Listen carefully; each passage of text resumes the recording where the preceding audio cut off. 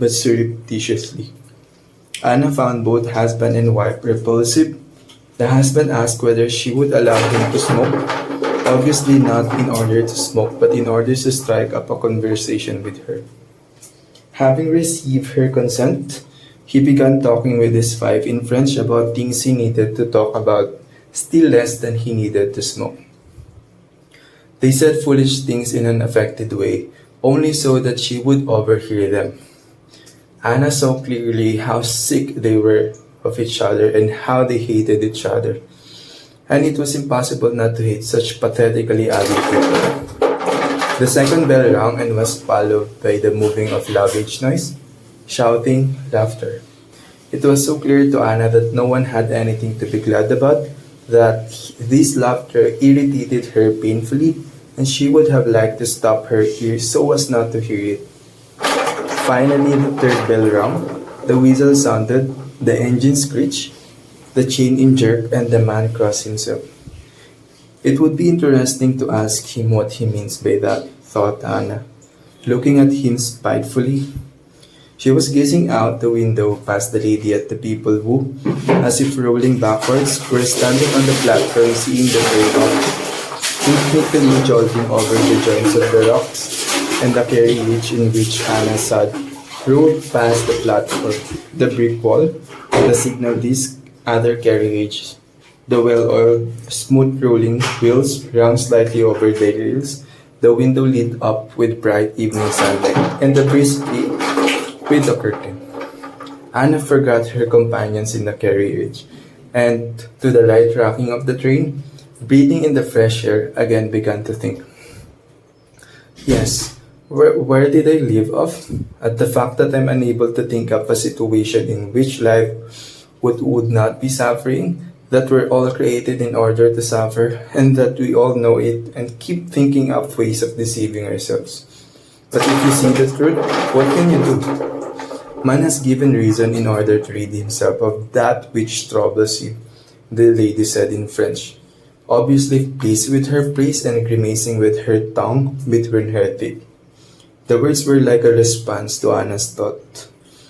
To rid himself of that which troubles, Anna repeated, and glancing at the red-cheeked husband and the thin wife, she realized that the sickly wife considered herself a misunderstood woman and that her husband deceived her and supported her in this opinion of herself. Chapter 1.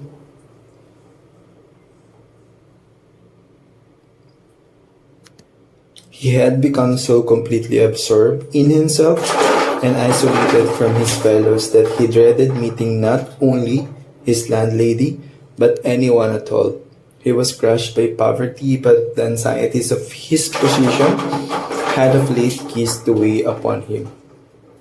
But to be stopped on the stairs, to be forced to listen to her trivial, irrelevant gossip, to pestering demands for payment, threats and complaints, and to rack his brains for excuses, to prevaricate, to lie, no, rather than that, he would creep down the stairs like a cat and slip out unseen.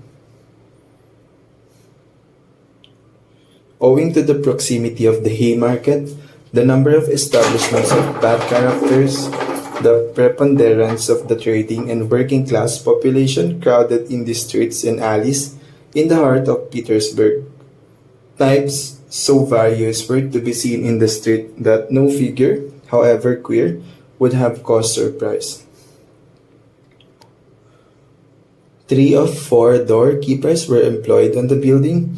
The young man was very glad to meet none of them, and at once slipped unnoticed through the door on the right and up the staircase. There his progress was barred by some porters who were engaged in moving furniture out like a flat. He knew that the flat had been occupied by a German clerk in the civil service and his family. The German was moving out then, and so the fourth floor on the staircase would be untenanted except by the old woman.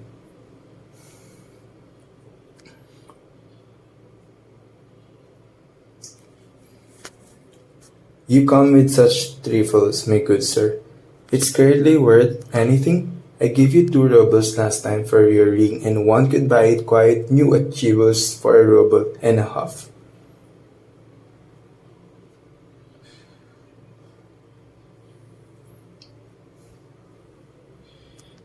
May I venture, honored sir, to engage you in polite conversation, for as much as, though your exterior would not command respect, my experience admonishes me that you are a man of education and not accustomed to drinking.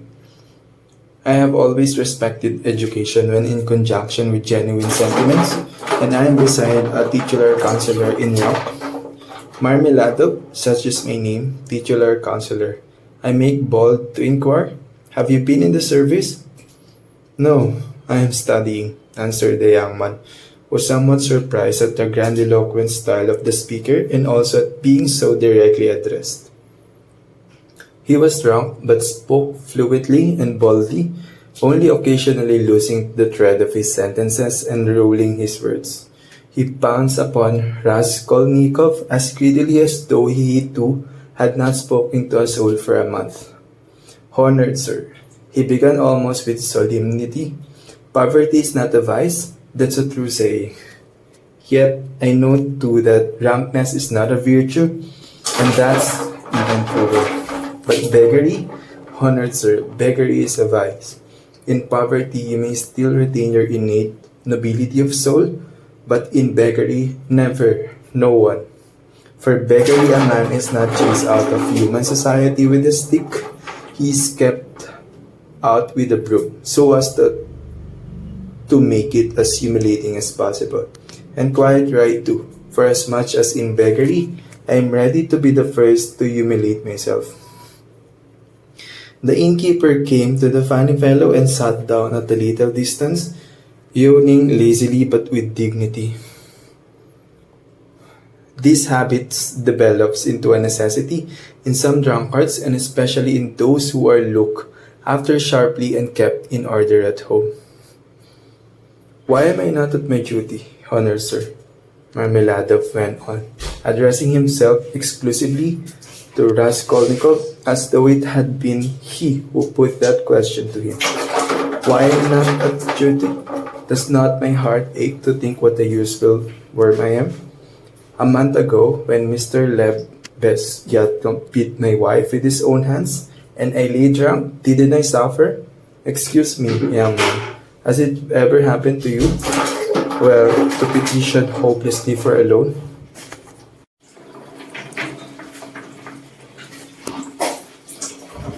Web programming basics.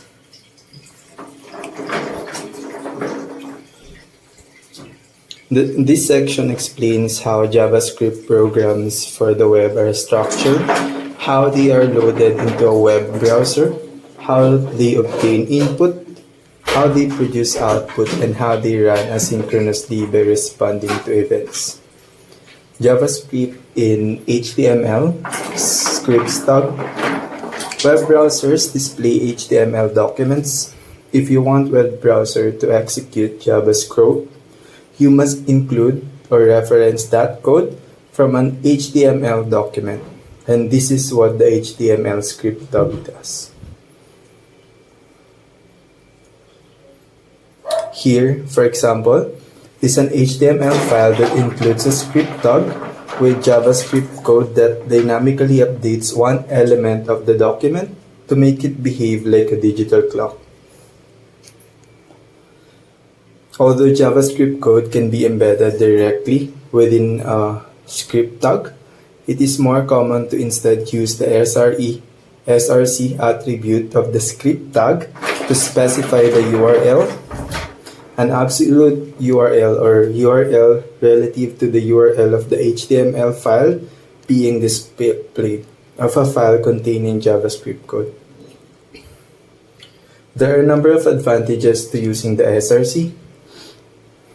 It simplifies your HTML files by allowing you to remove large blocks of JavaScript code from them.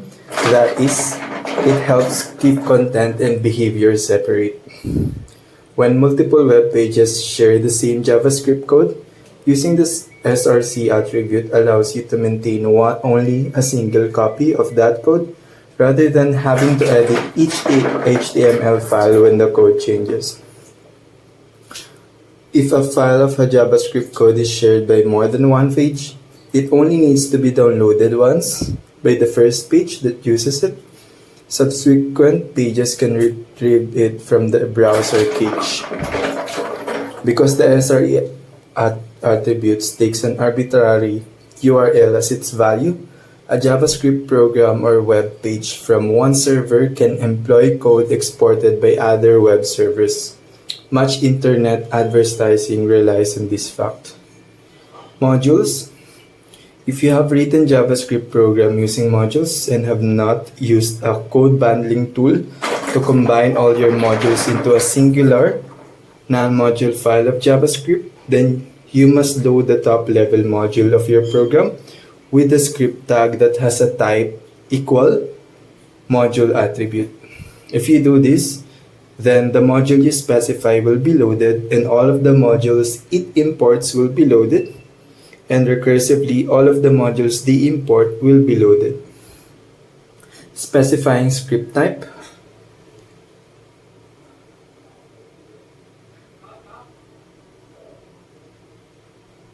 When scripts run, asynced and deferred.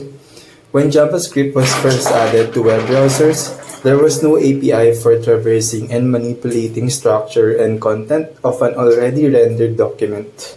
The only way that JavaScript code could affect the content of a document was to generate the content on the fly while the document was in the process of loading. It did this by using the document.write method to inject HTML text into the document at the location of the script.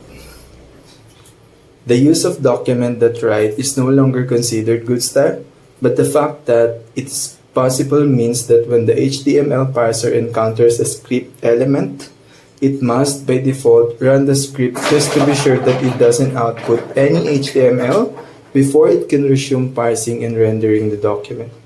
This can dramatically slow down parsing and rendering of web page. The script tag can have defer and async attributes which cause scripts to be executed differently. Note that these attributes are only meaningful when used in conjunction with SRC attribute. Both the defer and async attributes are ways of telling the browser that link script does not use document.write to generate HTML output, and that browser therefore can continue to parse and render the document while downloading the script. Loading scripts on demand. Sometimes you may have JavaScript code that is not used when a document first loads and is only needed if the user takes some actions like clicking on a button or opening a menu. If you're developing your code using modules, you can load a module on demand with import. The import script function uses DOM APIs to create new script tag and add it to the document head, and it uses event handlers to determine when the script has loaded successfully or when loading has failed. The document object model. One of the most important objects in client JavaScript programming is the document object, which represents the HTML document that is displayed in the browser window or tab. The API for working with HTML documents is known as the Document Object Model or DOM, and it's covered in detail in 15.3. The DOM API mirrors the tree structure of an HTML document. There is a JavaScript class corresponding to each HTML tag type, and each occurrence of the tag in a document is represented by an instance of the class. The global object in web browsers. There is one global object per browser window or tab.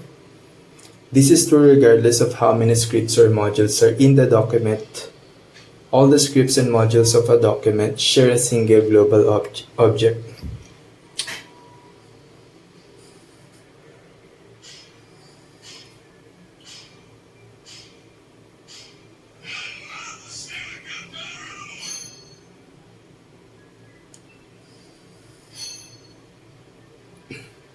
storage technologies and asset management.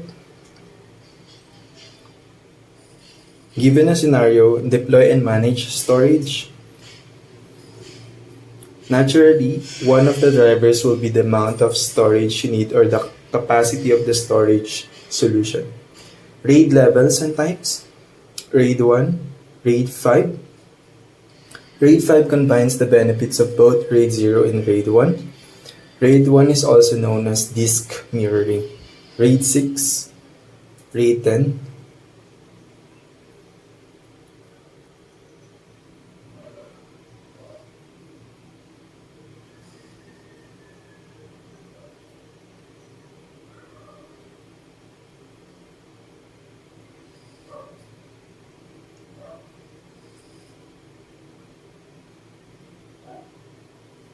Meeting with Kubernetes. The Kubernetes cluster is called a cluster because it is a RESTful API of machines working together in conjunction, as in figure 1.2. Just like a server farm, the machines are interconnected in-house within the same facility or network. But the key difference in Kubernetes is that the connected servers not only distribute loads appropriately, but also easily exchange data to eliminate a single point of failure. If one of the node fails, it doesn't bring down the entire cluster. Throughout this book, we'll call servers nodes. Node is a term that's specific to clusters, which tend to indicate that server is part of a larger system.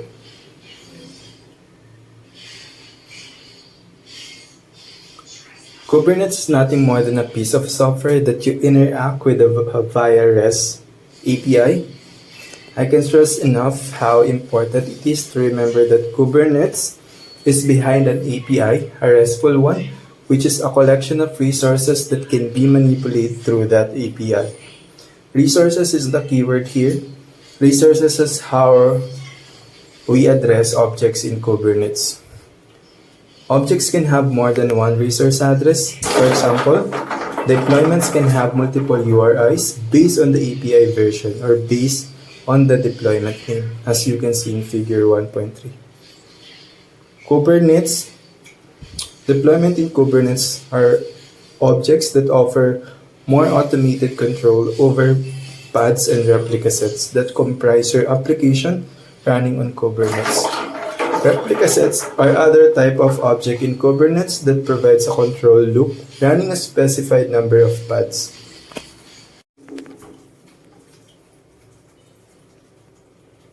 JavaScript Web Application Basics. The same origin policy. The same origin policy is a sweeping security restriction on what web content JavaScript code can interact with. It typically comes into play when a web page includes iframe elements. In this case, the same origin policy governs the interactions of JavaScript code in one frame with the content of other frames. Specifically, a script can read only the properties of windows and documents that have the same origin as the document that contains the script. The origin of a document is defined as the protocol host and the port of the URL from which the document was loaded. Documents loaded from different web servers have different origins. Documents loaded through different ports of the same host have different origins. And the document loaded with the HTTP protocol has different origin than one loaded with HTTPS protocol, even if they come from the same web server. Browsers typically treat every file URL as a separate origin, which means that if you're working on a program that displays more than one document from the same server, you may not be able to test it locally using file URLs and will have to run a static web server during development.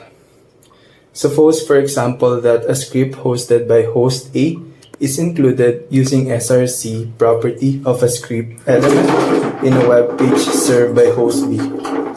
The origin of that script is host B, and the script has full access to the content of the document that contains it. If the document contains an iframe that contains a second document from host B, then the script also has full access to the content of that second document. But if the top level document contains another iframe that displays a document from host C or even from host A, then the same origin policy comes into effect and prevents the script from accessing this nested document. The same origin policy also applies to scripted HTTP requests. JavaScript code can make arbitrary HTTP requests to a web server from which the containing document was loaded, but it does not allow scripts to communicate with other servers unless those web servers opt in with CORS, as we describe next. The same origin policy poses problems for large websites that use multiple subdomains. For example, scripts with origin orders.example.com might need to read properties from documents on example.com. To support multi-domain websites of this sort, scripts can alter their origin by setting document.domain to a domain suffix. So a script with origin HTTPS orders.example.com can change its origin to https example.com by setting document.domain to example.com. But that script cannot set document.domain to orders.example.com, ample.com, or com. The second technique for relaxing the same origin policy is cross-origin resource sharing, or CORS, which allows servers to decide which origins they are willing to serve. CORS extends HTTP with new origin, request header, and a new access control allow origin response header. It allows servers to use header to explicitly list origins that may request a file, or to use a wildcard and allow a file to be requested by any site.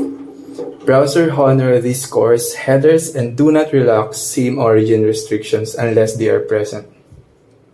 Cross-site scripting. Cross-site scripting, or XSS, is a term for a category of security issues in which an attacker injects HTML tags or scripts into a target website. Client-side JavaScript programmers must be aware of and defend against cross-site scripting. A web page is vulnerable to cross-site scripting if it dynamically generates document content and bases that content on a user-submitted data without first sanitizing that data by removing any embedded HTML tags from it. This two-line script extracts input from the name query parameter of the document URL. It then uses the DOM API to inject an HTML string into the first H1 tag in the document. This page is intended to invoke with a URL like this. Cross-site scripting attacks are also called because more than one site is involved. Site B includes a specially crafted link like the one in the previous example to Site A. If Site B can convince users to click the link, they will be taken to Site A, but that site will now be running code from Site B. In general, the way to prevent XSS attacks is to remove HTML tags from any untrusted data before using it to create dynamic document content. Another approach to the problem of XSS is to structure your web applications so that untrusted content is always displayed in an iframe with the sandbox attribute to disable scripting and other capabilities. Events. In this style of programming, the web browser generates an event whenever something interesting happens to the document or browser, or to some element or object associated with it.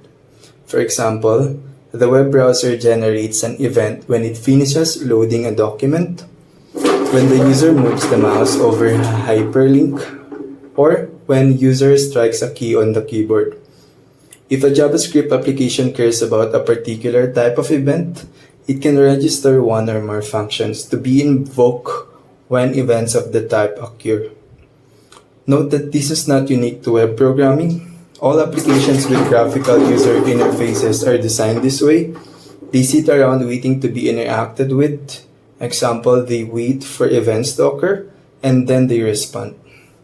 In client-side JavaScript, events can occur on any element within an HTML document, and this fact makes the event model of web browsers significantly more complex than Node's events model. We begin this section with some important definitions that help to explain the event model. Event type. The string specifies what kind of event occurred. The type mouse move, for example, means that the user moved the mouse.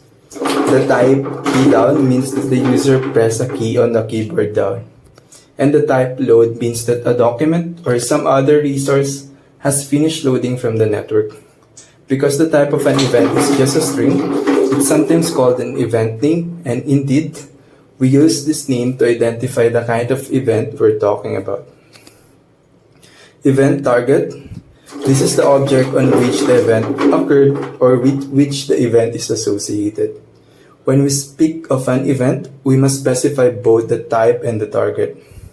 A load event on a window, for example, or a click event on a button element. Window, document, and element objects are the most common event targets in client-side JavaScript applications, but some events are triggered on other kinds of objects. For example, a worker object, a kind of thread, covered in 15.13, is a target for message events that occur when the worker thread sends a message to the main thread. Event handler or event listener. This function handles or responds to an event. Applications register their event handler functions with the web browser, specifying an event type and an event target. When an event of the specified type occurs on the specified target, the browser invokes the handler function. When event handlers are invoked for an object, we say that the browser has fired, triggered, or dispatched the event. There are a number of ways to register event handlers, and the details of handler registration and invocation are explained in 15.2.2 and 15.2.3. Event object. This object is associated with a particular event and contains details about that event. Event objects are passed as an argument to the event handler function. All event objects have a type property that specifies the event type and a target property that specifies the event target. Each event type defines a set of properties for each associated event object. The object associated with the mouse event includes the coordinates of the mouse pointer, for example, and the object associated with the keyboard event contains details about the key that was pressed and the modifier keys that were held down. Many event types define only a few standard properties, such as type and target, and do not carry much other useful information. For those events, it is the simple occurrence of the event, not the event details that matter. Cost optimizing compute. And of course, getting more production out of a server is just another way of saying getting more value for your investment. Maximizing server density.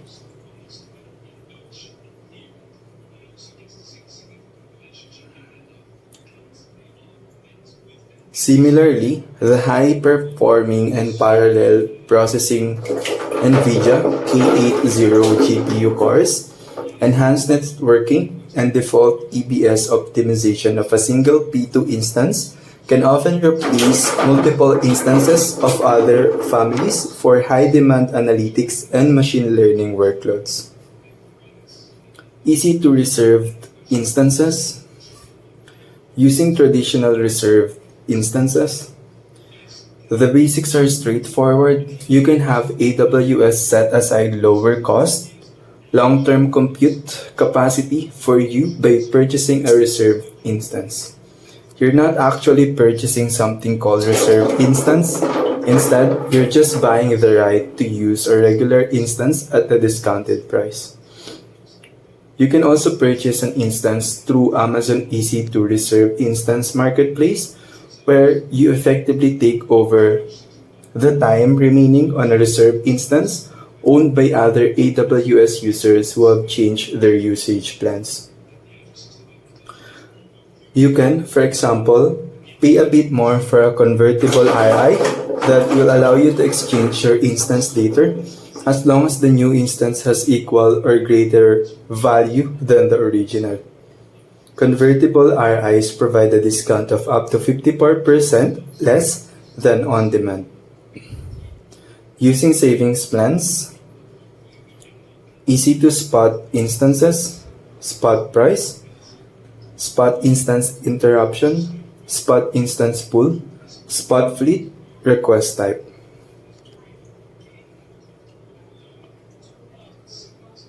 You use the request spot instances page to set details such as your total target capacity, the maximum instances or vCPUs you want running, the AMI and instance type you want launched, whether you want to incorporate load balancing, and any user data you want to pass to your instances at launch time. Auto-scaling, Elastic Block Store Lifecycle Manager. The EBS volumes attached to your EC2 instances are well protected by replication. But as with all technology, there's no guarantee that nothing bad will ever happen. The best practice has always been to back up your volumes by making snapshots, but adding a new snapshot every few hours can, over time, add up to some intimidating storage costs. Summary: AWS budgets can be created to watch all or selected areas of your account usage and alert you when costs approach specified thresholds. You can use cost allocation tags to efficiently focus your budgets on subsets of your running resources. You can track historical billing costs, rates, and product attributes using both Cost Explorer and cost and usage reports. Reports, however, is designed for the kind of big data analytics needed by large-scale operations. You can consolidate billing and access management administration of multiple accounts belonging to a single owner using AWS organizations. AWS Trust Advisor monitors and reports on your account configuration status as it relates to best practices and account limits. The simple monthly calculator and AWS total cost of ownership are important tools for helping you find the most cost-effective and efficient way to build your application stock. Matching the right EC2 instance type and, where appropriate, running container workloads are effective ways to maximize your use and minimize the cost of server resources. Your use of EC2 reserved instances can be optimized by selecting a convertible RI for greater long-term flexibility and by scheduling reserve availability for recurring blocks of time. Spot instances can be requested individually or as a fleet and can be set to react to shutdowns in ways that best fit your specific application needs. Event propagation. This is the process by which the browser decides which objects to trigger event handlers on. For events that are specific to a single object, such as the load event on the window object or a message event on a worker object, no propagation is required. But when certain kinds of events occurs on elements within the HTML document, however, they propagate or bubble up the document tree. If the user moves the mouse over a hyperlink, the mouse move event is first fired on the A element that defines that link. Then it is fired on the containing elements, perhaps a P element, a section element, and the document object itself. It is sometimes more convenient to register a single event handler on a document or other container element than to register handlers on each individual element you're interested in. An event handler can stop the propagation of an event so that it will not continue to bubble and will not trigger handlers on containing elements. Handlers do this by invoking a method of the event object. In another form of event propagation, known as event capturing, handlers specially registered on containers elements have the opportunity to intercept or capture events before they are delivered to their actual target. Even bubbling and capturing are covered in detail in 15.2.4. Some events have default actions associated with them. When a click event occurs on a hyperlink, for example, the default action is for the browser to follow the link and load a new page. Event handlers can prevent this default by invoking a method of the event object. This is sometimes called canceling the event and is covered in 15.2.5. Event categories. Client-side JavaScript support such a large number of event types that there's no way this chapter can cover them all. It can be useful though to group events into some general categories. To illustrate the scope and wide variety of supported events, device-dependent input events. These events are directly tied to a specific input device such as the mouse or keyboard.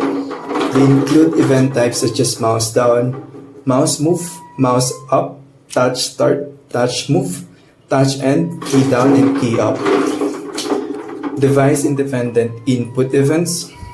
These input events are not directly tied to a specific input device.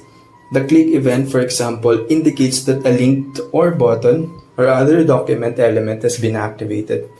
This is often done via a mouse click, but it could also be done by keyboard or on touch-sensitive devices with a tap. The input event is a device-independent alternative to the key down event and supports keyboard's input as well as alternatives such as cut and paste and input methods used for ideographic scripts. The pointer down, pointer move, and pointer up event types are device-independent alternatives to mouse and touch events.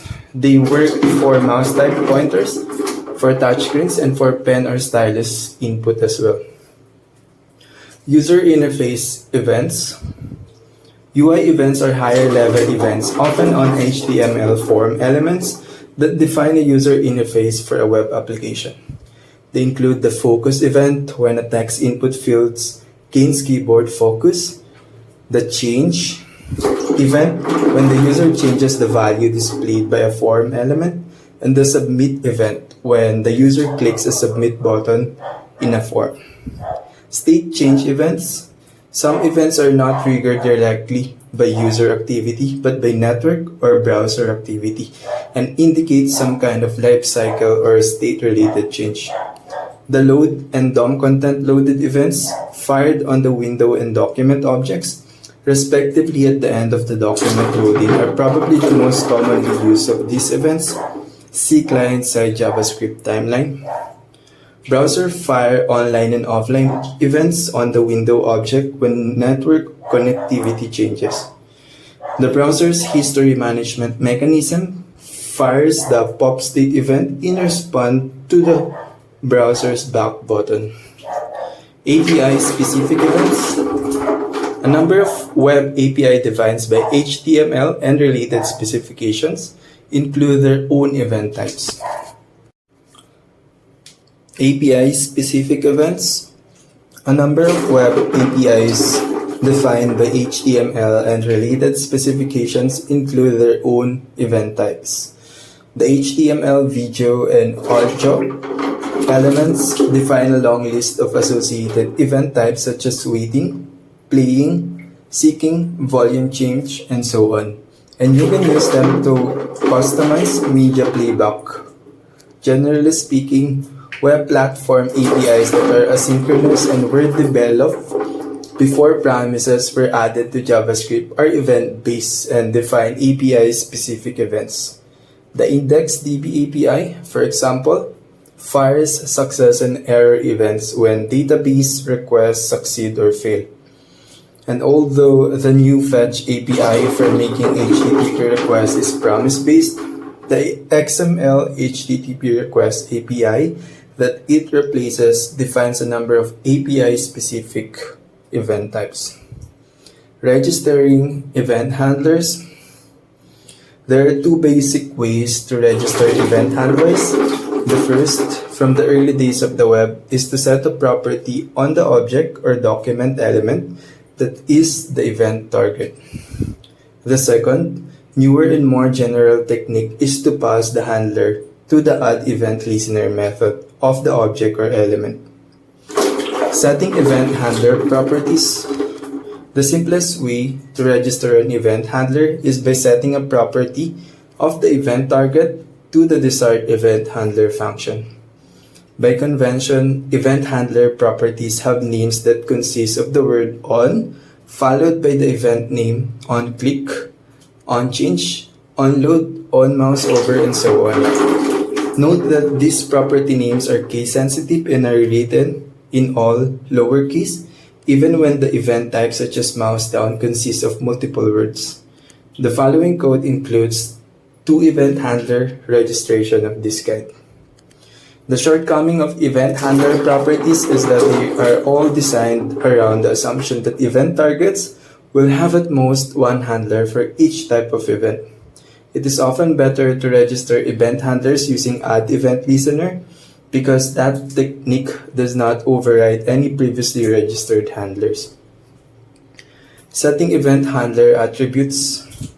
The event handler properties of document elements can also be defined directly in the HTML file as attributes on the corresponding HTML tag.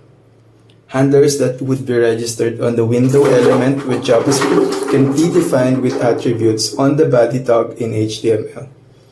This technique is generally frowned upon in modern web development, but it's possible and it's documented here because you may see it in existing code.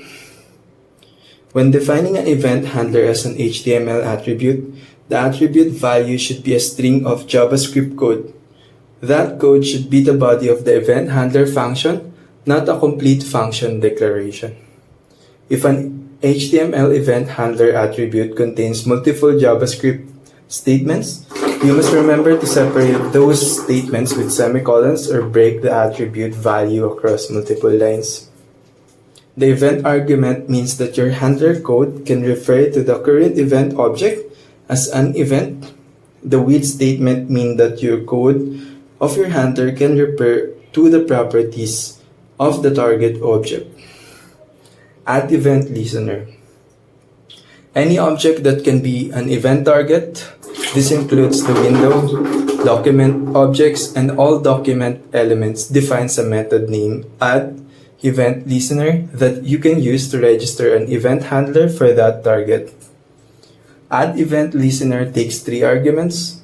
The first is the event type for which the handler is being registered. The event type or name is a string that does not include the on prefix used when setting event handler properties. The second argument to add event listener is the function that should be invoked when the specified type of event occurs. The third argument is optional and is explained below. The following code registers two handlers for the click event on a button element. Calling add event listener with click as its first argument does not affect the value of the onClick property.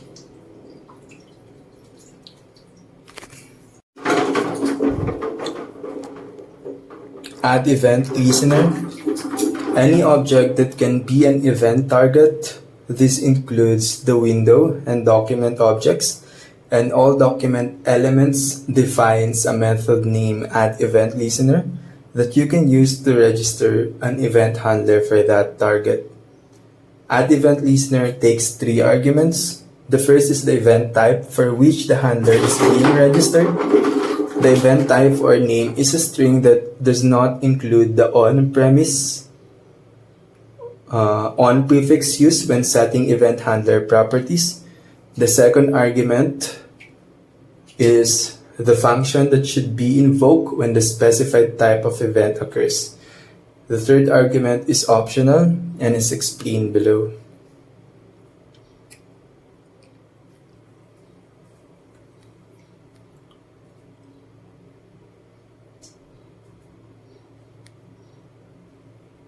Event handler or event listener.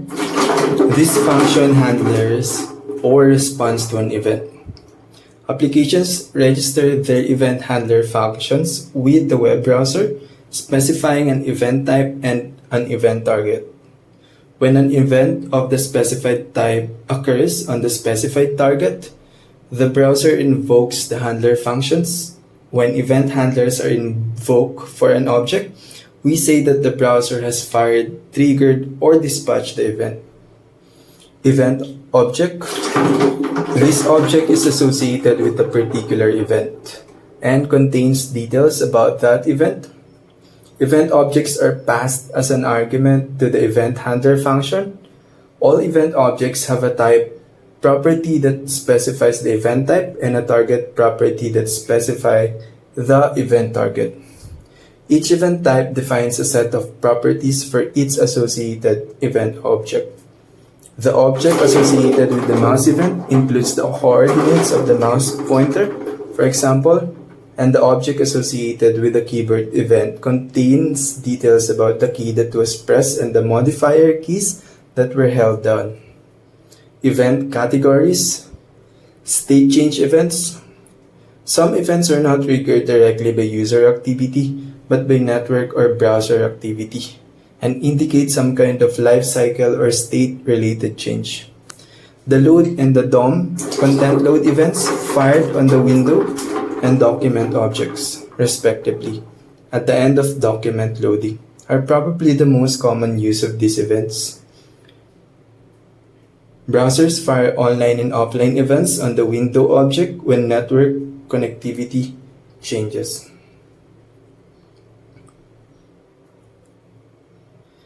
Events.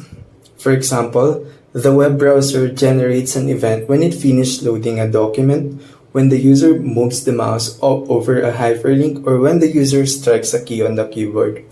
If a JavaScript application cares about a particular type of event, it can register one or more functions. Note that this is not unique to web programming.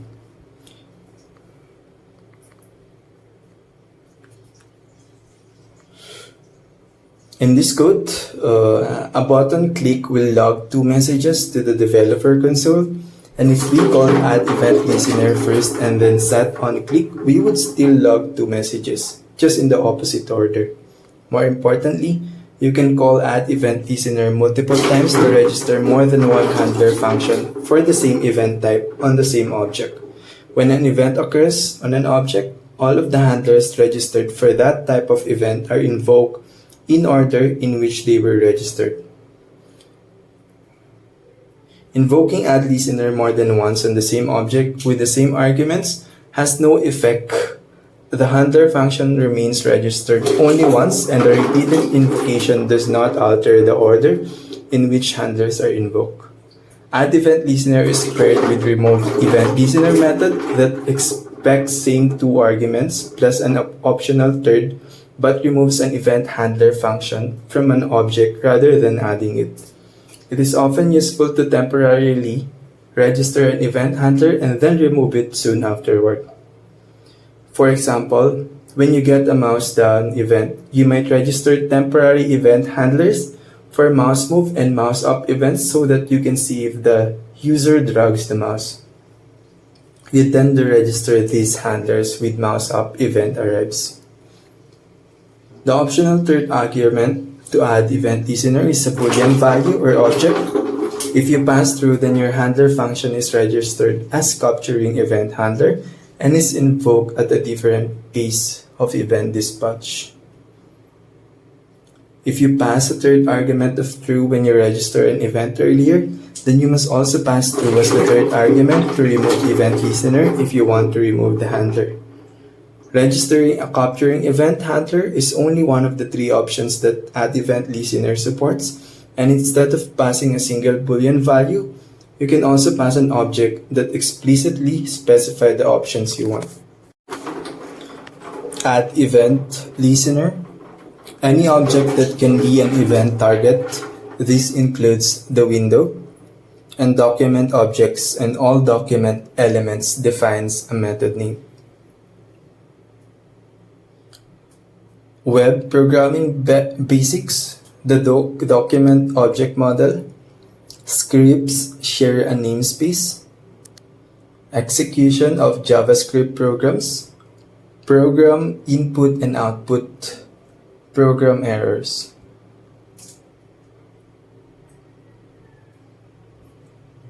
The document object model.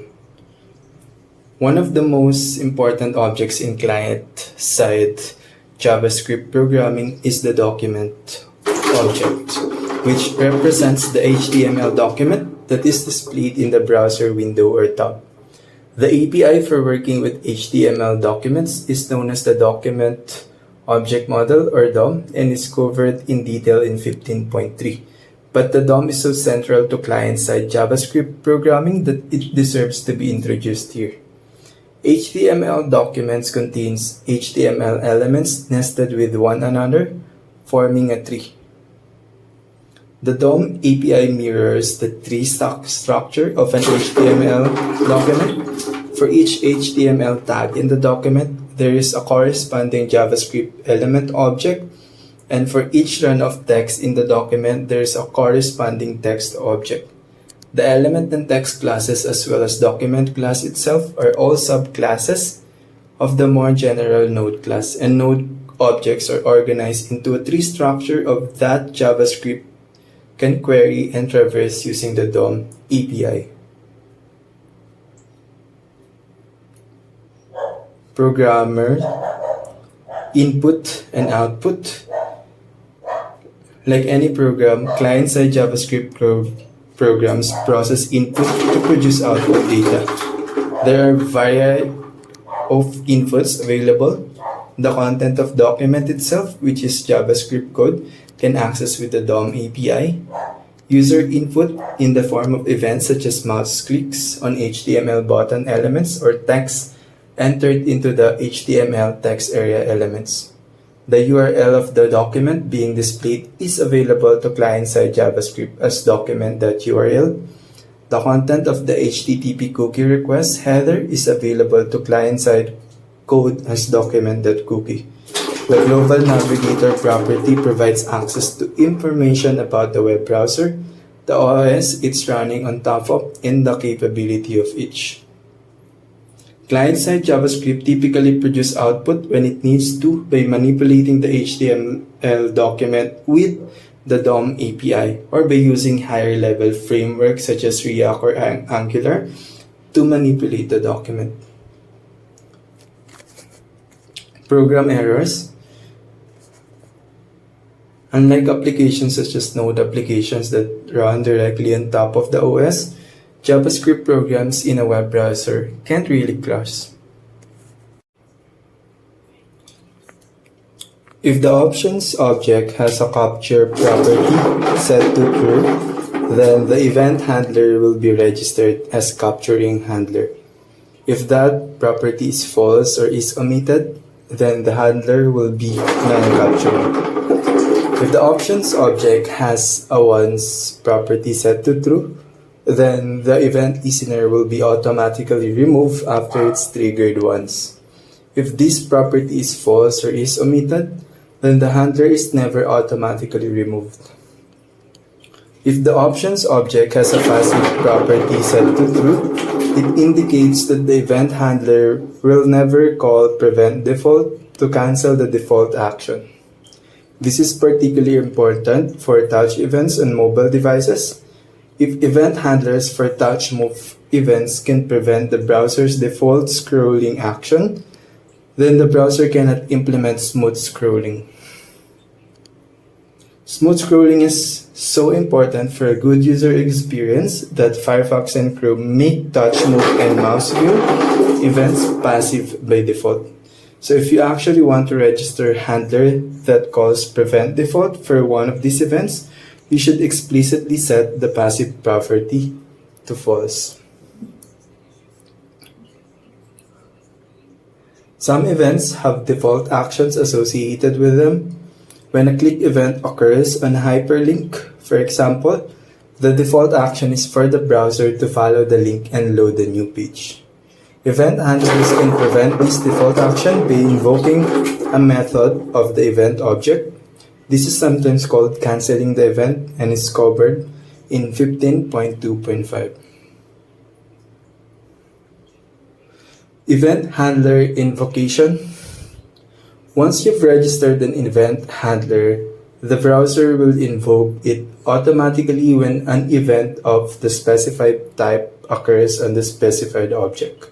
This section describes event handler invocation in detail, explaining event handler arguments, the invocation context, the this value, and the meaning of the return value of an event handler. Event handler argument. Event handlers are invoked with an event object as their single argument. The properties of the event object provide details about the event, type, the type of the event that occurred, target, the object on which the event occurred, current target. For events that propagate, this property is the object on which the current event handler was registered. Timestamp. A timestamp in milliseconds that represents when the event occurred, but that does not represent absolute time. You can determine the elapsed time between two events by subtracting the timestamp of the first event from the timestamp of the second. Is trusted? This property will be true if the event was dispatched by the web browser itself, and false if the event was dispatched by JavaScript code. Specific kinds of events have additional properties. Mouse and pointer events, for example, have client X and client Y properties that specify the window coordinates at which event occurred. Event handler context. When you register an event handler by setting a property, it looks as if you're defining a new method on the target object. It isn't surprising, therefore, that event handlers are invoked as methods of the object on which they are defined. That is, within the body of an event handler. The this keyword refers to the object on which the event handler was registered. Handlers are invoked with the target as their this value, even when registered using add event listener. This does not work for handlers defined as arrow functions. However, arrow functions always have the same this value as the scope in which they are defined. Handler return value. In modern JavaScript, event handler should not return anything. You may see event handlers that return values in order code, and the return value is typically a signal to the browser that it should not perform the default associated with the event. If the on-click handler of a submit button in a form returns false, for example, then the web browser will not submit the form, usually because the event handler determined that the user's input fails client-side validation. The standard and preferred way to prevent the browser from performing a default action is to call prevent default method on the event object. Invocation order.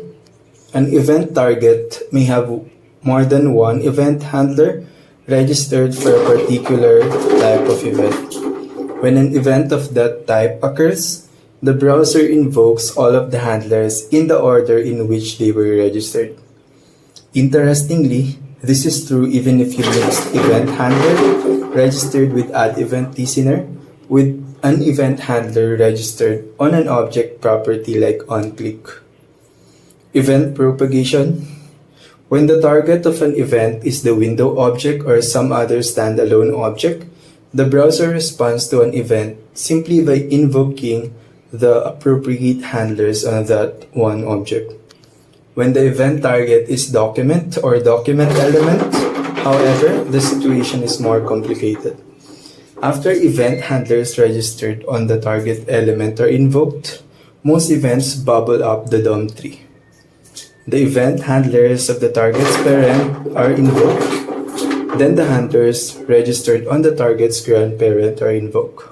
These continue up to the document object and then beyond the window object. Event bubbling provides an alternative to registering handlers on lots of individuals document elements.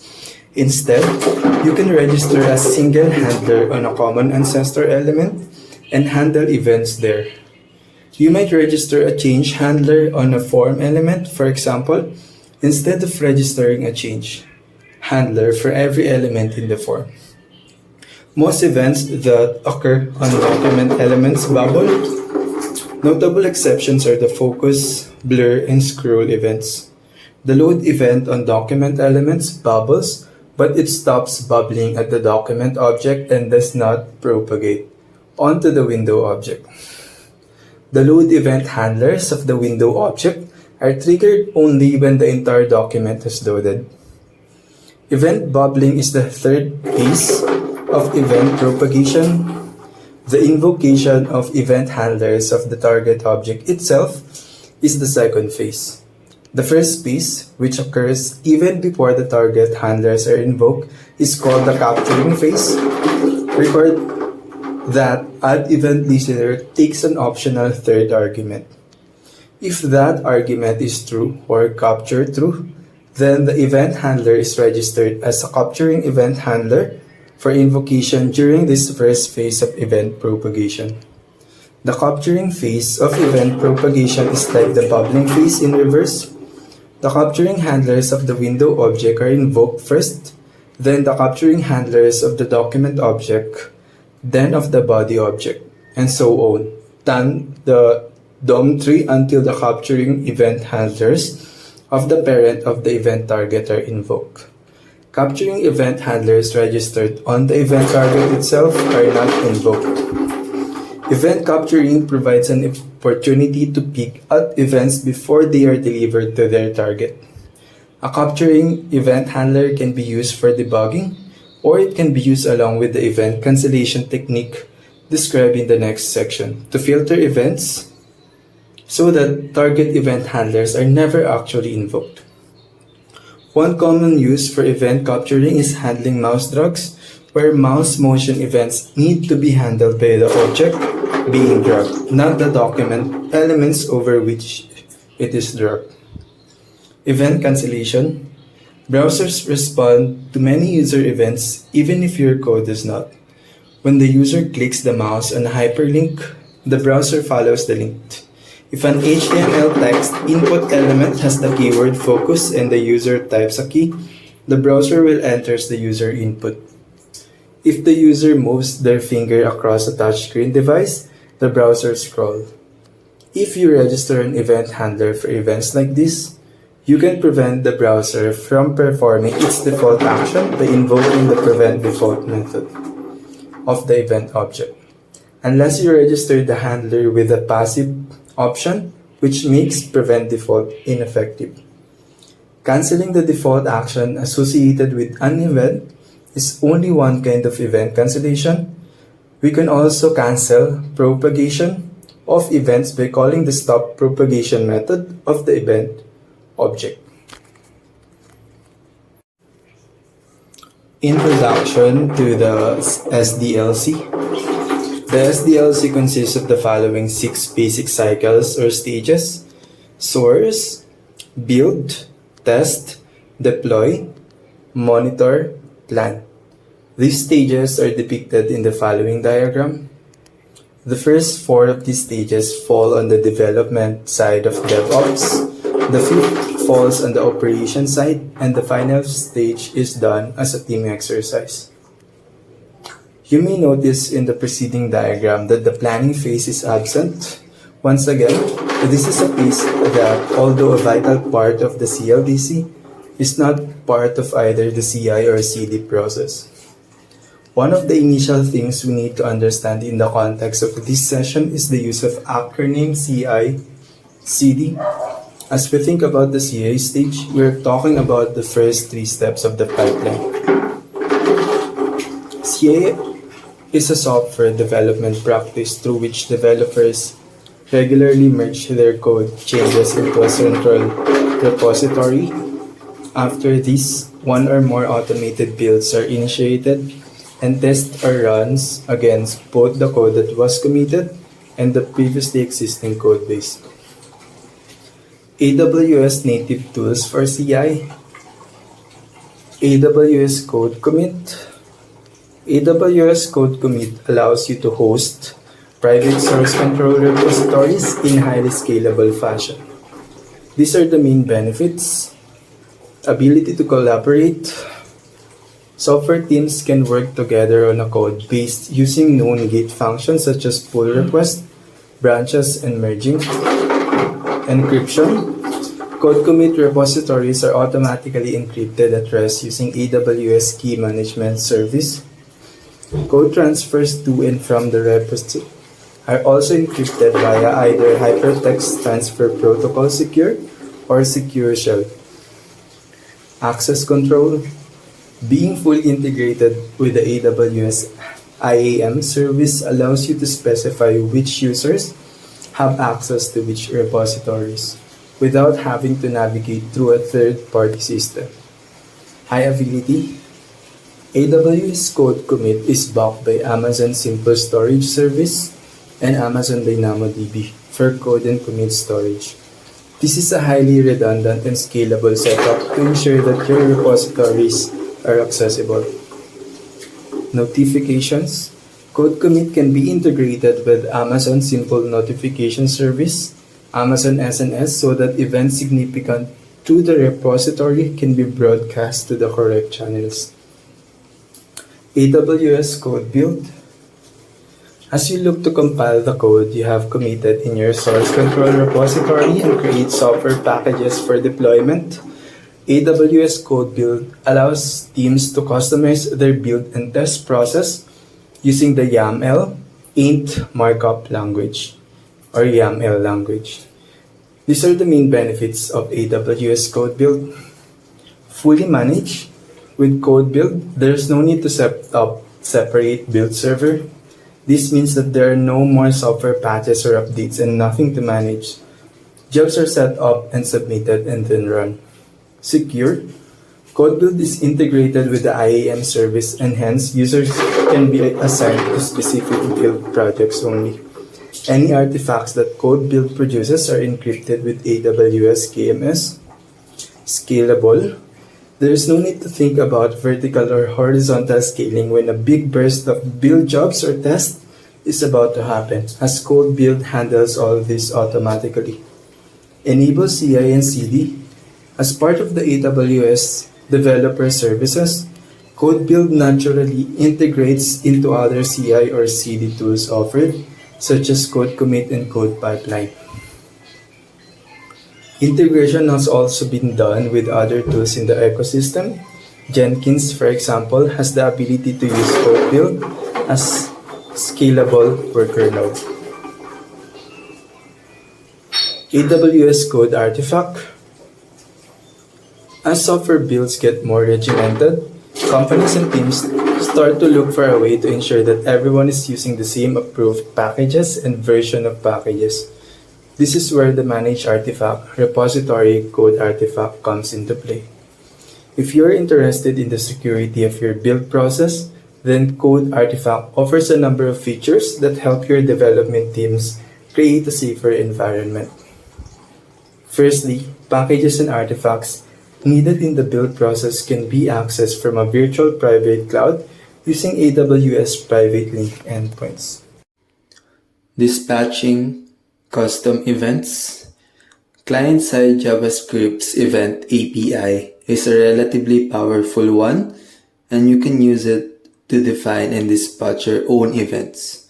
Suppose, for example, that your program periodically needs to perform a long calculation or make a network request, and that while this operation is pending, other operations are not possible. You want to let the user know about this by displaying spinners to indicate that the application is busy. But the module that is busy should not need to know where the spinners should be displayed.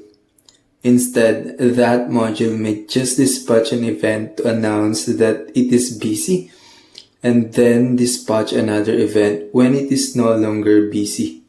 Then the UI module can register event handlers for those events and take whatever UI actions are appropriate to notify the user.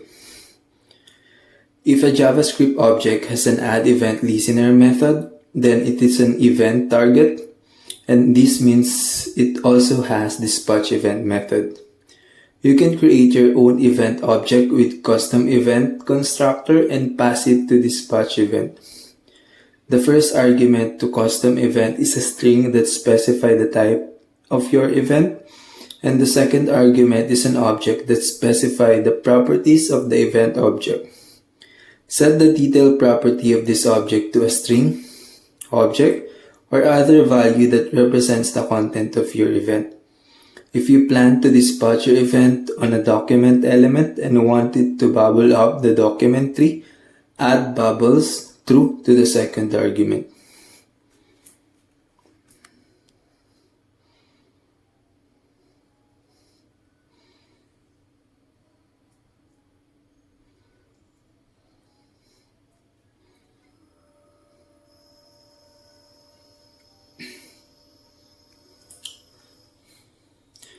The JavaScript standard library.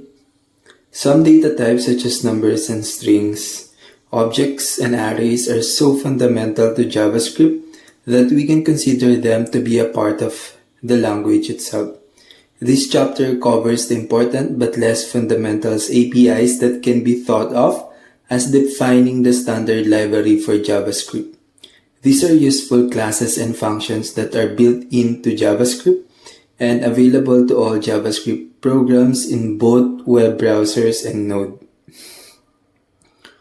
The set and map classes for representing sets of values and mappings from one set of values to another set of values.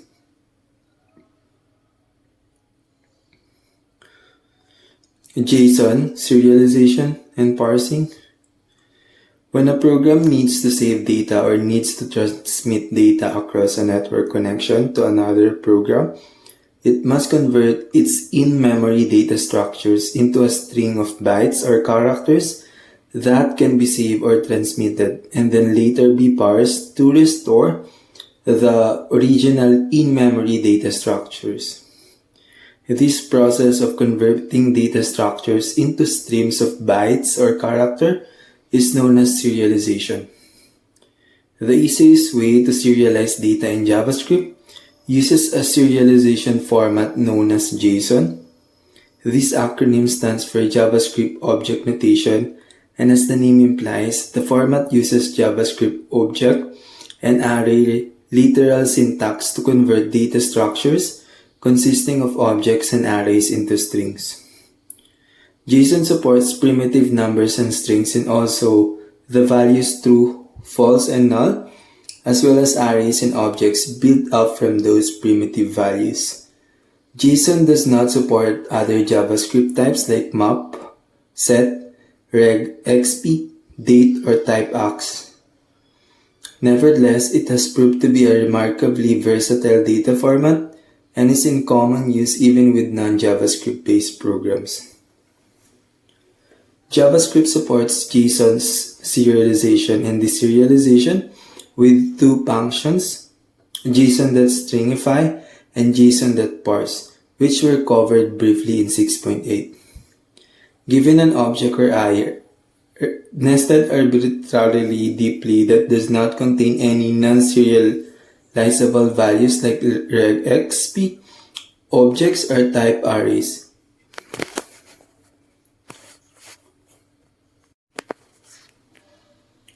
Event handler invocation.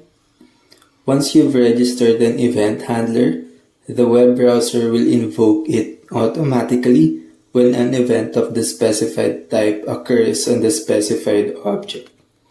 This section describes event handler invocation in detail, explaining event handler arguments, the invocation context, like this value, and the meaning of the return value of an event handler.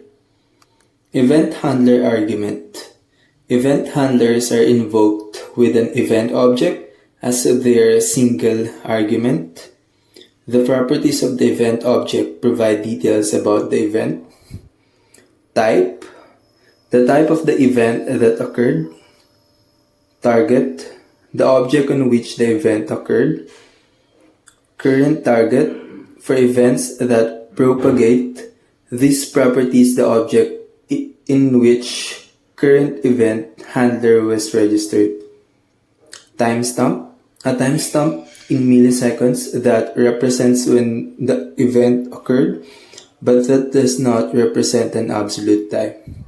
You can determine the elapsed time between two events by subtracting the timestamp of the first event from the timestamp of the second.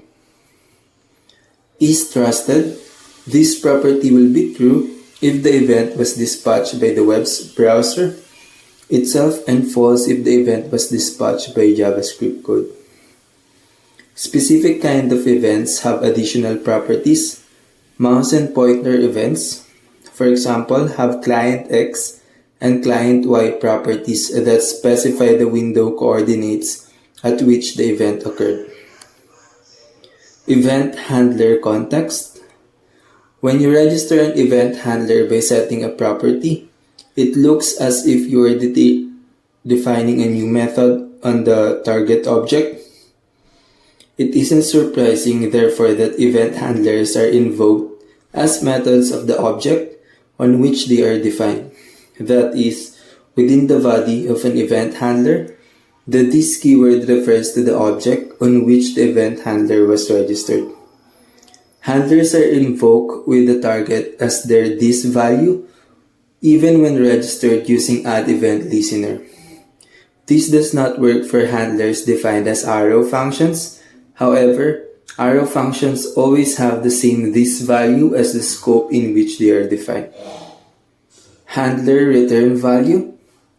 In modern JavaScript, event handlers should not return anything. You may see event handlers that return values in older code, and the return value is typically a signal to the browser that it should not perform the default action associated with the event. If the on-click handler of a submit button in a form returns false, for example, then the web browser will not submit the form, usually because the event handler determined that the user's input fails client-side validation. The standard and preferred way to prevent the browser from performing a default action is to call the prevent default method on the event object. Invocation order. An event target may have more than one event handler registered for a particular type of event. When an event of that type occurs, the browser invokes all of the handlers in the order in which they were registered. Interestingly, this is true even if you mix event handler registered with add event listener with an event handler registered an object property like onClick.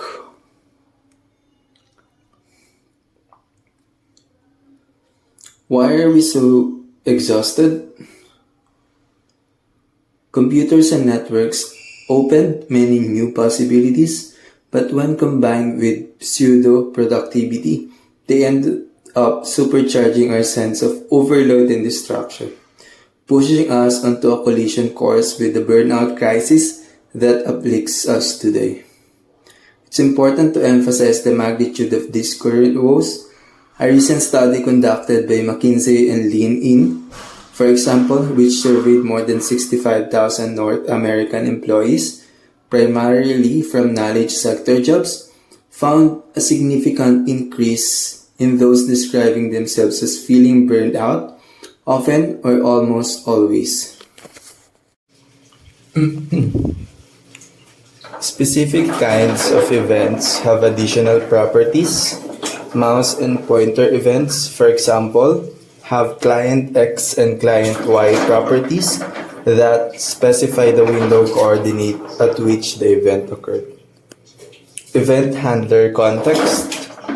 When you register an event handler by setting a property, it looks as if you are defining a new method on the target object. It isn't surprising, therefore, that event handlers are invoked as methods of the objects on which they are defined, that is, within the body of an event handler. The this keyword refers to the object on which the event handler was registered. Handlers are invoked with the target as their this value, even when registered using add event listener. This does not work for handlers defined as arrow functions. However, arrow functions always have that same this value as the scope in which they are defined. Handler return value. In modern JavaScript, event handlers should not return anything. You may see event handlers that return values in older code, and the return value is typically a signal to the browser that it should not perform the default action associated with the event. If the onClick handler of a submit button in a form returns false, for example, then the web browser will not submit the form, usually because the event handler determined that the user's input fails client-side validation. The standard and preferred way to prevent the browser from performing a default action is to call the prevent default method on the event object. Invocation order. An event target may have more than one event handler registered for a particular type of event. When an event of that type occurs, the browser invokes all of the handlers in the order in which they were registered. Interestingly, this is true even if you mix event handlers registered with add event listener with an event handler registered on an object property like onClick.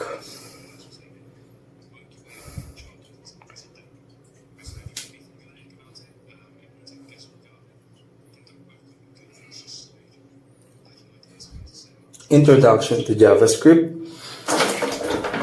Over the last decades, Node.js has enabled JavaScript programming outside of web browsers, and the dramatic success of Node means that JavaScript is now also the most used programming language among software developers.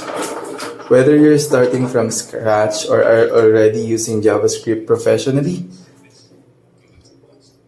if you are already familiar with the other programming languages, it may help you to know that JavaScript is a high-level, dynamic, interpreted programming language that is well suited to object-oriented and functional programming styles. JavaScript's variables are untyped. Its syntax is loosely based on Java, but the languages are otherwise unrelated. JavaScript derives its first-class functions from Scheme and its prototype-based inheritance from the little-known language Self. But you do not need to know any of those languages or be familiar with those terms to use this and learn JavaScript. The JavaScript is quite misleading, except for superficial syntactic resemblance. JavaScript is completely different from the Java programming language, and JavaScript has long since outgrown its scripting language roots to become a robust and efficient general-purpose language suitable for serious software engineering and projects with huge code bases. JavaScript names, version, and modes. JavaScript was created at Netscape in the early days of the web, and technically, JavaScript is a trademark license from Sun Microsun, now Oracle, used to describe Netscape's, now Mozilla's, implementation of the language. Netscape submitted the language for standardization to ECMA, the European Computer Manufacturer Association, and because of trademark issues, the standardized version of the language was stuck with awkward name ECMA script. Serverless workloads. You can build elastic compute infrastructure to efficiently respond to changing environments without using an EC2 instance. Container tools like Docker or code-only functions like Lambda can provide ultra-lightweight and instant-on compute functionality with far less overhead than you'd need to run a full server. Container management tools like the Amazon Elastic Container Service and its front-end abstraction AWS Fargate can maximize your resource utilization, letting you tightly pack multiple fast-loading workloads on a single instance. AWS container environment, which include the Kubernetes-based EKS service, are also designed to be scriptable so that their administration can easily be automated. Unlike EC2 instances or ECS containers, AWS Lambda works without the need to provision an ongoing server host. Lambda functions run code for brief spurts, currently up to 15 minutes, in response to a network events. Lambda functions can be closely integrated with other AWS services, including by exposing your function to external application programming interface request using Amazon API Gateway. Table 11.2 describes some use cases that are good fits with each of the three compute technology categories. Technology, EC2 instances, use cases, long-lived, more complex web applications. Process requiring in-depth monitoring and tracking. ECS containers, highly scalable, automated applications. Applications requiring full control over underlying resources. Lambda functions, microservices deployments, testing environments, retrieving data from back-end databases, parsing data streams, processing transactions. Storage.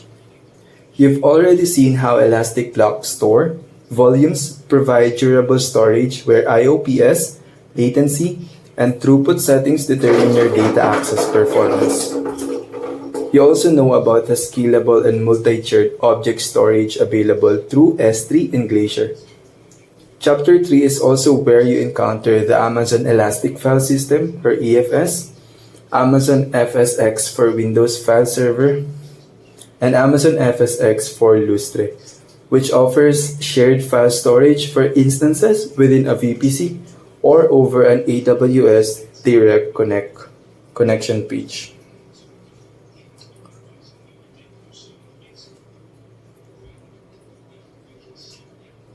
DynamoDB is a managed non-relational database service that can handle thousands of reads and writes per second.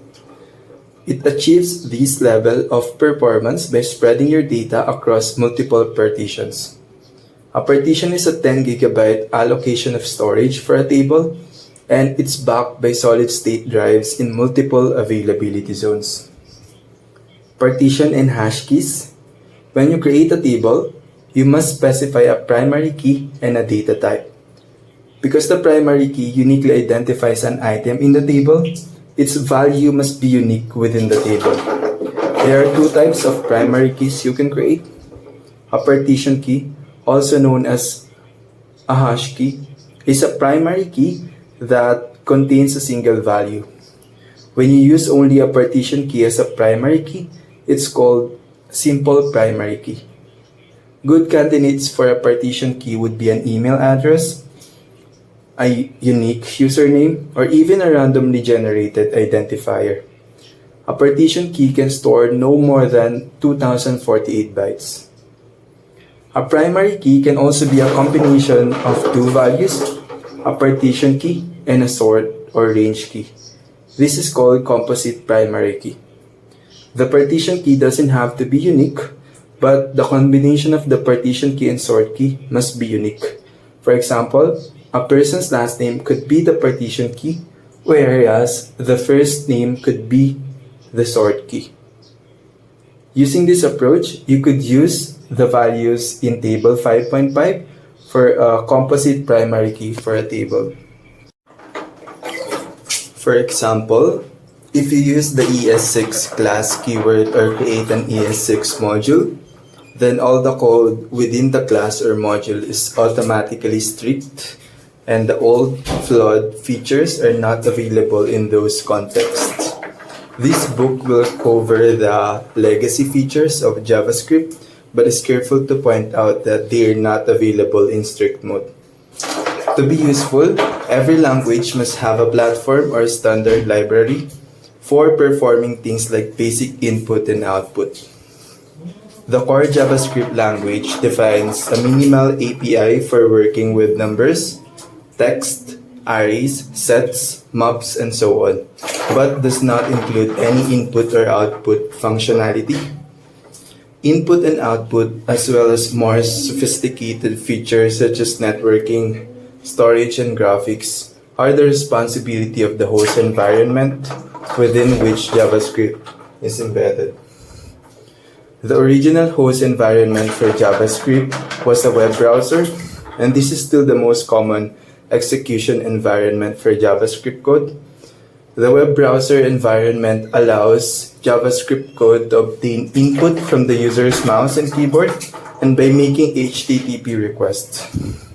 And it allows JavaScript code to display output to the user, which HTML and CSS. Since 2010, another host environment has been available for JavaScript code. Instead of constraining JavaScript to work with the APIs provided by a web browser, Node gives JavaScript access to the entire operating system, allowing JavaScript programs to read and write files, send and receive data over the network, and make and serve HTTP requests. Node is a popular choice for implementing web servers and also a convenient tool for writing simple utility scripts as an alternative to shell scripts.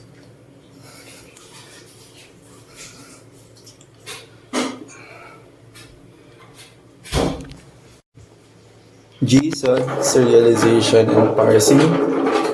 When a program needs to save data or needs to transmit data across a network connection to another program, it must convert its in-memory data structures into a string of bytes or characters that can be saved or transmitted and then later be parsed to restore the original in-memory data structures. This process of converting data structures into streams of bytes or characters is known as serialization or marshalling or even pickling. The easiest way to serialize data in JavaScript uses a serialization format known as JSON. This acronym stands for JavaScript Object Notation, and as the name implies, the format uses JavaScript object and array literal syntax to convert data structures consisting of objects and arrays into strings. JSON supports primitive numbers and strings and also the values true, false, and null, as well as arrays and objects built up from those primitive values. JSON does not support other JavaScript types like map, set, regexp, date, or type arrays. Nevertheless, it has proved to be a remarkably versatile data format and is in common use even with non-JavaScript based programs. JavaScript supports JSON serialization and deserialization with two functions, JSON.stringify and JSON.parse, which were covered briefly in 6.8. Given an object or array nested arbitrarily deeply that does not contain any non-serializable values like regexp, objects, or type arrays, you can serialize the object simply by passing it to JSON.stringify. As the name implies, the return value of this function is a string, and given a string returned by JSON.stringify, you can recreate the original data structure by passing the string to JSON.parse. If we leave out the part where serialized data is saved to a file or sent over the network, we can use this pair of functions as a somewhat inefficient way of creating a deep copy of an object. JSON is a subset of JavaScript. When data is serialized to JSON format, the result is JavaScript code for an expression that evaluates a copy of the original data structure. If you prefix a JSON string with var data equals and pass the result to eval, you'll get a copy of the original data structure assigned to the variable data. You should never do this, however, because it is a huge security hole. If an attacker could inject arbitrary JavaScript code into a JSON file, they could make your program run their code. It is faster and safer to just use JSON.parse to decode JSON formatted data. JSON is sometimes used as a human-readable configuration file format. If you find yourself hand-editing a JSON file, note that JSON format is a very strict subset of JavaScript. Comments are not allowed and property names must be enclosed in double quotes, even when JavaScript would not require this. Typically, you pass only a single argument to JSON.stringify and JSON.parse. Both functions accept an optional second argument that allows us to extend the JSON format, and these are described next. JSON.stringify also takes an optional third argument that we'll discuss first. If you would like your JSON formatted string to be human readable, if it's being used as a configuration file, for example, then you should pass null as the second argument and pass number or string as the third argument. This third argument tells JSON.stringify that it should format the data on multiple indented lines. If the third argument is a number, then it will use .number of spaces for each indentation level. If the third argument is a string of white space, such as /t, it will use that string for each level of indent. JSON.parse ignores white space, so passing a third argument to JSON.stringify has no impact on our ability to convert the string back into a data structure. JSON customizations. If JSON.stringify is asked to serialize a value that is not natively supported by the JSON format, it looks to see if that value has a doJSON method, and if so, it calls that method and then stringifies the return value in place of the original value. Did objects implement doJSON? It returns the same string that doIs ISO string method does. This means that if you serialize an object that includes a date, the date will automatically be converted to a string for you. When you parse the serialized string, the recreated data structure will not be exactly the same as the one you started with because it will have a string where the original object had a date.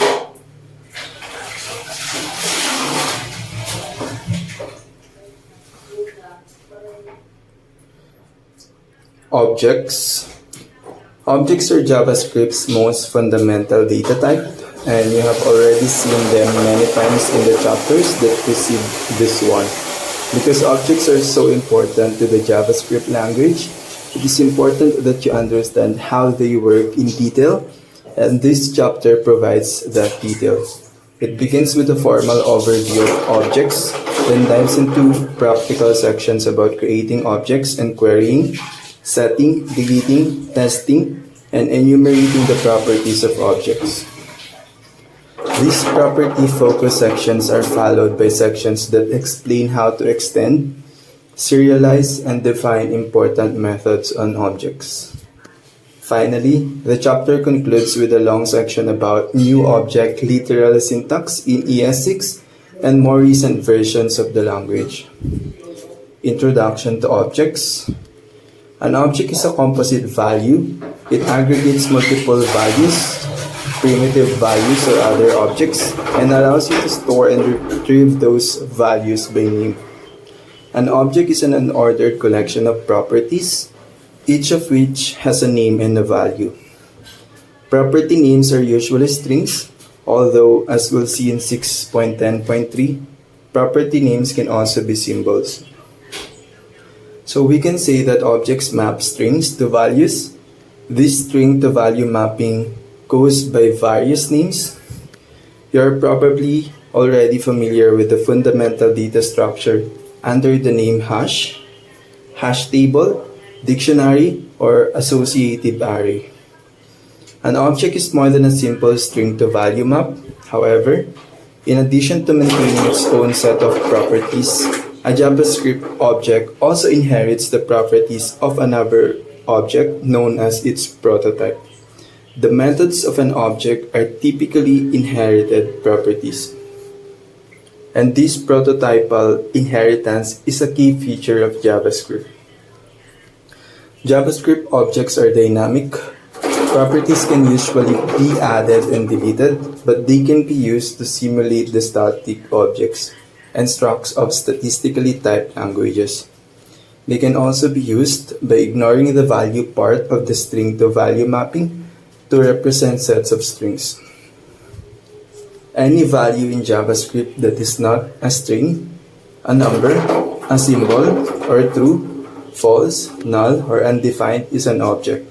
And even though strings, numbers, and booleans are not objects, they can behave like immutable objects.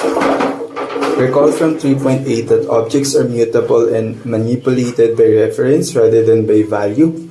If the variable x refers to an object and the code let y equals x is executed, the variable y holds a reference to the same object, not a copy of that object.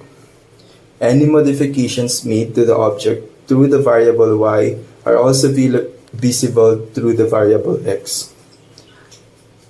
The most common things to do with objects are to create them and set, query, delete, test, and enumerate their properties. These fundamental operations are described in the opening sections of this chapter. The sections after that cover more advanced topics. A property has a name and a value. A property name may be any string, including the empty string, or any symbol, but no object may have two properties with the same name. The value may be any JavaScript value, or it may be a getter or setter function. We'll learn about getter and setter functions in 6.10.6.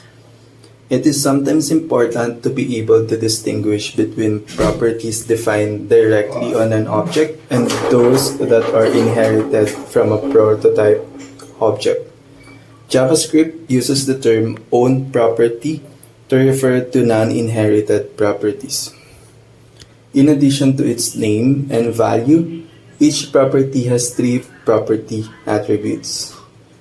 The writable attributes specify whether the value of the property can be set. The enumerable attribute specifies whether the property name is returned by a for /in loop.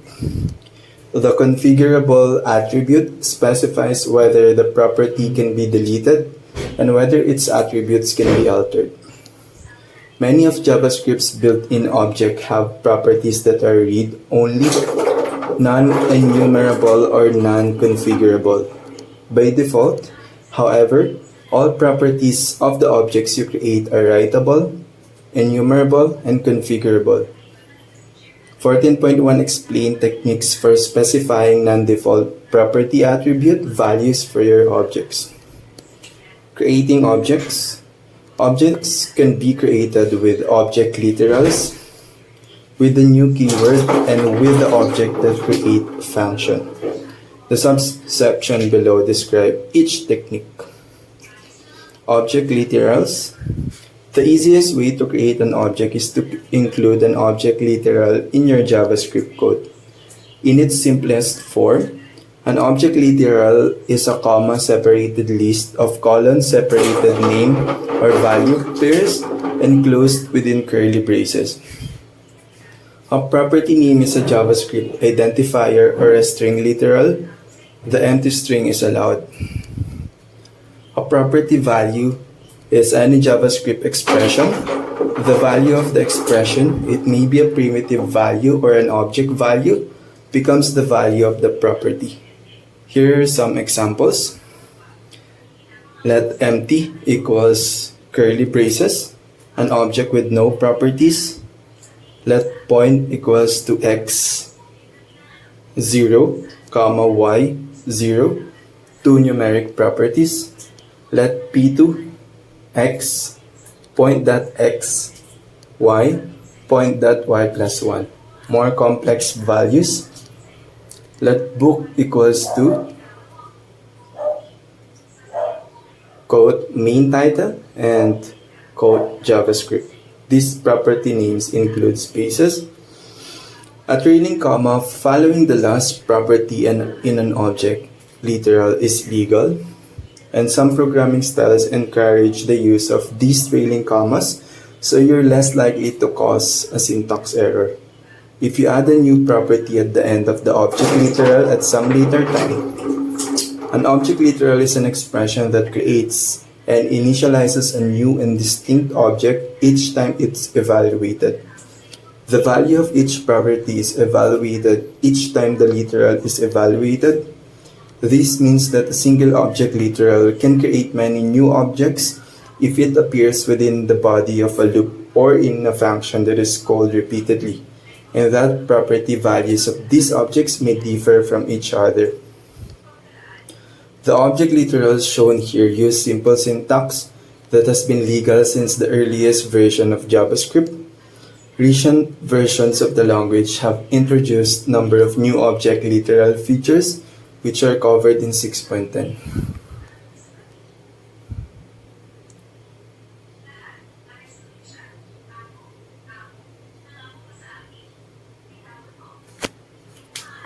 Object methods. As discussed earlier, all JavaScript objects except those explicitly created without a prototype inherit properties from object.prototype. These inherited properties are primarily methods, and because they are universally available, they are of particular interest to JavaScript programmers. We've already seen the has own property and properties enumerable methods, for example, and we've also already covered quite a few static functions defined on the object constructor, such as object that create and object that keys. Object methods. As discussed earlier, all JavaScript objects except those explicitly created without a prototype inherit properties from object.prototype. These inherited properties are primarily methods, and because they are universally available, they are of particular interest to JavaScript programmers. We've already seen the has own property and properties enumerable methods, for example, and we've also already covered quite a few static functions defined on the object constructor, such as object that create and object that keys. This section explains a handful of universal object methods that are defined on object.prototype, but which are intended to be replaced by other, more specialized implementation. In the sections that follow, we show examples of defining these methods on a single object. In Chapter 9, you'll learn how to define these methods more generally for an entire class of objects. The toString method. The toString method takes no argument. It returns a string that somehow represents the value of the object on which it is invoked. JavaScript invokes the method of an object whenever it needs to convert the object to a string. This occurs, for example, when you use the plus operator to concatenate a string with an object, or when you pass an object to a method that expects a string. The default toString method is not very informative, though it is useful for determining the class of an object, as we will see in 14.4.3. For example, the following line of code simply evaluates to the string object. Because this default method does not display much useful information, many classes define their own versions of toString. For example, when an array is converted to a string, you obtain a list of the array elements themselves, each converted to a string. And when a function is converted to a string, you obtain the source code for the function.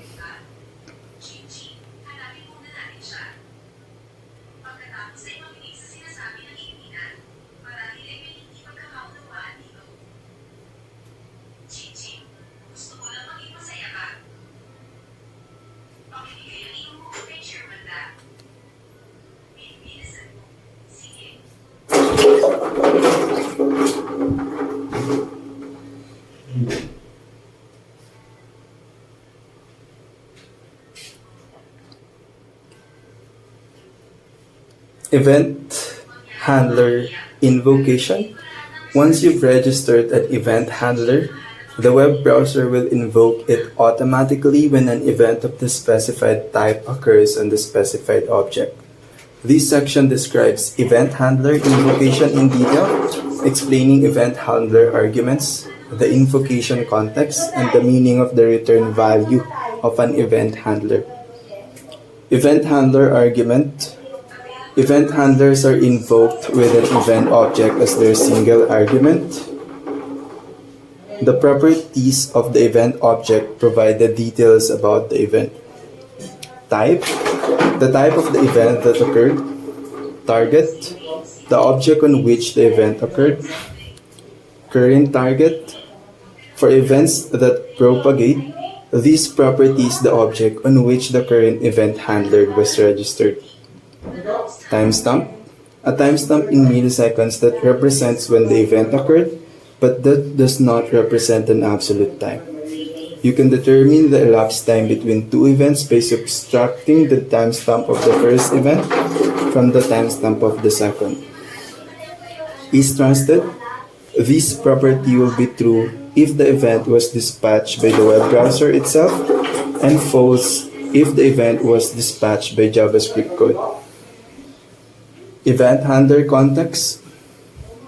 When you register an event handler by setting a property, it looks as if you are defining a new method on the target object. It isn't surprising, therefore, that event handlers are invoked as methods of the object on which they are defined, that is, within the body of an event handler. The this keyword refers to the object on which the event handler was registered. Handlers are invoked with the target as their this value, even when registered using add_event_listener. This does not work for handlers defined as arrow functions. However, arrow functions always have the same this value as the scope in which they are defined. Handler return value. In modern JavaScript, event handlers should not return anything. You may see event handlers that return values in older code, and the return value is typically a signal to the browser that it should not perform the default action associated with the event. If the on-click handler of a submit button in a firm returns false, for example, then the web browser will not submit the form, usually because the event handler determined that the user's input fails client-side validation.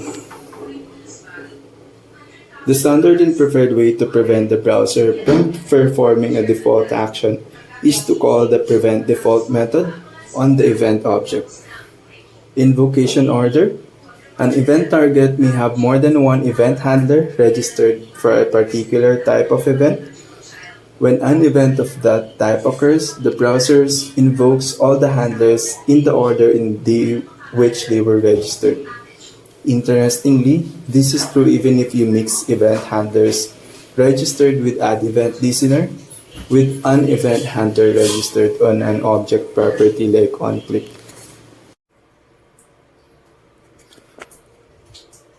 Preparing your environment, setting up a learning space, exploring Linux distributions, locating a terminal, summary. A learning space is a virtual or physical Linux system where you can explore, practice, and try out various Linux commands and utilities. A private learning space is necessity to be successful in passing the CompTIA Linux Plus certification exam. You can set up a learning space on an old laptop, on a current laptop using a hypervisor or within the cloud. Having multiple Linux distributions in your learning space is also essential because the distributions have differences. It is important to have them readily available to explore those differences. Once you have your Linux learning space set up, you can start to dive into the CompTIA Linux Plus certification objectives.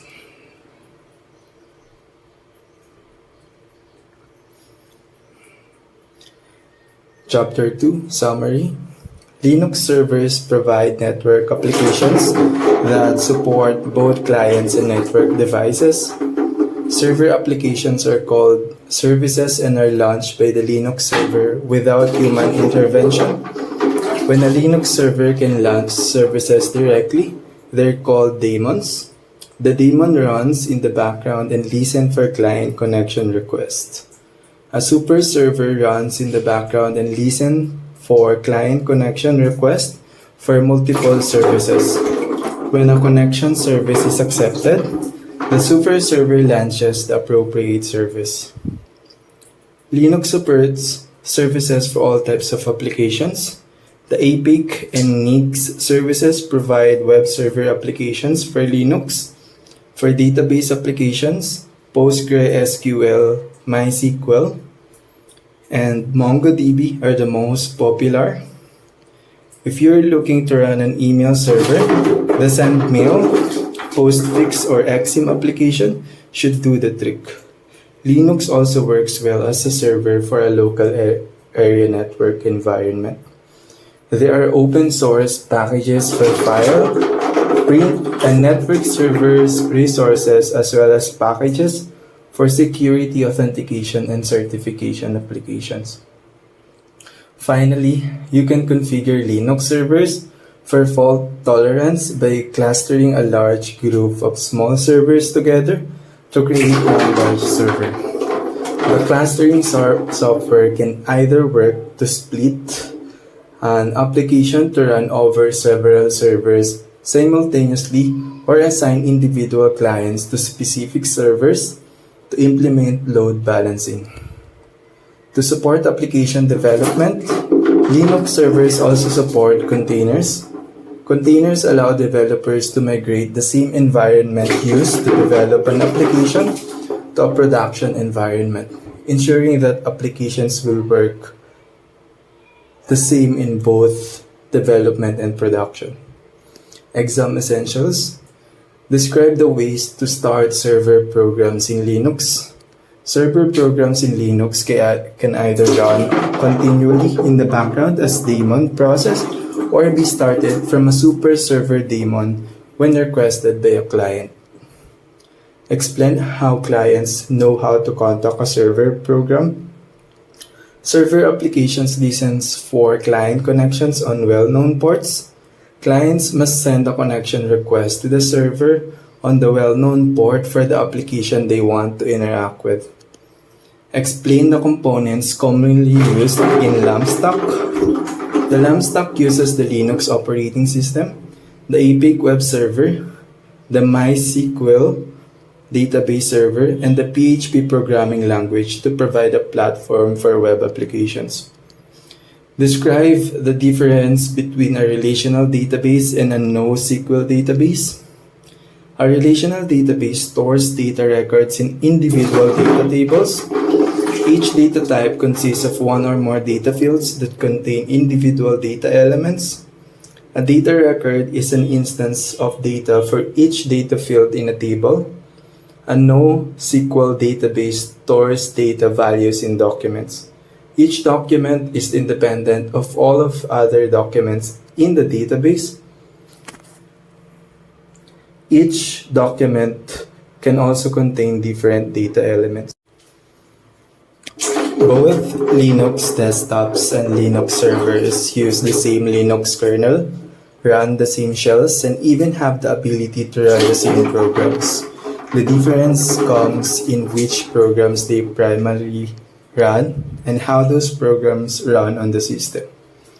Linux desktops primarily focus on programs that you run from a graphical desktop interface, such as when you browse the internet or edit a document. Linux servers primarily operate without any human interaction. The server runs programs that provide shared resources, called services, to multiple users or clients, normally in a network environment. Many servers run all the time, even when no clients are actively using them. Server programs seldom rely on a graphical interface. Launching services. There are two primary ways Linux servers run service programs: as a background process, running at all times and listening for requests; as a process spawned by a parent program that listens for the requests. When a Linux service program runs continually as a background process, it's called a daemon. Linux daemon programs often end with the letter D to indicate their daemon process. Note that name for a background program running in Linux is daemon and not daemon, as it is confused with.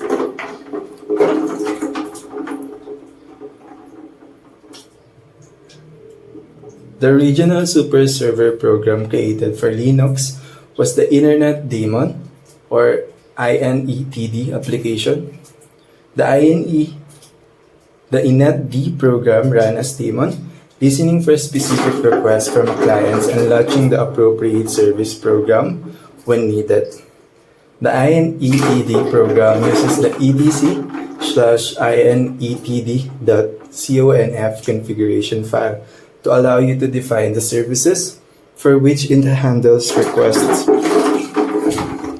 The extended Internet Daemon, or XINETD application, is an advanced version of inetd.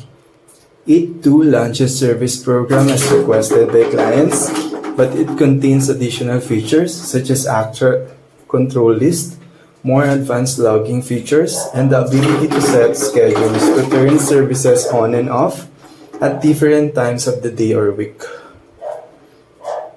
Linux systems that utilize system startup method can utilize systemd unit files to replace the functionality provided by INETD or XINETD. Listening for clients. The trick is in getting requests from clients to the correct server service. Each service, whether it's running as a daemon or running from a super server, uses a separate network protocol to communicate with its clients.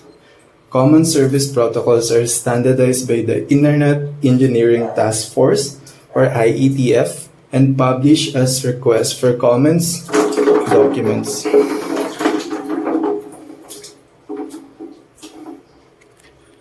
Each server software program communicates with its clients using the protocols specified for its service, such as a web server using HTTP or email server using SMTP. The network protocol for a service defines exactly how network clients communicate with the service using pre-assigned network ports. Ports are defined within the TCP and UDP standards to help separate network traffic going to the same IP address. Serving the basics. The three Internet services Linux servers provide are as follows: web services, database services, email services. Web servers. By far the most popular use of Linux servers on the Internet is a web server. Linux-based web servers host the majority of websites, including many of the most popular websites. The Epic server. The Epic web server has become popular due to its modularity. Each advanced feature of the Epic server is built as a plug-in module. Linux desktop remote connection. Most of the connections we made in our GUI, or graphical user interface, in the previous chapter were to a local server, but most servers today are in remote areas. In this chapter, we will briefly discuss the basics of remote connection to our display server.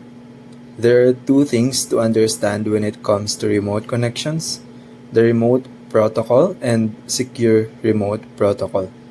Remember in the last chapter that GUI sends sessions to the window manager to display server.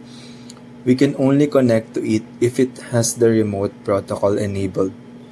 We can also add another layer by securing connections using the tunnel concept, which will be discussed later. Remote connections work in a client-server model, which means that the client and server must have the remote software for the server to be able to share the desktop environment with the client. There are a lot of protocols we can use to connect to our server, each with its pros and cons. VNC is one of the most common protocols used for remote connections in Linux. VNC, developed by Oracle, allows users to send GUI commands to a server such as mouse clicks. The server sends back the desktop frames to the user's monitor. If you are using KVM virtual machines, you use VNC for such interactions. The server operates on TCP port C display number. To set it up properly, you configure it according to user requirements, such as opening ports for connections. The advantage of VNC is that it can serve a persistent and static desktop environment. Persistent is an environment in which display do not change upon logging out, while static changes. Once the server is properly configured, the client needs to install a VNC package in its terminal. If the user wants to connect remotely, they must use the terminal inside the Linux distribution terminal. Otherwise, it will not be successful. Tiger VNC is the most practical use of VNC, which also allows you to connect to a Windows.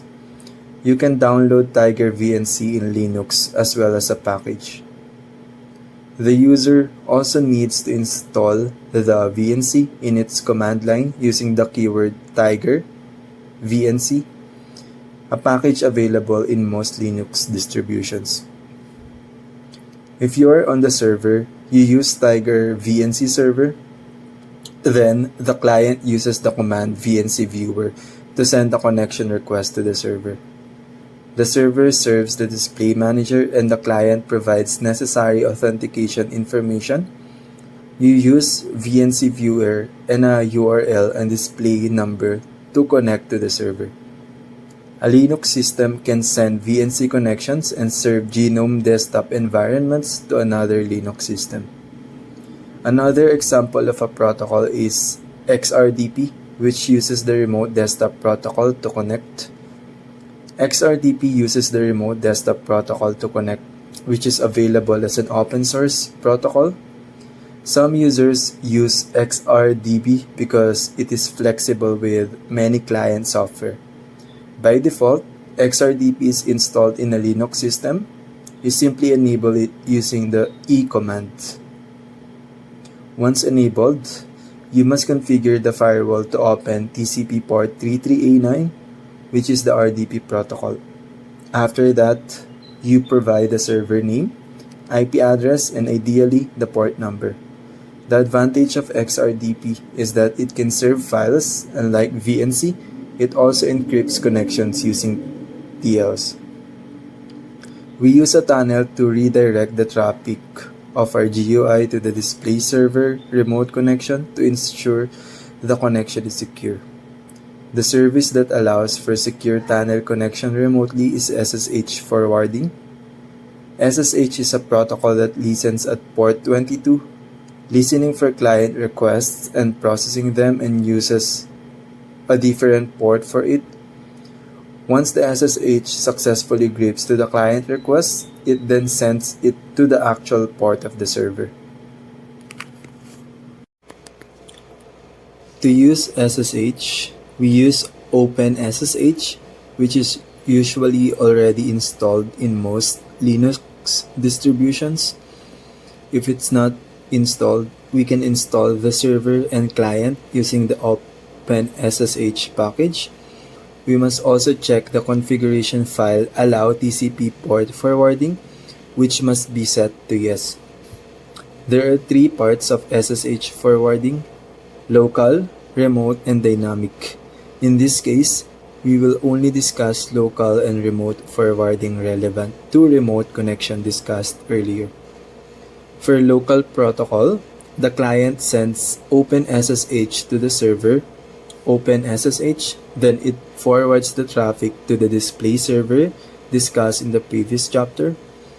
We establish a connection by using commands in the command line such as local port, remote port, hostname, etc. These commands are just to establish a connection to secure and enable SSH connection locally. To enable the remote connection after the secure connection, we must add the -f and -n commands. If we use the Tiger VNC package, we just need to use via localhost combined with VNC viewer to establish a connection locally without any hassle. Remote connection is a connection that is set up on the server side instead of the client.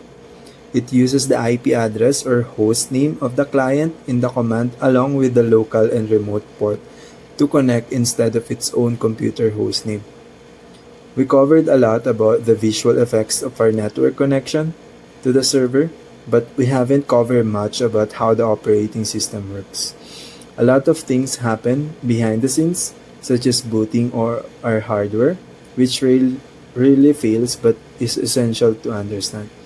In the next chapter, we will tackle the Linux kernel and how it relates to our understanding of full-stack web development as a whole.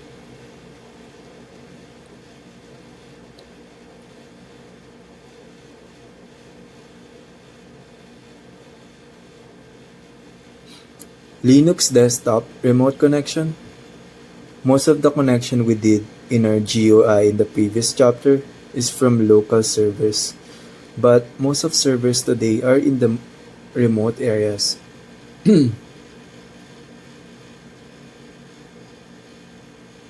Compiling source code in Linux.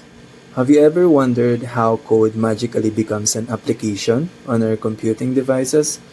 Are you curious why we're able to use these magical computer applications? In the last chapter, we talk about orchestration utilities, which helps us see the bird's eye view of application development. In this chapter, we'll discuss source code, compiling code, packaging code, repositories, and application containers. Software applications consist of a front end, which is the graphical user interface used to communicate with the user, and the back end to store and retrieve its data. Most applications consist of files with dependent libraries that need to be integrated into one file, such as source code, dependent libraries, headers, and document files. Linux systems use tools like wget and curl to download a program called tar from remote servers using FTP, HTTPS, and all sorts of networking protocols. tar is a command line tool that allows applications with multiple dependencies to be compiled into a .tar file. This program allows you to install, remove, and modify tar files on your system. The tar program has three main components: display, extract, and create actions. When you compress your files using this program, file permissions will be kept even if you transfer them to another system. Tar files tend to get large, so developers compress them using a compression utility such as gzip. Gzip adds .gz to the tar file name. To decompress the tar, you have two ways to do it: using gunzip or the built-in tar command with the option -z xvf. By using gunzip to decompress the file, the initial press file will be deleted. On the other hand, if you want to keep the initial file, you can use the negative ZXVF with the tar program to decompress the compressed file. Once you've downloaded the files onto your Linux system, you need a compiler to transform them into executable files. Now, the process of compiling files into executables is a complicated one that requires us to understand the data structures and memory management of the environment we're dealing with. But here, we're just talking about the tools we can use to do that. GCC is a compiler tool used in Linux to compile source code files. You just need to run it against the source code files. However, remember that applications often have more than one file other than source code to run it. In this case, you need to compile the dependent files first before the source code to avoid getting an error. The GCC program allows you to run scripts to automate and define the compilation of each file by using a make script. You initially use the configure utility to examine your Linux system and customize the make script accordingly. Second, you run the make utility to build the necessary libraries for the source code. Third, you run make install as the root user to install it in the appropriate location in the system. The process of converting files to tar and compiling them makes applications easy to execute, but it's still a messy process, so database management systems integrate the already compiled applications to make them more manageable. We bundled all the compiled files into one package so we can manage each compiled file into one bundle called a package. These management systems track not just the compiled files but also the exact location of each file in the system. Over the years, two standards for database management of applications have emerged: Red Hat and Debian. Package management systems allows us to compile application files in one place in our system. It's like an app store that allows us to search for and track the application and its dependent libraries easily. It allows us to search for the related files needed to run the application. It also has a feature that gives a warning when the files are not integrated and examines all the files before they get into its system. It also tracks the version number of compiled files so you know where it sits in the application development process. The DPKG program is the core tool for managing Debian packages. It allows you to update, remove, and install a package in your system. To use Debian, you must download it from the internet or extract it from a DVD. Be careful to download Debian after you already have the compiled package because compiled applications are specific to processors. The RPM program is the core tool used for Red Hat with almost the same features as in Debian. All of the improvements in compilation and packaging in package management are already good, but there's still a problem of applications and their dependencies not being downloaded in the right order. Hence, the creation of a repository. A repository is like a snapshot of the compilation of files in the right order. Linux puts all the known and trusted package in one repository for easy search, just like how Apple and Microsoft Store integrate their applications in one app to interface using Debian and Red Hat tools. Debian uses the apt suite of tools, which consists of apt-cache to check the information about the package in the database, and the apt-get program, which does the work of installing, removing, and updating packages in repositories. The apt suite relies on the sources.list file to identify locations of where to look for repositories. The same features of the tool are available for YAM for a Red Hat system. To make these amazing features into a graphical tool viewable to our users, Linux has standardized its graphical interface to connect to these tools to make it easier to install software in a Linux environment.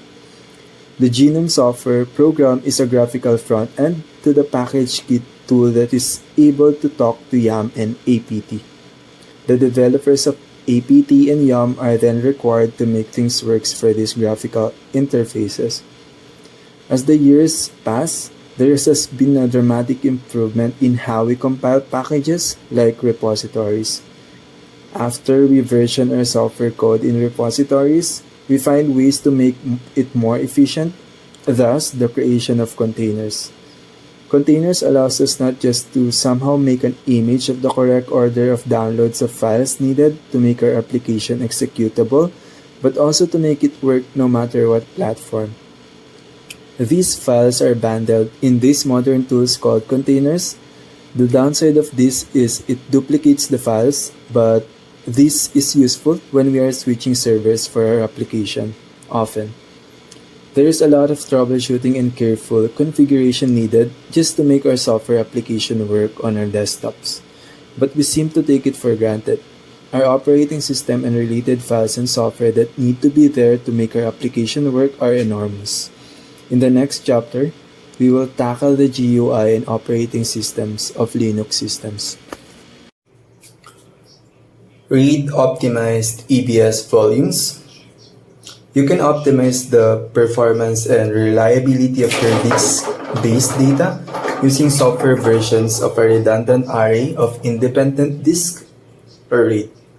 This is something admins have been doing in the data center for many years, but some RAID configurations can also make a big difference when applied to EBS disk in the AWS cloud, although AWS they manage from within the OS. S3 cross-region replication. Even though S3 is a global service, the data in your buckets has to exist within a physical AWS region. That's why you need to select a region when you create new buckets. Now, since your data is tied to a single region, there will be times when, for regulatory or performance considerations, you'll want data boots on the ground in more than one place. Replication can be used to minimize latency for geographically dispersed clients or to increase reliability and durability. When configured, S3 cross-region replication will automatically asynchronously sync contents of a bucket in one region with a bucket in a second region. Once enabled, copies of objects saved to the source bucket will be created in the destination bucket. When an object is deleted from the source bucket, it will similarly disappear from the destination unless versioning is enabled on the destination bucket. Sync two S3 buckets as cross-region replicas. Use the S3 console to create two buckets in two separate regions. One will be your source and the other your destination. Amazon S3 transfer acceleration. If your team or customers often find themselves transferring large files between their local PCs and S3 buckets, then you might benefit from faster transfer rates. Upload to an S3 bucket using transfer acceleration. Enable S3 transfer acceleration on an existing bucket. Substitute the name of your bucket for my bucket name. CLI, yada yada. CloudFront and S3 origins. Besides the static website hosting you explored in Chapter 3, S3 is also an excellent platform for hosting a wider range of files, media objects, resources like EC2 AMIs, and data. Access to those objects can be optimized using CloudFront. One example might involve creating a CloudFront distribution that uses an S3 bucket containing videos and images as an origin rather than a load balancer sitting in front of EC2 instances. Your EC2 base application could point to the distribution to satisfy client requests for media files, avoiding the bottlenecks and extra costs associated with hosting them locally. Your job as a solutions architect is to assess the kinds of data your deployments will generate and consume, and where that data will be most efficiently and affordably kept. Database. For instance, should you build your own platform on an EC2 instance or leave the heavy infrastructure lifting to AWS by opting for Amazon's relational database service? Doing it yourself can be cheaper and permits more control and customizations, but on the other hand, RDS, being a fully managed service, frees you from significant administration worries such as software updates and patches, replication, and network accessibility. You're responsible only for making basic configuration choices like this: choosing the right RDS instance type, optimizing the database through intelligently designing schemas, indexes, and views, optionally configuring option groups to define database functionality that can be applied to RDS instance, optionally configuring parameter groups to define finely tuned database behavior controls that can be applied to RDS instances. Building your own database solutions using EC2 resources give you control over a much wider range of options, including the following: consistency, availability, and partition tolerance. These are the elements that make up the Cobb theorem of distributed data. To prevent data corruption, distributed data store administrators must choose between priorities because it's impossible to maintain perfect consistency, availability, and reliability concurrently. Latency. The storage volume type you choose with its IOPS class and architecture, SSD or magnetic, will go a long way to determine the read and write performance of your database. Durability, scalability, non-database hosting. Data can sometimes be most effectively hosted on non-database platforms such as AWS S3, where tools like Amazon Redshift Spectrum, Athena, and Elastic MapReduce data analysis engines can effectively connect and consume your data. Amazon Redshift isn't the only available data warehouse tool. Various integration with third-party data management tools are commonly deployed on AWS for highly scalable operations. Network optimization and load balancing.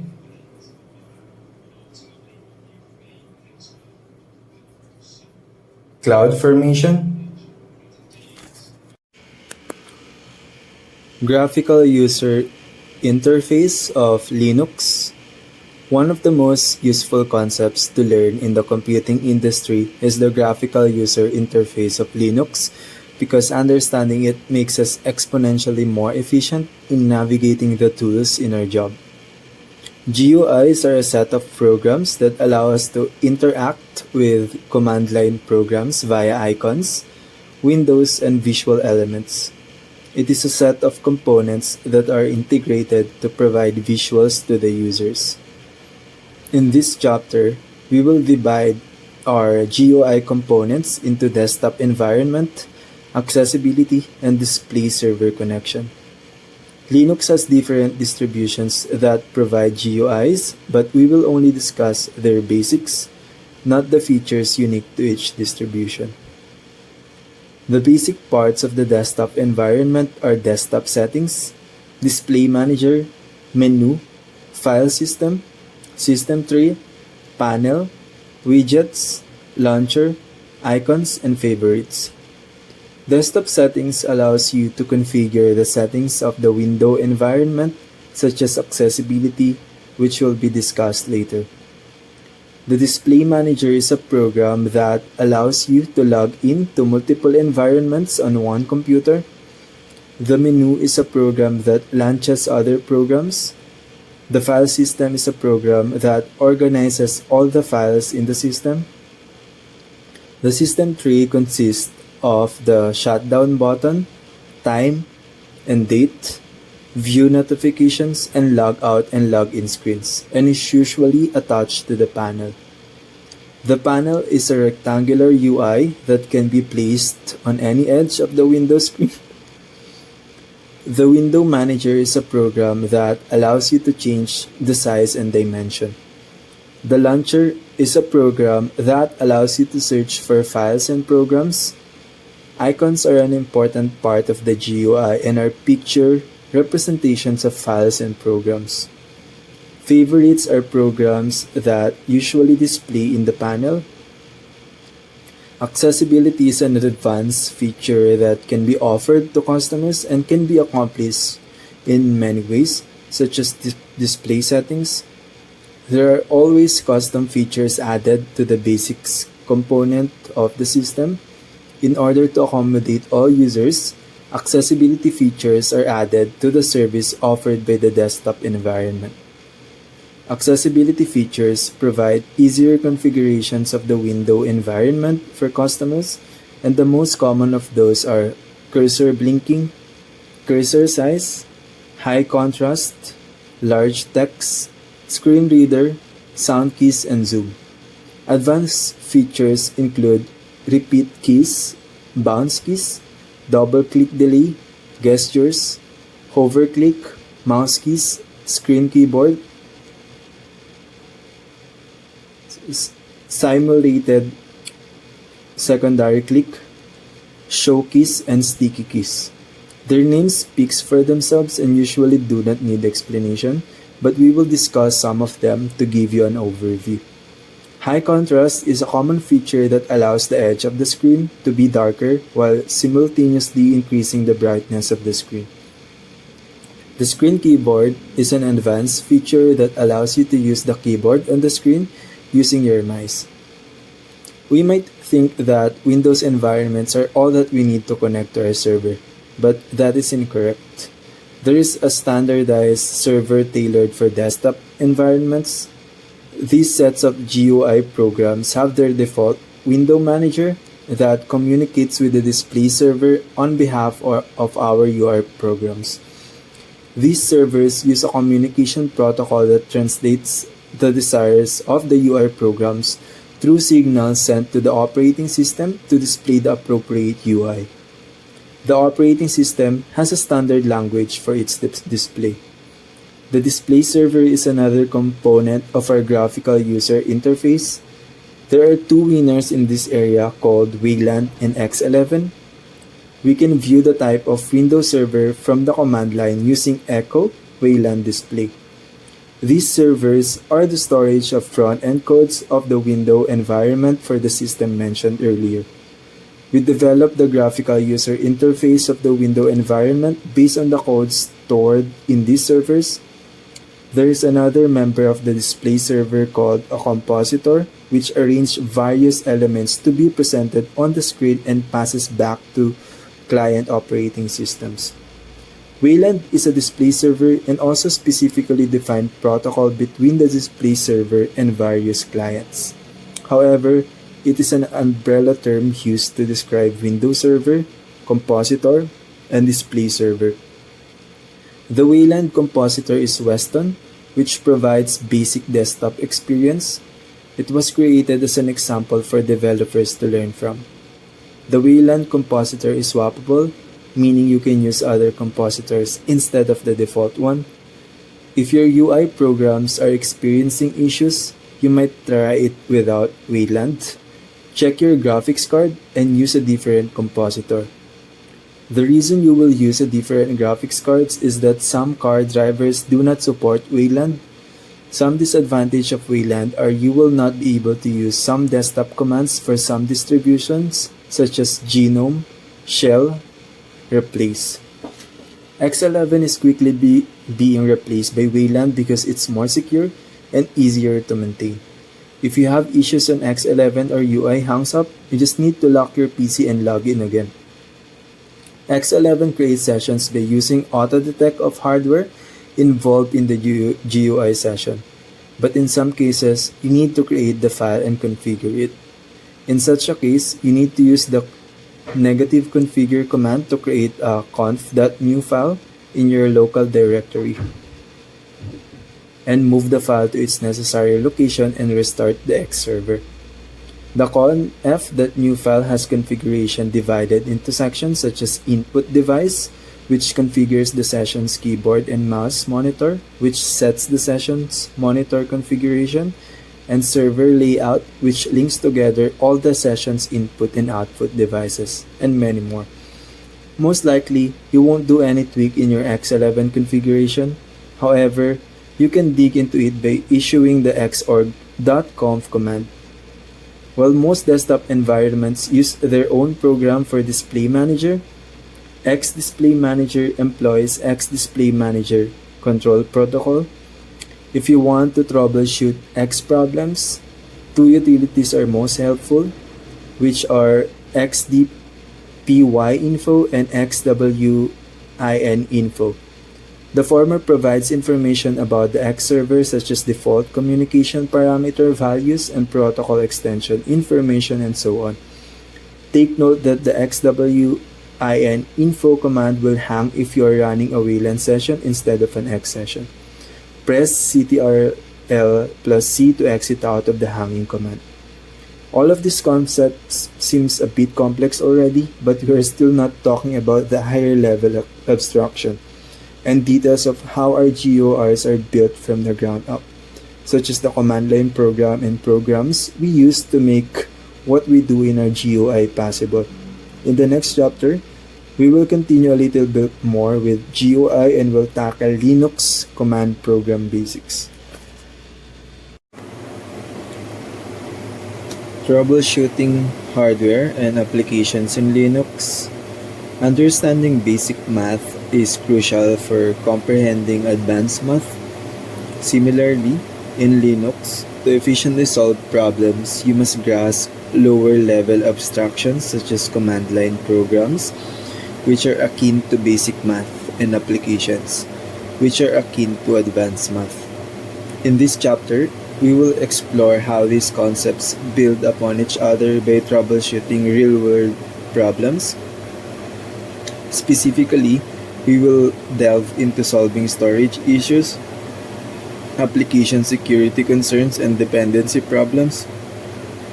Storage problems can manifest as degraded storage or mode, missing devices, volumes or mounts, storage integrity issues, performance degradation, and resource exhaustion.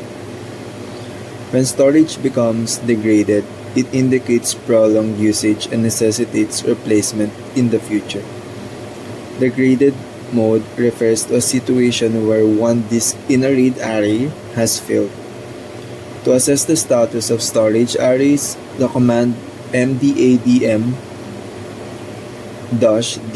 provides detailed status for a particular array. When dealing with missing devices, utilize superuser privileges to view all connected peripherals. Additionally, verify if the partition's device file is located in /dev/sdb. The device file name must be accurate, and you can confirm it using configuration utilities. A whole disk has a file name without a number, while a disk partition includes both a file name and a number. If a volume is missing, employ pvscan to scan physical devices, and encountering an error indicates a missing volume, typically resulting from a failed or unintentionally removed disk. Missing mounts occur when the directory intended for mounting the file system does not exist, implying deletion or failure to create it.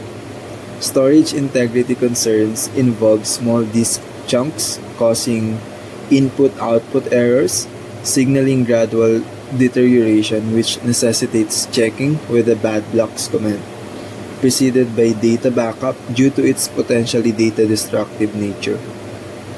Performance issues stem from poor storage, causing latency problems in applications. In this scenario, network statistics can be generated for each drive to determine, and that we can determine read speeds.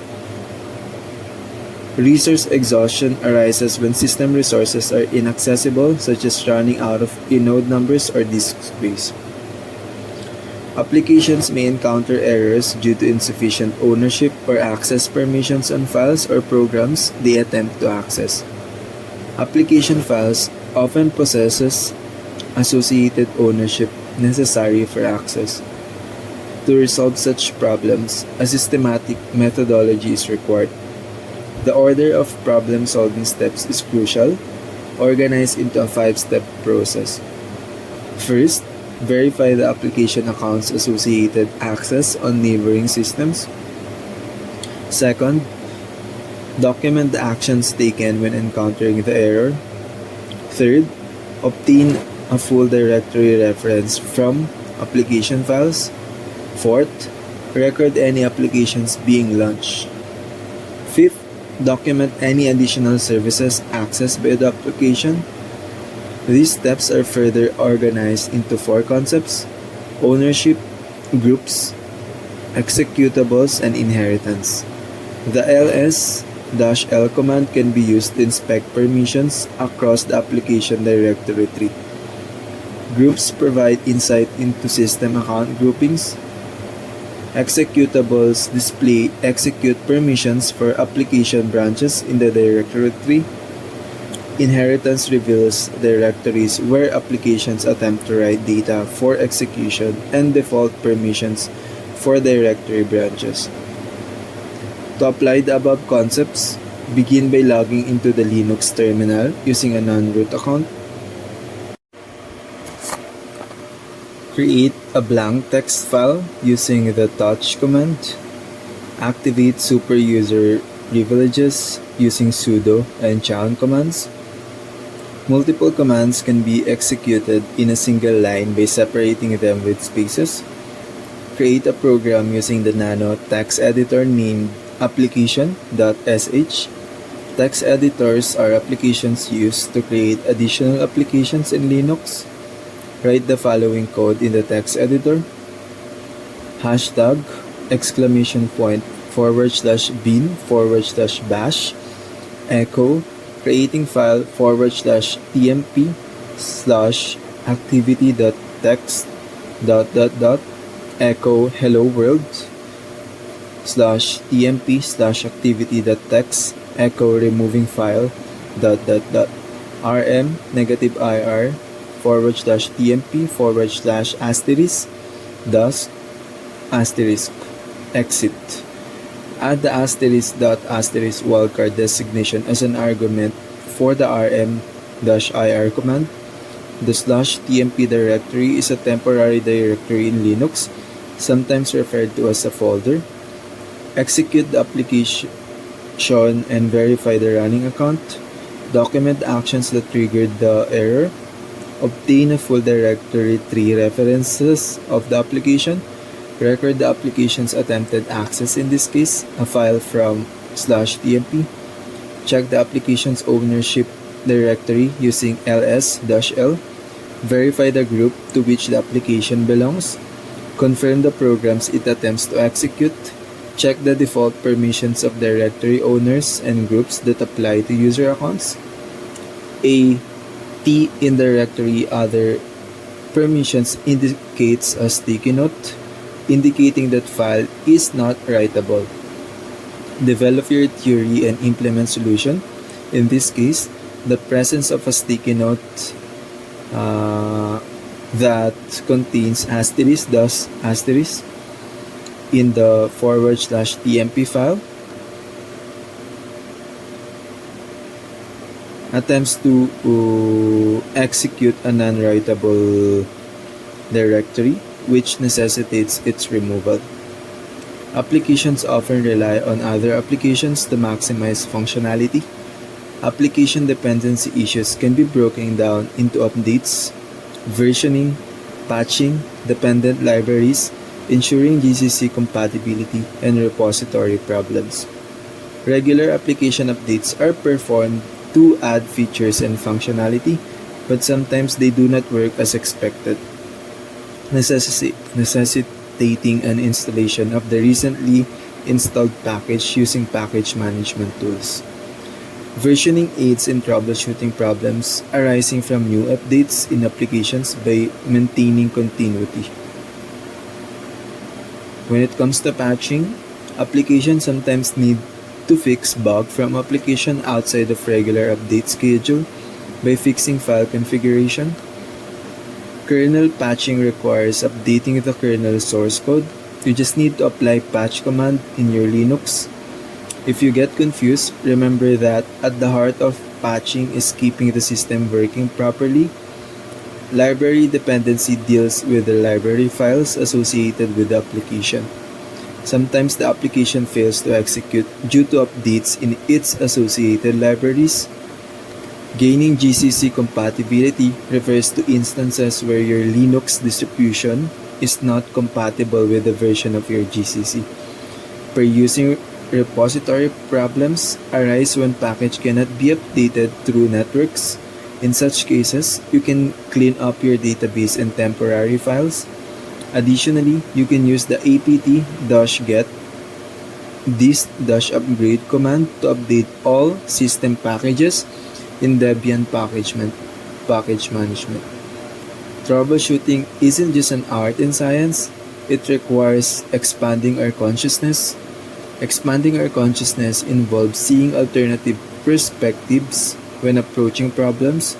In real life, we'll encounter a plethora of issues beyond what we've discussed in Linux systems. Our applications and hardware are much more complex, with multiple dependencies necessitating a deep understanding of concepts to efficiently tackle our tasks. In the next chapter, we'll delve into troubleshooting basic architectural problems in Linux. Orchestration of development resources. In the previous chapter, we discussed the principles of JavaScript code and some of its data structure concepts. In this chapter, we will explore how they interconnect with the orchestration of DevOps requirements, such as orchestration principles, container principles, and automating infrastructure. Orchestration differs from containers. Orchestration deals with how the resources of app development integrate with each other, similar to how a music presentation consists of integrated instruments. DevOps involves the process of making the release and debugging of application code seamless.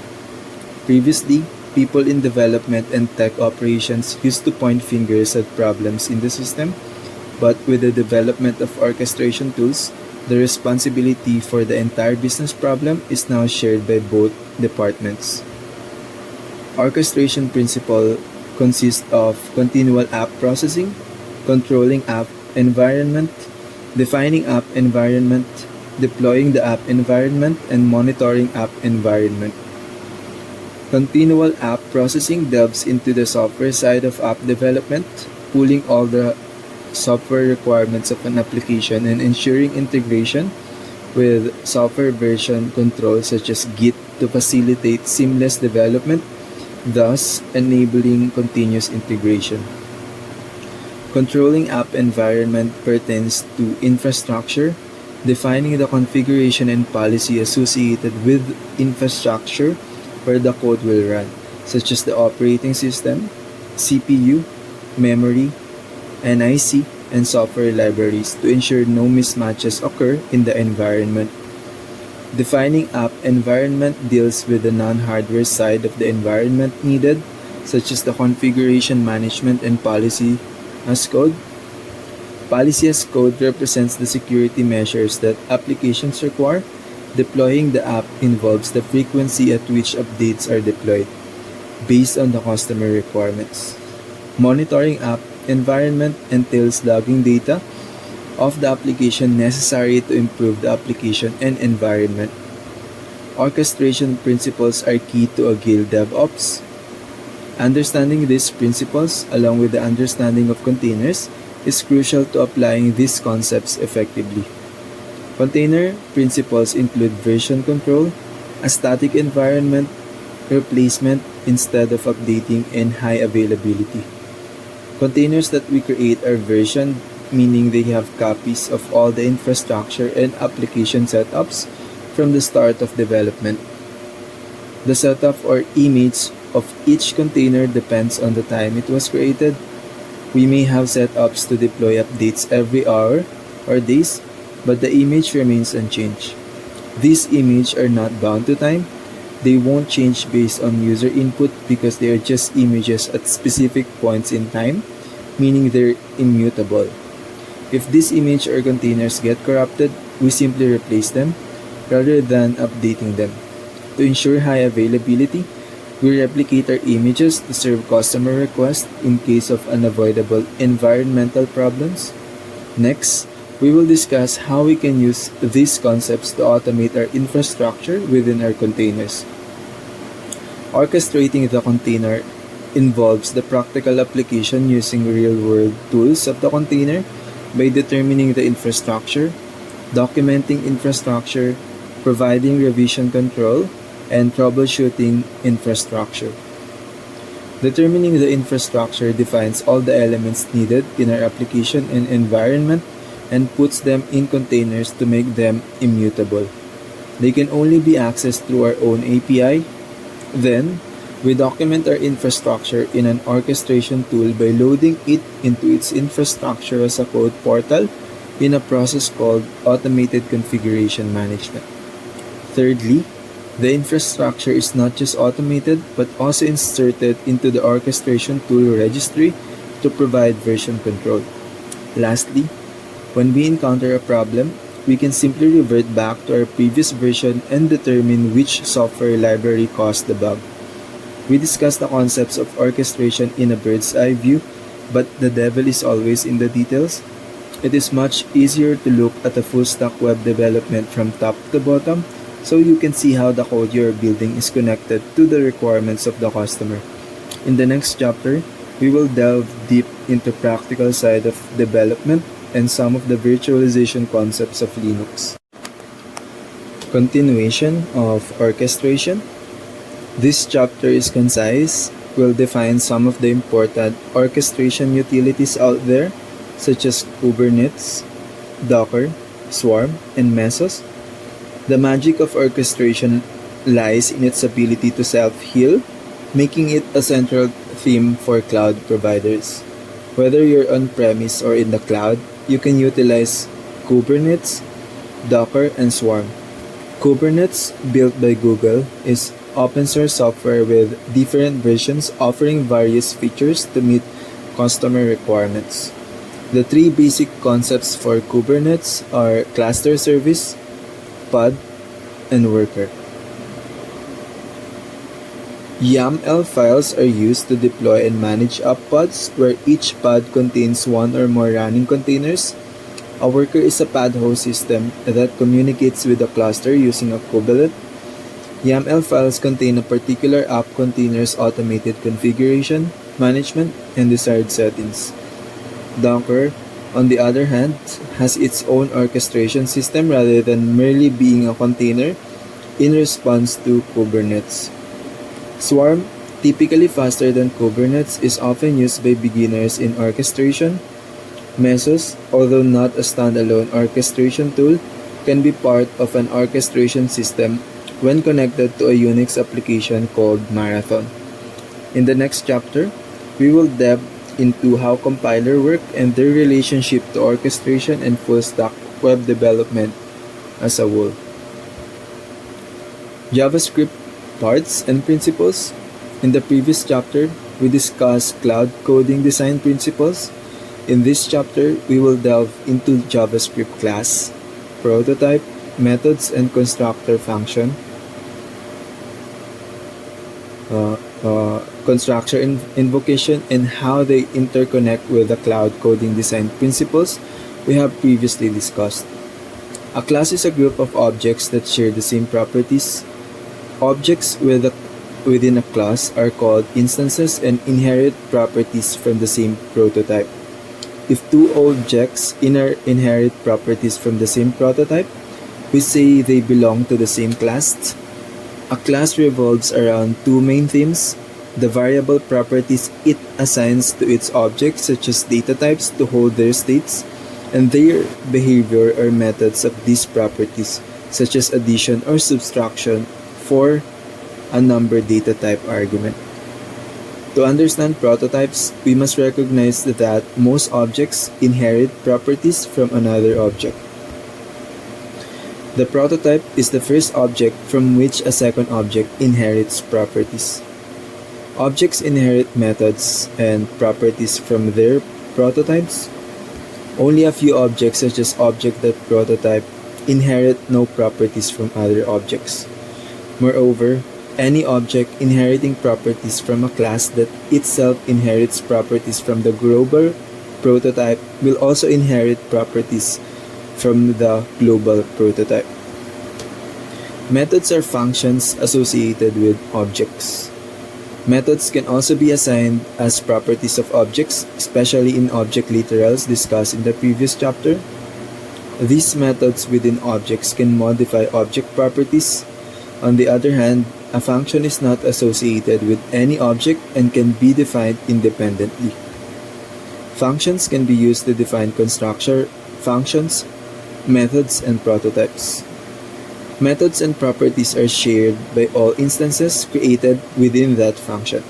For example, if we define a method in an object prototype within a constructor function within a function, instances of the object prototype will inherit these properties and be able to access and use them.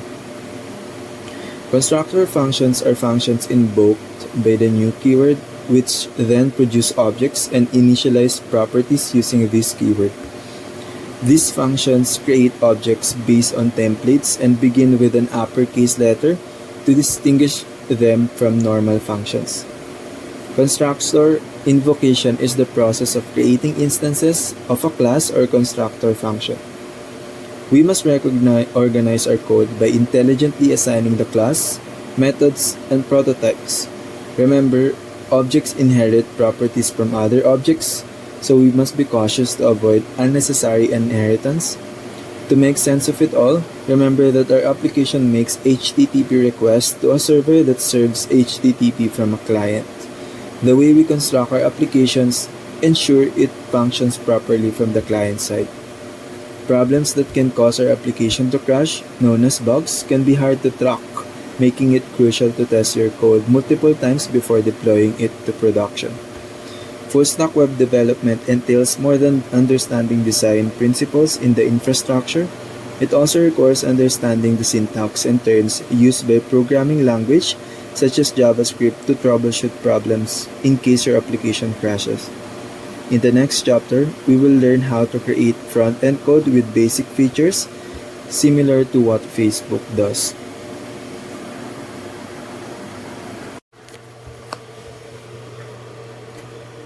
"50 writing tools." We want to grab attention when we write. Simple, new, and emotional approaches often leads us to practicality, but there are more ways to express our thoughts. We don't always need to attract our readers' attention. Some readers have plenty of energy to invest. We need to strategically structure our points based on our readers' point of view. It's good to start with a key question that makes lazy readers look for answers. Questions allow readers to seek answers even if they don't find them in the end. It keeps them curious about answers, which encourages further reading. We must create questions of interest to our readers to help their brains stay curious. It has principles applied by the new, emotional, and simple approach. Sometimes, a lot of nuggets from a book are scattered along the road because it helps the writer convey his thoughts more profoundly. Place gold coins strategically. Placing the gold coins does not mean placing all important points at the beginning. It places its points unexpectedly along the path to reward the reader. It follows the same principles as building key questions. It helps the reader get involved, just as no one can seem to fully read and understand the Bible. Some essays need their points to be at the top, such as reports. In this case, use indexing for the major parts. We can index the parts of our thoughts to provide anticipation to our readers. It helps readers understand our thoughts faster. Mortimer Adler recommends knowing the objective of a nonfiction book before reading it to get us into the loop. He recommends another approach in fiction and great literature because the gold coins along the way help us read more. Sometimes, technical people put all their big contents at the top of their essays, but sometimes it's not good. We can distribute the load by placing some important points in the middle. Placing important points in the middle strategically spreads your content to give your reader room to breathe. Big information exhausts our readers, which often makes technical books hard to understand. It puts a lot of abstraction, which takes time to digest. Writers often have a great vocabulary we can copy. Masters build from the systems of the giants. Learn elegant words used by other writers and make them your own. Just as we learned from the previous chapter, these vocabularies are often used to give space to them, but sometimes we need to repeat ourselves to give concise meaning to our thoughts. Repetition allows us to repeat keywords to emphasize our meaning strategically. It helps link the parts. It makes us see the comparison and contrast to make sense of the whole. Repetition makes it seem real. It plays in the believability feature needed in every story, though there is a difference between repetition and redundancy. Redundancy is unnecessary words that do not help to express our thoughts. Repetition is one way to view writing, but we can use different views in our writing to emphasize our points using different cinematic angles. There are 5 basic cinematic angles in writing: aerial view, establishing shot, middle distance, close-up, and extreme close-up. Aerial view is the top view from the sky.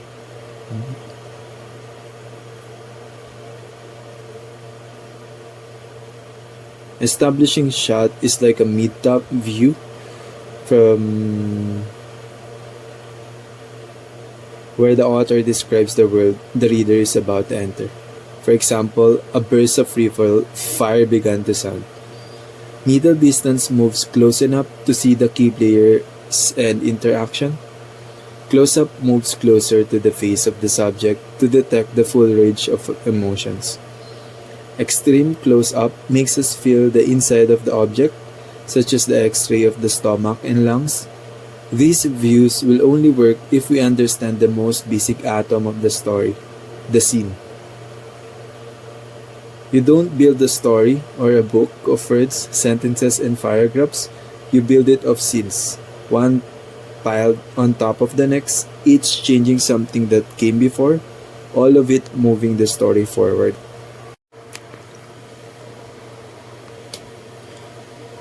We can capture dialogue as a scene. Dialogue helps the reader's attention by providing them real-world examples of events. If we want our points to better persuade the readers, use scenes.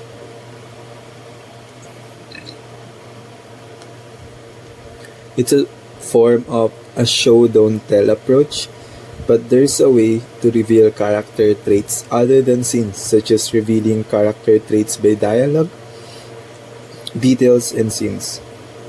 Showing characteristics reveals the characteristics traits by scene, dialogue, and details. Do not tell. Show them examples of the application of these traits. Readers who encounter abstract adjectives such as love scream for an explanation. If we show how Garrett gives his neighbor food in March 2020, it provides details that allow readers to know he possesses a trait of love. The principles we apply in these chapters are writing through placing the gold coins strategically and building our points around key questions. But it's possible to combine these tools with report structures using mixed narrative modes. Mixed narrative modes are a technique that switches from the top to the low level of abstraction, from the description of history to the dialogue of people within it.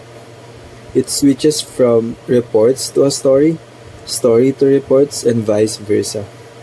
This type of tool is also called broken lines. If we want to captivate our readers' attention, we must have a strategy to appeal to hook their attention. Seeking original images and dialogues is a great way to do it. Seek original image to defamiliarize words to make them new to appeal to the reader. Don't use familiar phrases. It's boring to read. Use new words to describe familiar phrases. Fresh language attacks the tendency of humans to look for new updates. If we want to advance our story, we don't just use fresh language, we use dialogues instead of quotes. Quotes are about the action, not in the action. It's another form of show don't tell approach. We can use a combination of quotes and dialogues in nonfictions as well because it puts the reader in the story. When stories are serious, we use the least serious words. When it's not serious, we exaggerate it. It helps the story tell itself. Another tool is to dig for the concrete and specific details that appeal to the senses. Make your reader hear, feel, smell, and see. Most authors use the sense of sight, but we can use other types as well. All these tools are but a way to organize our thoughts for maximum clarity. But sometimes we don't want to be clear. Often, there are infinite ways to interpret our thoughts. The art of writing is skillful presentation of our views each time we communicate. These are counterintuitive tools used in all kinds of stories, but the devil is in the details. So in the next chapter, we will discuss how to create suspense, know when to end and conclude, and the use of subtle symbols, not crashing symbols.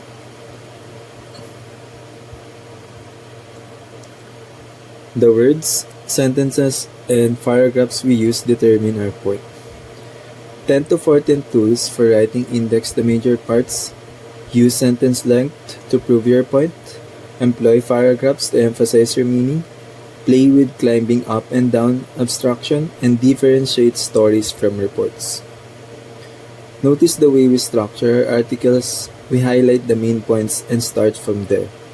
Major concepts at the top allow our readers to know what to expect. Hence, our first tool, indexing the major parts. Indexing the major parts helps our readers know the structure of our thoughts beforehand. It guides them through concepts and provides the necessary information without reading all the points. Subheadlines are excellent tools to make our point clear. They help the reader follow the thoughts and see the main picture without needing the details.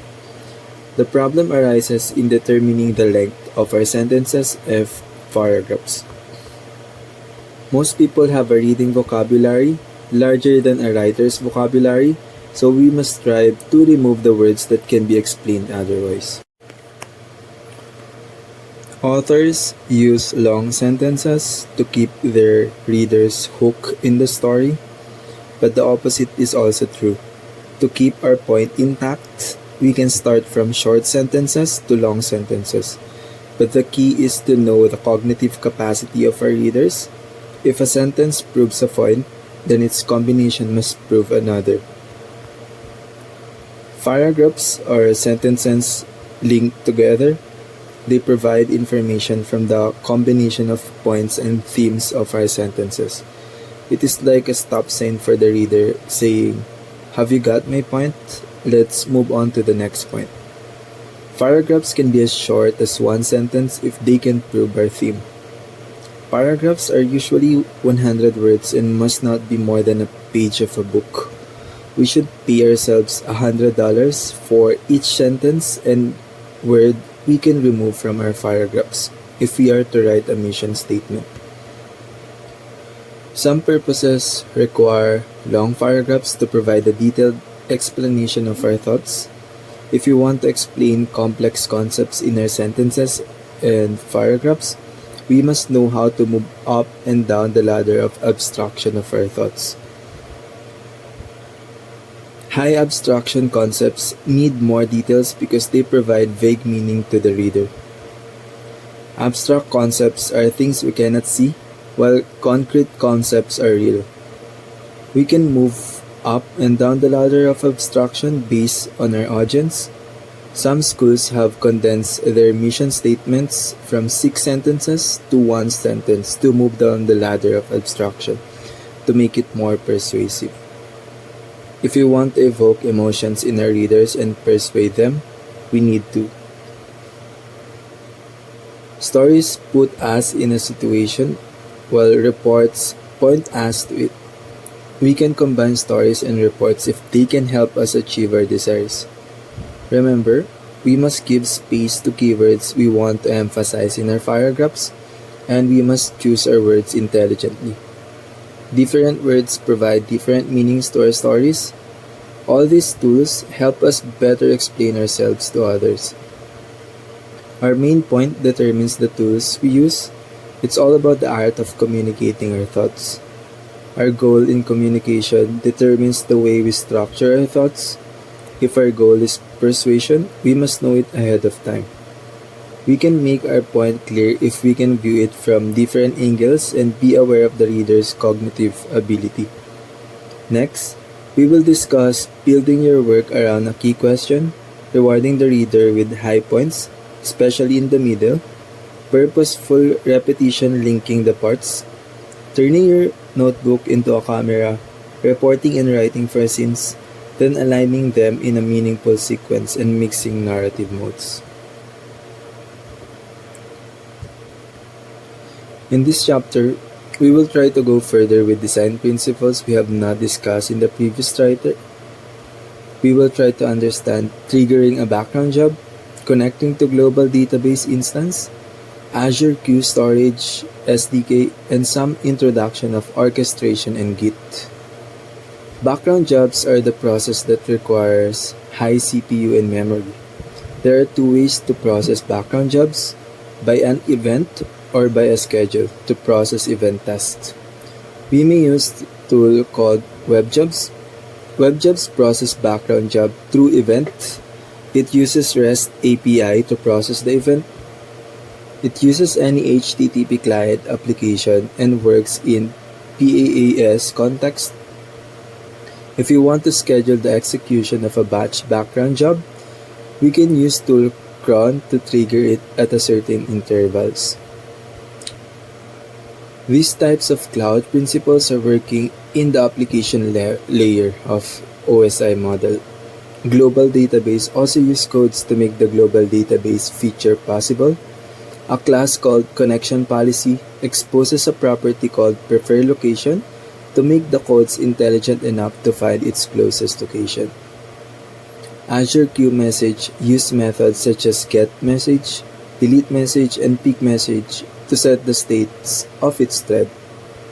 GetMessage methods block the thread and waits until it receives message from peakMessage to proceed. PeakMessage does not block the thread of the system, but rather record its status. DeleteMessage counterintuitively are being called only to know that the message has been processed.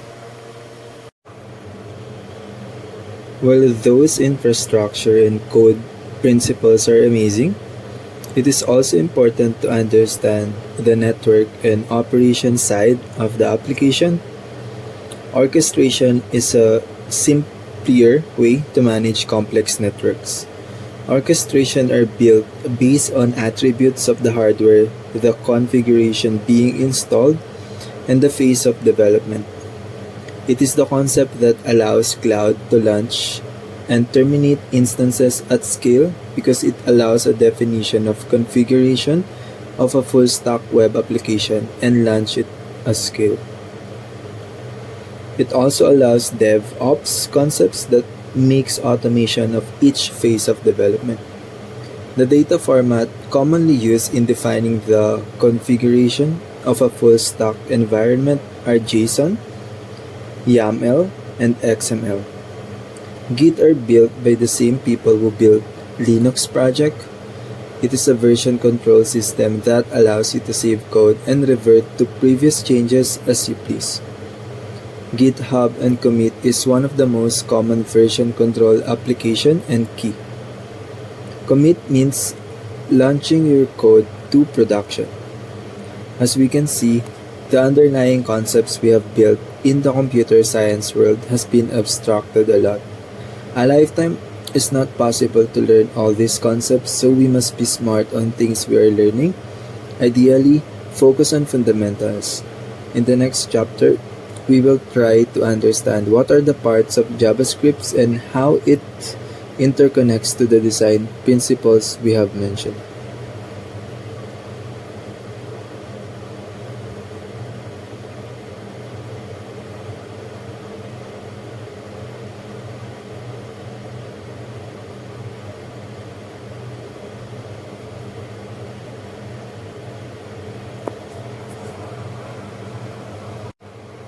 As we can observe, the underlying concepts we have developed in the computer science world have been greatly abstracted.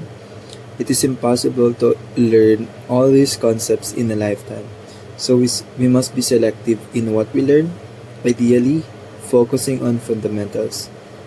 In the next chapter, we will seek to understand the components of JavaScript and how they interconnect with the design principles we have discussed. Cloud architecture design principles. In order to understand the things that constantly change, we must comprehend the things that really change, such as fundamental principles. Cloud design principles require a system to be redundant, resilient, and reliable, featuring self-healing systems, cloud design patterns, and anti-patterns, starting from SaaS, PaaS, and IaaS in that order, and designing for change. Several services allow for redundant instances. If we choose beforehand to make our system redundant and reliant, it will result in a reliable system. Resilient systems retry the service in case there is an error, providing exceptions and retries in case there are errors. A system is only considered reliable if it's redundant and resilient. Terminating an instance and reinstalling another is faster and economically viable than fixing the broken one, which makes a self-healing system possible in the cloud. Aside from the principles from the infrastructure view, we also must follow principles from an application logic view. So, the coding patterns in the cloud such as retry, throttling, sharding, gatekeeper, and circuit breaker will be discussed in the next chapter. In this chapter, compute in the cloud experiences transient faults more often than on-premise, so we must provide retry transactions that trigger our exception. Throttling allows us to set a compute limit per request in a certain time in our resource to avoid bottlenecks in the network. It uses DIPR to remove concurrent connections from overwhelming IP. DIPR allows us to stop our server from producing the same error multiple times by showing an error saying that the system is under maintenance.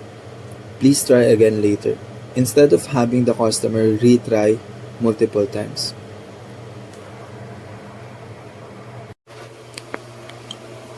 "50 writing tools, juxtaposition, and foreshadowing are other tools we can add to our skill set.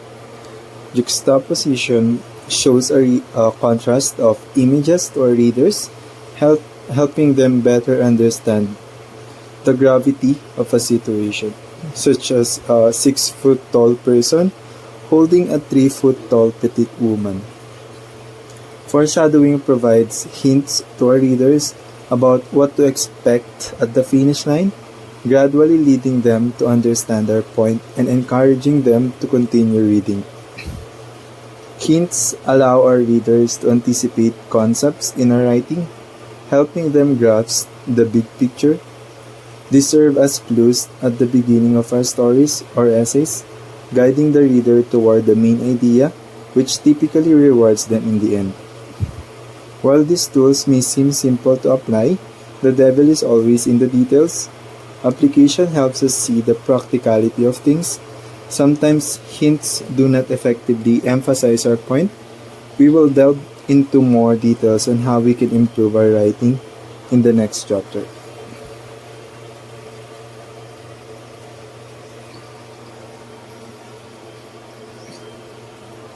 Storage troubleshooting in Linux.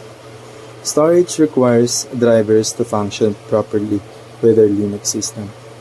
As we learned from the previous chapter, we need to understand common problems associated with our storage file system, IOPS, CPU, and RAM to better comprehend software problems associated with it.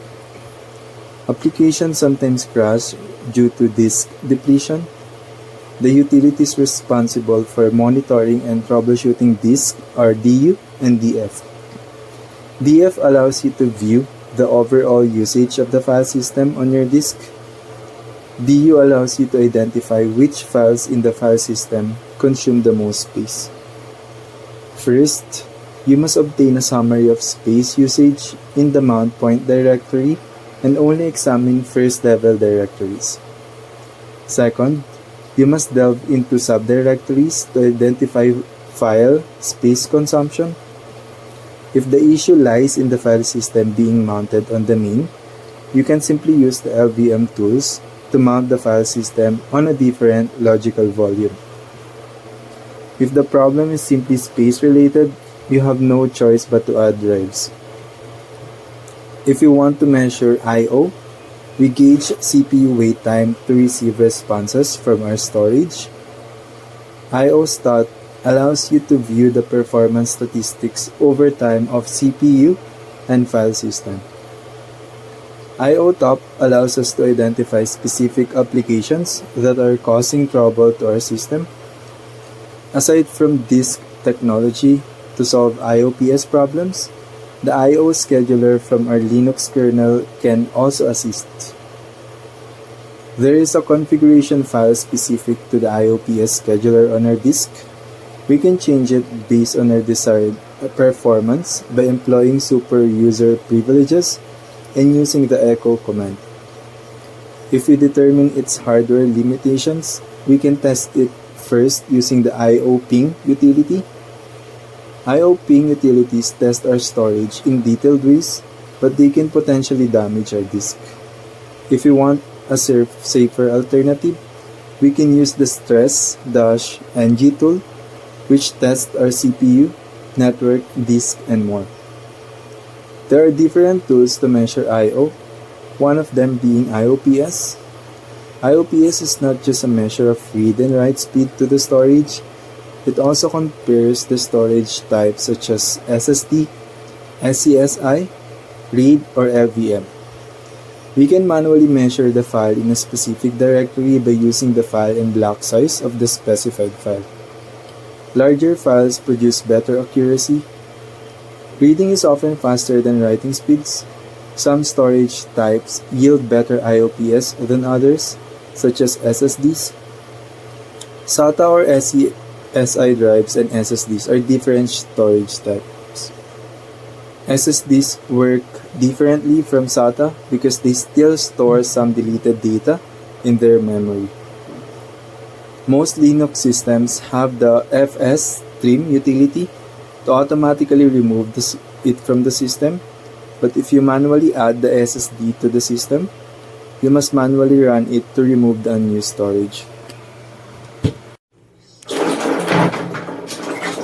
Vronsky and Anna spent the whole summer and part of the autumn in the country in the same conditions without taking any measures towards a divorce.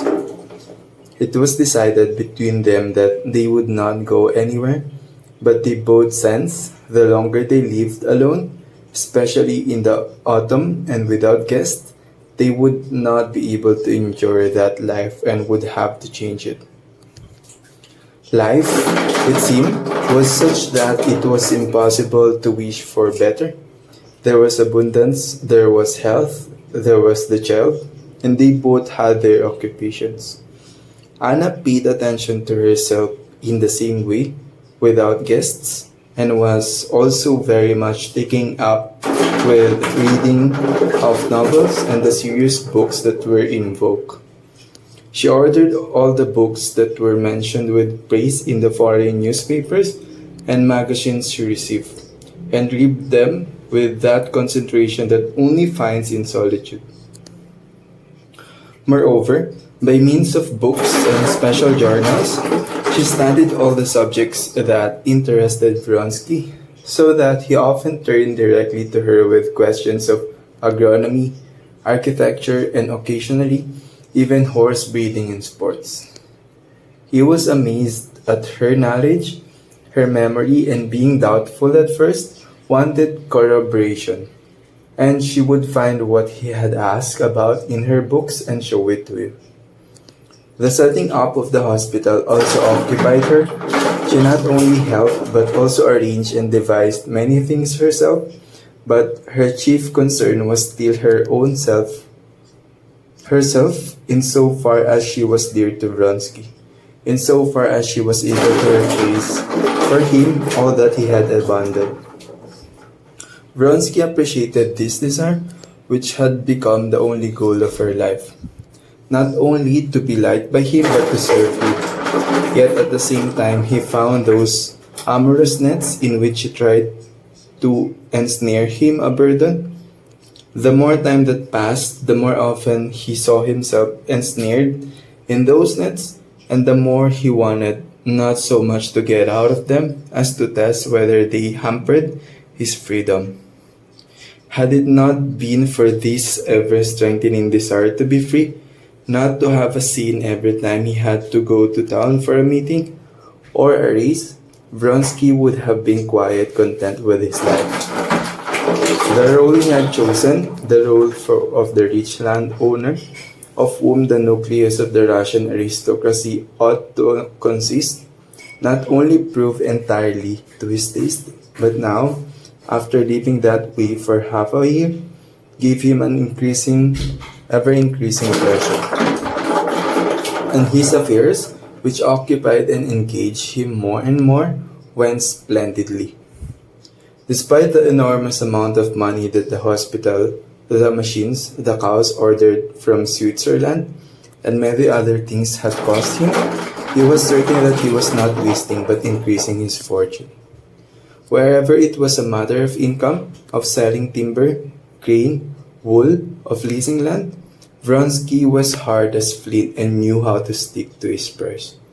In matters of large-scale farming, on these and other estates, he kept to the simplest, least risky ways and was shrewd and frugal to the highest degree in small household matters. Despite all the cleverness and cunning of the German, who tried to get him involved in buying and presented every estimate in such a way that it was necessary to begin by investing more, but then calculated that he could do the same thing for less and have an immediate profit, Vronsky never yielded to him. He listened to the steward, asked questions, and agreed with him only when the things he ordered and set up were of the newest sort, still unknown in Russia, and capable of using amazement. Besides that, he would decide upon a major expenditure only when he had some extra money, and in making this expenditure, went into all the details and insisted on getting the best for his money. So that, by the way he conducted his affairs, it was clear that he had not wasted but increased his fortune. The firmware controller of HDD and SSD drives marks blocks of storage as bad if it is unable to read or write to them and transfer the blocks to known good blocks. Unreadable and unwritable blocks do not necessarily mean that this is bad, but it can be assigned. Sometimes a file on a drive does not have the right inode number, which makes it available but not readable or writable. This is called a mismatch. One tool to handle these file system mismatches of ext2, ext3, and ext4 is FSCK. Di ko na ako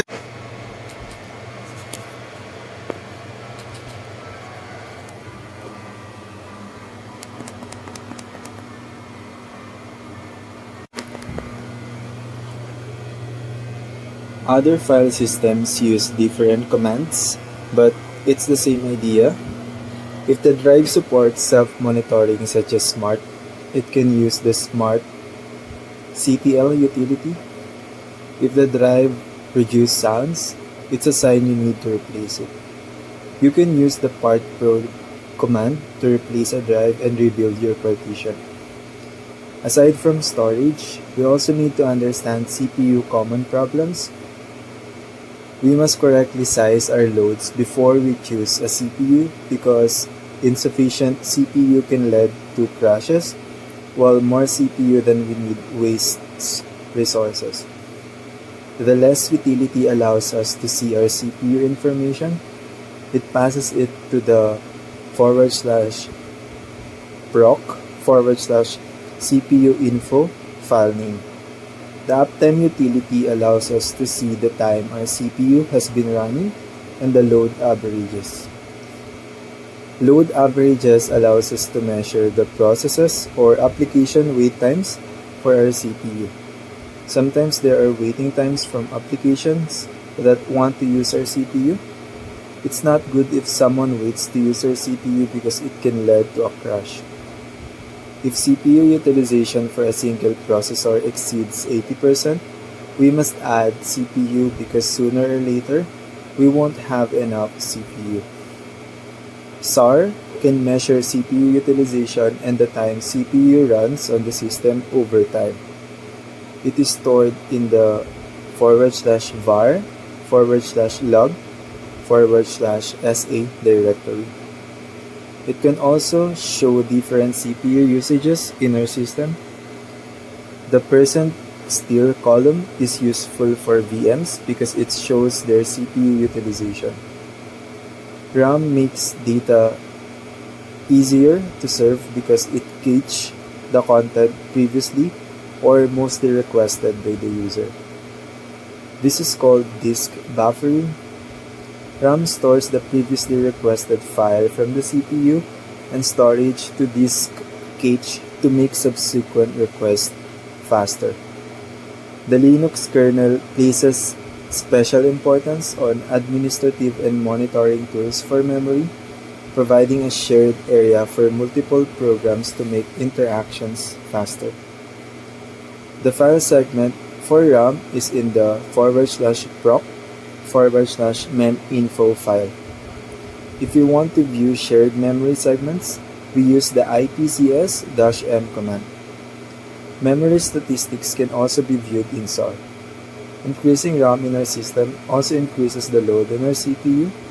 The less RAM we have, the less use our CPU gets.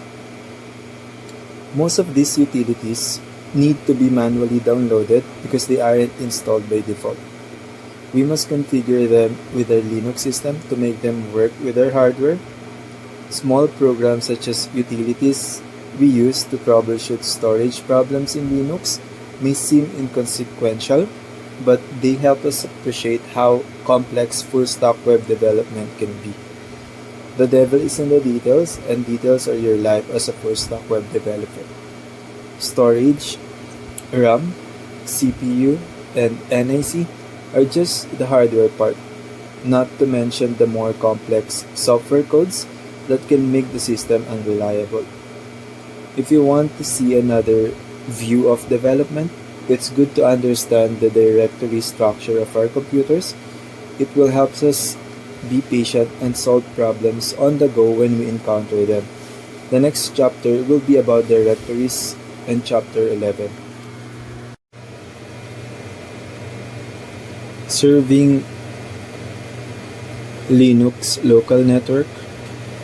In order to understand full-stack web development, we must understand servers. In this article, we will be tackling network servers. While sharing files over a wide area network via a web server is more common, we can also share files in our local area network via network servers. There are two ways to connect to a Linux server: peer-to-peer and client-to-peer. Peer-to-peer connection is limited to two pairs of servers connected at a time, while client-to-peer allows multiple servers to be paired. Client-to-peer has a central server that implements access control to servers in the network to be paired. There are two common file sharing application packages in Linux, NFS and Samba. NFS can easily connect remotely via a local area network to other Linux system hard drives. CUPS is a standard Linux software package used to connect multiple printers across networks. It uses a common application interface that operates over common device drivers. Manufacturers create CUPS packages for their printer drivers. Understanding server requires us to understand network fundamentals such as the OSI model and different applications commonly used to connect with the network layer of the architecture. In the next chapter, we will discuss Linux resource servers. We still have more ways to go in mastering full-stack web development, but the journey of 1,000 miles begins with a single step. Linux server basics. In this chapter, we will discuss ways you can install the Linux OS and useful ways it is used on the web today. You can create a Linux server using a secondary laptop, virtualization, and the cloud. If you want to use virtualization, you have the option of Microsoft 2019 for the Enterprise Edition, VirtualBox for Ubuntu, and so on. The recommended memory for the OS is 4 GB and 2 GHz for the CPU. If you provide less than that, your OS will be slow. There are two ways Linux servers are used: as a background process, listening for requests, and as a process spawned from a parent program, listening for requests. When a background process runs continually in the background, it's called daemon. Daemon is sometimes confused as daemon, but it is called like that because in ancient times, daemon meant a supernatural being who helped people with their daily tasks.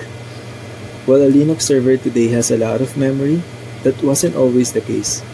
Thus spawned Super Server. Super Server listens for multiple applications. The original Super Server program created for Linux is INETD. INETD is the most common server for serving websites. INETD uses a configuration file to allow you to define services, and it uses the etc or etc /inetd.conf. XINETD adds functionality of ACL, load balancing, etc. Web servers can serve multiple services. The network protocol for a service defines exactly how network clients communicate with the service. This works exactly the same as when you dial a telephone number and ask to put the extension. It serves different services with the same IP using different ports. IETF provides the most common use ports for a standard protocol. Linux serves three main types of services: web, database, and network servers. The following discusses the most common open source software packages to support Linux. The most common Linux web server is Epic Web Server, which was developed from the first web server package of NC SA. Epic Web Server became popular because of its modularity, meaning it is patched every time a new version comes. Users can pick and choose which module has the appropriate modules for their application. Ning Server is the relatively new kid, which provides advanced features such as web proxy, web page cache, and load balancing. The Lite TPD package is a web server that is lightweight to process incoming client requests for a network application. It is known for low memory and CPU usage and incorporate basic database. The most common Linux database is Postgre SQL Server, which started out as a university project. The goal is to provide a complete object relational database that rivals corporate products. It implements ACID on its software and advanced features in a database software that rival corporate products. The database has basic features of indexing, searching, etc. MySQL is a database that is optimized for performance rather than fancy features. LAMP is a combination of the Linux operating system, Epic, web server, MySQL, and PHP programming to serve websites on the web. A lot of Linux capabilities are paid ones on the web because they have GUI. Linux mostly operates in the command line, which makes it harder to learn, but once you understand the terms and basic concepts, it will be easier for you to understand and master network concepts, which, as we know, are required to become an amazing full-stack web developer. How to Read a Book by Mortimer J. Adler. Most well-read people do not know how to read a book. Reading for information is different from reading for understanding. We cannot really say we understand something unless it psychologically engages us in the meaning the author intends. Reading must be active and not passive, otherwise you really did not understand what it meant. There are 4 ways to read a book: elementary, inspectional, analytical, and synoptical reading. Elementary reading deals with the familiarization of syntax, rules, words, and the meaning of sentences.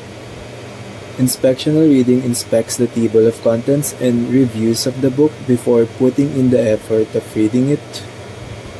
Analytical reading deals with the entire theme of the book, the author's motivation, and the components and details of it. Synoptical reading collects and compares multiple books and compares them to your experience for a better understanding of the subject. There are stages and different kinds of elementary reading, but it starts in kindergarten. There are mysterious happenings when we start deriving meaning from a string of words, forming sentences that philosophers and scientists are still grappling with. It may be the most intellectual nourishment we can give to our brains. The last page of elementary reading happens in our early teens, where we can comfortably read anything without pausing as much. Inspectional reading allows us to go through the contents of the books quickly, especially the most important ones, such as the reviews, preface, and introduction, to get a preview of the content of the book, even though we don't intend to read it. Analytical reading answers the questions: what is this book all about? What is the theme of the book? What problems is this author trying to solve? What kind of book is this? This is probably the most important part of the book because it deals with how you critically analyze the content and how it relates to the big picture and the author's motivation. You cannot do analytical reading unless you are comfortable with understanding each syntax and rule around the sentences of the language you are trying to understand. Similarly, it will be hard to understand the author's main objectives without glancing through the contents of the book and relating it by answering questions about its main objectives. Synoptical reading allows us to combine our interpretation of multiple texts from our own theories and research. Being good in synoptical reading and forming our own theories and conclusions is the main goal of being literate in order to form our contribution in the ever-growing research papers that convert to megabytes of knowledge in the hard drive of the world. We tackle different types of reading, but good books cannot really be tackled through analytical reading alone. We must live with them throughout our lives because they provide different meanings in every stage of our life. In the next chapter, we'll dig deeper into synoptical reading, which is the analytical reading of multiple books to form our own conclusions. Storage of computers. Linux storage. Storage of computers is the bread and butter of the world. It's how we are able to power the internet, Cloud providers are built on storage drives in data centers, so it's important to learn the basics of storage. Linux supports HDD and SSD to store its OS, while they store data differently. They, there are standard methods to interface with its OS. There are four standard interfaces to Linux. 1. PATA, which uses a parallel interface to interface with the OS. It supports two adapters at a time and uses a wide cable. 2. SATA uses a serial interface with much faster speed than PATA and supports up to 4 devices per adapter. 3. SCSI uses a parallel interface with the speed of SATA and support up to 8 devices. 4. NVMe uses a parallel interface but with maximum speed. It supports up to 12 devices. Once Linux connects to the drive, the Linux kernel organizes and stores the drive in the /dev file as a raw file. Every subsequent read and write will be stored in it. It stores PATA storage as /dev/HDDX, NVMe as /dev/NVMeX, and SATA and SCSI as /dev/SDDX, with the first drive starting with the letter A. Partitioning drives. Most operating systems allows you to partition drives to allow the separation of files such as user data and the operating system. User data always changes, so if we differentiate it with the operating system files, it makes a big difference. Old BIOS storage supports MBR, which has support for only 4 partitions, but we can extend partitions through an extended partition. Linux starts the number of files at 5 instead of 1 for the extended partition. New BIOS such as UEFI supports up to 128 partitions. Linux creates separate files for each storage device we connect even after the invention of removable storage, so it becomes a problem, hence the invention of the UDEV application. The UDEV application runs at all times in the background to detect all storage connected to Linux. It separates files based on 1. Manufacturer serial number and model. 2. Label we define to the storage. 3. Port they are connected to. 4. 128 unique identifier assigned to the device. We can permanently label our storage device to separate with removable through labeling. We need to partition our drive even if it's only one partition.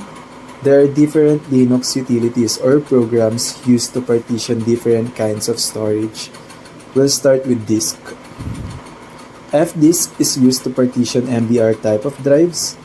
It allows you to create, modify, view, and delete partitions, but you cannot change its size. It has its own command line tools we must use to partition the drive.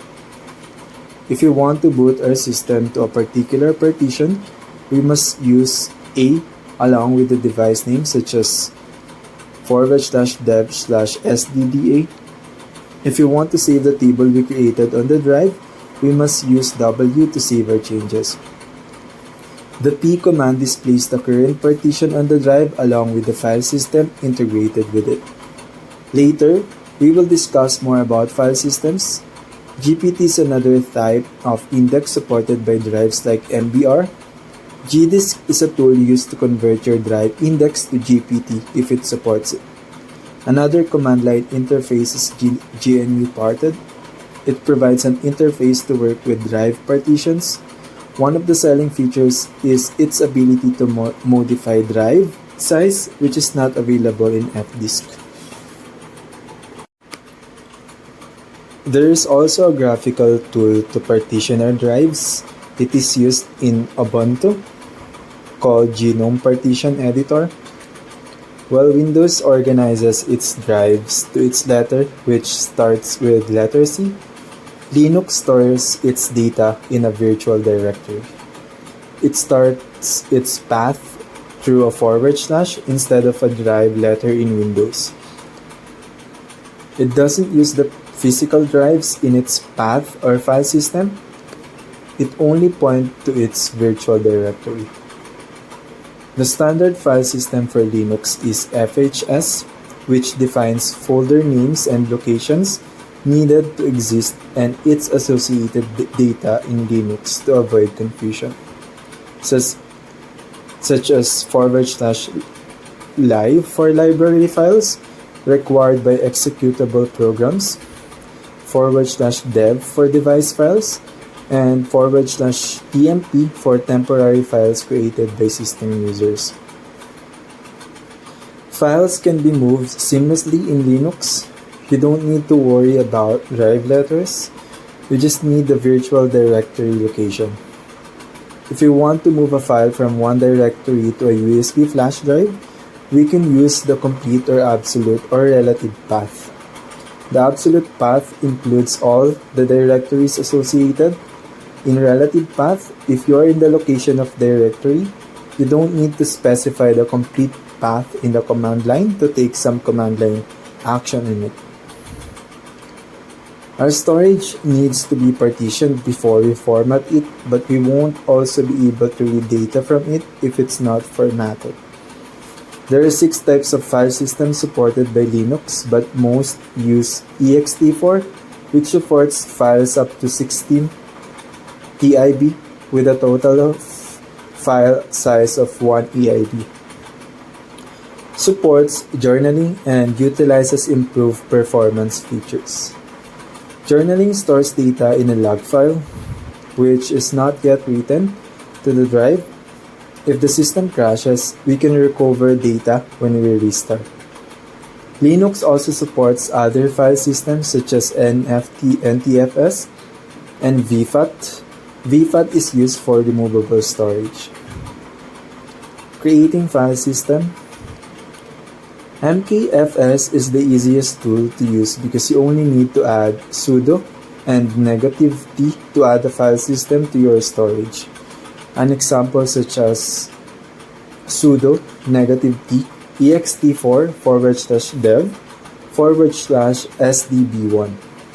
Be careful when we format a partition because all data existing in it will be lost, called reformat.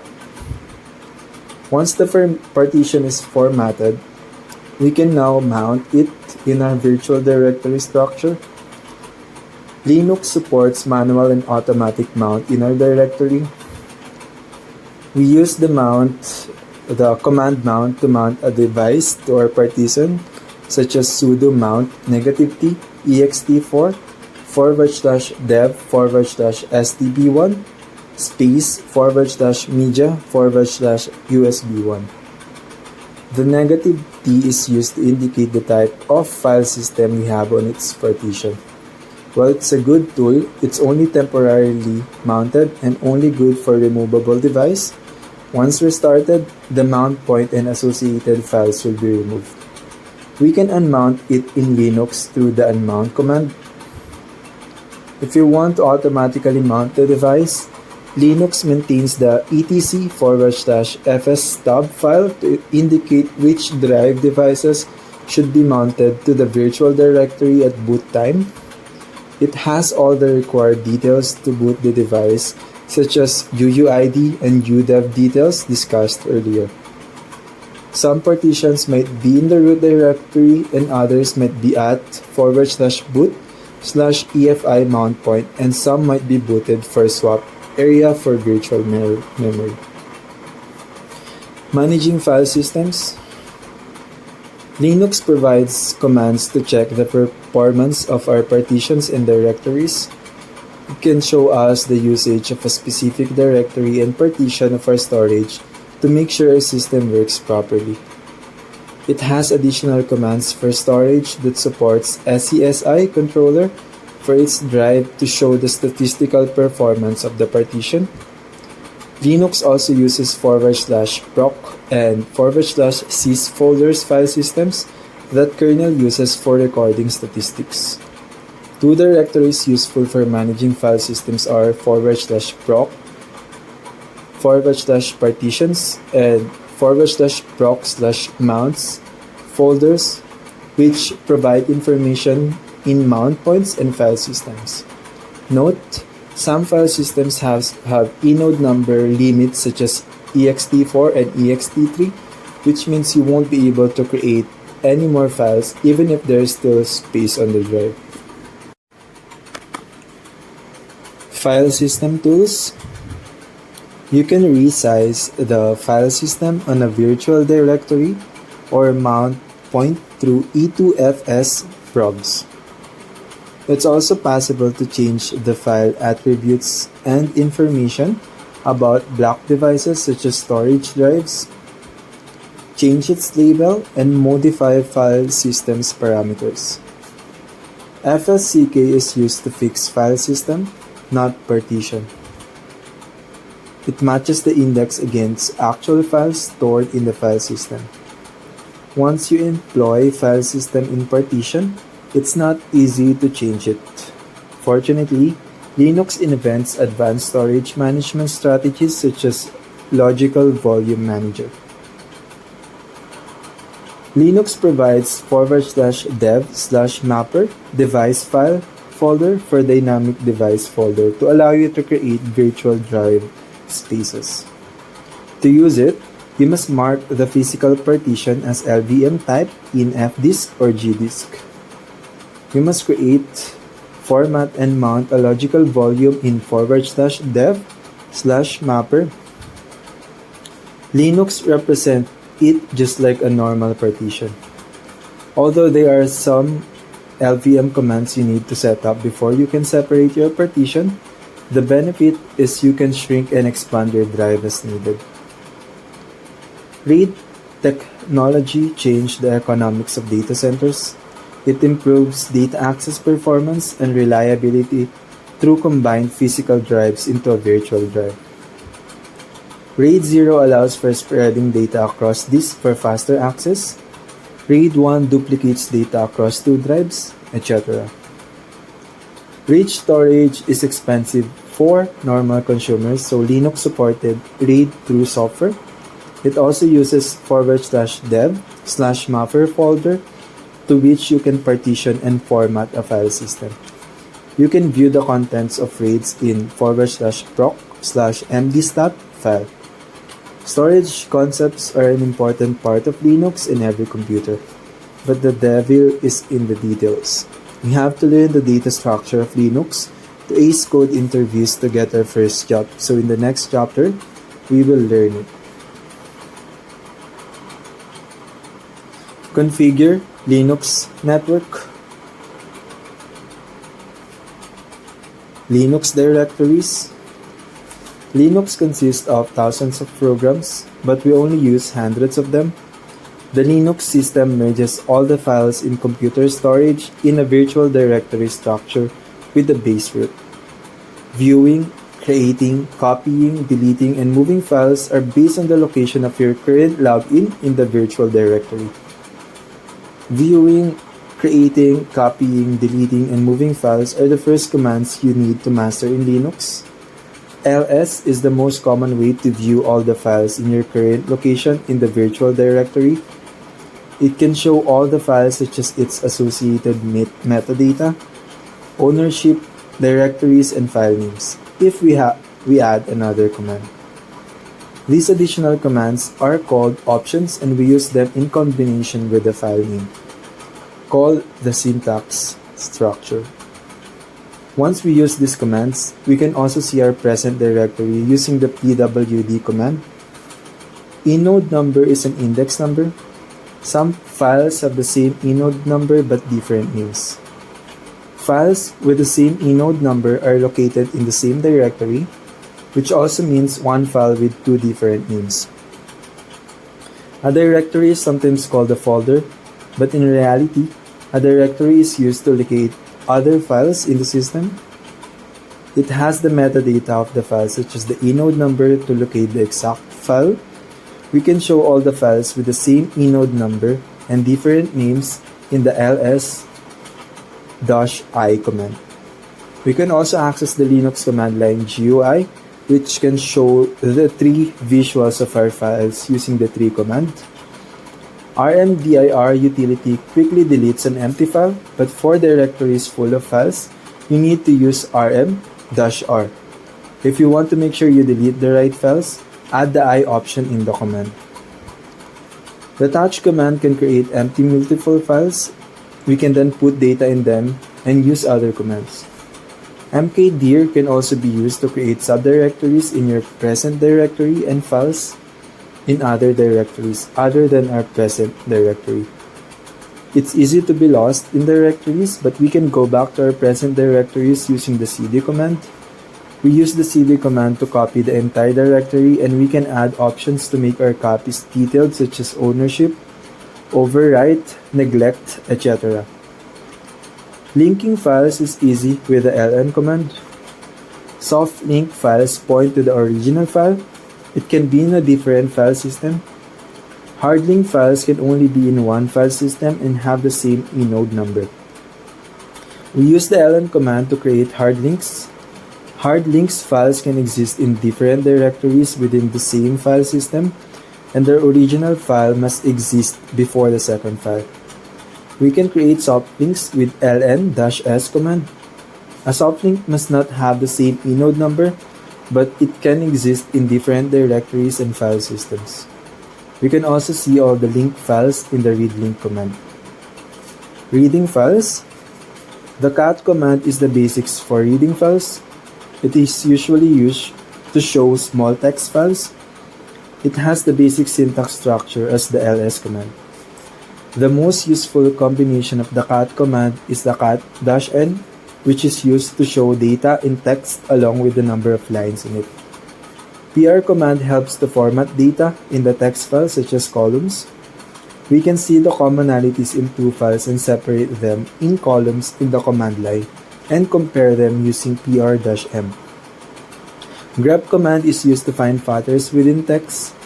Head and tail command help us show the first and last line of our commands.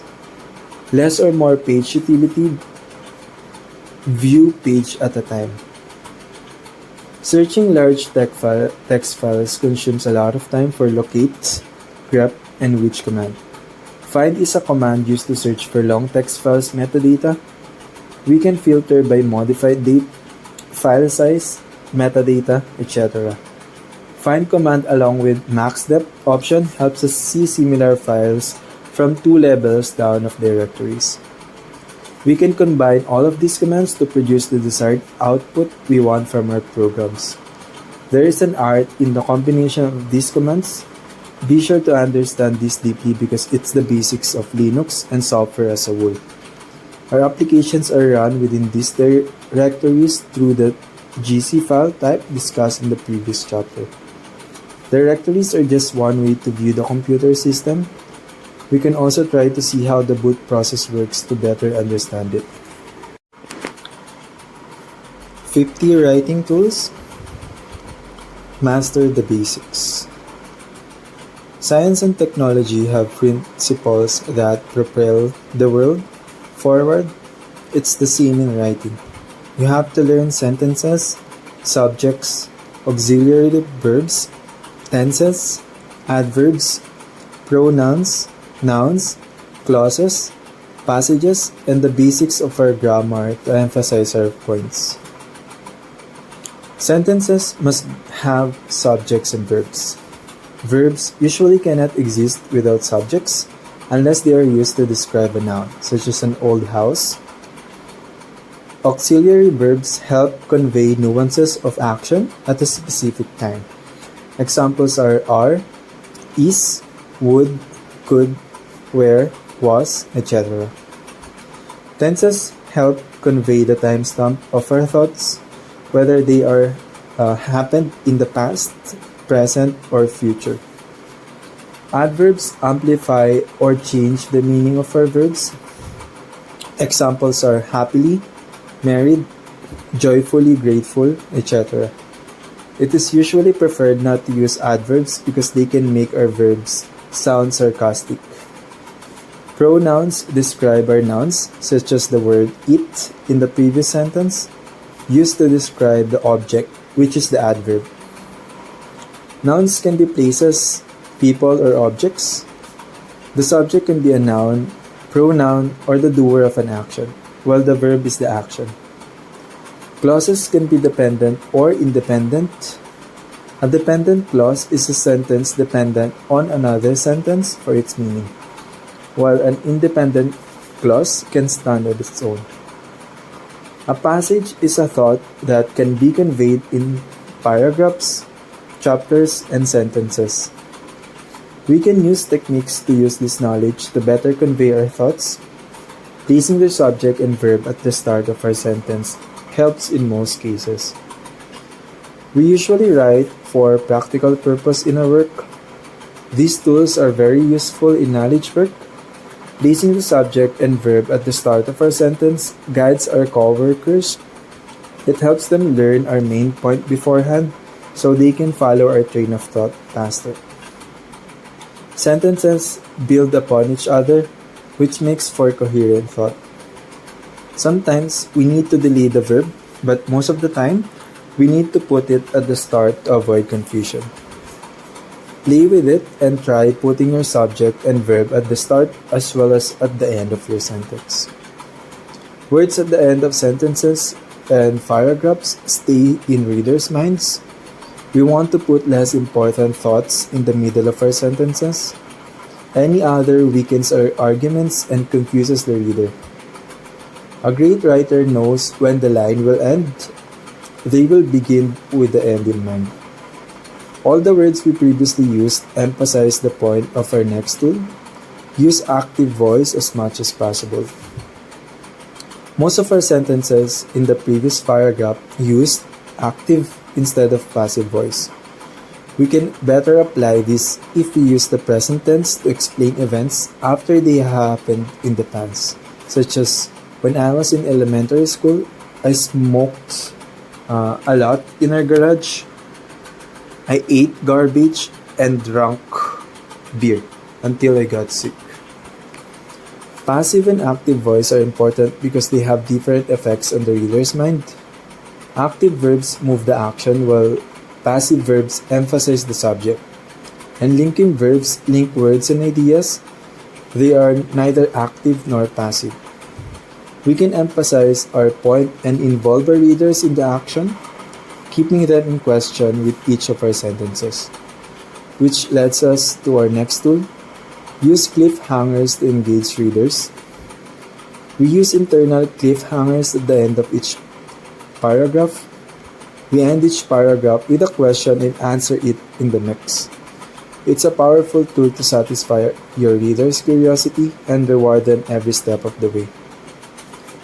Placing the subject and verb near the start, placing important words at the end, using active voice as much as you can, using passive voice to emphasize the receiver, and using cliffhangers to entice readers are the basic building blocks of writing. Master these tools, and you are on your way to a great career. The structure of our writing depends on the story we want to convey, which led us to use fiction typewriting in this essay instead of practical typewriting to make our point.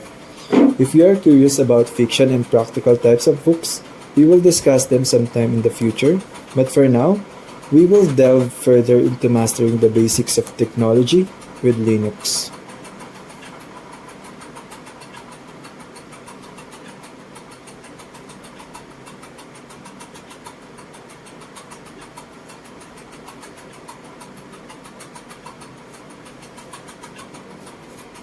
In this chapter, we will tackle the use of syllables instead of symbols and begin with the end in mind as tools used to make our writing better.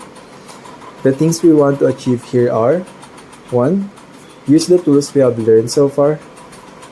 2. Use them in different ways and see what fits our personality. 3. Make it easy to understand. 4. Make it practical by the use of exercises.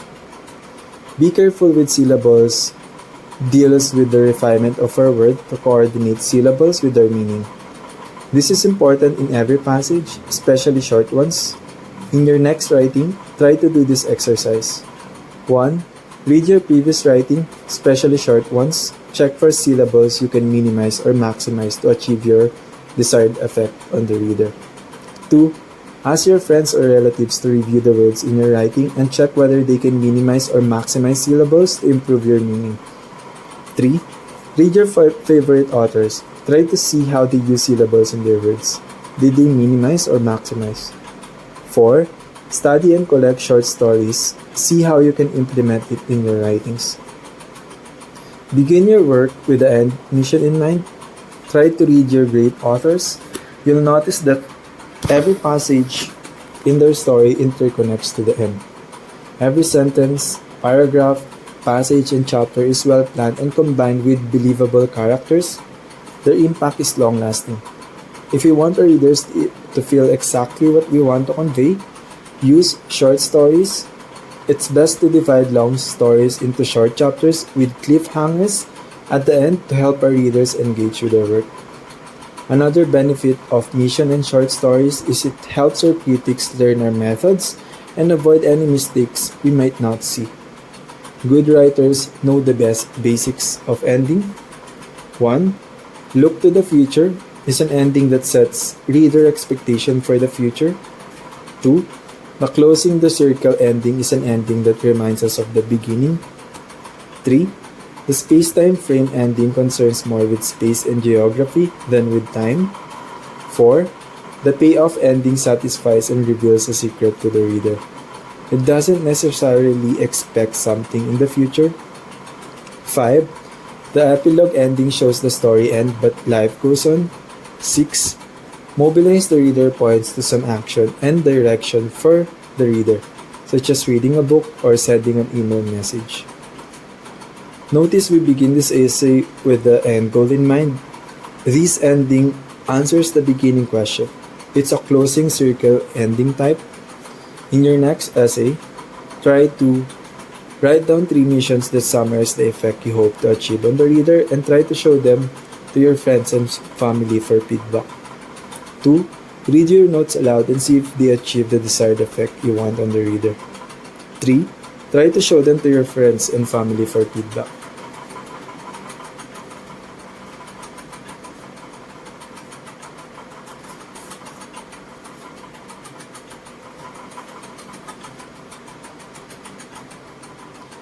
Writing tools. Juxtaposition and foreshadowing are other tools we can add to our skill set. Juxtaposition shows a contrast of images to our readers, helping them better understand the gravity of a situation, such as a 6-foot-tall person holding a 3-foot-tall petite woman. Foreshadowing provides hints to our readers about what to expect at the finish line, gradually leading them to understand our point and encouraging them to continue reading. Configure Linux command line. Our Linux server cannot do much without a connection to the outside world. 5 things we need to configure are host address, network subnet, address, default router, system hostname, and DNS server. We can configure our Linux networks in 3 ways: editing configuration files, using the command line, and using GUI. Editing the configuration file. There is no standard configuration file for Linux, but they have common features. They all define required network settings in separate values. The Debian Linux system has multiple files associated with networks. Some networks can have multiple DNS servers associated with them. If we want some hosts to connect faster, we can put them into the /etc/host file to make the Linux system look for them before DNS.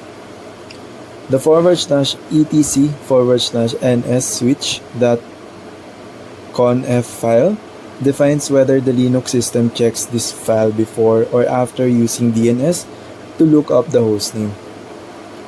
Linux GUI. The Linux GUI appears at boot time of your Linux distribution. It uses the network manager available as an icon in the system tree. You can configure the 4 network values in it, and you can also set the DHCP to determine the settings for you. The Linux system will update the settings as new update arise. Linux command line. The network manager has A and B command line tools. A has a GUI interface while B does not.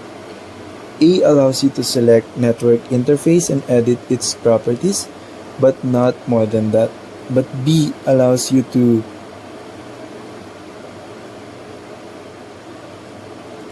configure detailed actions. IP Route 2 Utilities is a package tool utility which has many programs, but IP is the most common. You can use IP space option to output the action you want, such as the available device on the network by IP link. IP Route 2 Utilities can also configure the way packets are sent and received, such as duplex. The Net Legacy tool is an older package utility which can allow you to configure the network settings in the command line. It allows you to set your target network and router or gateway. Both of these packages allow you to show the network settings on the command line to change it to your desired configuration. Once the network card or NIC is properly set, you can proceed to assign it an IP address and default route to connect it with other networks. You can also fine-tune your network parameters using dfile, which is used by the Linux kernel when it interacts with NIC.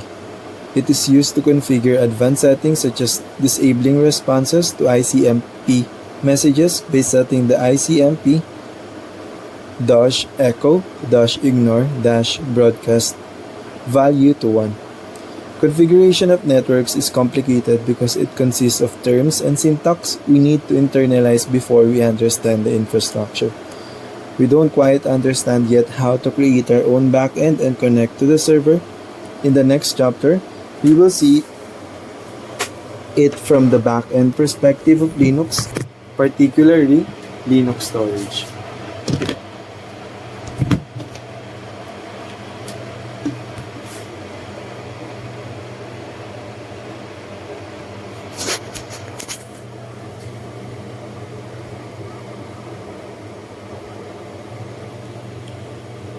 The Linux boot process.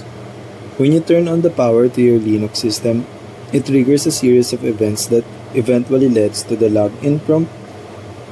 In those cases, it helps to have a basic understanding of just how Linux boots the operating system and starts programs so you can troubleshoot them. Following the boot process, the Linux boot process can be split into 3 main steps. 1. The workstation firmware starts, performing a quick check of the hardware, called the power on self-test or post, and then looks for a bootloader program to run from a bootable device. 2. The bootloader runs and determines what Linux kernel program to load. 3. The kernel program loads into memory and starts the necessary background programs required for the system to operate, such as graphical desktop manager for desktops or web and database servers for servers. While on the surface, these 3 steps may seem simple, a ballet of operations happens to keep the boot process working. Each step performs several actions as they prepare your system to run Linux. Viewing the boot process, you'll see lots of informative messages scroll by as the system detects hardware and loads software. Some graphical desktop Linux distributions hide the boot messages in a separate console window when they start up. Often you can press either the Escape key or the Ctrl-Alt plus F1 key combination to view those messages. Usually the boot messages scroll by quickly and it's hard to see what's happening. If you need to troubleshoot boot problems, you can review the boot time messages using the dmessage command. Most Linux distributions copy the boot kernel messages into a special ring buffer in memory called the kernel ring buffer. The buffer is circular and set of predetermined size. As new messages are logged in the buffer, older messages are rotated out. The dmessage command displays the most recent boot messages that are currently stored in the kernel ring buffer. Most Linux distributions also store the boot messages in a log file, usually in the /var/log folder. For both Debian based and Red Hat based systems, the file is usually /var/log/boot.log. But some legacy Linux systems may use /var/log/boot. The firmware startup. All IBM-compatible workstations and servers utilize some type of built-in firmware to control how the installed operating system starts. On older workstations and servers, this firmware was called the Basic Input or Output System, BIOS. On newer workstations and servers, a method called the Unified Extensible Firmware Interface maintains the system hardware status and launches an installed operating system. The BIOS startup. The BIOS firmware had a simplistic menu interface that allows you to change some settings to control how the system found hardware and define what device the BIOS should use to start the operating system. One limitation of the original BIOS firmware was that it could read only one sector's worth of data from a hard drive into memory to RAM. That's not enough space to load an entire operating system. To get around that limitation, most operating systems, including Linux and Microsoft Windows, split the process into two parts. First, the BIOS runs a bootloader program, a small program that initializes the necessary hardware to find and run the full operating system program. It's often found at another location on the same hard drive, but sometimes on separate internal or external storage device. The bootloader program usually has a configuration file, so you can tell it where to find the actual operating system file to run, or even to produce a small menu allowing the users to boot between multiple operating systems. To get things started, the BIOS must know where to find the bootloader program on an installed storage device. Most BIOS setups allow you to load the bootloader program from several locations: an internal hard drive, an external hard drive, a CD or DVD drive, a USB memory stick, an ISO file, a network server using either NFS, HTTP, or FTP. When booting from a hard drive, you must designate the hard drive and the partition on the hard drive from which the BIOS should load the bootloader program. This is done by defining a master boot record. The MBR is the first sector on the first hard drive partition on the system. There is only one MBR for the computer system. The BIOS looks for the MBR and reads the program stored there into memory. Since the bootloader program must fit in one sector, it must be very small so it can't do too much. The bootloader program mainly points to the location of the actual operating system kernel file, stored in a boot sector of a separate partition installed in the system. There are no size limitation on the kernel boot file. The bootloader program isn't required to point directly to an operating system kernel file. It can point to any type of program, including another bootloader program. You can create a primary bootloader program that points to a secondary bootloader program, which provides options to load multiple operating systems. This process is called chain loading. The UEFI startup. As operating systems became more complicated, it eventually became clear that a new boot method needed to be developed.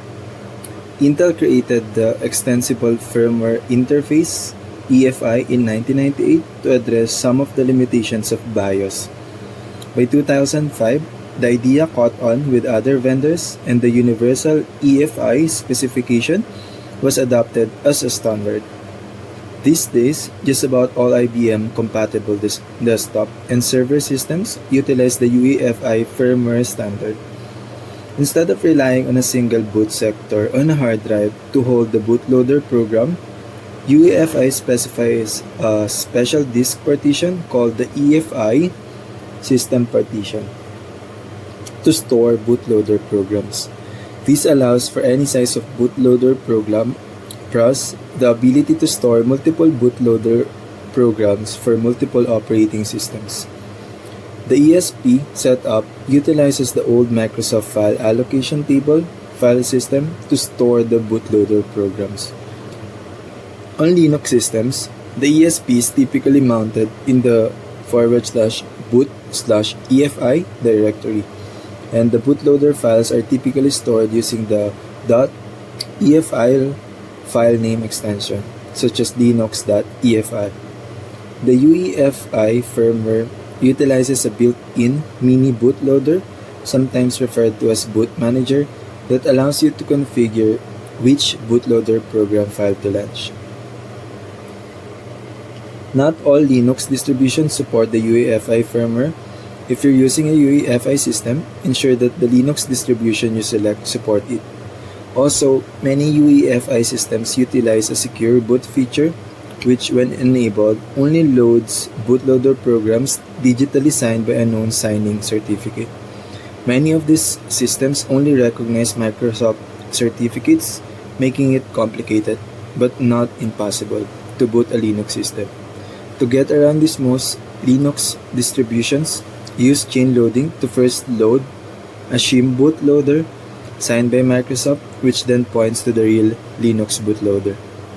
With UEFI, you need to register each individual bootloader file you want to appear at boot time in the Boot Manager interface menu. You can then select the bootloader to run each time you boot the system. Once the firmware finds and runs the bootloader, its job is done. The bootloader setup step in the boot process can be somewhat complicated. The next section dives into covering that. Linux bootloaders. The bootloader program helps bridge the gap between the system firmware and the full Linux operating system kernel. In Linux, there are several choices of bootloaders to use. However, the main bootloader programs that have been used by default in Linux distribution are as follows: Linux Loader or Lilo, Grand Unified Bootloader, Legacy, Grab2. In the original versions of Linux, the Linux Loader bootloader was the only bootloader program available. It was extremely limited in what it could do, but it can accomplish its purpose, loading the Linux kernel from the BIOS startup. The Lilo configuration file is stored in a single file, /etc/lilo.conf, which defines the systems to boot. Unfortunately, Lilo doesn't work with UEFI systems, so it has limited use on modern systems and is quickly fading into history. The first version of the Grab bootloader, now called Grab Legacy, was created in 1999 to provide more robust and configurable bootloader to replace Lilo. Grab quickly became the default bootloader for all Linux distributions, whether they were run on BIOS or UEFI systems. Grab2 was created in 2005 as a total rewrite of the Grab legacy system. It supports advanced features such as the ability to load hardware driver modules and using logic statements to dynamically alter the boot menu options, depending on conditions detected on the system, such as if an external hard drive is connected.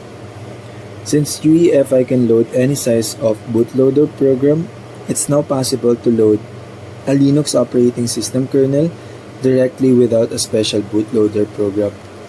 This feature was incorporated in the Linux kernel starting with version 3.3.0. However, this method isn't common as bootloader programs can provide more versatility in booting, especially when working with multiple operating systems. The following sections walk through the basics of both the Grub Legacy and Grub 2 bootloaders, which should cover just about every Linux distribution that you'll run into these days. Letter C.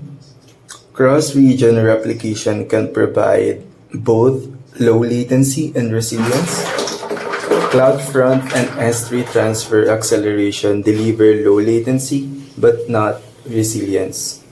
Read arrays can deliver both but only on EBS volumes. Letter A. S3 transfer acceleration makes use of CloudFront locations. Neither S3 cross-region replication nor EC2 autoscaling uses CloudFront edge locations, and the EBS data transfer wizard doesn't exist, although perhaps it should. Letter B. Scalability is managed automatically by RDS, and there is no way for you to improve it through user configurations. Indexes, schemas, and views should be optimized as much as possible. Letter D and E. This is number 9. Automated patches, out of the box autoscaling, and updates are benefits of managed service like RDS, not out of custom built EC2 based databases. Number 10, PND. Integrated enhanced graphics and autoscaling can both help here. Amazon Lightsail is meant for providing quick and easy compute deployments. Elasticsearch isn't likely to help with the graphics workload. CloudFront can help with media transfers but not with graphics processing. Number 11, letter C. The network load balancer is designed for any TCP-based application and preserves the source IP address. The application load balancer terminates HTTP and HTTPS connections, and it's designed for applications running in a VPC, but it doesn't preserve the source IP address. The classic load balancer works with any TCP-based application, but doesn't preserve the source IP address.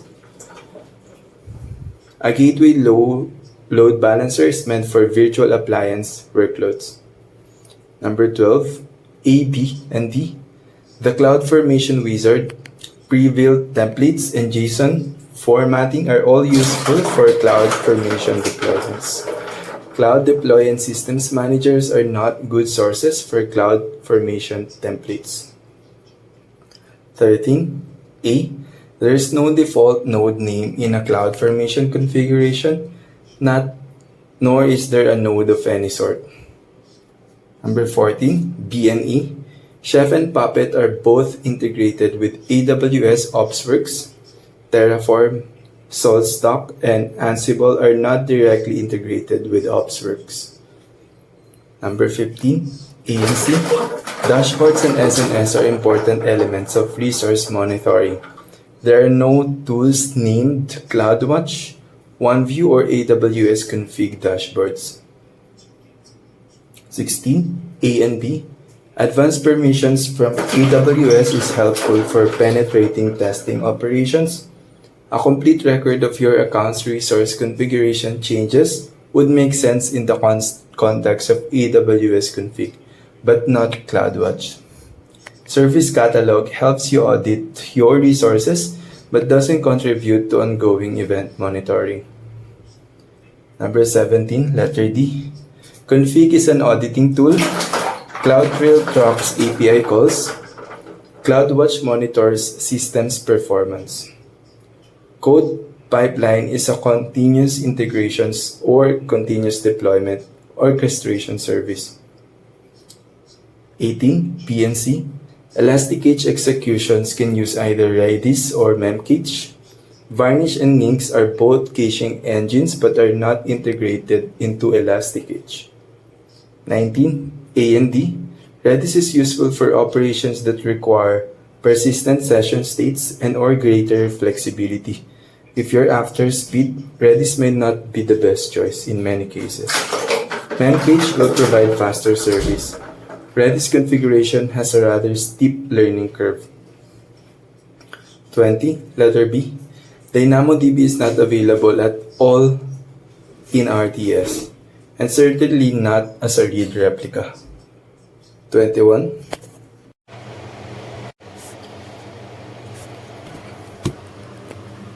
Grub Legacy.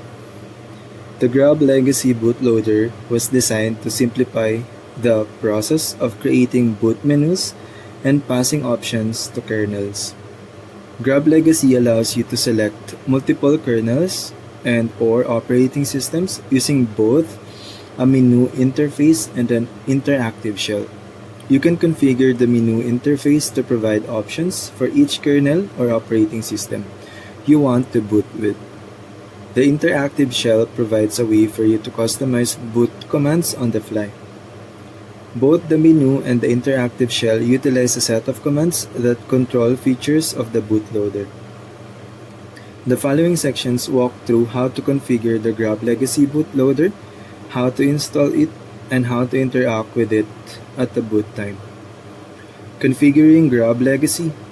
When you use the Grub Legacy interactive menu, you need to tell it what options to show using special Grub menu commands. The Grub Legacy system stores the menu commands in a standard text configuration file called menu.lst. This file is stored in the /boot/grub folder. While not a requirement, some Linux distributions create a separate or boot partition on the hard drive. Red Hat derived Linux distributions such as CentOS and Fedora use grub.conf instead of menu.lst for configuration file. The Grub Legacy configuration file consists of two sections: global definitions, operating system boot definitions. The global definition section defines commands that control the overall operation of the Grub Legacy boot menu. The global definition must appear first in the configuration file. There are only a handful of global settings that you can make. Table 5.1 show these settings. Grub Legacy global commands. Color specifies the foreground and background colors to use in the boot menu. Default defines the default menu option to select. Fallback, a secondary menu selection to use if the default menu option fails. Hidden menu doesn't display the menu selection options. Splash image points to an image file to use as the background for the boot menu. Timeout specifies the amount of time to wait for a menu selection before using the default. For Grub Legacy, to define a value for a command, you list the value as a command line parameter. Default 0, timeout 10, color white, blue, yellow, blue. The color command defines the color scheme for the menu. The first pair defines the foreground or background pair for normal menu entries, while the second pair defines the foreground or background pair for the selected menu entry. After the global definitions, you place definitions for the individual operating systems that are installed on the system. Each operating system should have its own definition section. There are a lot of boot definition settings that you can use to customize how the boot loader finds the operating system kernel file. Fortunately, only a few commands are required to define the operating system. The ones to remember are listed here. Title, the first line for each boot definition section. This is what appears in the boot menu. Root defines the disk and partition where the grub or boot folder partition is on the system. Kernel defines the kernel image file stored in the /boot folder to load. initrd defines the initial RAM disk file which contains drivers necessary for the kernel to interact with the system hardware. Root no verify defines non-Linux boot partitions such as Windows. The root command defines the hard drive and partition that contains the /boot folder for Grub Legacy. Unfortunately, Grub Legacy uses a somewhat odd way of referencing those values. HD drive partition. Also, unfortunately, Grab Legacy doesn't refer to hard drives the way Linux does.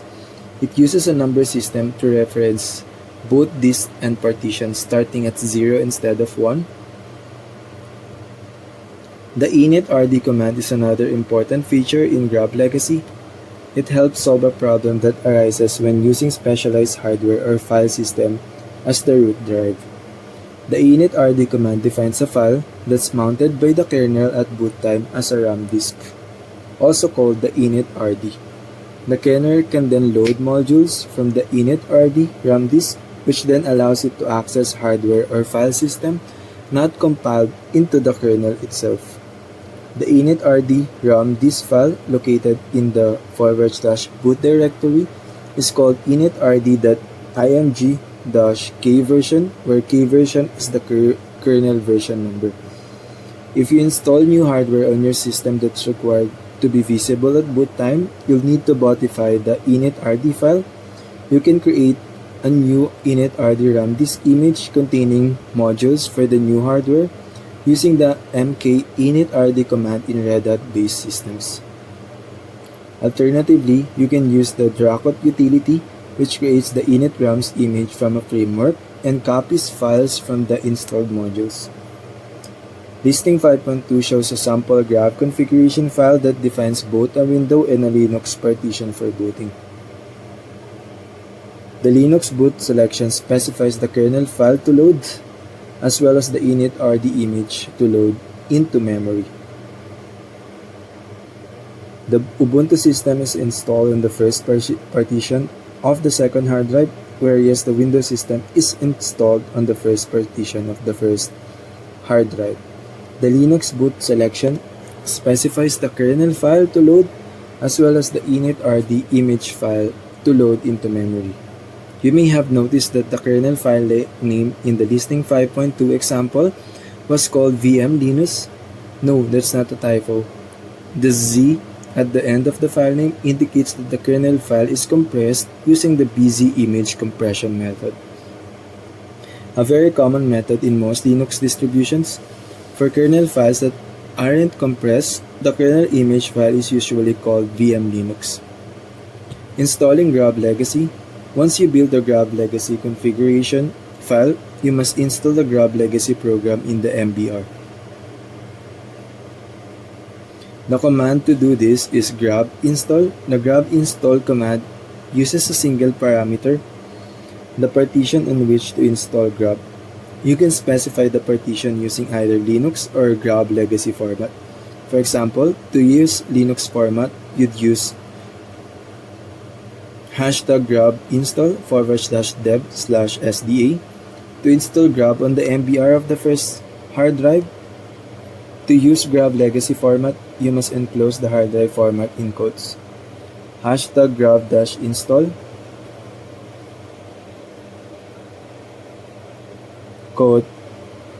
HD0. If you're using the chain loading method and prefer to install a copy of Grab Legacy on the boot sector of a partition instead of the MBR of a hard drive, you must specify the partition, again using either Linux or Grab format. You don't need to reinstall Grab Legacy in the MBR after making changes to the configuration file. Grab Legacy reads the configuration file each time it runs. Interacting with Grab Legacy. When you boot a system that uses the Grab Legacy bootloader, you'll see a menu that shows the boot options you define in the configuration file. If you wait for the timeout to expire, the default boot option will process. Alternatively, you can use the arrow keys to select one of the boot options and then press the enter key to select it. You can also edit boot options on the fly from the Grab menu. First, arrow to the boot option you want to modify and then press the E key. Use the arrow key to move the cursor to the line you need to modify and then press the E key to edit it. Press the B key to boot the system using the new values. You can also press the C key at any time to enter an interactive shell mode, allowing you to submit commands on the fly.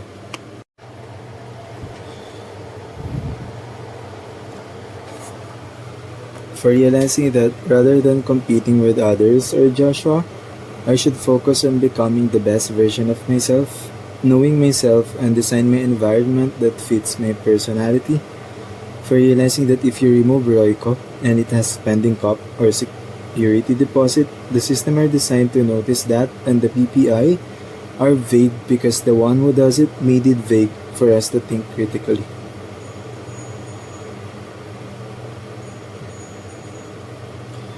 How other agents treat the customer and how customer treat rep matters too. That will be the mood of the call, so you also have to be aware of that. My money is just a number. Garrett is Garrett without money. Setting your word to a number is like concentration camps.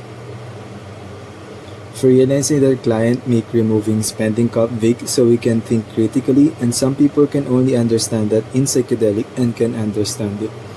For realizing that I should find another way to be smart, some other biohacking tech. Most of our rich clients are not actually talking to us on the phone, and if they do, they usually have a solution and patience-based approach. They don't use words like, "You said, it's never my fault, I don't care." Most rich people have humilities because it just makes you a better person and problem solver. It also makes you cooperative because they understand that no one does it alone. One of the key financial decisions that made people wealthy is they don't live below their means. Look at Value Investor book. It's actually how you become rich by not assigning who you are to a number. You should also make the middle part perfect, of course, but more importantly, the beginning and the end of the call. Our company is not unique. Almost every company in the Philippines are having internet issue. Even Canada stores has internet issue, even meet Kevin in California. That's why Elon Musk needs to fix his inefficiencies. The picture mindset that we need to make our business easier to do business with is big. You have to come up with useful rebuttals that you can use to the customer, like, "I want to activate your SIM card, but at the same time, I want to tell you the truth and save you time. That's why I set your expectation in the beginning of the call. You can use but at the same time. I'm trying to explain you the process because Canadian understand that it's all about the process."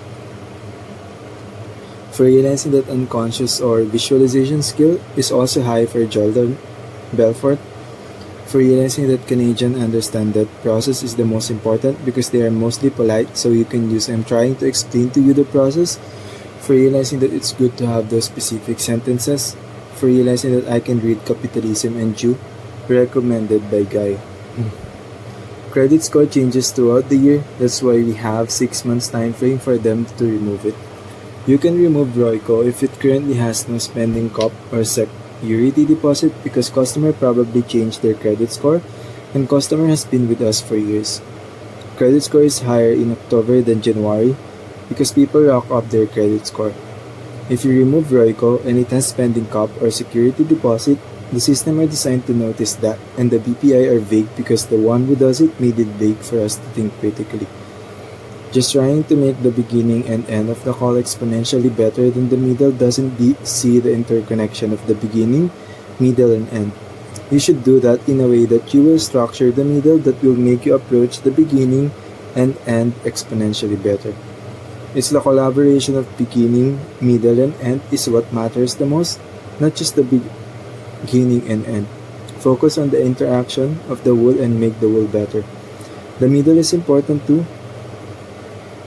Just like your hands are an employee in the company, without it, the company would not function. Adversity is in fact the best teacher of all if we take responsibility of our mistakes. They offer priceless opportunities about ourselves and how we need to improve. For realizing that I should read book and change environment when I am caught up by envy in my room. For realizing that car or motor should be a gun, so I shouldn't buy NMAX. For realizing that Jews excel in Philippines in free competition environment. For realizing that investing, no one would really know the company, even the company's accountant with high probability. For realizing that you are heartbroken by your failure in T-Mob and Sitel because you still assign yourself to a number or to those things. For realizing that I am the kind of guy who removes himself to the situation and think objectively, and complexity excites me. The good Lord incentivizes us to increase our dependency upon each other, so the more interconnected or detailed the interconnection, the better the system is. He rewards us with the blessings of financial abundance. In other words, we each win more of a living with less effort when we specialize in trade. The process is called business. God rewards us by specializing by inventing focus and momentum principle. So the more detailed and the more close to truth and close to lie you create, the more interconnected the system is. For realizing that envy is continuous, we always have to choose new environment if necessary. For realizing that Walmart customer buy Walmart products because of countless different things like free parking, care personality, everything available and so on. For realizing that neuroscientists know little about how brain works, that's why it's important to believe secrets that's being like K-pop is more like an art than science. For realizing that the details on how Walmart save customer money is by making the suppliers spend less money by making them more efficient. For realizing that people losing a lot of money from fraud because the idea of having your credit card online really has a lot of regulatory and fraud issue, because these are people life savings and there are major repercussions if it didn't work. Fraud online can never vanish because you can see them in person. For realizing that I had the dream of fraud in Google headquarters in Philippines. For realizing that millions were lost upon fraud because hackers seized the promotional fee that paid to customer because most customers are not comfortable putting their credit cards online. You can use this bill for PCI compliance. For realizing that we should focus on what we do not see in the call, not just blink because that's God wants us to do. For realizing that OM knows that he needs to be fair with his employees because it's not just a one-time transaction, because how you treat your employees is how they will treat your customer. For realizing that just like in investing, humans are subject to environment, biases, and tones, and we can't help but be overwhelmed by those emotion impulse. For realizing that customers are not thinking of the words I am saying when I am out of words. They sense something in your tone that make them question your words. So to fix your words, you have to close them unconsciously first. As you learn, our environment is stronger than our brain. We cannot hack our brain by our brain. Also, our environment can continuously stimulate this feeling of envy, so it's important to choose the right environment continuously. It's also important to consciously choose what goes into our mind, just like cancer patient, and to have our willpower better so that we can be a little bit rational. That's why you need to go outside and change environment when you are caught up by envy in your room. You can also get out of Park Circle or Yen if it's making you unproductive at this point of your life. Even the experts in salon does not understand that handsome changes over time. Also, they do not understand that perception is how we perceive reality or true unconscious. You can use that knowledge to fix yourself until you become like K-pop, because even neuroscientists know little about how our brain works. For realizing that I should always have allowance for worst scenario, and of course be great customer service if customer is already validated, but have an allowance. For realizing that hanging out with Park Circle may not be productive at this point of your life. For realizing that customers that are asking why other agents' opinions change or why our process works need to learn that markets change because it's a complex, adaptive system and they need to be ready in change. So worst case scenario lifestyle, meet Kevin or unfortunately, really works. For realizing that I would not recognize David Ray or that world is collaboration if my past didn't happen. For realizing that I would not realize economics and that investing is more of an emotional, which is taught by value investor. For realizing that I would not realize that Napoleon Hill is a scum if not of my past. There are infinite number of tonalities, but we mostly use 10 tonalities to persuade because that's how the world works. 45% of communication is tonality, 45% is body language. Fraud is complicated because it's like economy. It's complex adaptive system because it's dealing with people's life saving, and it's 10th commandment of God, do not steal. So the customer who are asking why our process are constantly changing has not been informed by the agent onset of the call and then doesn't understand markets or the world, and that needs to be changed to them. customer can become habituate if you only use one tonality during the call. You can also add absolute certainty since it's useful at the beginning of and end of the call. Visualizing works because it's 200 million times powerful than conscious mind. It also works in communication because we should focus on what we do not see rather than what we see. Advanced Linux command line tools. Web applications we use daily came from advanced command lines. The smartest people work hard to invent all of these commands. They thought a lot about the infrastructure that surrounds their software today. These tools allow us to search and uncover the knowledge we want quickly. Once you've created a text file, you must know how to extract the information fast. In this chapter, we will discuss processing text file, such as filtering, formatting, redirection of input and output, command piping, command line creation, and editing of text files. Cut command. It's useful to cut through sections of our records and display them on our screen. The basic way to do it is through the cut command. To make sense of this command, we must know the text file record, text file delimiter, and text file change. The cut command uses the syntax structure cut option file name. A text file record is a line in a text file which ends in a new feed line, ASC, numerical 2-character LF, indicated by a $sign. The cat E command allows us to see if our text file record uses this type of character. A text file delimiter is the separation of items in the text, such as a colon in the password file.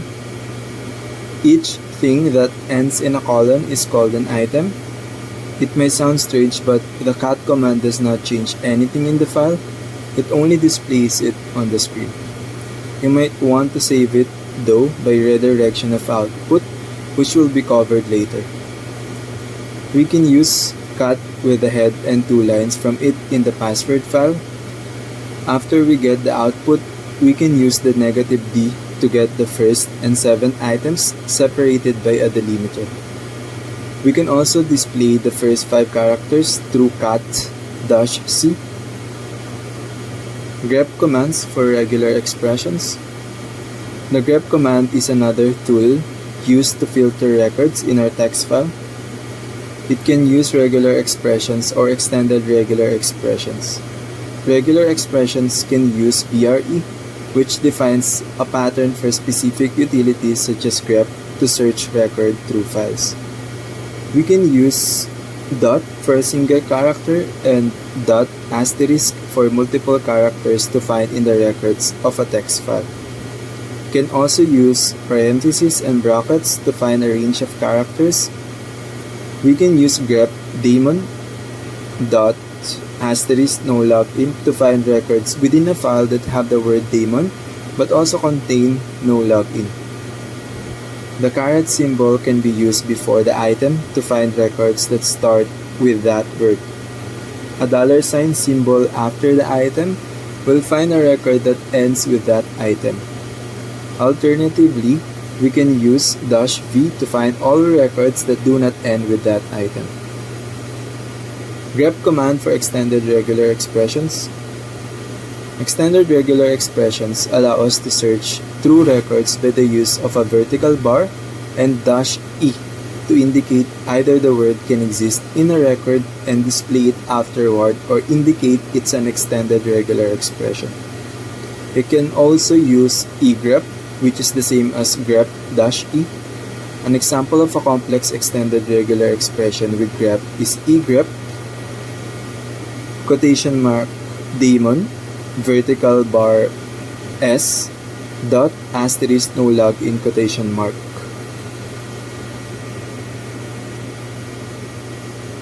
/etc/password passwd file to find the records that have either daemon or s and no login word in it in the text file. Formatting text file. The sort utility is the first command we will cover. It formats text in a file and displays it, but it doesn't save it on the disk as all the formatting commands we will discuss later. It has the syntax of sort option file name. We can sort the file name and use the standard system format through the use of sort file name, and it will format the file in alphabetical order. Sort followed by -n allow us to format the file numerically. The cat command's entire purpose in life is to concatenate multiple files. It can be used to show multiple files and compare them.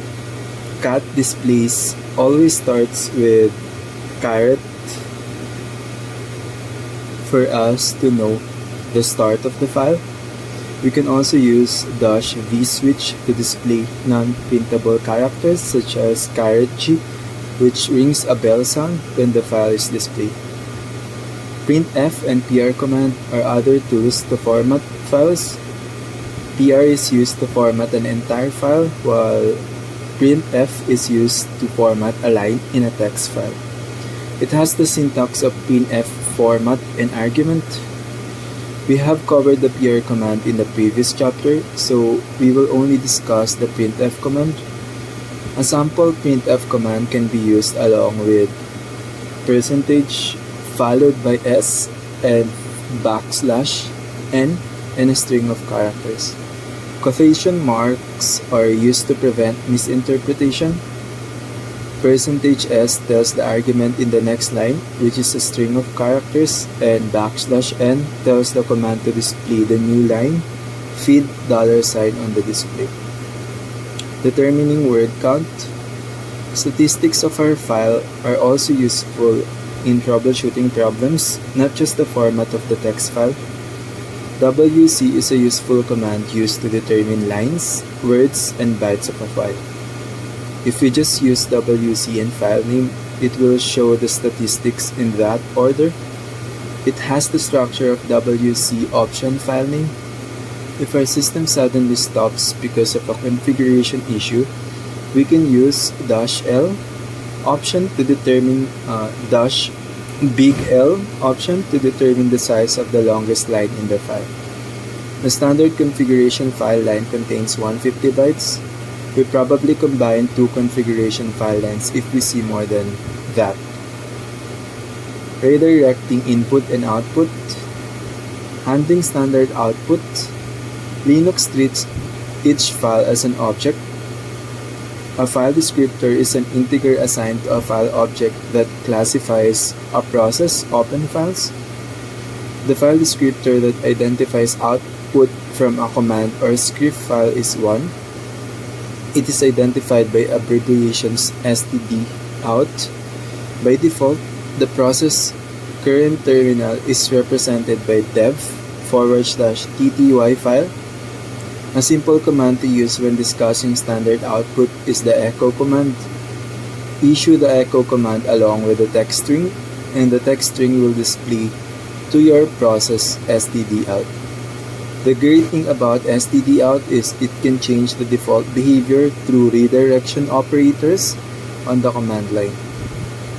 Redirection operators allow you to change the default behavior where input and output are sent. grep command is often used to redirect standard output. Once we filter our accounts or text from a text file or password file, we can use the stdout operator and then to redirect it. If you use the stdout operator to a file that already exists, it will replace it. If you want to append data to an existing file, you must use $! symbol. Redirecting standard error. The file descriptor that identifies a command or script file error is 2. It is abbreviated by stderr, which describes standard error. It is by default sent to /dev/tty like stdout. The redirection operator for this is $! symbol. Likewise, if you want to append to an existing file, you must use $! symbol.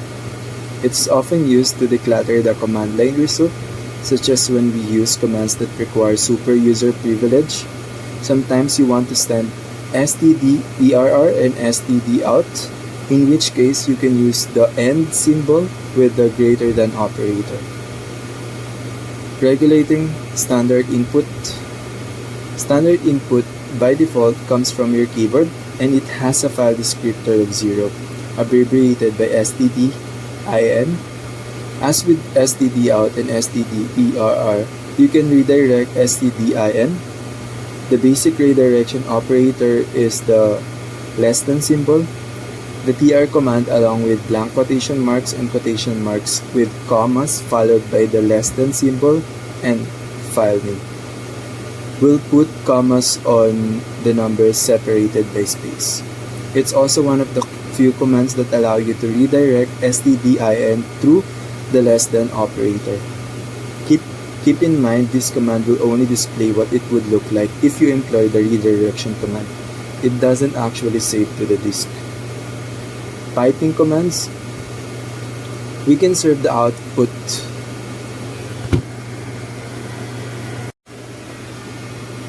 Piping commands. We can serve the output of our command as input in other commands through the use of a vertical line, but keep in mind that some keywords have double vertical lines as their vertical slash. With piping command, we can redirect stderr, stdout, and stdin. All of the commands discussed earlier, such as cut, wc, sort, and less, can be combined to sort the items, characters, and lines in our text file. The T command is what allows us to redirect pipe command output and simultaneously display it on the screen. It's useful when we install software in command line and want to see what's happening and keep a log file of the transaction later. Creating here documents and command lines. Here documents are used to redirect standard input. It allows you to redirect multiple items in a single command. It starts with double greater than just the standard output followed by a keyword, which can be anything. After you assign the redirection operator and keyword, a secondary prompt will appear indicating more data can be entered. The keyword EOF, for example, is entered again to complete and will employ the command you specify to apply in it, such as sort or ls. Creating command lines is useful skill. There are several methods you can use. One of such is XARGS, which can be used to pipe stdout utility. An example can be finding tmp-size 0 vertical line zargs /usr/bin/ls. The output from find utility is piped as stdin into zargs utility. The zargs command uses ls command to list the file. Notice zargs requires not only ls but also the program location in the virtual directory tree.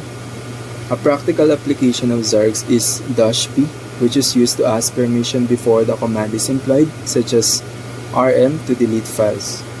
Other methods to create command line are shell expansion, which uses the $sign and parentheses. It's reversed to the pipe order because it is passed from right to left. The shell command on the right of the command line will pass its output as input to the left of the command line, such as $. Parentheses find tmp-size 0. Backticks and brace expansions are also tools to create command lines, but we will not discuss it further. Editing text files. As a Linux administrator, you'll manipulate text files all the time. Editors allow you to manipulate files within your Linux system. Nano and Vim Editor are the editors available in most Linux distributions. It's very useful because it provides a lot of powerful commands to manipulate text. Linux has defined default commands for our editor to provide rules and structure. Nano Editor. Nano provides simple functionality for users. Use Nano if you want to manipulate text requiring simple configuration, and if you want to do complex configuration, you must use Vim. Vim is complex to configure but very powerful. It allows you to manipulate text in its smallest detail. Nano Editor has 4 basic structures: title, body, status, and shortcut. We can enter into Linux distribution Nano Editor through Nano command followed by the file name in command line. The title shows the version of the Nano Editor and the file name. If you don't include the file name in the command, it will show above her name. The body contains the text within the file. We can move up and down through the scroll of the mouse or page up and down key. That's the status messages shows the current events in the text file. It will show the number of lines it contains. Shortcut provides the most useful commands used in it and shows the shortcut keys with caret and its letter. For example, we can delete or cut a text in our text file through the highlight of our cursor and CTRL plus K. Caret means press CTRL. Vim Editor. Most of the distributions have Vim installed as default.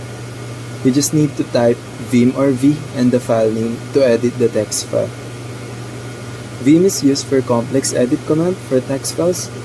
When you enter the Vim editor, it will load the disk file into a buffer and display it on the screen. If you enter the Vim without a text file, it will show a new file in the message area along with the lines and characters read and loaded to the buffer area. There are 3 modes we need to understand to use Vim: command mode, insert mode, and X mode. We go from command to insert and command to X mode. We cannot go from insert to X mode or vice versa. Command mode is used to quickly browse our cursor through the text. Its basic commands consist of moving from the first and last line of the text file, scrolling up and down the whole page, scrolling up and down the half page, moving to the first and last character of the word, etc. We go to insert mode through the I keystroke. You get out from it through the escape key. It is usually after the command mode moves your cursor to the first character of the word you desire and delete it through CW. You can type the word and press escape to leave the mode. You can also type Z to save the deleted word from buffer to the disk. We can get into X mode, which has all the complex edit features, through colon followed by a key and enter. Some useful commands allows us to save the buffer to the disk without leaving the display and while having protection override on permission. Coq is a programming language that manipulates text files as well. It can use else-if statement in its command. It has the syntax structure as the other. We can change the word based on word count from left of the line through Coq's command. All of those concepts are a lot to take. Take a deep breath. It's just a start. We must learn how to automate scripts and Kubernetes to make scalable and efficient web applications, which produce an impact on a lot of people. The purpose of all of these scripts is to serve millions of people with few resources such as Google and Mozilla search engines. We will tackle bash scripts and automation in the next chapter. 50 writing tools. In this chapter, we will discuss long sentences, names, playing with words, establishing a pattern, idea generation, the writing process, and tools to improve your writing. Long sentences can sometimes better explain scenes in your head as long as you're careful. If you choose to write a long sentence, put the main point first. There are 4 types of sentences: simple, complex, main clause plus dependent clause, compound, more than one main clause, and compound complex. Long sentences don't have to be compound complex. We must also choose names with deep meaning behind them, played with unusual words that the average reader can understand but doesn't, often used in everyday use. Use a pattern to explain parallel concepts. Bonus, do the opposite at the end of your parallel ideas. Being prepared for unexpected requirements means doing your homework in advance. You must research your topic and learn everything about it. You should also have an idea box to store all initial ideas to help you think and talk about what you want to write about. A tool that helps organize your writing process includes the following steps: sniff, find a focus, select the best stuff, recognize an order, draft, and clarity. Sniffing gets you around the idea by storing possible writing themes. Finding a focus involves asking the 5 whys to answer the importance of the material to the reader. It can be expressed in a title, essay, question, one perfect word, or a thesis. The best writers select the best stuff. They collect 10 ideas and write one. Next, you must know the type of writing you do to have a structure and vision your reader can follow. Recognize an order. Drafting wisdom allows you to see that writing with perfect and imperfect grammar is no better than the other. It just depends on your purpose. Finally, for some authors, writing is rewriting. They clarify, clarify, and clarify.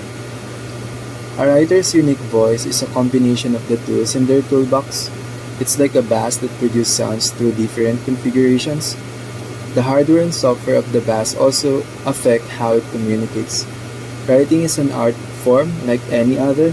It helps us have a language about language, which helps us communicate better. These tools are the basics, like a toolbox from home that you use to fix things. You don't use every tool in the box. When you feel under pressure, you can go back to these basics. We'll deep dive into the basics of commas and grammars to further improve our writing. Linux kernel modules. Modules are self-contained library files.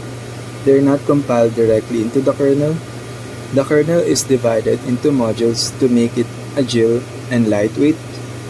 We can dynamically add and remove modules from our kernel. We'll start by exploring the different types of modules, where their files are stored, and where their configuration files are located.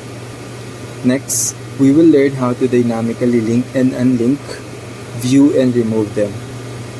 Types of modules. Modules come in different types such as device drivers, file system drivers, 3. Network drivers, 4. System calls, modify system services, 5. Executable loaders, allow other executable formats to load, 6. Module location. Modules required to support the kernel are stored in the /live/modules/directory 3. Different Linux versions have their subdirectories within this tree. We can view the kernel versions in the directory using the ls-f/lib/modules/command. Some distributions have a hard link directory for kernel modules, so they may have different file names but store them on the same drive. Configuration files. Older Linux systems used to store all kernel module configuration files in the /etc/modules.conf file. However, nowadays, these configurations are spread across subdirectories such as 1. /etc/modprod.d/ configuration files generated during system installation. 2. /lib/modprobe.d/ configurations generated by third-party applications. 3. /usr/lib/modprobe.d if it exists, hard link to the /lib/modprobe.d/directory. 4. /run/modprobe.d slash, which is the configurations generated at runtime. Within each configuration directory are multiple .conf files. We can check the contents of these files using the ls command. Linux systems that use virtual directories may have their kernel modules and configuration files in different locations, so be sure to check your specific system. Troubleshooting module errors. Many device drivers modules are loaded at boot time or dynamically added when hardware is attached to the system. Commands such as dmesg, lsmod, and modinfo can help with troubleshooting. dmesg stores a snapshot of current events from the ring buffer at boot time, located at /var/log/dmesg. The ring buffer is a data structure stored in memory during boot. We can use grep with the -i flag along with dmesg to show the module that failed to load at boot time. lsmod allow us to see the status or brief information of the modules in the kernel. The use by column provides information about processes and modules that use a particular module. The results of lsmod can also be seen in the content of the /proc/modules files, but it's not formatted as nicely. Most modules have .ko files associated with them. We can use the modinfo command, which require super user privileges to check the associated .ko files and to see known bugs in the modules. Module installation. We need to use super user privilege mode to install modules. The three commands used to install modules are insmod, modprobe, and depmod. Linux boot process. Boot process seems magical. Even in workstations such as Windows, the process follows the same principles as Linux. There are three seemingly easy steps in the process of Linux and other operating systems. 1. Firmware controls the boot process. 2. It initially finds the bootloader program to run, and the program finds the kernel. 3. The bootloader program defines the kernel to run the system through a configuration file. Firmware controls the initial boot process of the computer. It defines the bootloader program to load.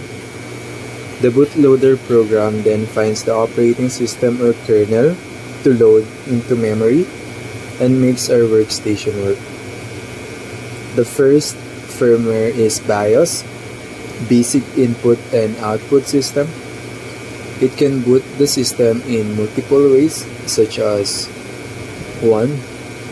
External hard drive. 2. Network server that uses NFS, HTTP, or FTP. 3. USB. 4. CD or DVD. 5. ISO file. 6. Internal hard drive. In the hard drive, it finds the bootloader program in the first sector of the first partition of the hard drive, called MBR. Its limitation is it can only boot a small size and in one sector of a partition. Its bootloader program provides a definition of the kernel location to be loaded into memory. Another of its limit is it can only point to one kernel at a time.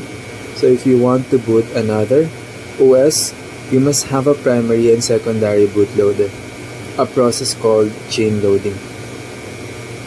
Once the firmware runs the bootloader program, its job is done. Its bootloader program makes the necessary actions to put the operating system to work. If the process does not show on the screen, you just need to use dmesg. There are a lot of limitations in BIOS, which led to the invention of ESP. It became a standard for all, which makes it UEFI. Today, most workstations and servers run UEFI firmware. UEFI does not have a limit on the number of bootloader programs and kernels. It is not limited to one sector of a partition of a drive. It stores its bootloader program in ESP, a partition specific to bootloader programs and its kernel. Linux uses bootloader programs. The first bootloader program of Linux is 1. Lilo, 2. Grub, 3. Grub2. There are 3 parts to make the bootloader program work: configuration, installation, and interaction. Lilo is the first bootloader program, but it faded into history. Grub and Grub2 are the bootloader programs used today. Grub is a configuration file that consists of 2 sections: global definitions and operating system details. Global definitions allow you to define caller, default, timeout, fallback, hidden menu, and splash image. If you don't select menu options and specified time, Grub will set to default. Default definition defines the response to this. The operating system is simple. It first has the title of the operating system in its configuration file. Second, it has the target RAM location in init.rd Linux to run the OS. It defines the initial disk file that contains drivers necessary for the kernel to interact with the system hardware. This feature is special because it mounts a disk file to act as a RAM disk at boot time called init.rd. It avoids miscommunication from unknown drivers by allowing the kernel to load file system and hardware not compiled into it. It is located in the /boot directory called initrd.img-k version.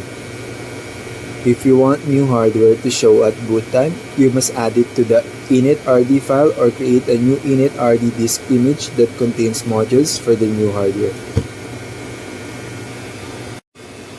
The kernel file name is vmlinuz, which means it is compressed using the busy image compression method. Root defines the disk and partition where the grub/boot folder partition is on the system, and root no verify for non-Linux partitions such as Windows. It also needs the location of the OS with the format HT drive partition.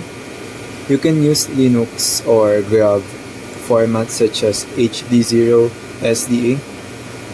Once you configure grub legacy, you must install it.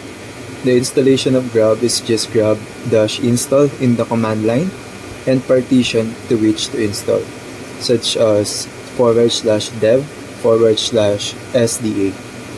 which is the MBR. If you're using the chain loading method, you must install a copy of the grub legacy on the boot sector of a partition instead of to the MBR. You can use the language of Linux or grub legacy to install the configuration file in the menu.lst or .conf file. You cannot make the system boot if you don't have a working PC. Nowadays, there's always a working PC to help boot another systems. When you power on a system with installed grub legacy, you'll see the configuration you set earlier. You move in it through arrows and have an option to edit the boot configuration you set through the mouse and E key. As we see, different seemingly contradictory concepts can be true at the same time.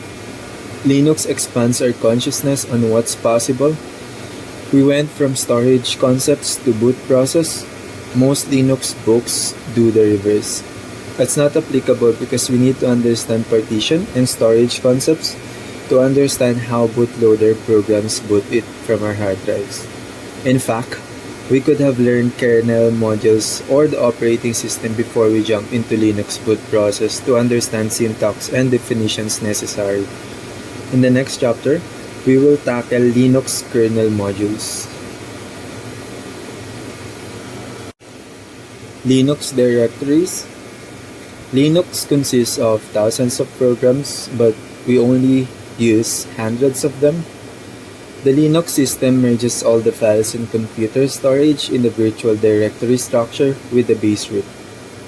Viewing, creating, copying, deleting, and moving files are based on the location of your current login in the virtual directory. Viewing, creating, copying, deleting, and moving files are the first commands you need to master in Linux. ls is the most common way to view all the files in your current location in the virtual directory. It can show all the files such as its associated metadata, ownership, directories, and file names if we add another command. Additional commands are called options, and we use them in combination with the file name, called the syntax structure. Once we use these commands, we can also see our present directory using the pwd command. Inode number is an index number. Some files have the same inode number but different file names. Files with the same inode number are located in the same directory, which also means one file with two different names. A directory is sometimes called a folder, but in reality, a directory is used to locate other files in the system. It has the metadata of the file such as the inode number to locate the exact file. We can show all the files with the same inode number and different names in the ls-i command.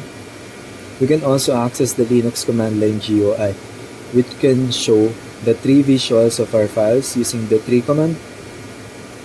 rmdir utility quickly deletes an empty file, but for directories full of files, you need to use rm-r. If you want to make sure you delete the right files, add the I option in the command.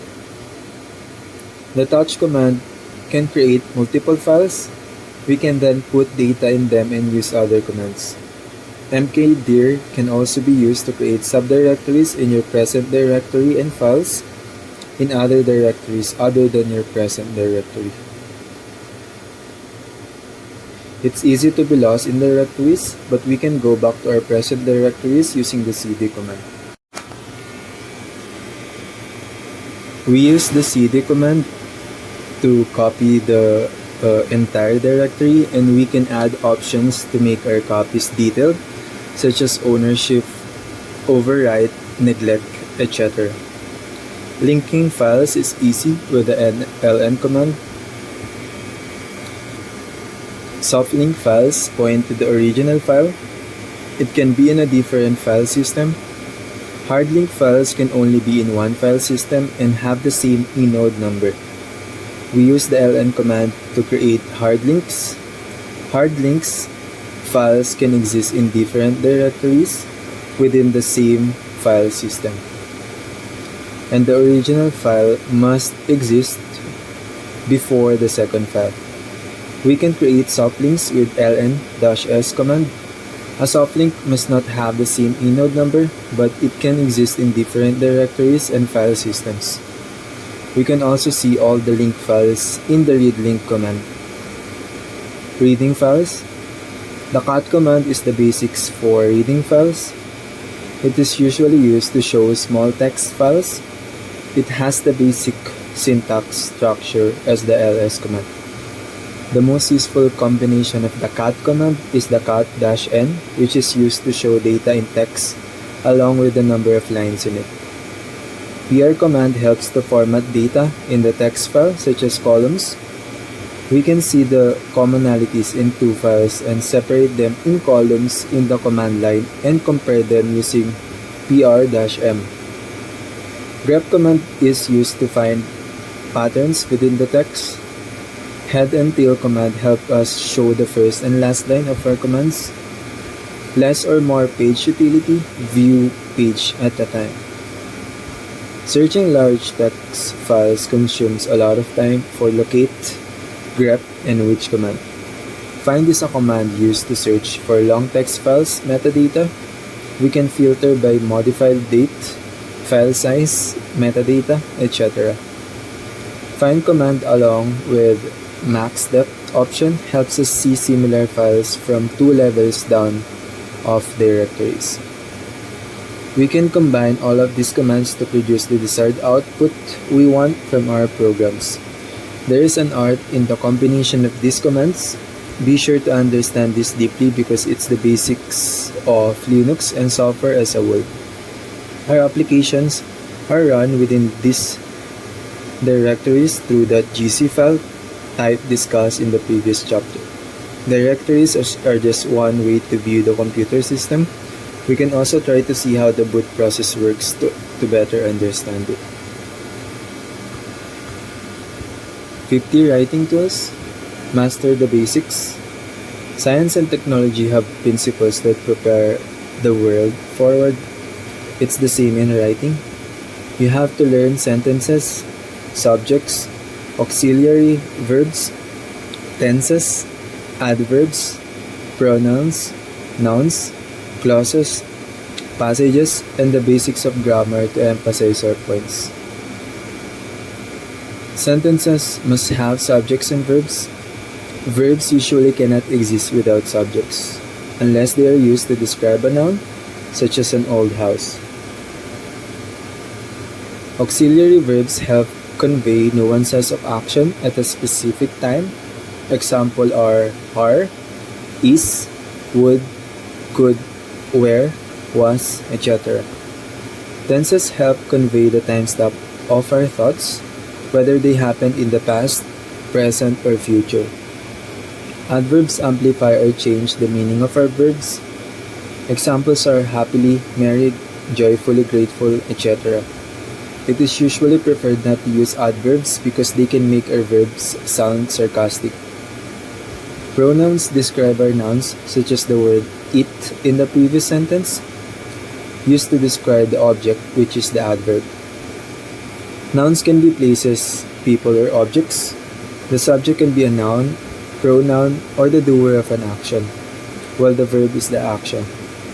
Clauses can be dependent or independent. A dependent clause is a sentence dependent on another sentence for its meaning, while an independent clause can stand on its own.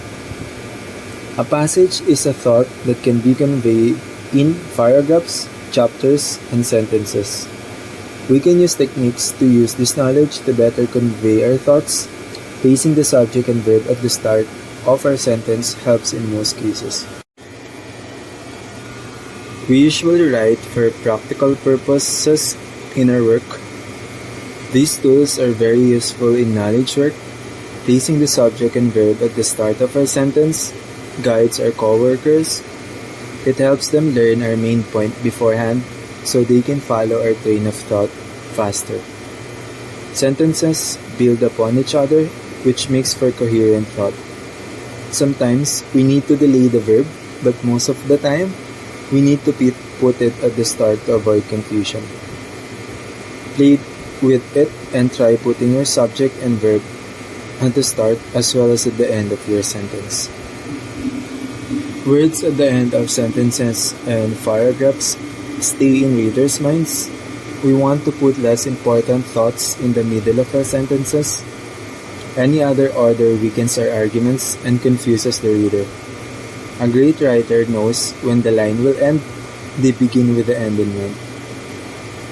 All the words we previously used emphasize the point of our next tool. Use active voice as much as possible. Most of our sentences in the previous paragraph use active instead of passive voice. We can better apply this if we use the present tense to explain events after they happened in the past, such as when I was in elementary school, I smoke a lot in our garage. I eat garbage and drink beer until I got sick. Passive and active voice are important because they have different effects on the reader's mind. Active verbs move the action, while passive verbs emphasize the subject. And linking verbs link words and ideas. They are neither active nor passive. We can emphasize our point and involve our readers in the action, keeping them in question with each of our sentences. Which led us to our next tool. Use cliffhangers to engage readers. We used internal cliffhangers at the end of each paragraph. We end each paragraph with a question and answer it in the next. It's a powerful tool to satisfy your reader's curiosity and reward them every step of the way. Placing the subject and verb near the start, placing important words at the end, using active voice as much as you can, using passive voice to emphasize the reader, and using cliffhangers to entice readers are the basic building blocks of writing. Master these tools and you are on your way to great career. The structure of our writing depends on the story we want to convey, which leads us to use fiction typewriting in this essay instead of practical typewriting to make our point. If you are curious about fiction and practical types of books, we will discuss them sometime in the future. But for now, we will delve further into mastering the basics of technology with Linux.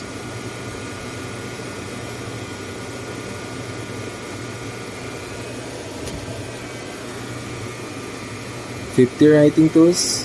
In this chapter, we will tackle the use of syllables instead of symbols and begin with the end in mind. Our tools used to make our writing better. The things we want to achieve here are: 1. Use the tool we have learned so far. 2. Use it in different ways and see what fits our personality. 3.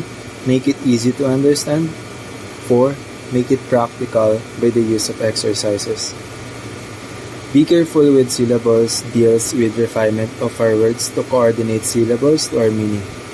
This is important in every passage, especially short ones. In your next writing, try to do this exercise. 1. Read your previous writing, especially short ones. Check for syllables you can minimize or maximize to achieve your desired effect to the reader. 2. Ask your friends or relatives to review the words in your writing and check whether they can minimize or maximize syllables to improve your meaning. 3. Read your favorite authors. Try to see how they use syllables in their words. Did they minimize or maximize? 4. Study and collect short stories. See how can you implement it in your writings. Begin your work with the end mission in mind. Try to read your great authors. You'll notice that every passage in their story interconnects to the end. Every sentence, paragraphs, passage, and chapter are well planned and combined with believable character. Their impact is long-lasting. If we want our readers to feel exactly what we want to feel, use short story. It's best to divide long stories into short chapters with cliffhangers in the end to help our readers contemplate in our work. Another benefit of mission and short stories is to help our critics learn our methods and avoid any mistakes we might not see. Good writers know the basics of ending.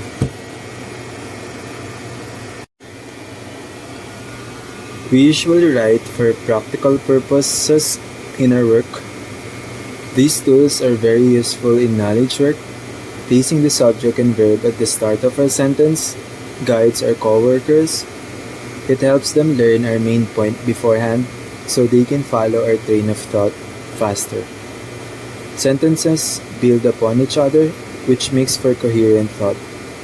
Sometimes we need to delay the verb, but most of the time, we need to put it at the start to avoid confusion. Play with it and try putting your subject and verb at the start as well as at the end of your sentence. Words at the end of sentences and paragraphs stay in readers' minds. We want to put less important thoughts in the middle of our sentences. Any other order weakens our arguments and confuses the reader. A great writer knows when the line will end, they begin with the end in mind.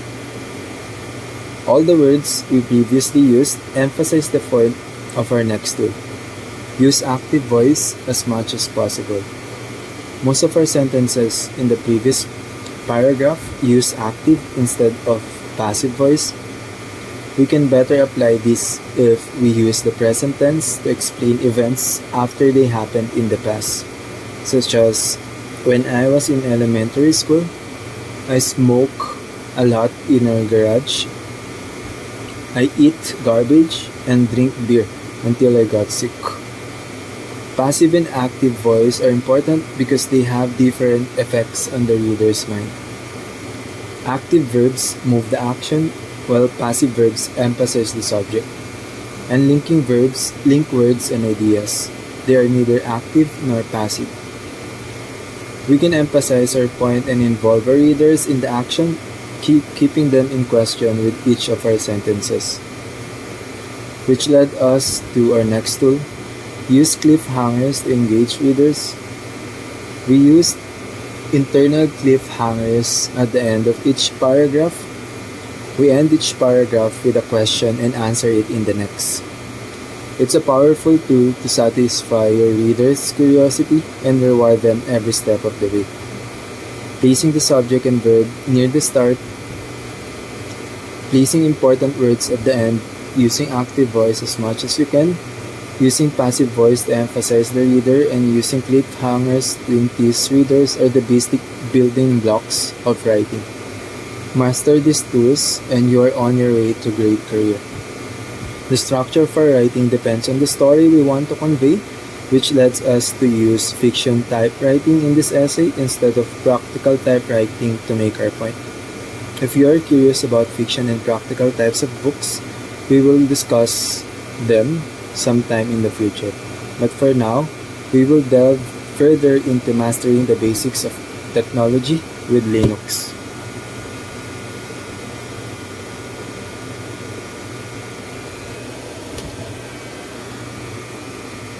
50 writing tools.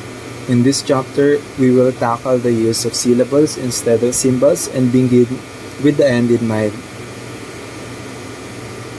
Our tools used to make our writing better. The things we want to achieve here are 1. Use the tool we have learned so far. 2. Use it in different ways and see what fits our personality. 3. Make it easy to understand. 4. Make it practical by the use of exercises. Be careful with syllables deals with refinement of our words to coordinate syllables to our meaning. This is important in every passage, especially short ones. In your next writing, try to do this exercise. 1. Read your previous writing, especially short ones. Check for syllables you can minimize or maximize to achieve your desired effect to the reader. 2. Ask your friends or relatives to review the words in your writing and check whether they can minimize or maximize syllables to improve your meaning. 3. Read your favorite authors. Try to see how they use syllables in their words. Did they minimize or maximize? 4. Study and collect short stories. See how can you implement it in your writings. Begin your work with the end mission in mind. Try to read your great authors. You'll notice that every passage in their story interconnects to the end. Every sentence, paragraphs, passage, and chapter are well planned and combined with believable character. Their impact is long-lasting. If we want our readers to feel exactly what we want to feel, use short story. It's best to divide long stories into short chapters with cliffhangers in the end to help our readers contemplate in our work. Another benefit of mission and short stories is to help our critics learn our methods and avoid any mistakes we might not see. Good writers know the basics of ending.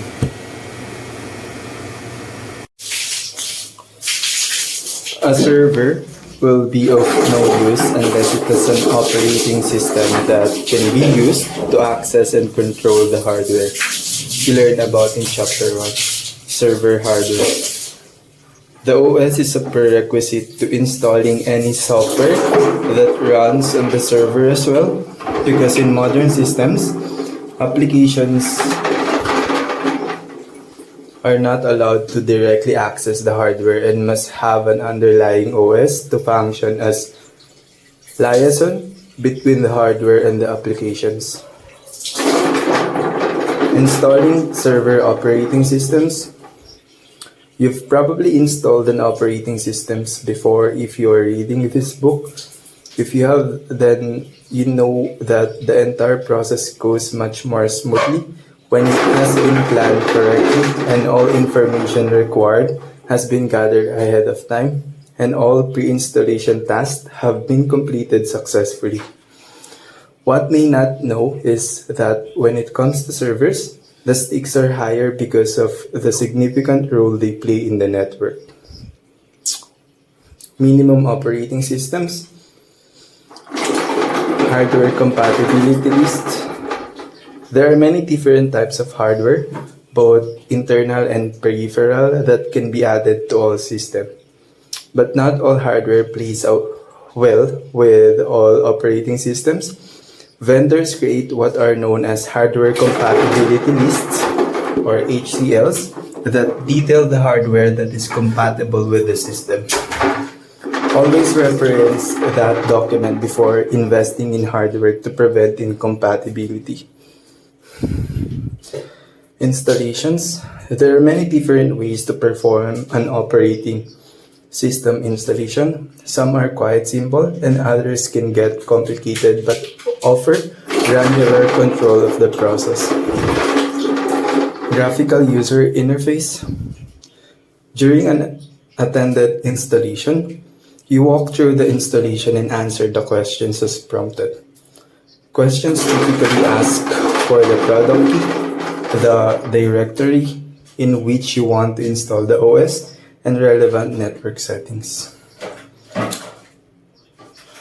Core. When you install Windows Server Core, you're installing the part of the operating system shared by all versions. Server Core has a smaller disk footprint and therefore a smaller attack surface due to a smaller code base. To install Windows Server 2022 Server Core, boot to a virtual or physical device using the Windows Server Media or mounted ISO file. The out-of-the-box experience will then run, allowing you to select your regional options, enter a product key, choose between standard and data center versions, and select a disk to install the operating system on. Bare metal. A bare metal installation means that the operating system is installed on an empty drive and requires no software to be there first. For example, you can install Windows Server 2019 in bare metal using the following process. Create a bootable ISO image on the DVD that will be used to access the empty hard drive. Boot to a bootable DVD ISO image. You may need to change the boot order so that the system boots to the DVD before the hard drive. Virtualized. Typically, when systems are installed virtually, meaning an installation to a VM rather than to a physical machine, an image of the operating system is used rather than the running installation process. The image is simply placed on the virtual drive. Keep in mind that VMs are physical files that represent a physical device, and the OS image is one of them. In most cases, the image that is used has been prepared by running an installation process and saving the resulting image before placing it on the VM. Remote. A remote or network installation is handy when you have several installations to do and installing by CD is too much work. In a network installation, the installation CD is copied to a shared location on the network. Then individual workstations boot and access the network share.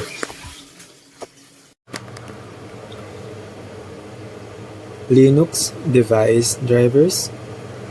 First, this chapter will discuss different hardware interfaces and how they communicate with the operating systems.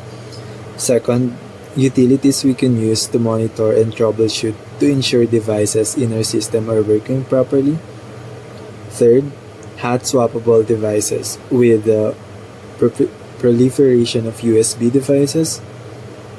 Most Linux distributions need to have kernel modules for a device to communicate with them. Kernel modules were discussed in the previous chapter. After the kernel module is installed, it must know how to communicate with the device. Linux has several different types of hardware interfaces and methods for communicating with devices. Each device connected to a system uses a standard protocol to communicate with other system devices or hardware. There are three kinds of drivers that Linux supports. 1. PCI boards. PCIe Express is commonly used to provide a common interface for external hardware cards. The standard has been updated a few times to accommodate faster interface speeds, as well as increased data bus sizes on motherboards. Part of it is internal hard drives.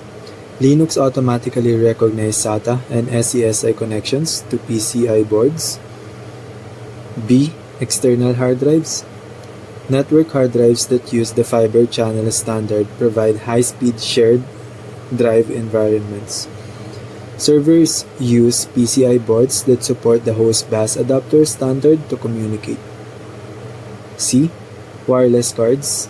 There are PCI boards available that support the IEEE 802.11 standard for wireless connections to local area networks. Although not commonly used in server environments, they are popular in workstations. Letter D. Video accelerators. Applications that require advanced graphics often offload the video processing requirements from the CPU to provide faster graphics. Letter E. Audio cards. Applications that require high-quality sounds often use specialty audio cards to provide advanced audio processing and playback. 2. USB interface.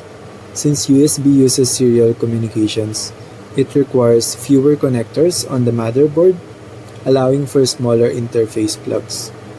USB has evolved to faster data transfer speeds, making it useful for high-speed connections to external storage devices. There are two steps for Linux to communicate with USB devices. A. The kernel must have a module for the USB controller. The controller provides communication between the Linux kernel and the USB bus. B.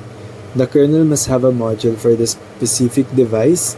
Usually you don't have to worry as the Linux kernel has a wide range of modules for most devices. Should you encounter problems, refer to the previous chapter on the kernel to install the required module. 3. The GPIO interface. The GPIO interface provides multiple digital input and output lines that you can control individually, down to the single bit level. It uses an IC chip which is mapped into memory on the Linux system. It is often used for applications that control the smallest details of output, such as room temperature, sensing, or detecting when windows are opened or closed. The /dev directory.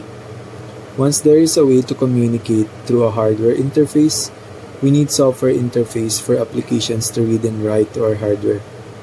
The Linux operating systems handles the nitty-gritty details of interaction with the hardware. The application just needs to read and write the files within /dev directory. As you add devices to your system, Linux creates files in the /dev directory as representations of those devices. This is a much easier way than having applications maintain specific device relationships. There are two types of device files in Linux: character and block devices. If the device starts with C through ls-altty command, it is a character device. If it starts with B, it is a block device.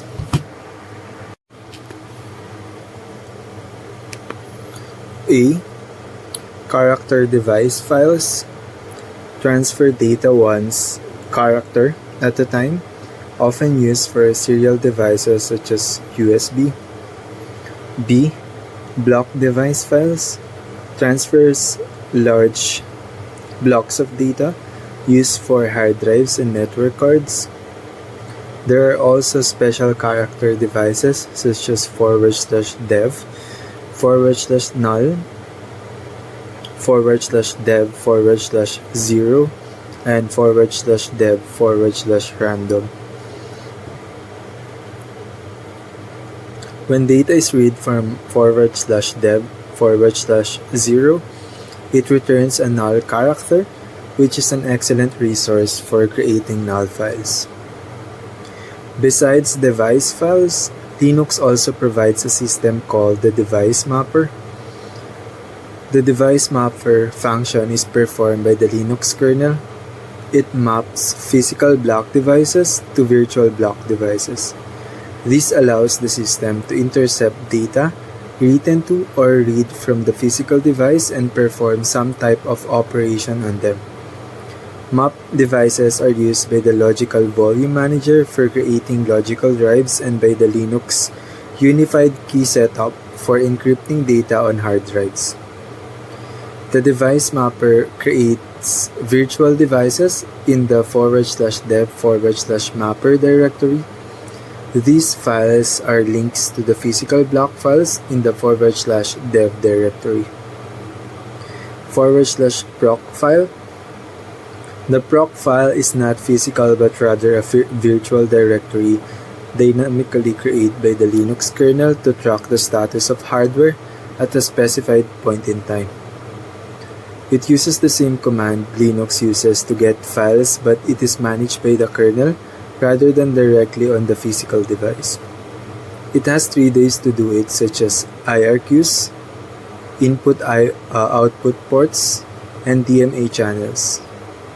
IRQs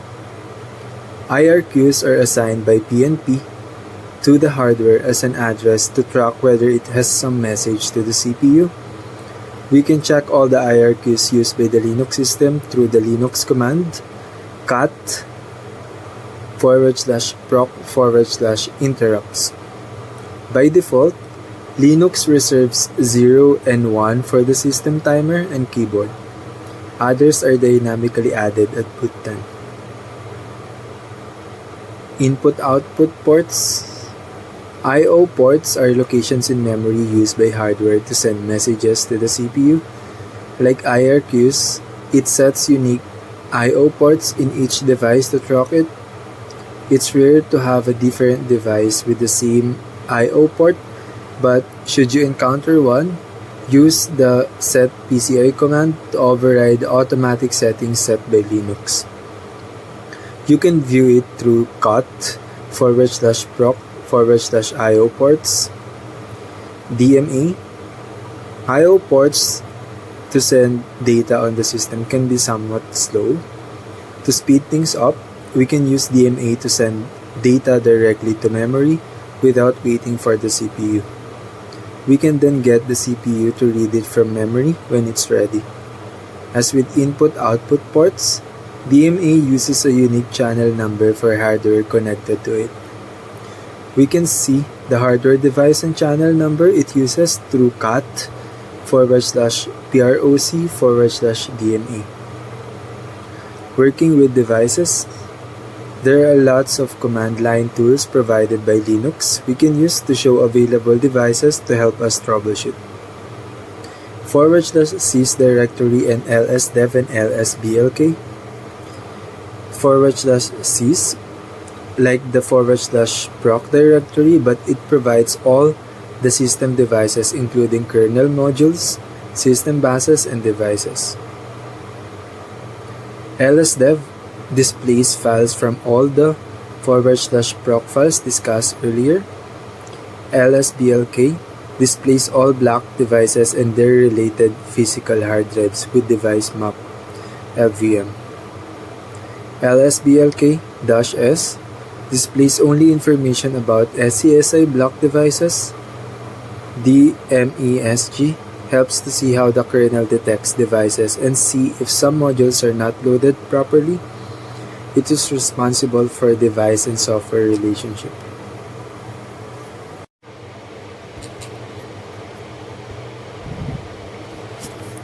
Working with PCI devices, we can use the ls-pci command to see all PCI devices and troubleshoot from there. Some options included in the command allow us to view a tree diagram that shows the connection from the card and its buses, kernel driver modules for each installed PCI card, and connection information from the card's point of view. Working with USB devices, LS USB allow us to see all USB connected devices. Some options include the ability to see the device with associated bus, device file, and USB vendor ID. Supporting monitors, there has become a standard protocol for our monitors to communicate with a graphical desktop manager and hardware below it. It was created by MIT to create a standard protocol for all graphical applications and associated desktop managers. X or X11 are the software packages used to detect KVM, keyboard, video, and mouse, and monitor. X386 is the original X11 package for Linux, but it is notorious to configure. It has been replaced by X.org and Wayland as standard interfaces to the hardware. X.org stores the files in /etc, while Wayland stores them in /config/weston.ini file and separates the files for each user in the user's home directory. Whenever we connect new equipment, the package dynamically changes the file. If our graphical application requires a better card but we don't have one, the package will default to generic drivers to run the application. Using hot pluggable devices, computer hardware is divided into two categories, cold and hot pluggable devices. Cold pluggable devices are devices that can only be connected while the computer is turned off, such as memory, PCI cards, and hard drives.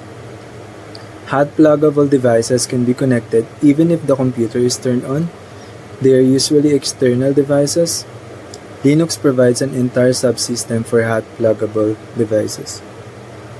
The UDEV device manager is a configuration file and also has predefined rules that act based on notification events sent by the kernel, such as putting all the USB devices connected in the /media folder.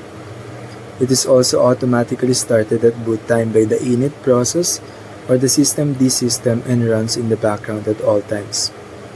It listens to kernel notifications about hardware devices.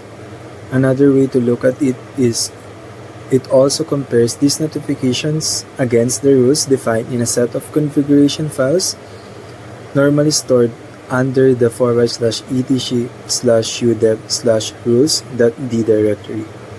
You can modify the rules, but it's usually not necessary.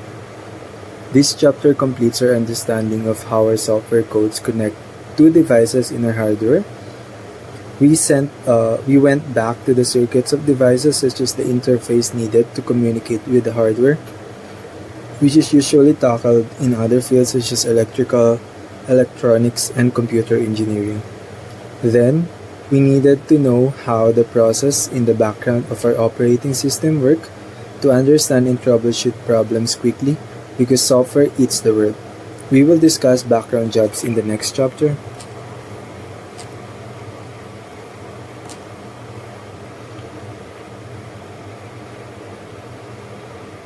Linux background jobs. Scripts sometimes take a long time to process. You don't want to tie them up to the command line waiting. Also, shell scripts and automation scripts are only active when there is a shell. What if we want to automate scripts in off hours?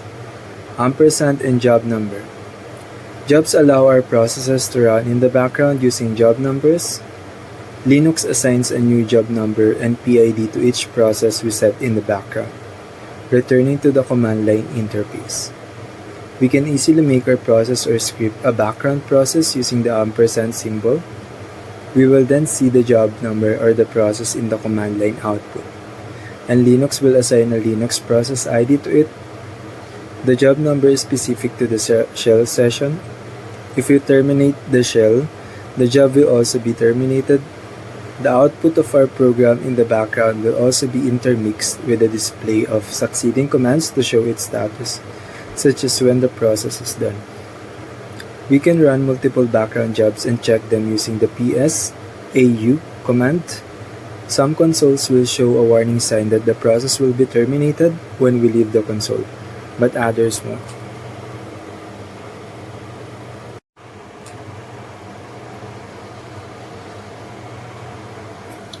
No hop command. If we want our jobs to keep running in the background, even if we remove the shell, we can use the no hop command to block the SciUp signal sent by the terminal to our process. We use it through no hop /script -sh ampersand command. The script will be blind to SciUp signal sent by the terminal, so the output linked to the display for the process will also not be returned by the script. It sends its output to the nohop.out file in the current working directory. If you run another command, the output will be appended to it. Be careful because it can cause a lot of confusion with the output of the process. Sending signals. We discussed the pkill and kill commands to terminate the processes, but what if we want to terminate and stop a foreground process in our console? CTRL-C and CTRL-Z allow us to terminate and stop the foreground process in the shell. The former produce no result in the command shell, while the latter show us the job number and status of the job when it stops. Stopping is different from terminating, as you can return to the process since it's still stored in memory. However, it can be dangerous if you have open files prone to corruption. If you enter the exit command, the console will tell you that there are processes that have been stopped. If you want to continue and terminate it, you can enter the exit command again. The psau command provides us with the status of all processes. T means the process is stopped. R means the process is currently running. And S indicates the console is currently sleeping. Alternatively, we can use the kill command since we already know the PID. Initially, it won't produce a message, but each new command line interface from new commands shows the status of the job that has changed state within the console. Job control. After we stop a process using CTRL plus Z in our console, we can choose to resume, kill, or terminate the process entirely in our console. This process is called job control. The command uses for it has the syntax structure of job and options in the shell console. First, we can use the job command after we stop a while loop script we created using cat./script-sh. We can view the job number and process ID using the job command.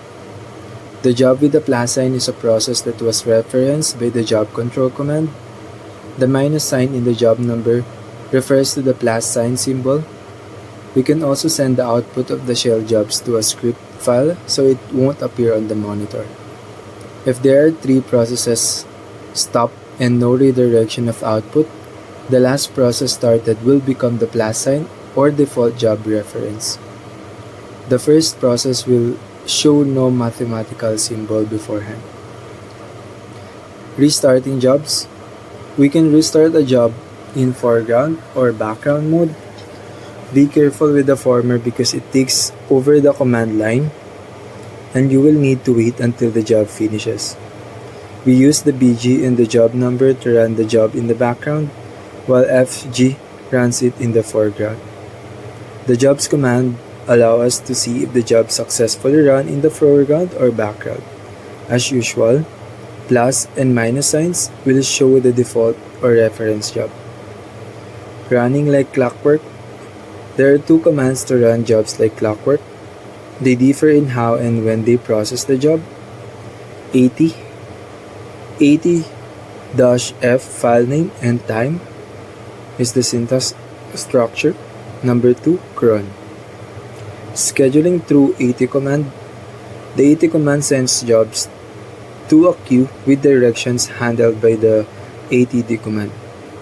ATD runs in the background, initiated by most Linux distributions at boot time.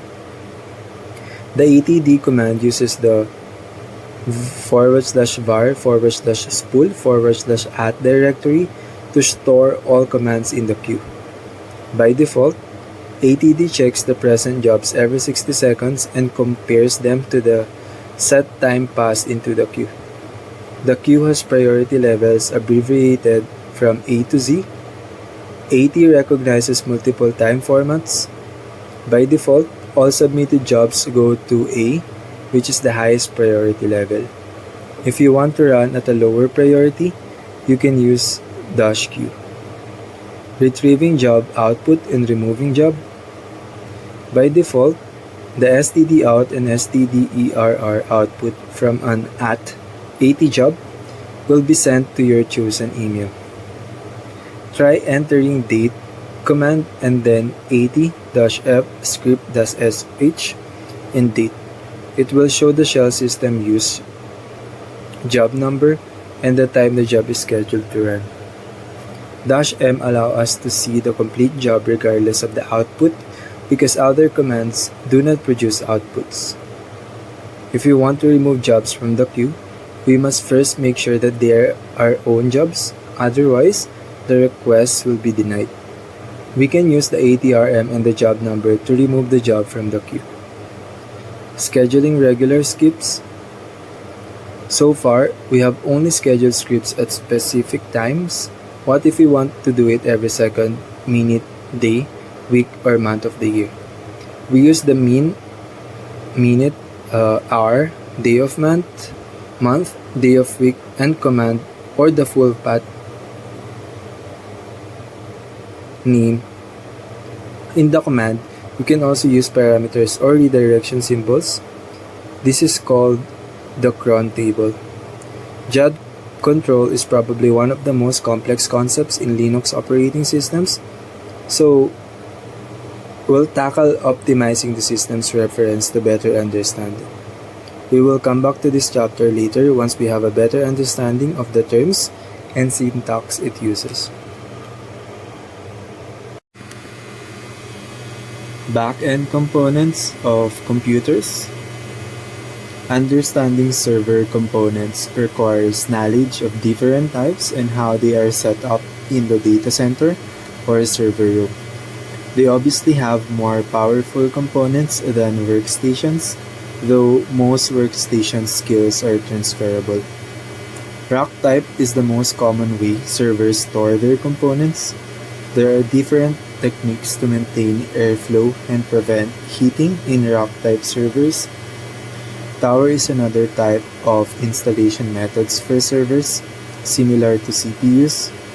You must turn off the computer first, use the appropriate screws, remove the heatsink, apply the appropriate CPU, replace the heatsink, and don't forget to apply thermal paste. We need to understand power, RAM, and CPU concepts to plan appropriate components for our server.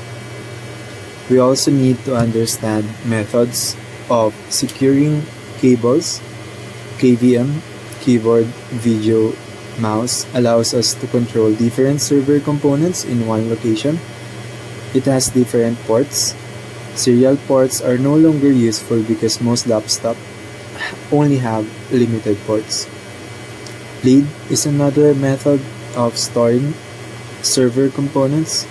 It is more efficient than racks because it can store more components in limited space. We must also understand fault tolerance by providing additional power, NIC, storage, and CPU in case our server breaks down, which usually happens. Fault tolerance and troubleshooting servers without connecting to a network are discussed in the next section. Configuring and troubleshooting servers in a network requires understanding OOB, out-of-band management. There are many OOB tools.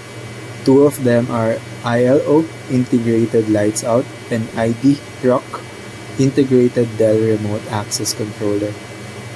WAC, Wake on LAN, is the ability to wake up the server with a packet, but it can be used by an attacker. It works at layer 2 of the OSI model. It powers up the server, but if there is another layer of security, it will not be able to bypass it. Still, We must use it carefully. Flashing a BIOS is how we update the BIOS. We can activate walk-in BIOS. The most important task of backend components is installing the operating system, as most of its components depend on it. There is a hardware compatibility list you can refer to, and you must decide the operating system your application will use beforehand.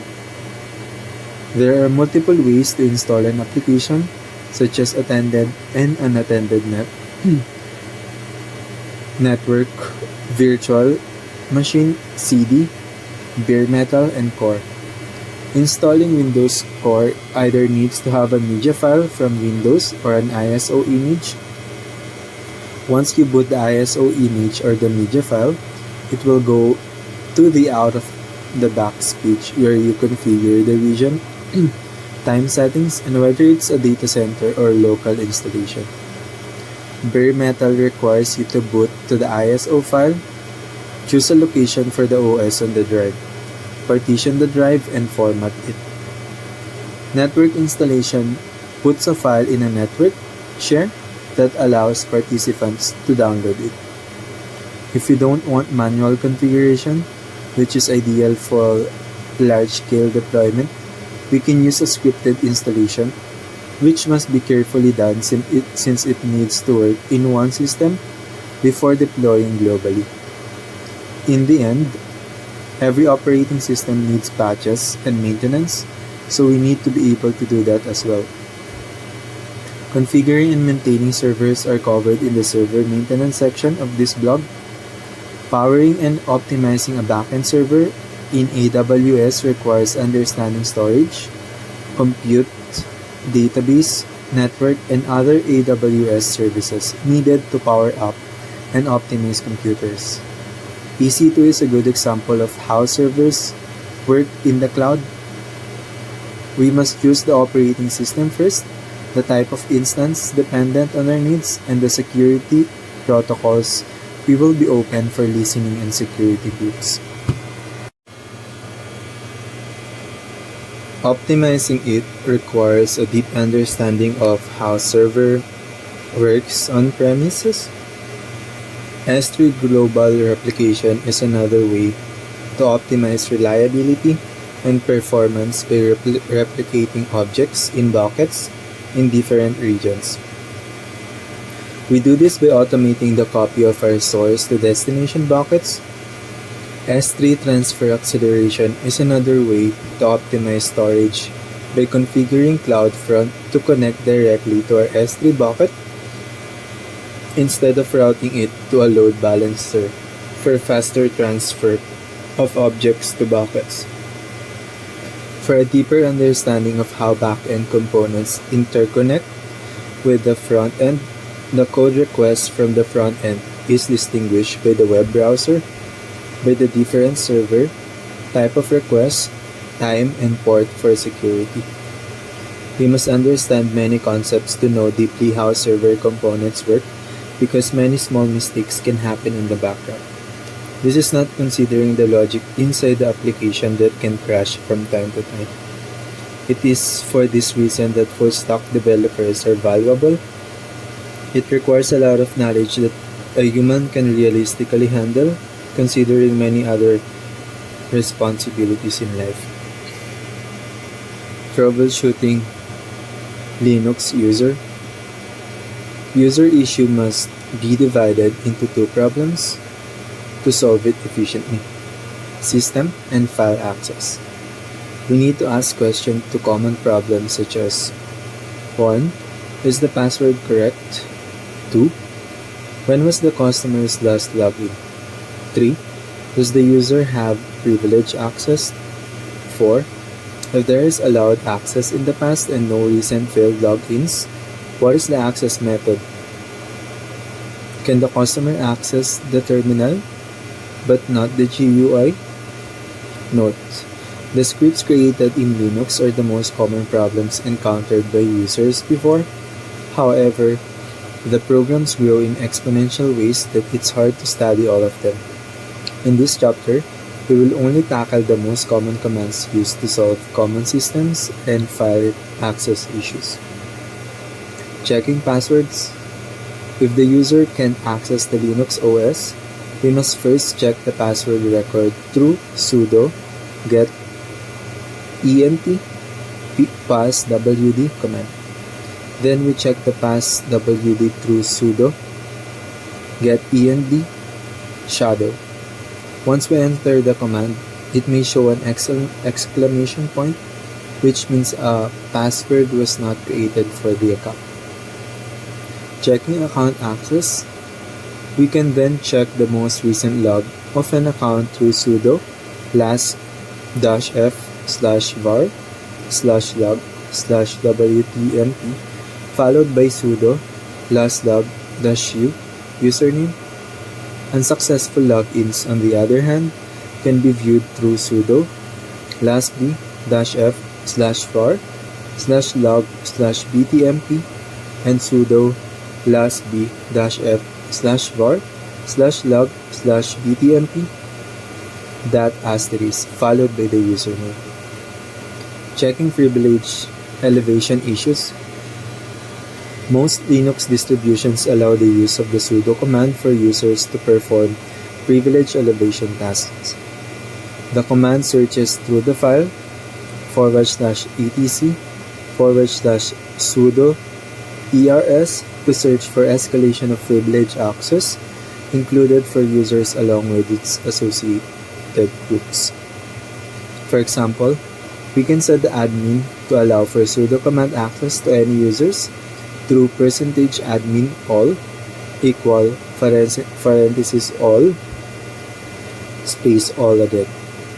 We then use %sudo all equal parenthesis all colon all space all to allow sudo commands to execute any commands in any user account. ID along with the username command is the easiest way to check the groups and sudo access of an account. GUI issues. Sometimes a customer can access the terminal but not the GUI.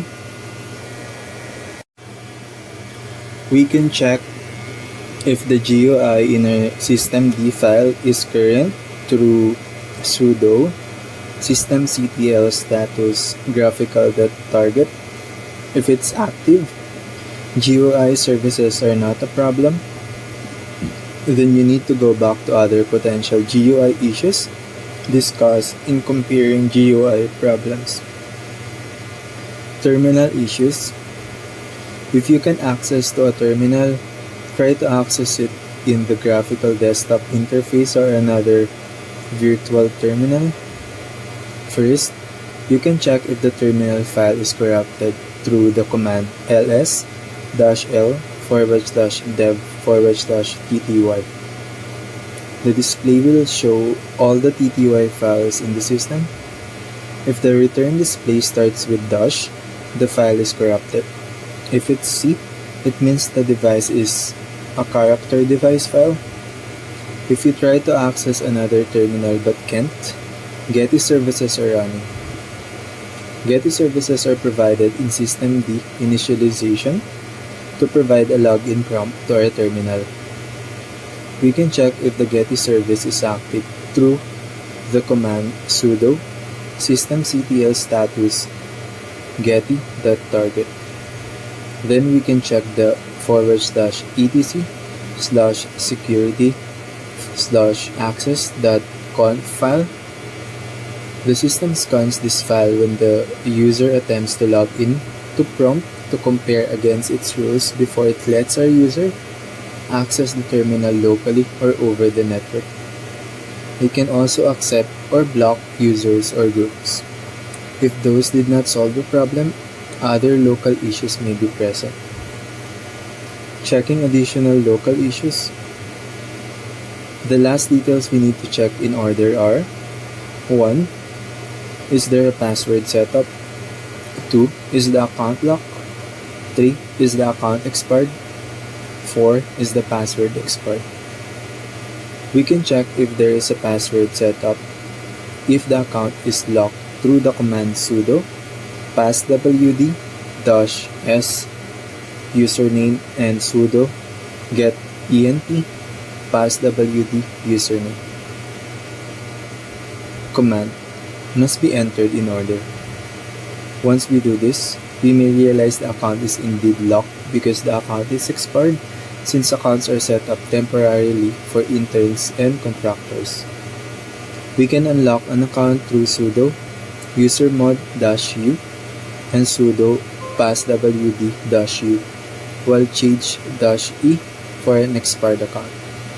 If the user uses the correct password, check if it's expired because there's usually monthly renewal of passwords for important systems to avoid fraud.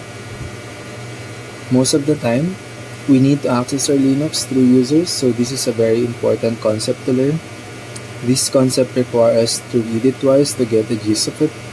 We must read it over throughout our lives to get a lot out of it because it is built upon other books or abstractions which need to be understood, applied, and used to meet the desired of our customer requirements.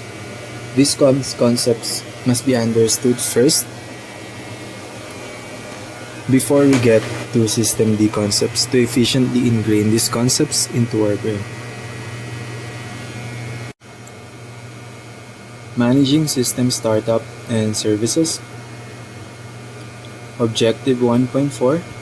Given a scenario, configure and use the appropriate processes and services. Objective 4.5. Given a scenario, use systemd to diagnose and resolve common problems with the Linux system.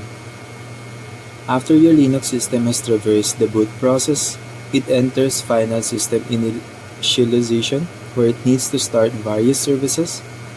A service, or daemon, is a program that performs particular duty.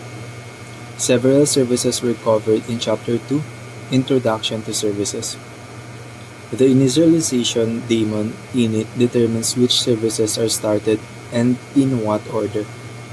This daemon also allows you to stop and manage the various system services. The sysv init was based on the Unix systemd initialization daemon.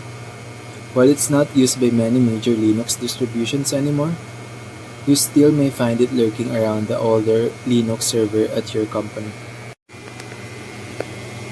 The systemd initialization method is the new kid on the block, started around 2010. It is now the most popular system service initialization and management mechanism. This daemon reduces initialization time by starting services in a parallel manner.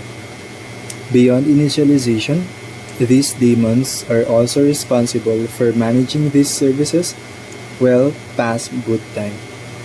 We'll explore these concepts in this chapter. Looking at init.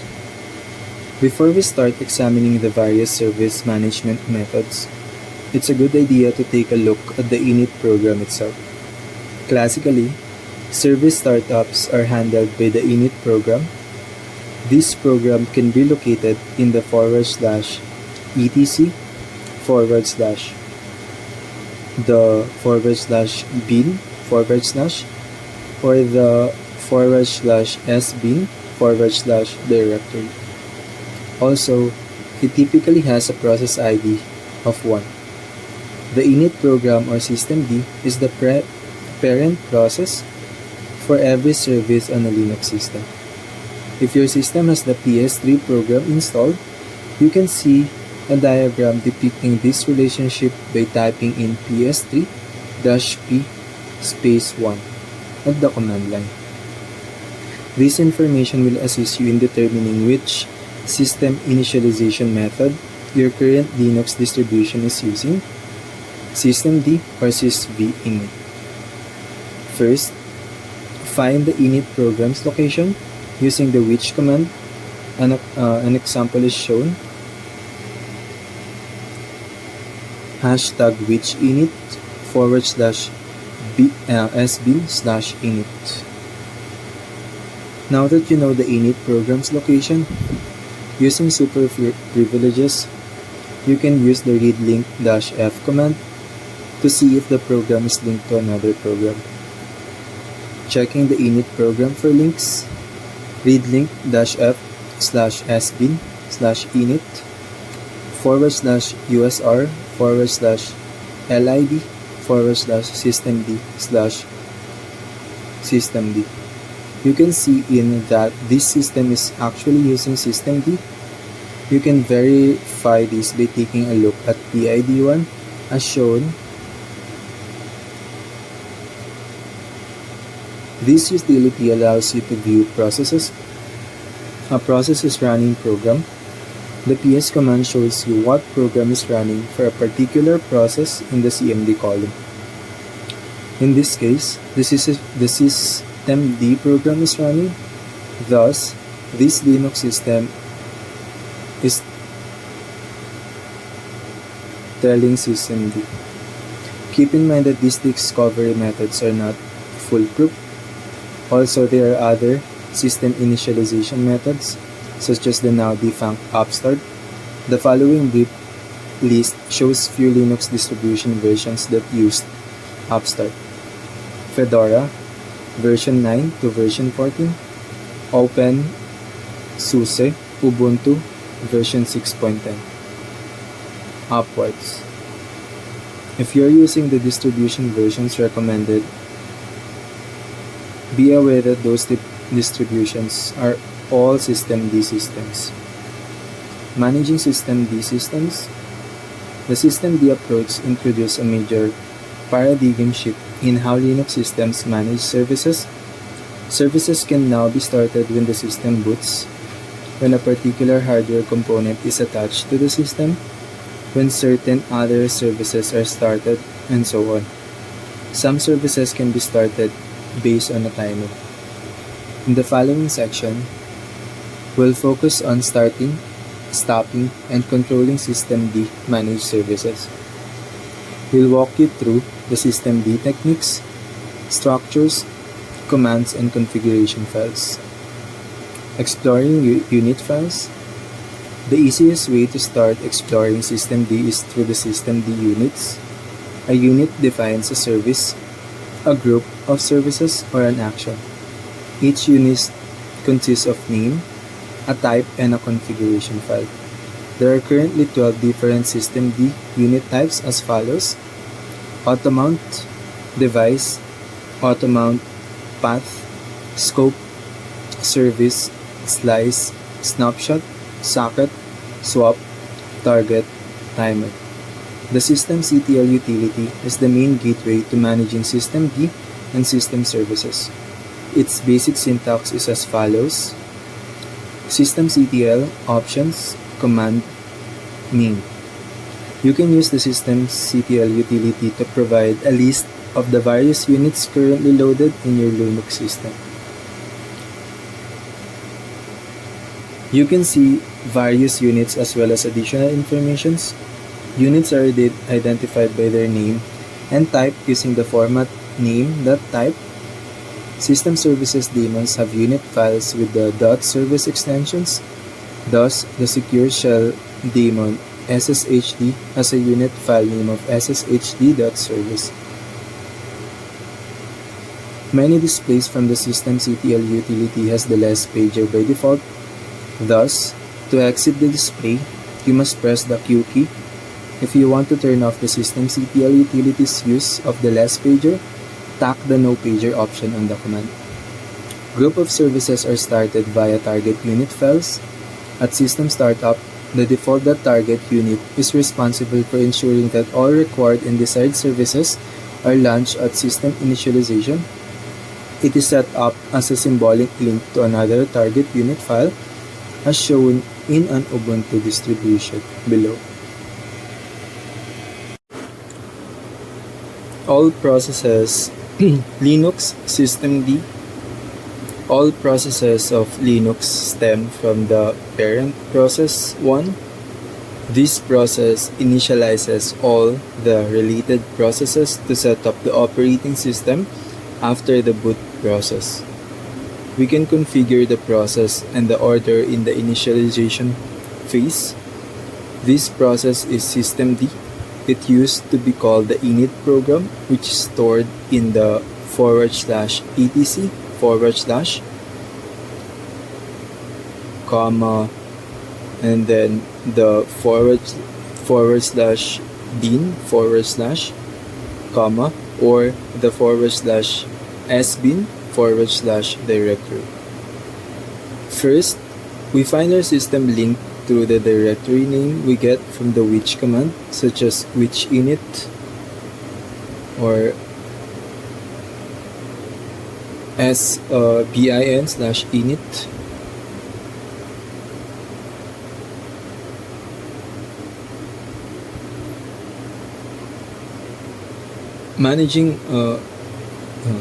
Focusing on service unit files. Service unit file is a configuration file that defines which environment the variables applied when the service starts and what service starts before or after. The first things to know are the default directory it can be stored. Duplicate file is a problem because one takes precedence over the other based on the time the file are created. Common directories in descending priority order are 1 /usr/lib/systemd/system/ 2 /run/systemd/system/ and 3 /etc/systemd/system/. We can use systemctl list unit files to see all systemctl list -unit -files to see all the service unit files.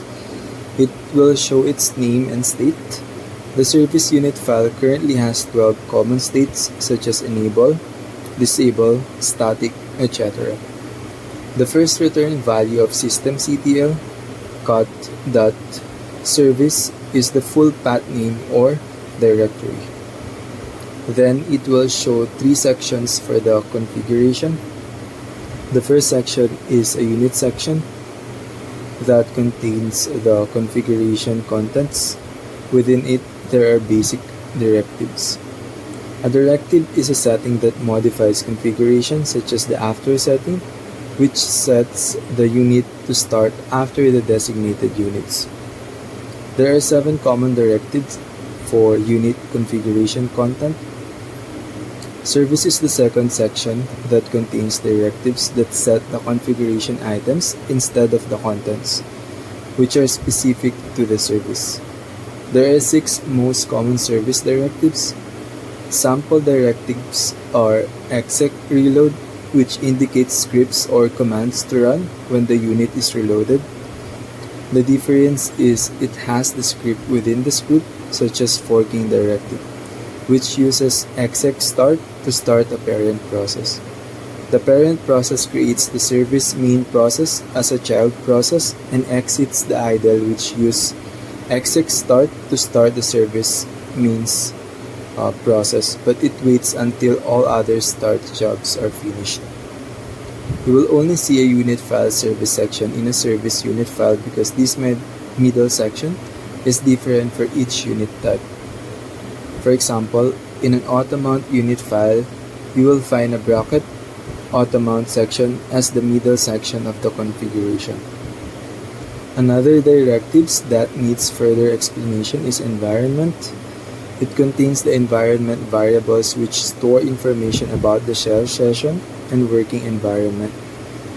We can see the environment directive of a $unit file path through echo $path. This is a colon-separated list of directories where the process looks for commands. We can change the environment directive of environment variables to our own desired environment parameters in the service section of the unit file, such as path equal /usr/bin semicolon /sbin semicolon /usr/sbin :/mnt/sysimage/bin bracket. Some service type unit file use the environment file directive instead of environment to point to a file that contains desired environment parameters. Then, use read link dash small f slash sbin slash init to see the link name slash usr slash lib slash systemd slash systemd. We can then view the parent process through ps-p. 1. Managing systemd systems. Systemd introduces a new paradigm. It allows you to start services at boot time. They dynamically load when hardware arises and when other services are started. And techniques, structure, command and configuration file. We control start and stop systemd managed services through unit files. Systemd unit files define a service, a group of services and actions, and consists of name, type, and configuration file. The command used to access systemd features is systemctl options command name and command name. We can check all unit files through systemctl space list dash units. That service unit files such as OpenSSH are system services, while the .target are a group of services. Many systemctl displays use the less pager command, so you must press Q to exit it. Target unit files can be dependent on another or not. It is also used as a symbolic link to another target file. At startup, default target is responsible for all services required and desired to initialize. We can find the full file name of the default .target through find / name default.target space 2 greater than /dev /null. Then enter the read link dash small f space /usr /lib /systemd /system /default.target to see the exact path. Due to default.target located in different directories in different distros, it's best to use systemctl get default instead of the latter complex command. Commonly used system boot target unit files are graphical.target, multi-user.target, network-online.target, and run level n.target. Note: the master systemd configuration file is the /etc systemd/system.conf file. We can edit all the default system configurations here. However, it's wise to use the man systemd-system.conf at the command line. Third, for the services, the bracket install section determines what happens to a particular service at boot time. If it's enabled, it will start at system boot. If it's disabled, it does not start at boot.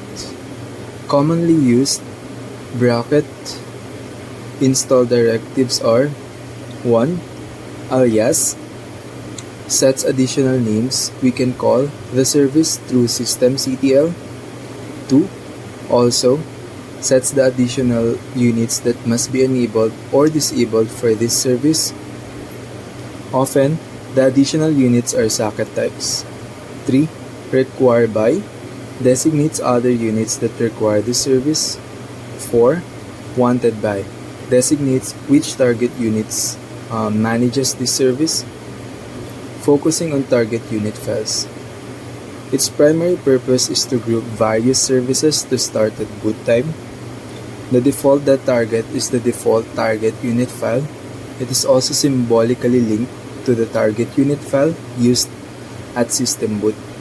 It can be returned through systemctl get-default and systemctl cut graphical.target command.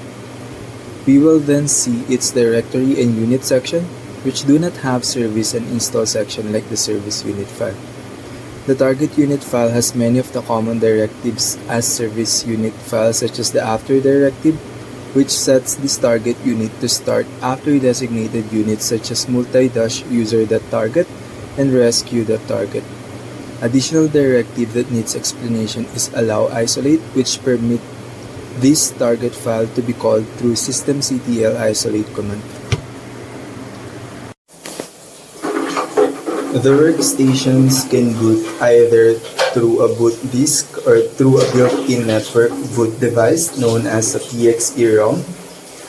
Boot ROMs essentially download a small file that contains an OS and network drivers and has enough information to boot the computer in a limited fashion so that it can access the network share and begin the installation. Slipstream or unattended. Fortunately, there is a way to answer the questions automatically through an unattended installation. In this type of installation, an answer file is supplied with all the correct parameters, time zone, regional settings, administration username, and so on, so that no one needs to be there to tell the computer what to choose or to hit next 500 times. The first step is to create an answer file. This XML file, which must be named unattended.xml, contains configuration settings specific to the computer in which you are installing the OS, which means that for every installation, the answer will be unique. Generally speaking, you'll want to run a test installation using the answer file first before deploying it on a large scale, because you'll probably need to make some tweaks to it. After you create your answer file, place it on a network share that will be accessible from the target computer. Most people put it in the same place as the Windows installation files for convenience. Boot the computer that you want to install on using a boot disk or CD and establish the network connection. Scripted installations. In a Windows Classic unattended installation, this file is called an answer file. When using Windows deployment services or any third-party deployment tool, there will be a number of script files that might be used during either an image deployment or a full installation. In an image deployment, the file makes changes to or provide drivers for the image. In a full installation, the full installation process takes place with the file providing answer to the procs. Regardless of which type of deployment is taking place, the new system with no operating system must be able to boot up and get an IP configuration, locate the deployment server, download the image or installation files, locate and download any additional scripts that need to run. PXE boot and PFTP. Pre-boot execution environment makes it possible to boot a device with no operating system present and come to a location in the network where the operating system files might be found and installed. A device that is PXE enabled will have an additional boot option in its BIOS or UEFI settings called PXE boot. First, the system begins by looking for a DHCP server. This is referred to as discover. Second, the DHCP server answers with a packet called the offer packet, indicating the willingness to supply the configuration. This step is referred to as offer. Third, the client indicates to the DHCP server that it requires the location of the network boot program. This step is called the request. Additional drivers. Sometimes an installation will fail because the driver used to communicate with the hard drive is not present. If you are running the GUI installation process, at some point, you will be offered an option to install mass storage drivers. While mass storage drivers must be present to install, there may be other drivers you need later. Although these drivers may not stop the installation, they may cause something like network interface card to not function. Additional applications and utilities. You're not required to add applications and utilities during installation, but you can choose to do so.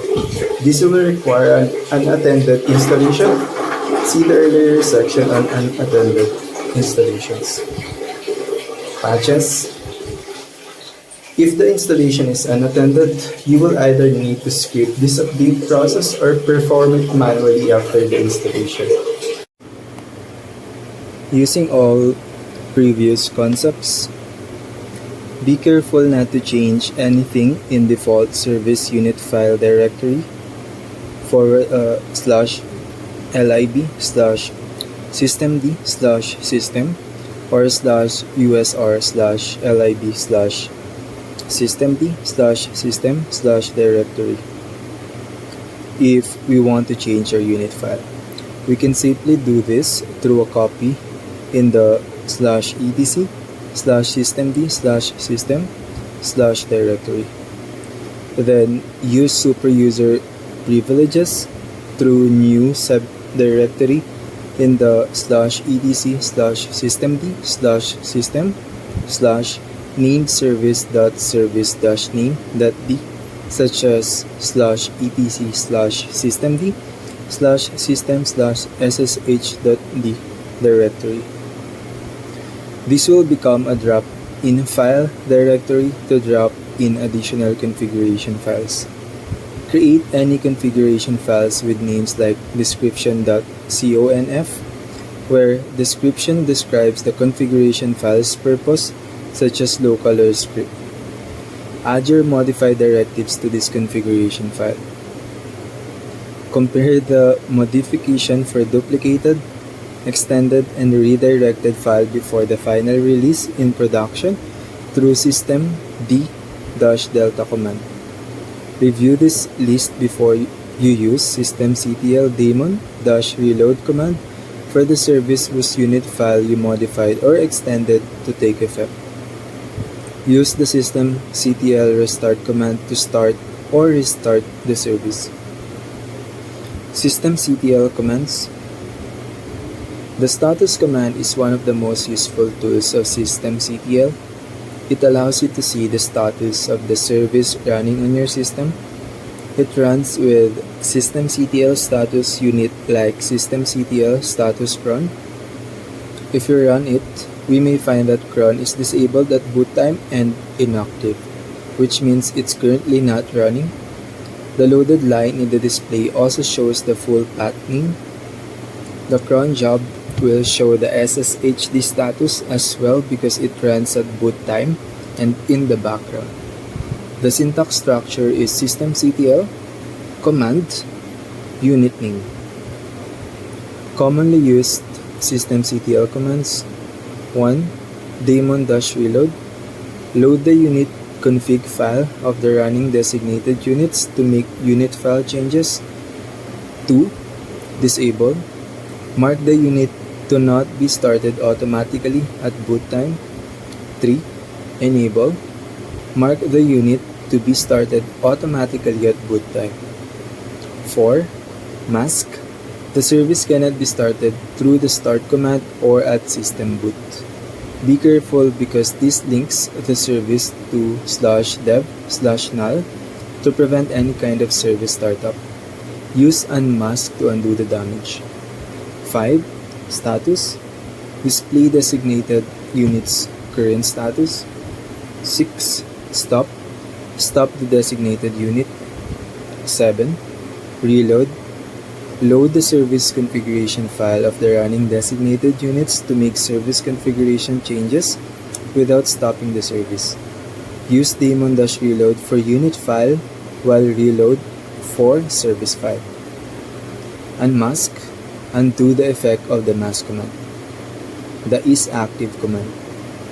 If we don't want a long display such as the status and want to quickly check the status of our service, we can use the is-active command. We use this through systemctl is-active service name. ls-active along with the stop command allow us to see its process. Once we stop the service, the command will return no value, but once we use the is-active command, the command line will return if it's active or inactive. Convenient systemctl service status commands: 1. Is-active displays active for running services and failed for any service that has reached a failed state. 2. Is-enabled displays enabled for any service that is configured to start at system boot and displayed for any service that is not configured to start at system boot. 2.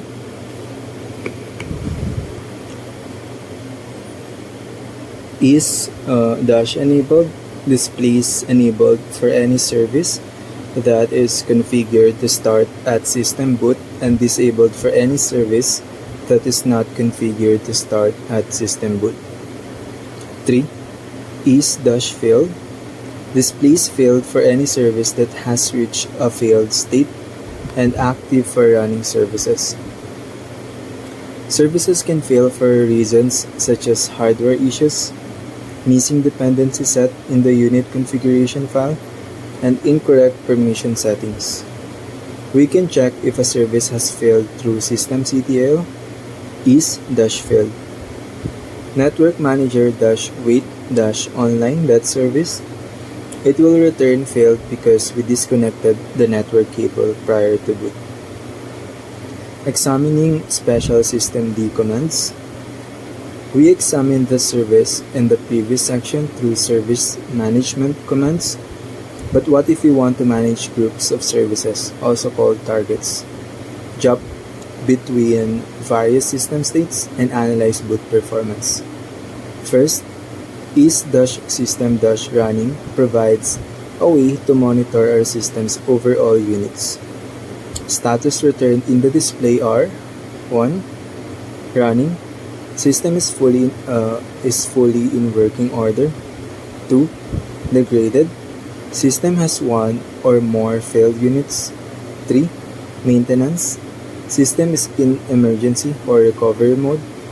4. Initializing. System is starting to boot. 5. Starting. System is still booting. 6. Stopping. System is starting to shut down. If the system is degraded, you should review your units to see which ones have failed and take appropriate action. In this way, we can see what targets or groups of services have failed at boot time. Another useful tool is commands that help us to obtain, set, and jump to the system's target. They are as follows: 1. Get-default. Obtain and display the system's default target. 2. Set-default. Set the default target through superuser privilege. Systemctl set-target. 3. Isolate. Use this command along with target name for argument and all the services not enabled at boot time in the listed target are stopped. Any services and processes enabled and not running in the listed target are started. System get-default along with systemctl isolate target name command is a great example. This will enable us to see how it enables and disables targets. Note: the systemctl isolate command can only be used with certain targets. The target's unit file must have the allow isolate equals to yes directive set. 2 extra special targets. 1. Rescue target. When you jump into it, your system mounts all the local file systems. Only through root user is allowed to log into the system. Networking services are turned off, and only a few other services are started. Running disk utilities to fix corrupted disk is a useful task in this particular target. 2. Emergency target. When you jump into it, your system mounts all the local file systems and it mounts it as read only. Similar to rescue, only the root user is allowed to log into the system. Networking services are turned off and only a few other services are started. If your system goes to emergency mode, there's a serious problem. This target is used for situations where even rescue mode cannot be reached. We can jump to this target through systemctl, isolate rescue, or emergency. We don't need to include the .target file extension on all targets we put in command line. We need to type the root password to the prompt to get to the command line, then use systemctl is-system-running to check the status, which will show maintenance. You can then use systemctl list-units space $type equal target command to see if emergency.target has been loaded. Then we can jump to the default target through systemctl default. Note, we can jump to the target through the command line GUI for grab2 bootloader for an emergency case. We just need to move our cursor to the menu option that boots our system and press the key to edit. Find the line that starts with Linux 16 command, press the end key to reach the line's end, press the space bar and type systemd.unit equal target equal name .target, where target-name is the name of the target you want your system to activate. Common systemd analyze commands. 1. Blame displays the amount of time each running unit took to initialize, starting from the lowest to the fastest. 2. Time displays the initiation system spent for the kernel, initial RAM file system, and normal system user space to initialize. 3. Critical chain displays time critical units in a tree format, can pass unit file argument to focus the information on the unit. 4. Jump displays information of all the units. Displays format is used for human viewing because it's subject to change. 5. Verify scans the unit files and displays warning messages if any errors are found. Will accept unit file but follows directory location precedence. Some of the longer systemd-analyze displays are piped into the less pager utility. To turn the feature off, use the no pager option. We use this utility in action through systemd-analyze verify to check for errors for all the units in the system. Then, we check each unit through systemd-analyze verify ssh.d.service, for example, to determine the error for a particular service. If you just receive a prompt, it means no error found. We then use systemd-analyze time to see all the initialization time for kernel, RAM, and user space. You can then use systemd-analyze --no-pager lane to analyze your friends who are always late. Managing sysv init systems. First, you want to run this in a virtual environment and turn off access to NIC and host machine file system to avoid any damage for systems no longer supported by sysv init systems. The section that follows will help you with Linux server migration to systemd. Understanding run levels. Sysv runs on scripts we learned from the Bash shell chapter. Instead of a group of services to start, sysv uses run levels. It has run levels from 0 to 6. This denotes transition from the current system state to the desired state. For example, a running system operating at run level 5 is transitioned to the powered off state via run level 0. Red Hat-based distribution sysv init run levels 0. Shut down the system. 1. Single user mode used for system maintenance. 2. Multi-user mode without networking services enabled. 3. Multi-user mode with networking services enabled. 4. Custom. 5. Multi-user mode with GUI available. 6. Reboot the system. To determine the system's current and firmware run level, you employ the run level command. The first number or letter displayed indicates the previous run level, which can show N for a newly booted system, and the second number indicates the current run level. Instead of using a default target like systemd, it employs a configuration file /etc/init tab. This file used to start many different services, but in later years, it only started terminal services and defined the default run level for a system. The file line defining default run level can be shown through grep :init default /etc/init tab return value :d :5 :init default. The 5 in the return file record indicates the system default run level is 5. The init default is what specifies the run level to enter after the system boots. Setting default run level is the first step in configuring certain services to start at system initialization. Next, each service must have an initialization script located typically in the /etc/init.d directory. We can check it through ls-1 F /etc/init.d/. Note: in -1f options are used to display the scripts in single column and tacked on a file indicator code. The file indicator code denotes these files are executable programs.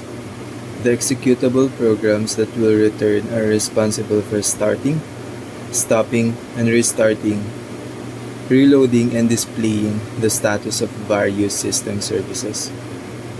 The program that calls these initialization scripts is the RC script. It can reside in either the /etc/init.d/ or the /etc/rc.d/ directory. The RC scripts run the scripts in a particular directory. The directory picked depends on the desired run level. Each run level has its own subdirectory in the /etc/rc.d/ directory.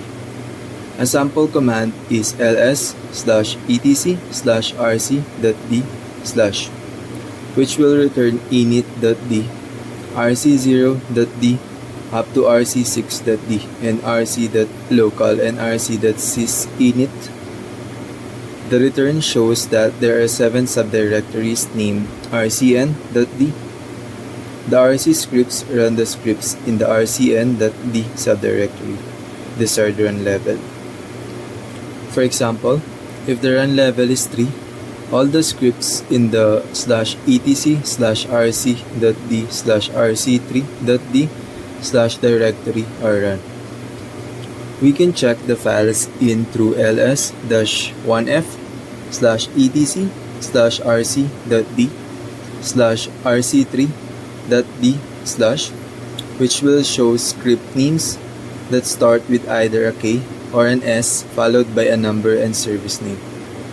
The K stands for kill and the S stands for start.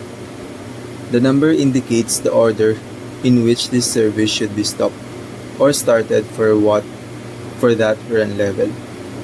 This is somewhat similar to the after and before directives in the systemd service type init files. The files in the /etc/rc.d/rcn.d/ directories are all symbolic links to the scripts in the /etc/init.d/ directory. Sample through readlink -f/etc/rc.d/rc3.d/s55cops, which will return symbolic link /etc/rc.d/init.d/cops/. The RC script goes through and runs all the case scripts first, passing a stop argument to each script. It then runs all the S scripts, passing a start argument to each script. This is not only ensures that the proper services are started for a particular run level, it also allows jumping between run levels after system initialization and thus stopping and starting certain services for that new run level.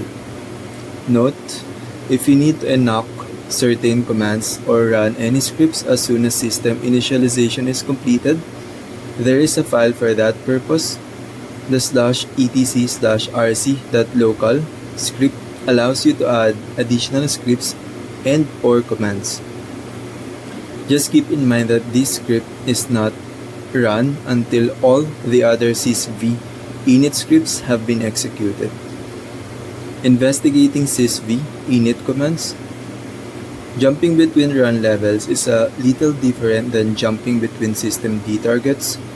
It uses the init or the tell init utility to do so. These two utilities are essentially twins and can be interchanged for each other. 1.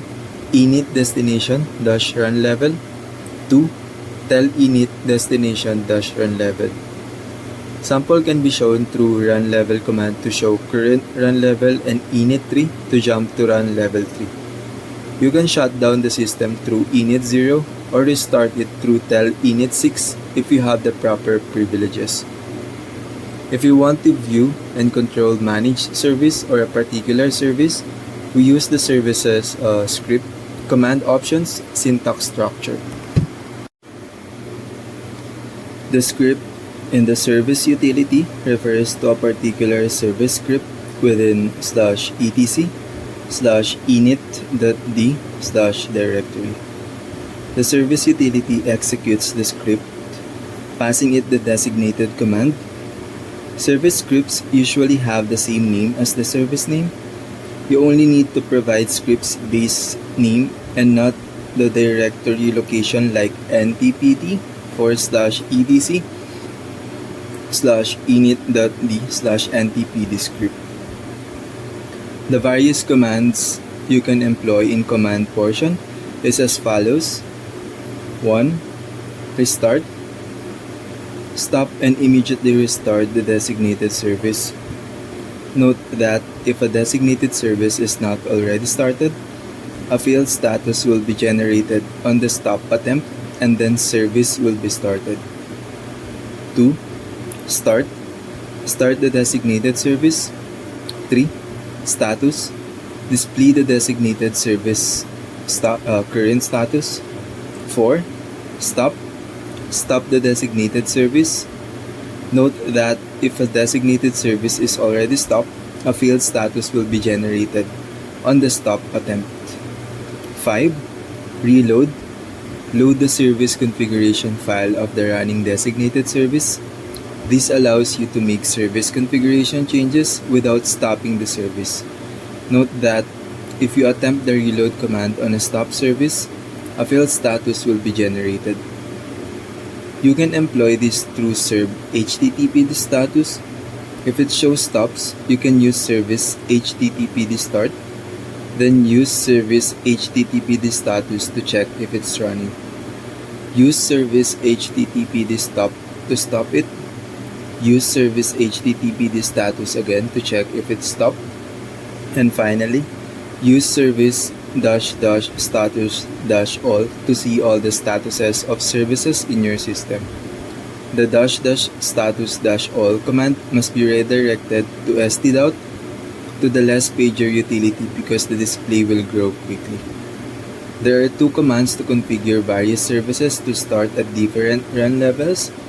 For Red Hat based distros using sysv init, you'll want to use chkconfig utility. For Debian using sysv init, use the update-rc.d program.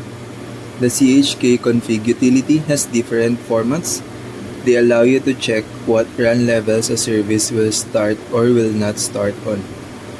Also, you can enable or disable a particular service for a particular run level at boot time. Commonly used chkconfig utility formats: 1. chkconfig service. Check if the service is enabled at the current run level. If yes, the command returns a true 0. If no, the command returns a false 1. chkconfig service on. Enable the service at the current level. 3. chkconfig service off. Disable the service at the current run level. 4. chkconfig --add service. Enable this service at run levels 0 to 6. 5. chkconfig --del service. Disable this service at run levels 0 to 6. 6. chkconfig --levels bracket levels service on or off. Enable on or disable off this service at run levels where levels can be any number from 0 through 6. 7. chkconfig --list service. Display the run levels and whether or not the service is enabled, on, or disabled off for each one. Using chkconfig utility to check if the run level of service. We can check the run level through run level command then chkconfig list sshd if we are to check sshd run level. Then use chkconfig service, hit enter, then use echo $question to check the return value. It must return 0 if it's true. The --list sshd will show the 6 as off because the run level is 5. This command provides the starting run level up to the current run level of the service. First, use chkconfig --list sshd, then enter chkconfig --level 35 sshd on after the line to activate run level 3 and 5. We can test it through command chkconfig --list sshd command. We can then turn it off through chkconfig --level 35 ntpd off. For Debian, instead of chkconfig utility, you'll need to employ the update -rc utility. It has its own set of options and arguments. To start a service or program at default run level, use the format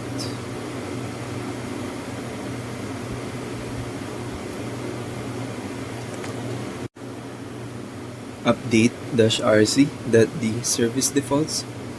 To remove it at default, use update-rc.d service remove. If you need to specify what run levels program starts and stops, use format update-rc.d-f service. Start 40, 2, 3, 4, 5. Dot, and then stop 80, 0, 1, 6. The 40 and 80 are just relative to show the order in which it allows you to customize, such as from 0 to 99.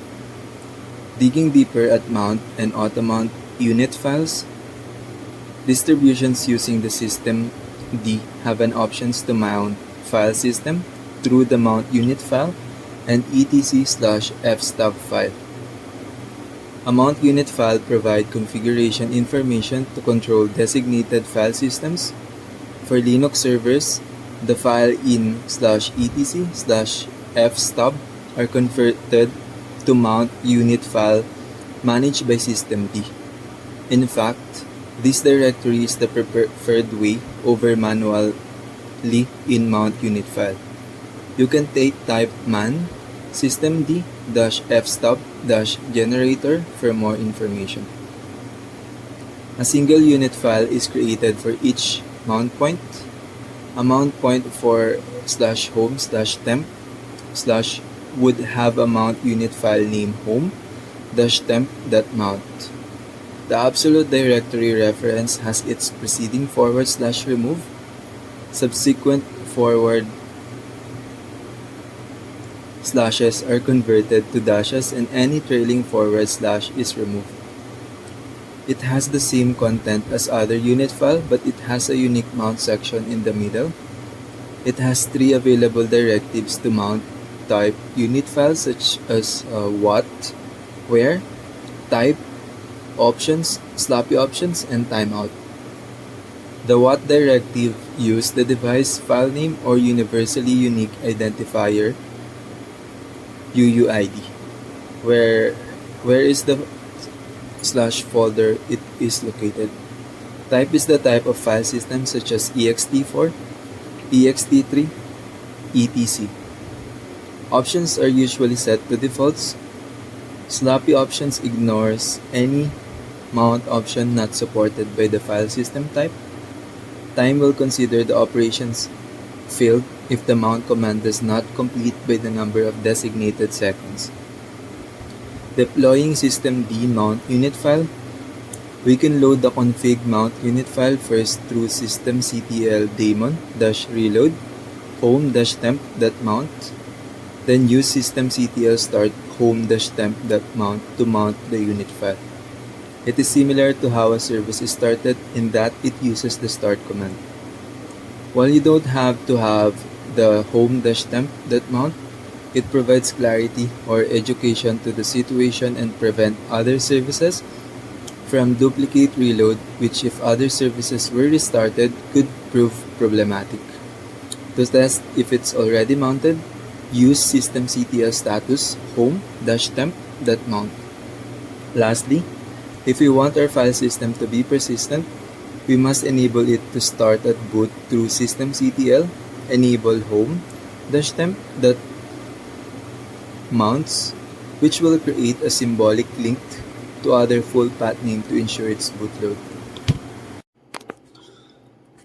Starting with Linux shells, investigating Linux, understanding parts of the Linux kernel, exploring the Linux desktop, examining Linux distributions.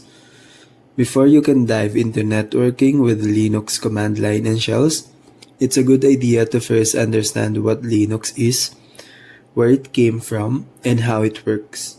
This chapter walks you through what Linux is and explain where the shell and command line fit in the overall Linux picture.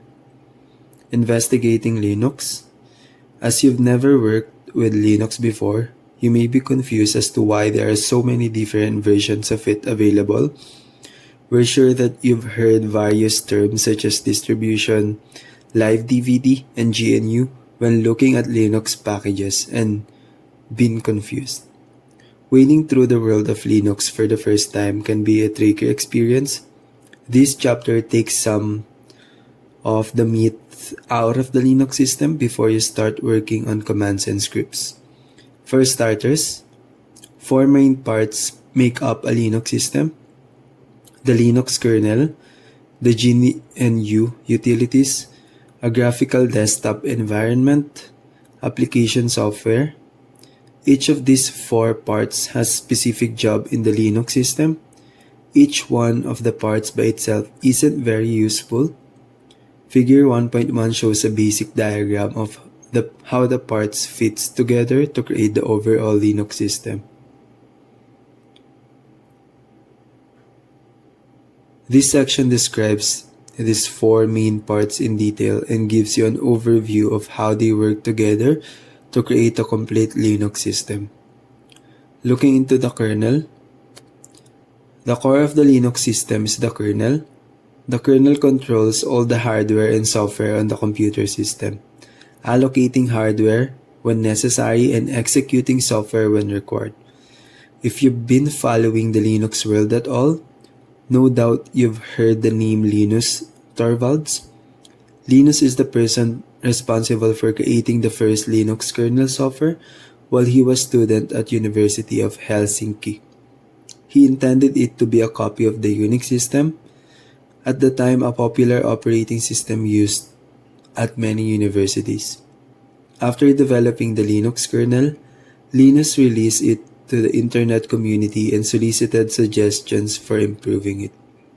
This simple process started a revolution in the world of computer operating systems.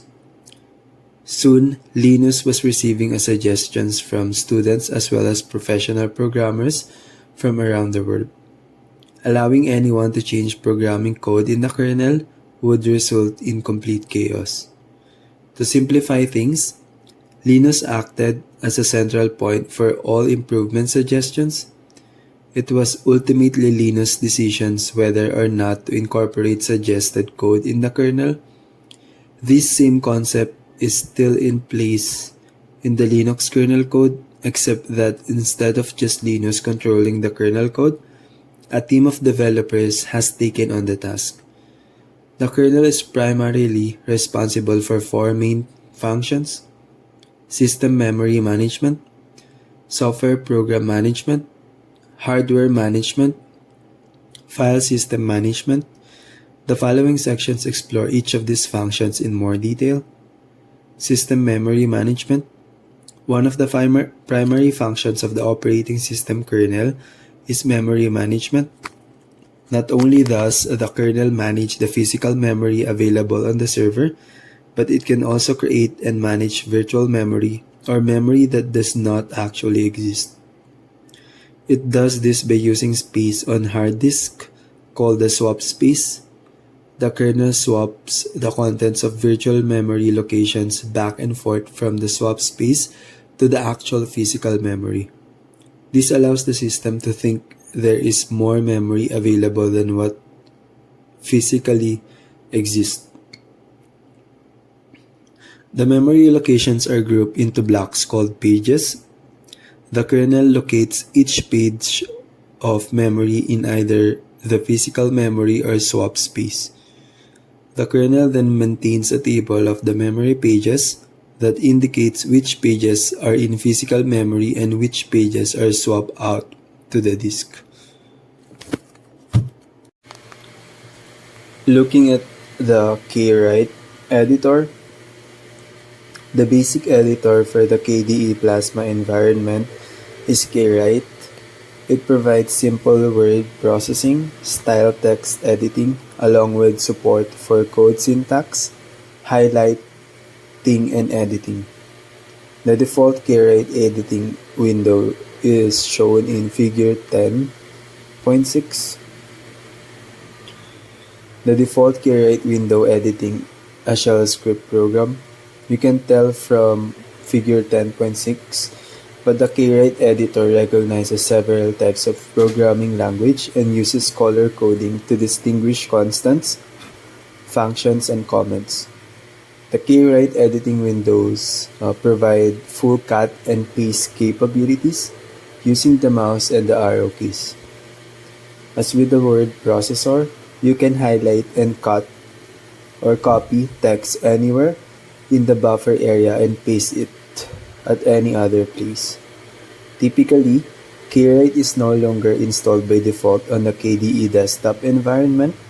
However, you can easily install it on Plasma or other desktop environments where available.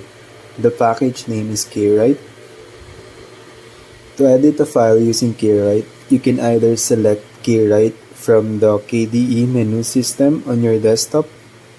Some Linux distributions even create a panel icon for it or start it from the command line prompt, such as kwrite factorial.sh.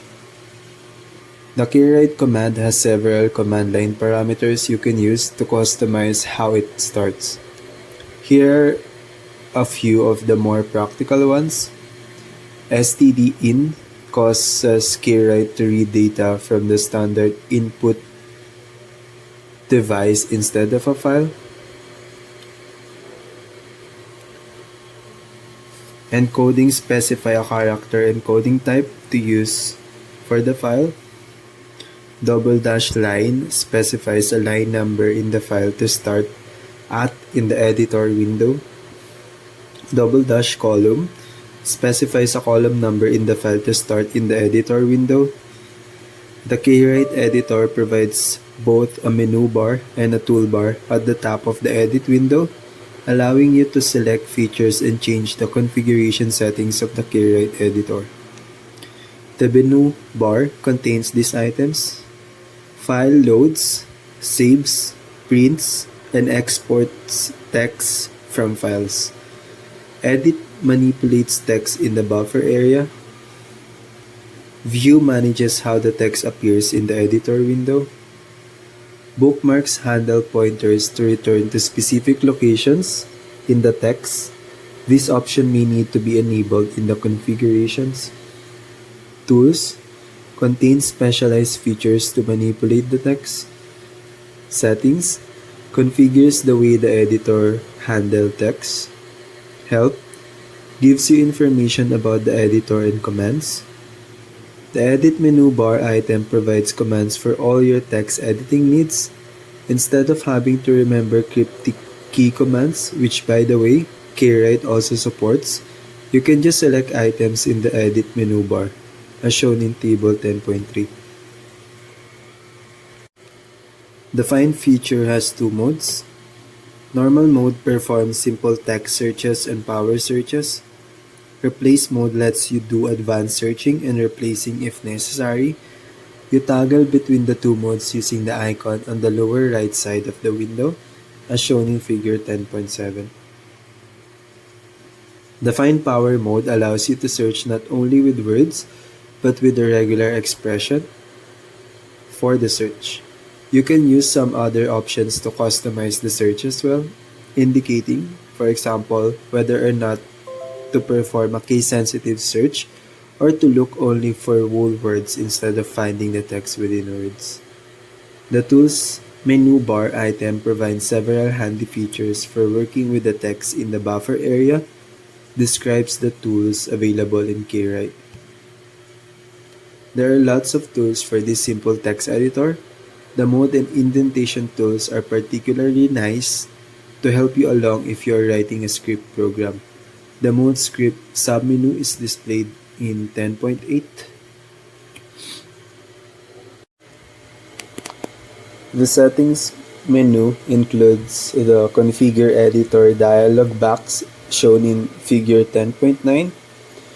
The configure dialog box uses icons on the left side for you to select the feature in KWrite to configure. When you select an icon, the right side of the dialog box shows the configuration settings for the feature. The appearance feature allows you to set several features that control how the text appears in the text editor window. You can enable word wrap, line count, great for programmers, and word count from here. With the fonts and colors feature, you can customize the complete color scheme for the editor, determining what colors to make each category of text in the program code. There are also several customizations you can choose, such as encoding and mode, so you don't have to set them via the menu system each time you open a file. Looking at the Kate editor, the Kate editor is the flagship editor for the KDE project. It uses the same core text editor as the KWrite application, so most of those features are the same, but it incorporates lots of other features into a single package, including a multiple document interface or MDI. If you find that the Kate editor has not been installed with your KDE desktop environment, you can easily install it. The package name that contains Kate is Kate or KDES DK. When you start the Kate editor from the Plasma menu system, you see the main Kate editor window shown in figure 10.10. You'll notice the windows looks very similar to the KWrite editing window shown previously in figure 10.6. However, there are differences. For example, the left side frame shows Documents icon. Clicking this icon opens a new interface called the Document List shown in figure 10.11, which allows switching between open documents, creating new documents, and exploring other files to open. The main Kate editing window, the Kate document list. Kate also supports several external plugin applications which can be activated in the Plugin Manager window shown in figure 10.12. You reach this feature by choosing Settings, Configure, Kate, Plugins. In this window, you can select various plugins to make your shell scripting environment more productive. One great feature of the Kate editor is the built-in terminal plugin or terminal tool view, which provides a terminal window shown in figure 10.13. The terminal icon at the bottom text editor's window starts the built-in terminal emulator in Kate using the KDE Console Terminal Emulator, covered in Chapter 2. If you don't see the terminal icon at the bottom of the Kate window, most likely you have not activated the Terminal Tool View plugin. Once you have reached the Plugin Manager window and have selected the Terminal Tool View plugin, be sure to click the Apply icon to activate this feature. This terminal emulator feature horizontally splits the current editing window, creating a new window with console running in it. You can now enter command line commands, start programs, or check on system settings without having to leave the editor. To close the terminal window, just type exit at the command prompt. As you can tell from the terminal feature, Kate also supports multiple windows. The window menu bar item or view provides options to perform this task, such as the following: create a new Kate window using the current session, split the current window vertically to create a new window, split the current window horizontally to create a new window, close the current window. The view menu also allows you to control the editor window's functionality, such as displaying various tools, changing the font size, and showing non-printable characters. Kate is rich in features. The Kate editor handles files in sessions. You can have multiple files open in a session, and you can have multiple sessions saved through the Sessions menu. When you start Kate, you can recall saved sessions. This allows you to easily manage files from multiple projects by using separate workspaces for each project. To set the configuration settings in Kate, select Settings, Configure, Kate. The configuration dialog box shown in figure 10 appears. The application settings area allows you to configure settings for the Kate items such as controlling sessions shown in figure 10.14, the document list, and the file system browser. Kate and KWrite work well side by side. Kate is a rich MDI editor that acts as an IDE, making it useful for creating and editing shell scripts. KWrite, on the other hand, launches quickly while providing nearly as much power as Kate, so that you can make fast fixes to your scripts. Both editors have their place in the world. Exploring the GNOME editor.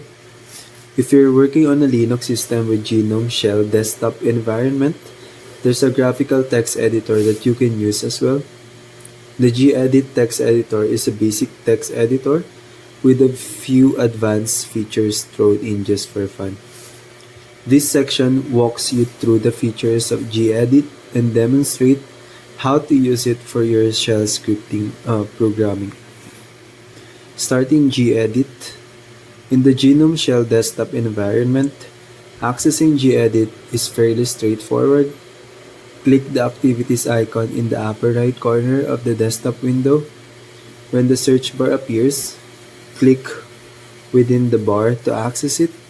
Type gedit or text editor and then click text editor. Tip: gedit is not installed by default on your desktop environment. You can easily install it. The package name is gedit. You should install the gedit plugins as well because they provide powerful and advanced features. Their package name, as you might have already guessed, is gedit-plugins. If desired, you can start gedit from the command line prompt in a GUI terminal emulator. gedit factorial.sh space myprog.c. When you start gedit with multiple files, it loads all the files into separate buffers and displays each one as a tab window within the main editor window, as shown in figure 10.15. In figure 10.15, the left frame in the gedit main editor window shows the documents you're currently editing. The right side shows the tab window that contains the buffer text of the second file. If you hover your mouse pointer over each tab, a dialog box appears showing the full path name of the file, the MIME type, and the character set encoding it uses. You can quickly jump between the gedit tabs by clicking on the tab. If you prefer shortcuts, pressing Ctrl plus Alt plus Page down will put you into the tab buffer on the right. Pressing Ctrl Alt plus Page up will take you to the left. Understanding basic gedit features. Modern versions of gedit don't use a menu bar. Instead, they use a menu system accessible through a collapsed menu icon, also called a hamburger button, in the title bar that allows you to control files, manage your editing session, configure settings, and so on, as shown in figure 10.16. The gedit menu system. These menu items available are: new window, opens a new editing window instead of a tab, saves as, saves the current buffered file to a new file name, save all, saves all the tabs contents to disk, find, opens the find text dialog box, which allows you to customize a text search and highlights the found text. Find and replace displays the find or replace pop-up window, which allows you to customize a text, search, and replace. Clear highlight removes the highlighting of found text. Go to line opens the go to line dialog box, which moves the cursor to the entered line number of the text. View opens a submenu allowing the section of displaying a document's list or file manager, side panel, embedded terminal, bottom panel, and syntax highlighting. Tools displays a submenu allowing the activation of a spell checker, check spelling, changing the spell checker's language, set language, highlights of misspellings, highlight misspelled words, displaying text stats, document statistics, and selecting a particular date and time format for insertion, insert date and time. References opens a pop-up window providing customization for the gedit editor's operation, including such choices as displaying the line numbers, tab stops, text fonts and colors, and activated gedit plugins. Keyboard shortcuts display a brief list of available gedit keyboard shortcuts. Help provides access to the full gedit manual. About text editor shows information concerning the gedit version, description, website, and so on. One item not on the menu is a basic save feature that lets you save the text in the current tab buffer with its original file name. That's because gedit conveniently provides a save icon on the title bar. Just a click on the icon and the file is saved. If you prefer to use the keyboard instead, the Ctrl plus S shortcut provides the same function. Note, your Linux desktop environment may have an older or newer version of gedit than the one shown in these figures. In this case, your gedit text editor could have diverse options or even the same options, but they are available in slightly different menu locations. Consult your distribution's gedit help menu for more assistance. The side panel in gedit provides functionality similar to document list in Kit. Access this feature by clicking the menu hamburger icon and then choosing View. When the View submenu appears, click the box next to Side Panel. These actions result in something similar to figure 10.17.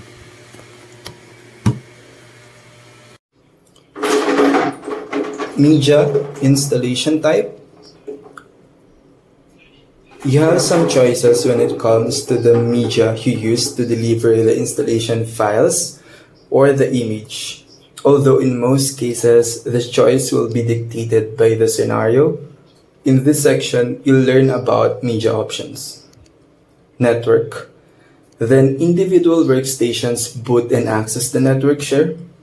The workstation can boot either through a boot disk or through a built-in network boot device known as PXE-ROM. Boot ROMs essentially download a small file that contains an OS and network drivers and has enough information to boot the computer in a limited fashion. Optical.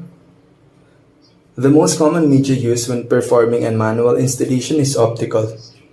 Universal serial bus, embedded, imaging, cloning, virtual machine, physical clones, template deployment, physical to virtual, partition and volume types, global partition table versus master boot record.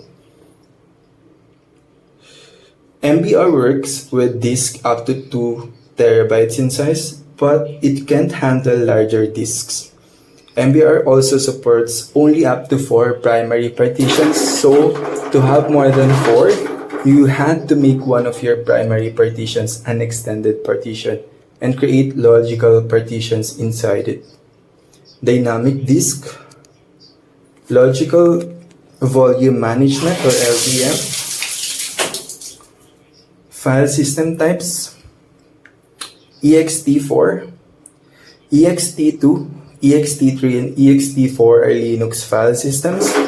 As you would expect, each version is more capable than the previous one. Although ext4 has the advantage listed here, it should be noted that it's not compatible with Windows. You can, however, obtain third-party programs that will allow Windows to read ext4. Here are the strengths of ext4. It supports individual file size up to 16 terabytes. The overall maximum ext4 file system size is 1 EB, is equals to 1024 petabytes. 1 petabytes equals to 1024 terabytes. The directory can contain 64,000 subdirectories as opposed to 32,000 in ext3. Although this approach is beneficial when the system crashes before the change is committed, it does take the resources. New technology file systems, introduced along with Windows NT and available on all Windows Server and client operating systems. NTFS is a much more advanced file system in almost every way than all versions of the previous system, or FAT. It includes such features as individual file security and compression, RAID support, and support for extremely large file and partition sizes and disk transaction monitoring. VMware file system. The VMware file system is used by the VMware Virtualization Suite, vSphere. There are 6 versions of VMFS corresponding with ESX server product releases. Although NFS can also use with VMware, VMFS has some unique features that make it perfect for virtualization. It was developed to store virtual machine disk images, including snapshots. It allows for multiple servers to access the file system at the same time. Volumes can be expanded by spanning multiple VMFS volumes together. The maximum virtual disk size of VMFS is 64 terabytes, whereas each file can have a maximum size of 62 terabytes. It also supports long file names. Resilient file system. Resilient file system was created by Microsoft to address issues with NTFS, and it brings many improvements. Among them are improved reliability, built-in resiliency, no need to periodically run error checking tools such as checkdisk, Z file system,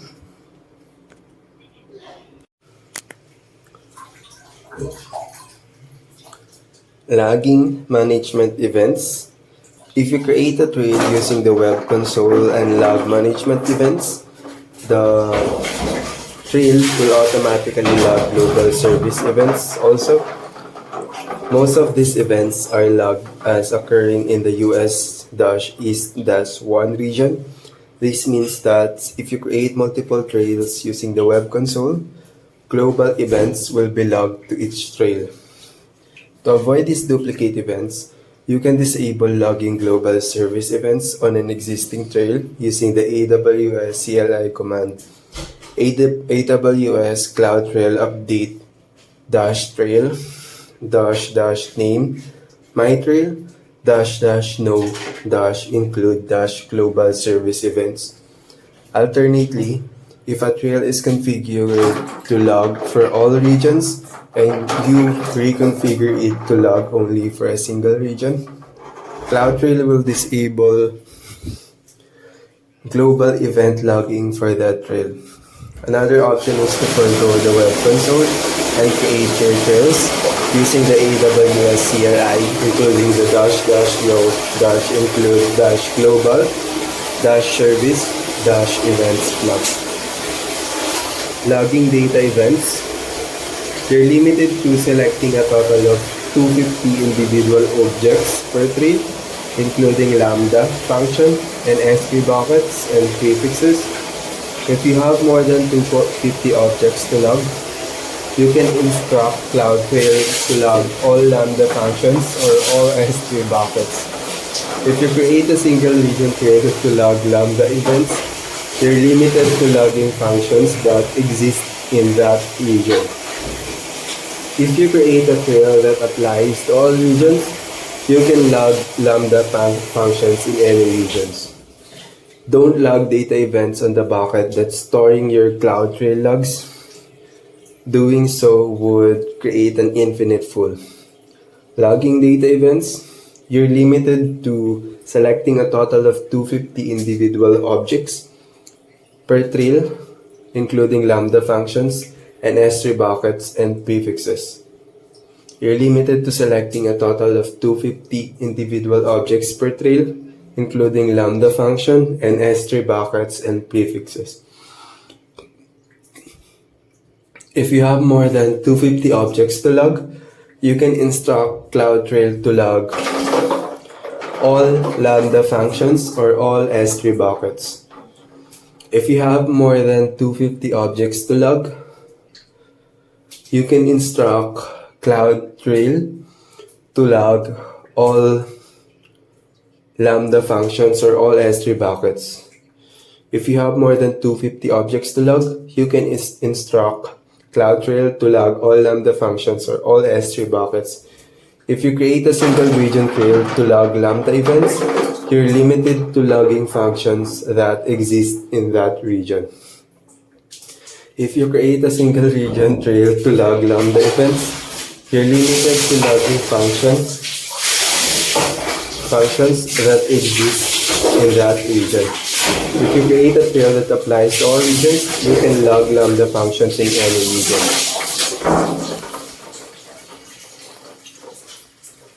Log file integrity validation.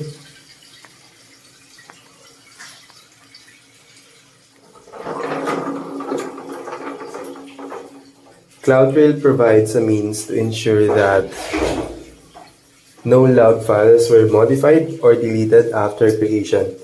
When an attacker hacks into a system, it's common for them to delete or modify log files to cover their attacks.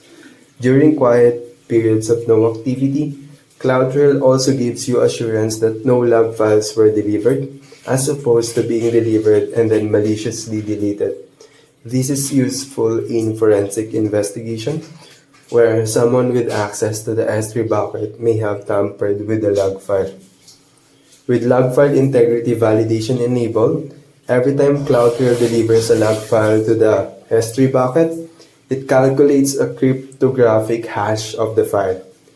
This hash is a unique value derived from the contents of the log file itself. If even one byte of the log file changes, the entire hash changes. Hashes make it easy to detect when a file has been modified. Every hour, CloudTrail creates a separate file called a digest file that contains the cryptographic hashes of all log files delivered within the last hour. CloudTrail places this file in the same bucket as the log files, but in a separate folder. This allows you to set different permissions on the folder containing the digest file to protect it from deletion. CloudTrail also cryptographically signs the digest file using a private key that varies by region and places this signature in the file's SD authors metadata.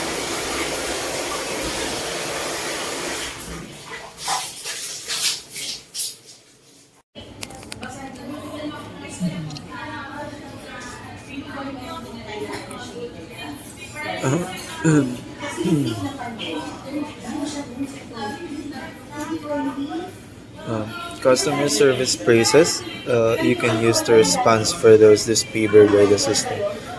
I apologize for what happened. I'm sorry for what happened. I'm going to do my best to take care of this. It's very difficult saying words like definitely or absolutely in a monotone voice. Let me check on that for you. Let me see what happened so that I can check. I can see how you feel. I can understand how that would be difficult. I agree completely. I feel terrible for this. I feel terrible for what happened. I feel terrible that happened. I want to change your SIM card, but because of that fastest growing crime, the system won't change it unless we were able to call you on the phone number that you frequently dial. I'm sorry that happened. I want to change your SIM card, but because of that fastest growing crime, look, I know you are the owner of this account because I've been working in fraud prevention for 5 years, and just based on intuition, I know if I'm speaking with the authorized user or not. Let me check on that right now. I'm sorry about that. I can understand your frustration. I appreciate your business with Bell. That's a great suggestion. Thanks. What else can I help you with? Thank you for your advice. I'm sorry, Mr. Logan. I know you've been waiting. I apologize, but we have changed our process already. I can imagine this has been frustrating for you. I'll have to change your SIM card, but because of that fastest growing crime, the system won't be able to do it. I really do understand where you're coming from, but you understand. I hope you understand my position too. I appreciate you. I feel bad for what happened. So sorry that happened. I regret they haven't been able to do that. I wouldn't be happy with what happened, or I'm gonna report it. Ouch, that's never good. I will refer this to our process improvement system so that we can make better procedure moving forward. It makes me really sad that it happened, or to say this, or to hear that. I'll have to help you out, but I'm sorry we didn't expect. I'm terribly sorry that's happening.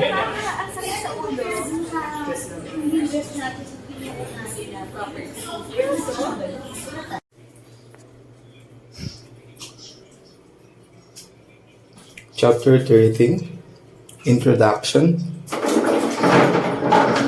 Even if you do everything right and design the perfect multi-tiered, scalable, and highly available application environment, it'll be complete waste if it ends up costing too much. The best protection from unpleasant surprises is by understanding how you're built for using AWS services, how you can deploy resources in the most cost-effective way, and how you can automate cost event alerting protocols. Planning, tracking, and controlling costs. The precise function of these tools and even the names AWS gives them will probably change over time, but their overall goal is clear: to provide deep insight into what your running resources are costing you and how you can closely track them. AWS budgets. You could, for instance, have an email sent alerting you when the total quarterly cost of transferring S3-based data between regions threatens to rise above a certain dollar amount. Or you could create a budget to tell you when the total volume of outbound data transferred to the internet from on-demand EC2 instances running in a specified AWS region exceeds, say, 100 gigabytes.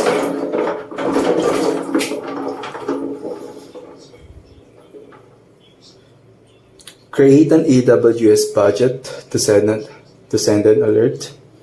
Click the budgets link in the billing dashboard and then click Create a Budget. Select the Cost Budget option and click Next. If you don't need the budget you just created, select its entry in the dashboard and delete it to make sure you're not billed for it. Monitoring tools. You've seen how to set limits to help you control your AWS spending using budget alerts. But the busier and more complicated your resource stocks get, the more you'll need to dive deeply into spending patterns so that you can understand and, if necessary, adjust developing trends. Cost Explorer. The default view covers the last 6 months, and you can click a group by link to explore in greater depth. The more you have running, the more you'll want to drill down into the weeds of the data. You can adjust the view, filtering by things such as grouping or service, or download the data as a CSV file. AWS cost and usage reports. There, you can choose to enable support for Athena, Redshift, and QuickSight. Athena is a tool that lets you efficiently query your data using SQL. Redshift is a serious tool for handling serious amounts of data, and Amazon QuickSight is a pay-per-session tool for squeezing business intelligence out of data stores. So, AWS reports are meant for accounts that are so busy you struggle to keep track of many moving parts. Reports are optimized for this kind of analytics through their normalized data model that organize discrete cost components in individual columns. Reports are configured to be regularly written to an S3 bucket in your account for which you've previously added appropriate permissions. Sample bucket policies are available from the Create Report dialog box. AWS Trusted Advisor. You can get a quick view of how closely your account configurations are currently following AWS best practices from the Trusted Advisor dashboard. Access from the main AWS service menu.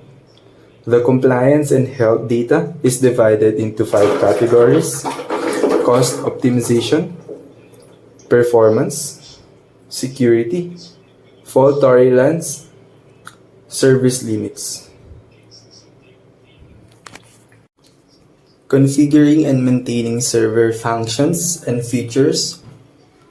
Once you've installed your servers, you must take additional steps to enable them to perform the roles you choose for them in the network. You also need to monitor and maintain the servers so that they continue to perform well.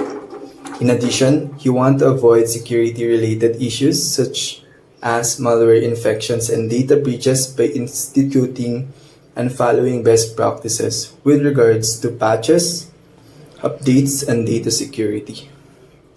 Server role requirements. Server exists to serve the network and its users in some form. Each server has a certain role to play, although in small networks, a server performs multiple roles. Each of those roles places different types of demand on the hardware and software of the server. Some roles demand lots of memory, whereas others place a heavier load on CPU. Warning: the size of your network, the number of servers you have performing a role, and in some cases, the exact way you deploy the server will have a big impact on the requirements. For example, if the server will be either a domain controller or a DNS server, you will almost certainly want to have multiple servers for these roles in case one should fail. Print, memory. Print servers need lots of memory to hold the print jobs waiting in the print queue. The exact amount will be the number of users assigned to the printers being managed by this printer server. CPU. The number and type of CPUs are impacted by the amount of processing power available on the print devices the server is managing. Disk. As is the case with processing power, if there's plenty of disk space on the print device, you will need less on the print server. NIC.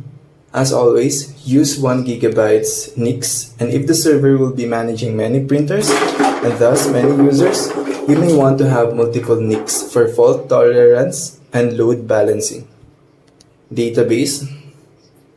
A database server is one that runs database software such as SQL Server or Oracle. It contains information stored in the database, and users can search the database either directly by issuing commands or by using an application that does this through a GUI. Here are some of the components that should be maximized to ensure good performance in a database server. CPU. Your CPU, yes, multiple, should be as fast as you can afford with multiple cores and plenty of cache. The specific number should be driven by the database software, recommendations, and the number of users. Memory.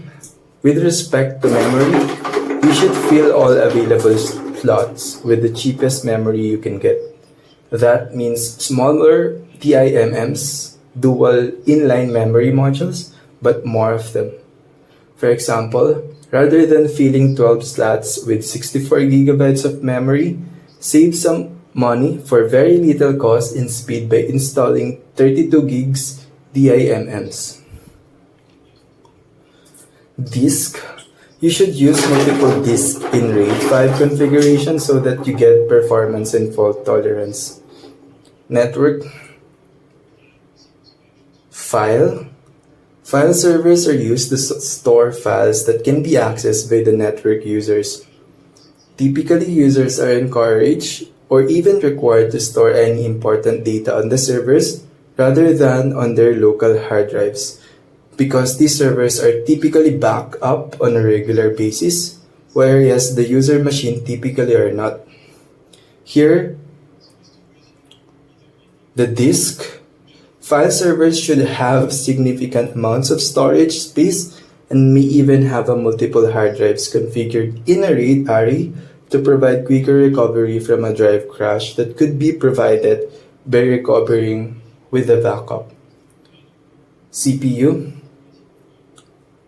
As the number of users increases, at a certain point, it becomes better to use more and slower processors rather than fewer and faster ones. GNU utilities.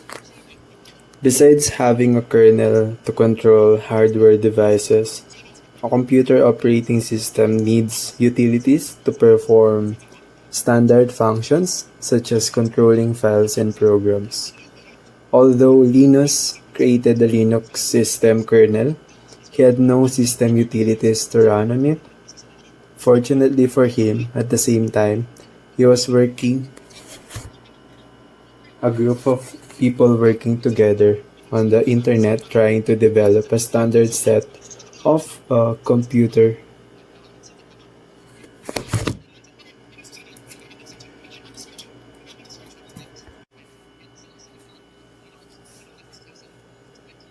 System utilities that mimic the popular Unix operating system.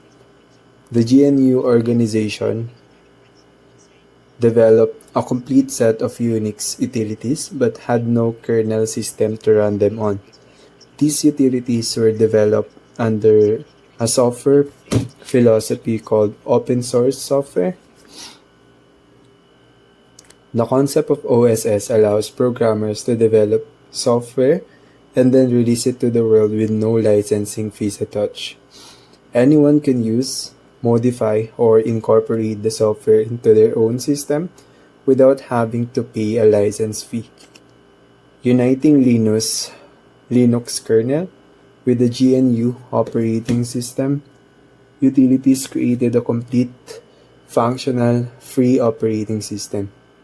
Although the bundling of the Linux kernel and GNU utilities is often just called Linux, you will see some Linux purists on the internet refer to it as the GNU or Linux system to give credit to the GNU organization for its contribution to the cause. The core GNU utilities. The GNU project was mainly designed for Unix system administrators to have a Unix-like environment. The core GNU utilities. The GNU project was mainly designed for Unix system administrators to have a Unix-like environment available. This focus resulted in the project porting many common Unix system command line utilities. The core bundle of utilities supplied for Linux systems is called Core Utils package. The GNU Core Utils package consists of three parts: properties for handling files, utilities for manipulating text, utilities for managing processes. Each of these three main groups of utilities contain several utility programs that are invaluable to the Linux system administrator and programmer. This book covers each of the utilities contained in the GNU Core Utils package in detail. The shell. The GNU or Linux shell is a special interactive utility. It provides a way for users to start programs, manage files on the file system, and manage processes running on the Linux system. The core of the shell is the command prompt. The command prompt is the interactive part of the shell. It allows you to enter text commands, and then it interprets the commands and executes them in the kernel. The shell contains a set of internal commands that you use to control tasks such as copying files, moving files, renaming files, displaying the programs currently running on the system, and stopping programs running on the system. Besides the internal commands, the shell allows you to enter the name of the program at the command prompt. The shell passes the program name off to the kernel to start it. You can also group shell commands into files to execute as a program. Those files are called shell scripts. Any command that you can execute from the command line can be placed in a shell script and run as a group of commands. This provides great flexibility in creating utilities for commonly run commands or processes that require several commands grouped together.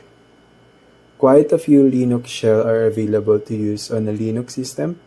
Different shells have different characteristics, some being more useful for creating scripts and some being more useful for managing processes. The default shell used in all Linux distributions is the Bash shell. The Bash shell was developed by the GNU project as a replacement for the standard Unix shell called the Bourne shell after its creator. The Bash shell name is a play on its wording, referred to as the Born Again shell. In addition to the Bash shell, we will cover several other shells in this book. Table 1.3 lists the different shells we will examine. Bash, a simple, lightweight shell that runs in low memory environments but has full compatibility with the Bash shell. ZSH, an advanced shell that incorporates features from Bash, PCSH, and Korn. providing advanced programming features, shared history files, and team prompts. TCSH, a shell that incorporates elements from the C programming language into shell scripts. Korn, a programming shell compatible with the Bourne shell but supporting advanced programming features like associative arrays and floating point arithmetic. Most Linux distributions include more than one shell, although usually they pick one of them to be the default. If your Linux distribution includes multiple shells, feel free to experiment with different shells and see which one fits your needs. The Linux desktop environment. In the early days of Linux, all that was available was a simple text interface to the Linux operating system. This text interface allowed administrators to start programs, control program operations, and move files around on the system. With the popularity of Microsoft Windows, a computer users expected more than the old text interface to work with. This spurred more development in the OSS community, and the Linux graphical desktops emerged. Linux is famous for being able to do things in more than one way, and no place is this more relevant than in graphical desktops. In Linux, you can choose from a plethora of graphical desktops. The following sections describe a few popular ones. The X Windows software. Two basic elements control your video environment: the video card in your PC and your monitor. To display fancy graphics on your computer, the Linux software needs to know how to talk to both of them. The X Windows software is the core element in presenting graphics. The X Windows software is a low-level program that works directly with the video card and monitor in the PC and controls how Linux applications can present fancy windows and graphics on your computer. Thus, isn't only the only operating system that uses X window. Versions have been written for many different operating systems. In the Linux world, a few software packages can implement it. Two X window packages are most commonly used in Linux: X.org, Wayland. The X.org package is the older of the two, based on the original X Windows System version 11, often called X11. More Linux distributions are migrating to the newer Wayland software, which is more secure and easier to maintain. When you first install a Linux distribution, it attempts to detect your video card and monitor, and it then creates an X window configuration file that contains the required information. During installation, you may notice a time when the installation program scans your monitor for supported video modes. Sometimes this causes your monitor to go blank for a few days. Because lots of different types of video cards and monitors are out there, this process can take a little while to complete. The core X Windows software produces a graphical display environment, but nothing else. Although this is fine for running individual applications, it is not useful for day-to-day computer use. There is no desktop environment allowing users to manipulate files or launch programs. To do that, you need a desktop environment on top of the X Windows System software. Introducing the KDE Plasma Desktop. The KDesktop environment was first released in 1966 as an open source project to produce a graphical desktop similar to the Microsoft Windows environment. The KDE Desktop incorporates all the features you are probably familiar with if you are a Windows user. Figure 1.3 shows the current version called KDE Plasma running in the OpenSUSE Linux distribution. The KDE Plasma Desktop allows you to place both application and file icons in a special area on the desktop. If you single-click an application icon, the Linux system starts the application. If you single-click a file icon, The KDE desktop attempts to determine what application to start to handle the file.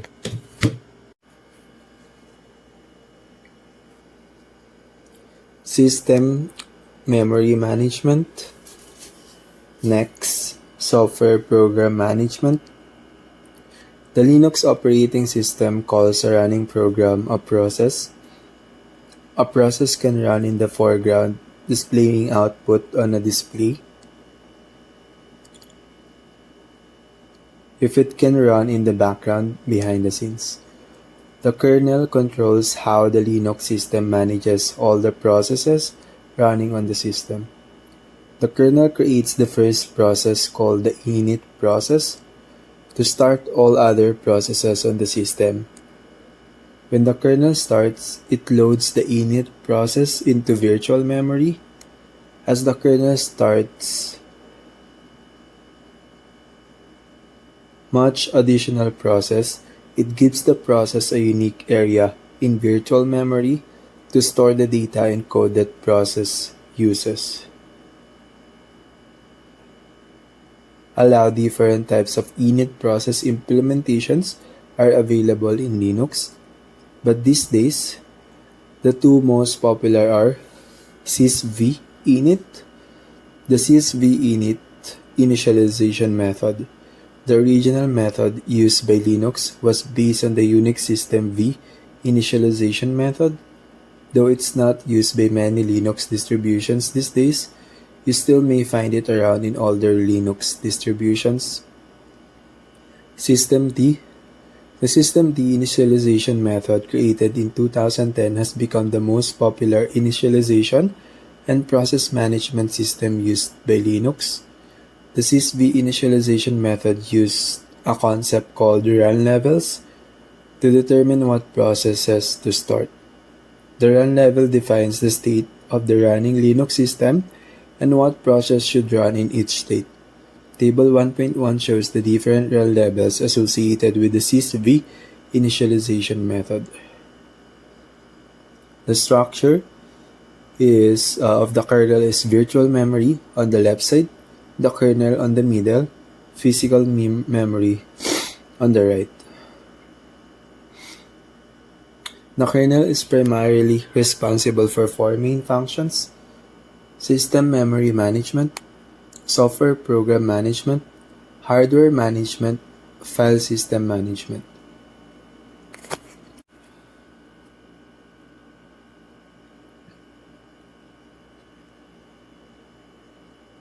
Note, Chapter 4, more bash shell commands.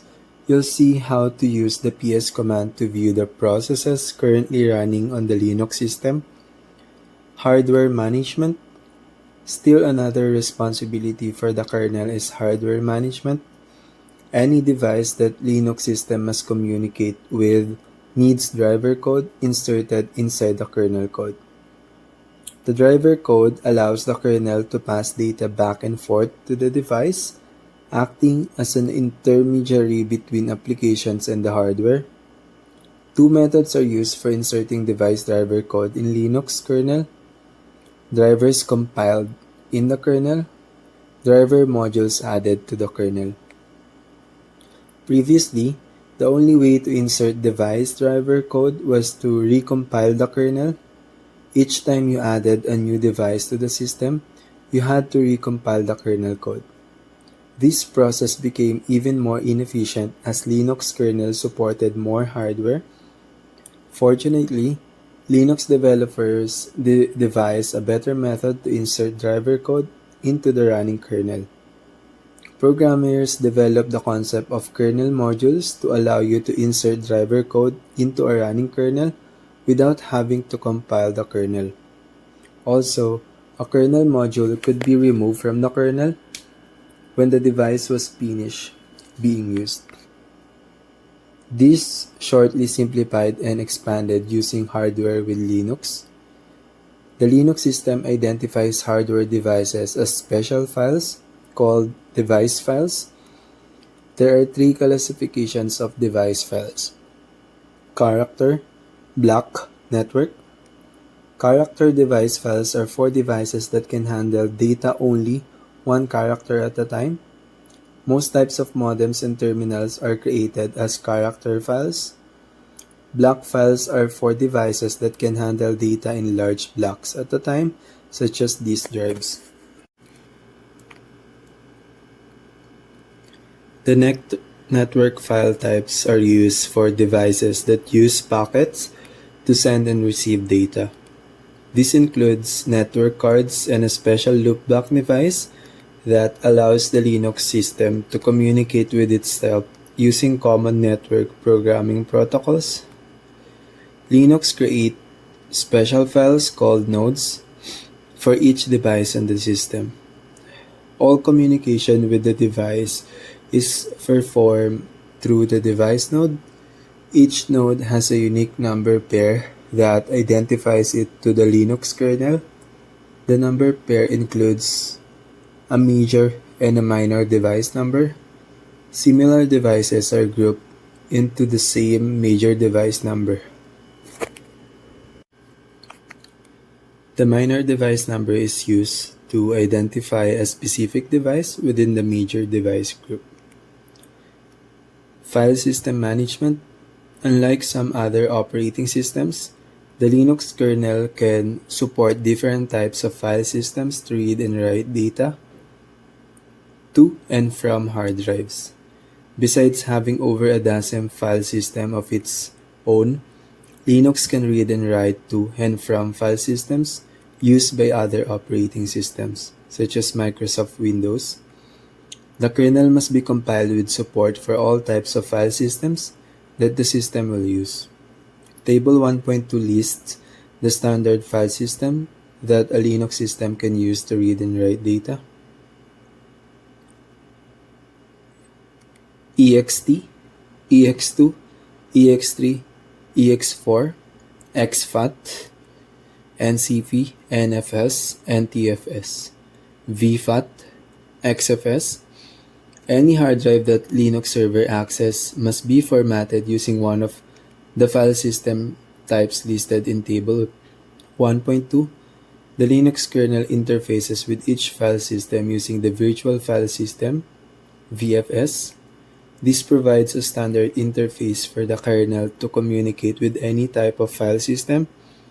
VFS cache information in memory as each file system is mounted and used.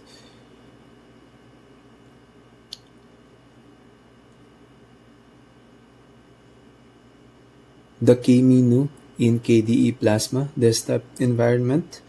Much like the Windows Start menu, the kmenu contains links to start installed applications. Program shortcuts. These are quick links to start applications directly from the panel. The taskbar. The taskbar shows icons for applications currently running on the desktop. Applets. These are small applications that have an icon in the panel that can often change depending on information from the application. All of the panel features are similar to what you find in Windows. In addition to desktop features, the KDE project has produced a wide assortment of applications that run in KDE environment.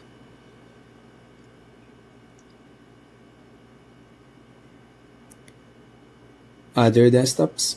One of the main features of Linux is choice, and nowhere is that more evident than in the graphical desktop world.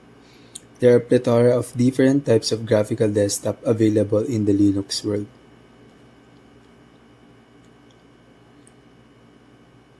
Examining Linux distributions. Now that you have seen the four main components required for a complete Linux system, you may be wondering how you are doing to get them all together to make a Linux system. Fortunately, there are people who have already done that for you. A complete Linux system package is called a distribution. Numerous Linux distributions are available to meet just about any computing requirement you could have. Most distributions are currently customized for a specific user group, such as business users, multimedia enthusiasts, software developers, or average home users. Each customized distribution includes the software packages required to support specialized functions such as audio and video editing software for multimedia enthusiasts or compilers in integrated development environments for software developers. Console terminals. One way to get to a CLI is to access the Linux system via text mode. This provides nothing more than a simple shell CLI on the monitor, just like the days before graphical desktops. This mode is called the Linux console because it emulates the old days of hardware console terminal and is a direct interface to the Linux system. When the Linux system starts, it automatically creates several virtual consoles. A virtual console is a terminal session that runs in Linux system memory. Instead of having several dumb terminals connected to the computer, most Linux distributions start 5 or 6 or sometimes even more virtual consoles that you can access from a single computer keyboard and monitor. Graphical terminals. The alternative to using a virtual console terminal is to use terminal emulation package from within the Linux graphical desktop environment. A terminal emulation package simulates working a console terminal but within a desktop graphical window. Figure 2.1 shows an example of a terminal emulator running a Linux graphical desktop environment. Graphical terminal emulation is responsible only for a portion of the Linux graphical experience. As a whole, the experience is accomplished through several components, including graphical terminal emulation software called a client. Table 2.1 shows the different components in the Linux graphical desktop environment. Graphical interface elements, client, graphical terminal emulator, desktop environment, GNOME, Shell, KDE Plasma, network browser, an application that requests graphical services, display server, Wayland, X Window system, element that manages the display or screen and the input device such as keyboard, mouse, and touchscreen.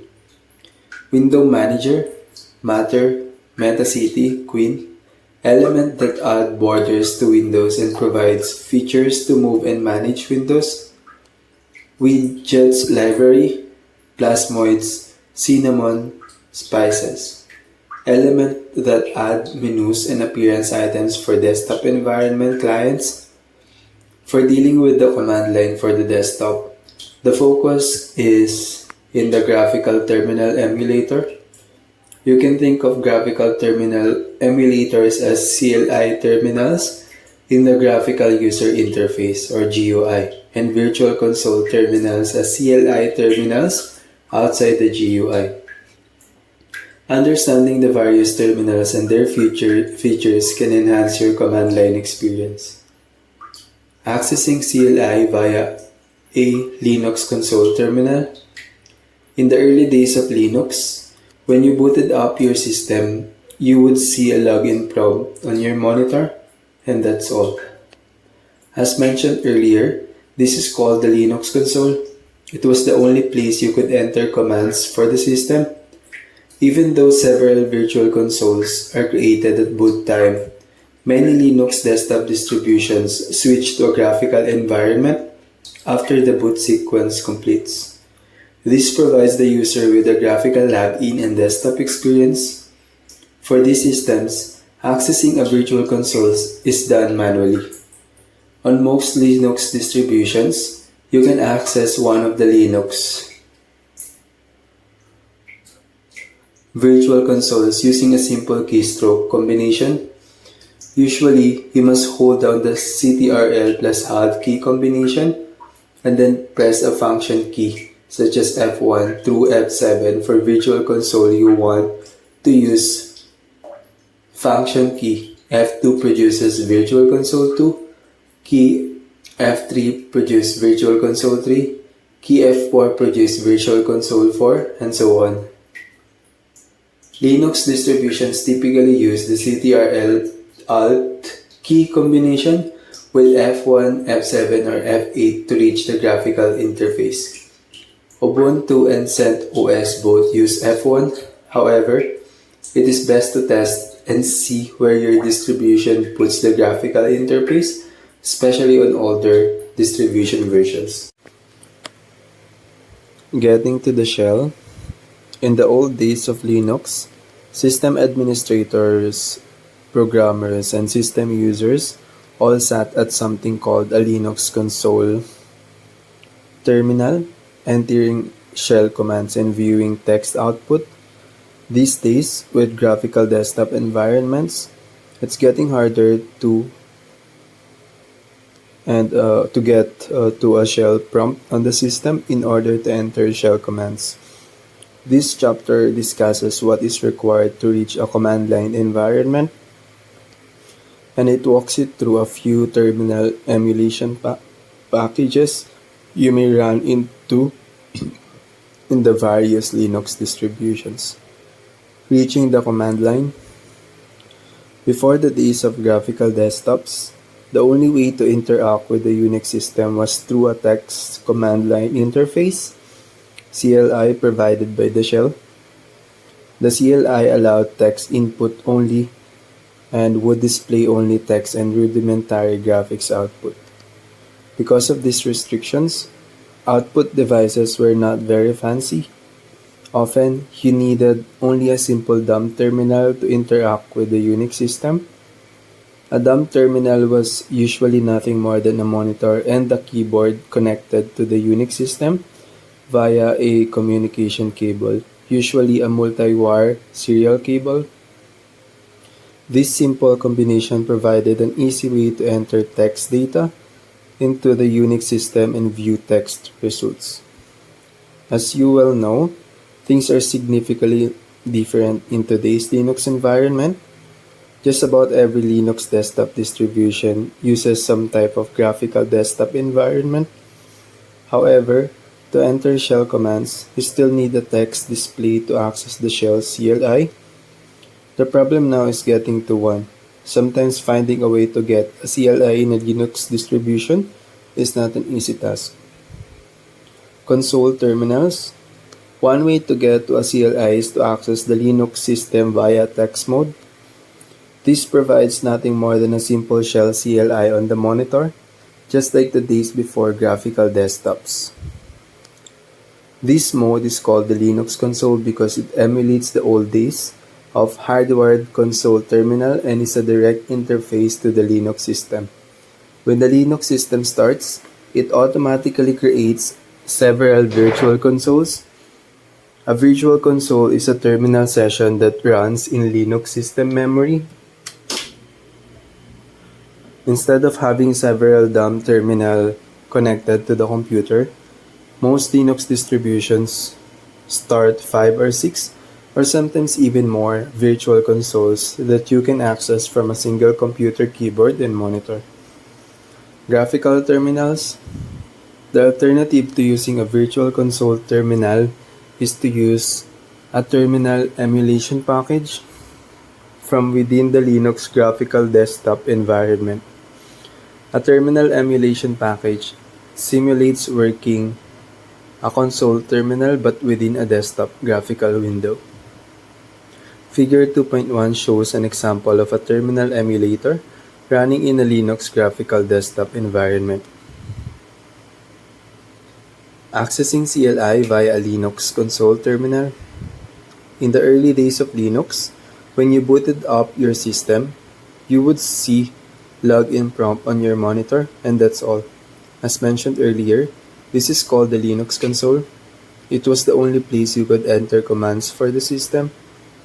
Even though several virtual consoles are created at boot time, many Linux desktop distributions switch to a graphical environment after the boot sequence completes.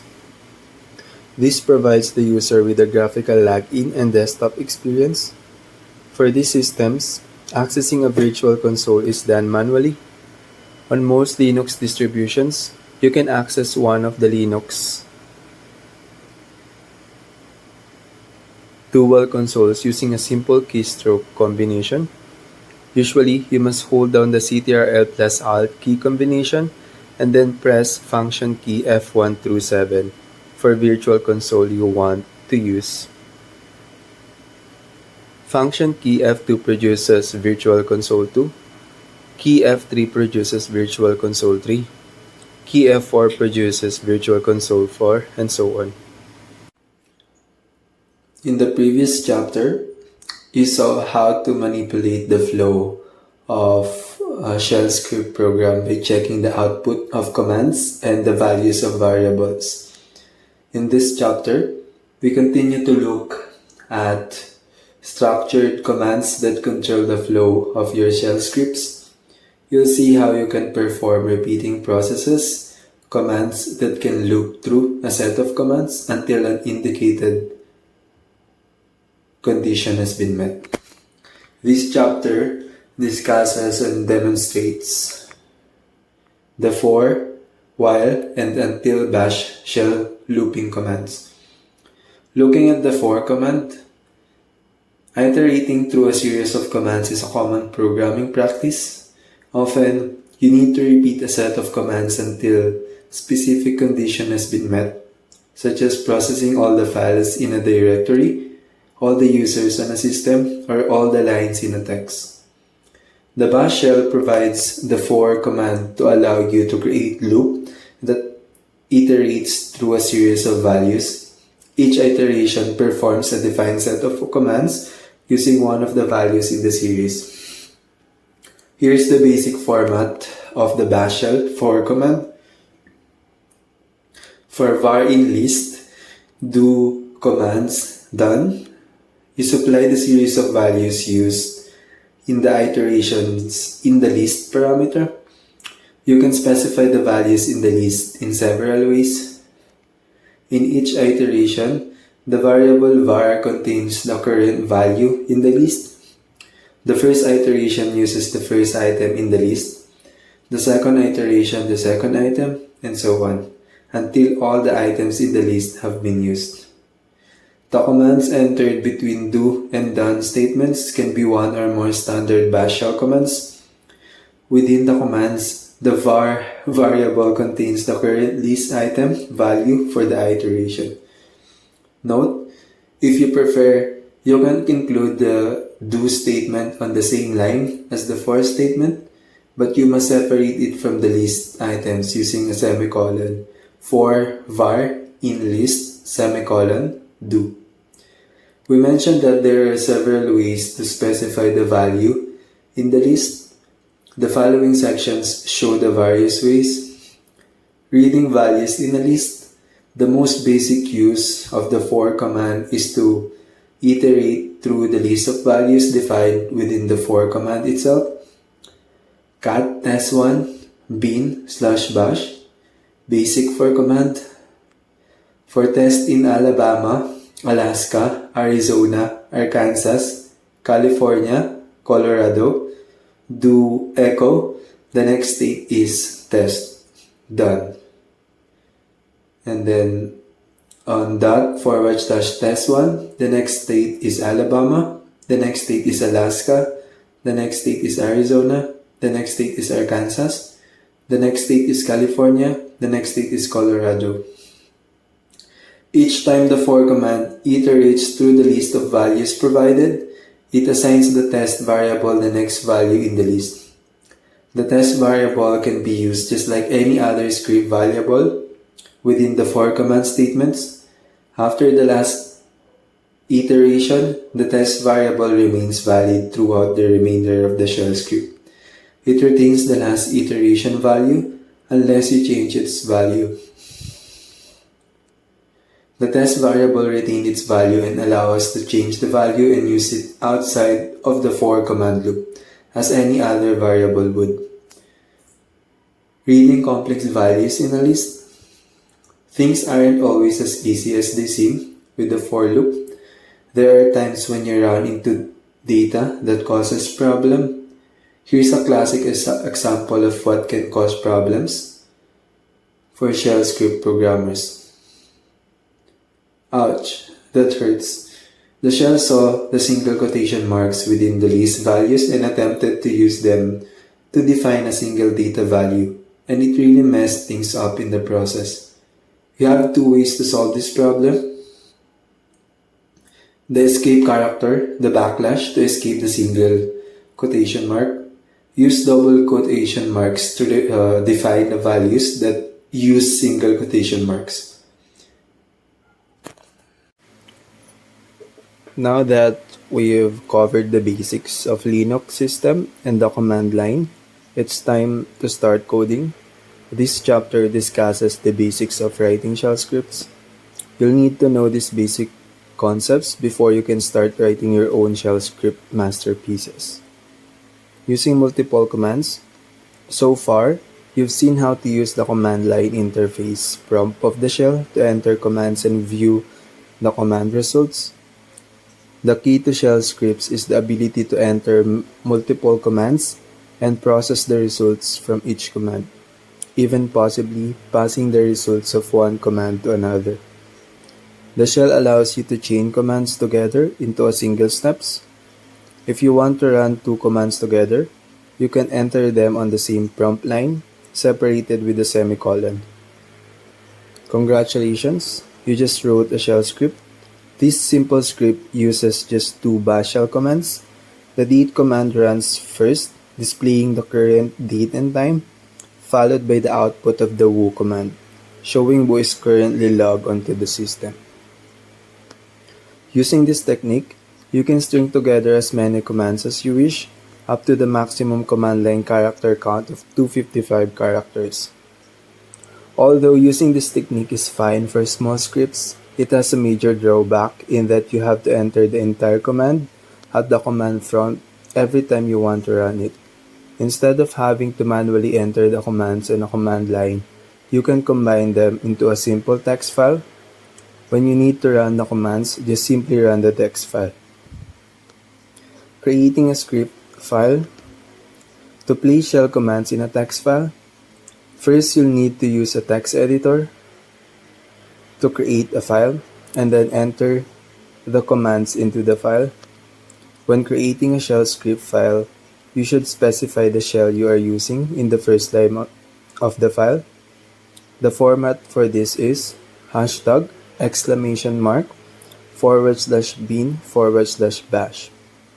In a normal shell script line, the # is used as a comment line.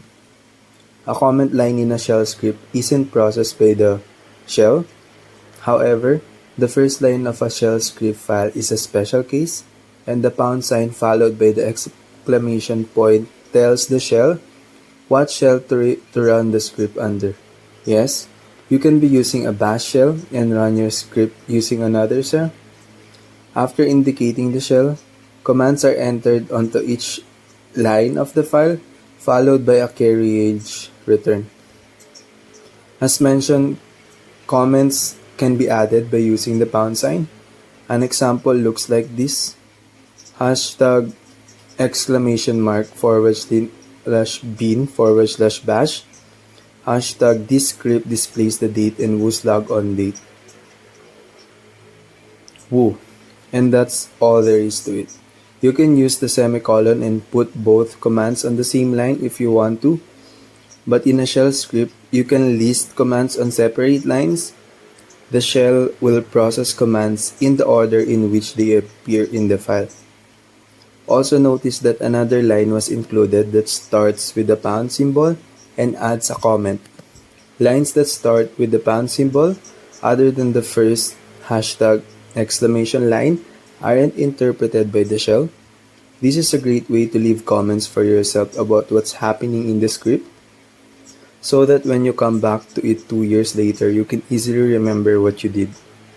Save this script in a file called test1, and you are almost ready. There are still a couple of things to do before you can run your new shell script file. If you try running the file now, you'll be somewhat disappointed to see this. The first hurdle is getting the bash shell to find your script file. If you remember from using Linux environment variables, the shell uses an environment variable called path to find commands. A quick look at the path environment variable demonstrates our problem. The path environment variable is set to look for commands only in handful of directories. To get the shell to find the test1 script, we need to do one of two things.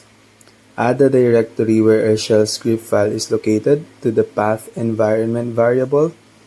Use an absolute or relative file path to reference our shell script file in the prompt. Tip: exploring the while command. The while command is somewhat of a cross between the if-then statement and the for loop. The while command allows you to define a command to test and then loop through a set of commands for as long as the defined test command returns a 0 exit status. It tests the test command at the start of each iteration. When the test command returns a non-zero exit status, the while command stops executing the set of commands. Basic while format. Here's the format of the while command. While test command, do, other commands, done. The test command defined in the while command is the exact same format as in if-then statements. As in the if-then statement, you can use any normal bash shell command or you can use the test command to test for conditions such as variable values. The key to while command is that the exit status of the test command specified must change based on the commands run during the loop. If the exit status never changes, the while loop will get stuck in an infinite loop. The most common use of the test command is to use brackets to check a value of a shell variable that's used in the loop commands. The while command defines the test condition to check for each iteration.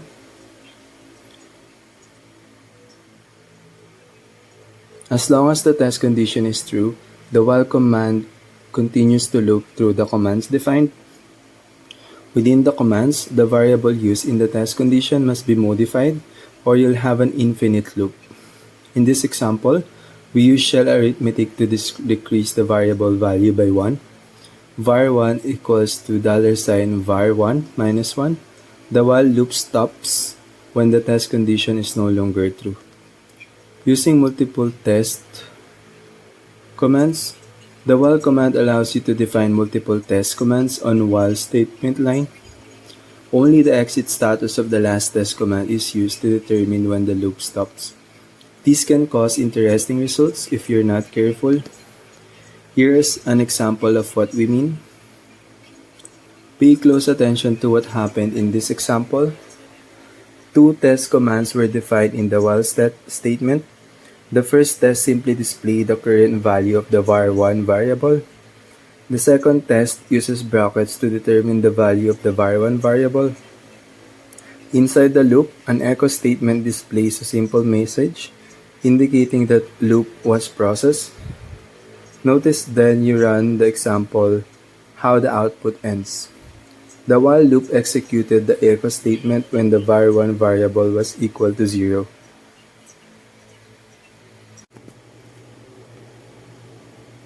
Linux Bible Introduction. Linux seems complicated, but it can be divided into 4 parts: application software, window management software, GNU system utilities, and the kernel. Looking into the kernel can be divided into system memory management, software program management, hardware management, file system management. Memory management. The kernel divides the memory into physical and virtual. It does this by using space on the hard disk called swap space. The kernel swaps the contents of virtual memory locations back and forth from the swap space to the actual physical memory. System memory locations are grouped into blocks called pages. The kernel locates each page of memory in either the physical memory or swap space. It maintains a table of the memory pages that indicates which are in physical and virtual memory. So for program management, every program in Linux is called a process, which can be run in the foreground or background. The kernel controls how the Linux system manages all the processes in the system. Linux makes it easy for software to communicate through its initialization method. There are many initialization methods in the market, but the most useful are sysv and systemd. Systemd allows for the startup of multiple processes at the same time, while sysv follows orders. Sysv init method was based on Unix system v init but is not used by many Linux distributions these days. Systemd, created in 2010, has become the most popular initialization and process management system. It has become popular because of its ability to start processes on different events. First, when the system boots. Second, when a particular hardware device is connected. Third, when a service is started. 4. When a network connection is established. 5. When a timer has expired. It determines which events to run by linking events to unit files. The systemctl program allows you to start, stop, and list the unit files currently running on the system. It groups unit files together into targets. Hardware management. Another responsibility of the kernel is hardware management. Any device that the Linux system must communicate with needs driver code inserted inside the kernel code. This allows the kernel to pass data back and forth to the device, acting as an intermediary between applications and hardware. The methods used for inserting drivers now are 1. Drivers compiled in the kernel. 2. Driver modules added to the kernel. Previously, the only way to insert device driver code was to compile the kernel each time you added a new device to the system. You had to recompile the kernel code. This system became inefficient as the kernel supported more hardware. Linux developers devised better methods, allowing you to insert driver code into a running kernel without having to compile the kernel, and allowing you to remove the driver when the device was finished being used. It does this through the identification of devices via special files called device files. There are 3 classifications of device files: character, block, and network. Character devices read characters at a time. Terminals are examples of character devices. Block devices read and write blocks at a time. Examples include hard drives. NIC and loopback devices are for network data. File system management. The Linux kernel supports different types of file systems to read and write data to and from hard drives. Besides having over a dozen file systems of its own, Linux can read and write to file systems used by other operating systems such as Windows. Any hard drive that Linux accesses must be formatted into one of the supported file systems. The Linux kernel interface and uses VFS to standardize the support for other file systems such as NTFS. Summary. In this chapter, you learned how to install and configure server operating systems, including steps like updating firmware, configuring the BIOS or UEFI, preparing the disk, and connecting the server to the network. You also learned about the various ways you can manage the server, both locally and across the network.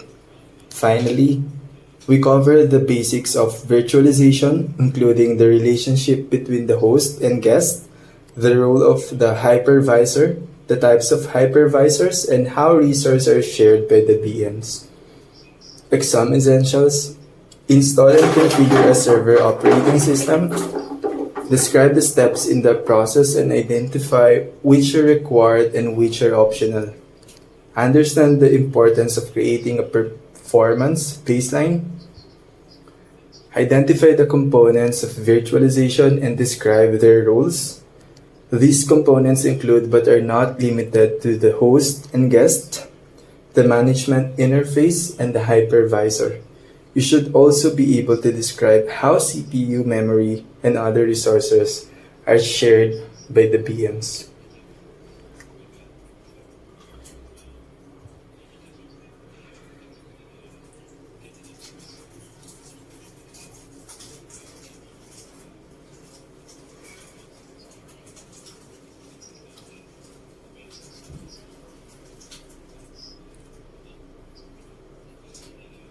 Web.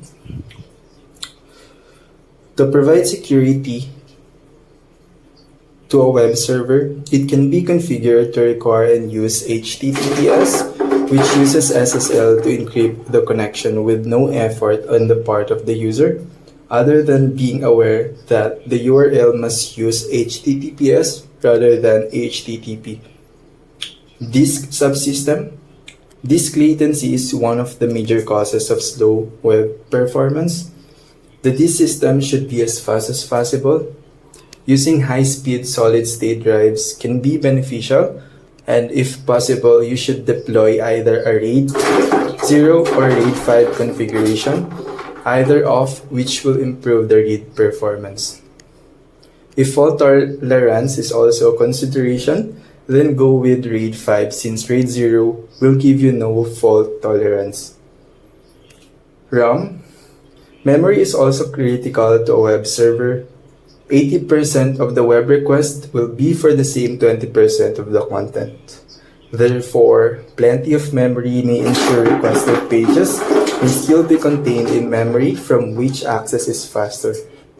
You can help this situation by deploying web caching. This can be done on the proxy server if you use one.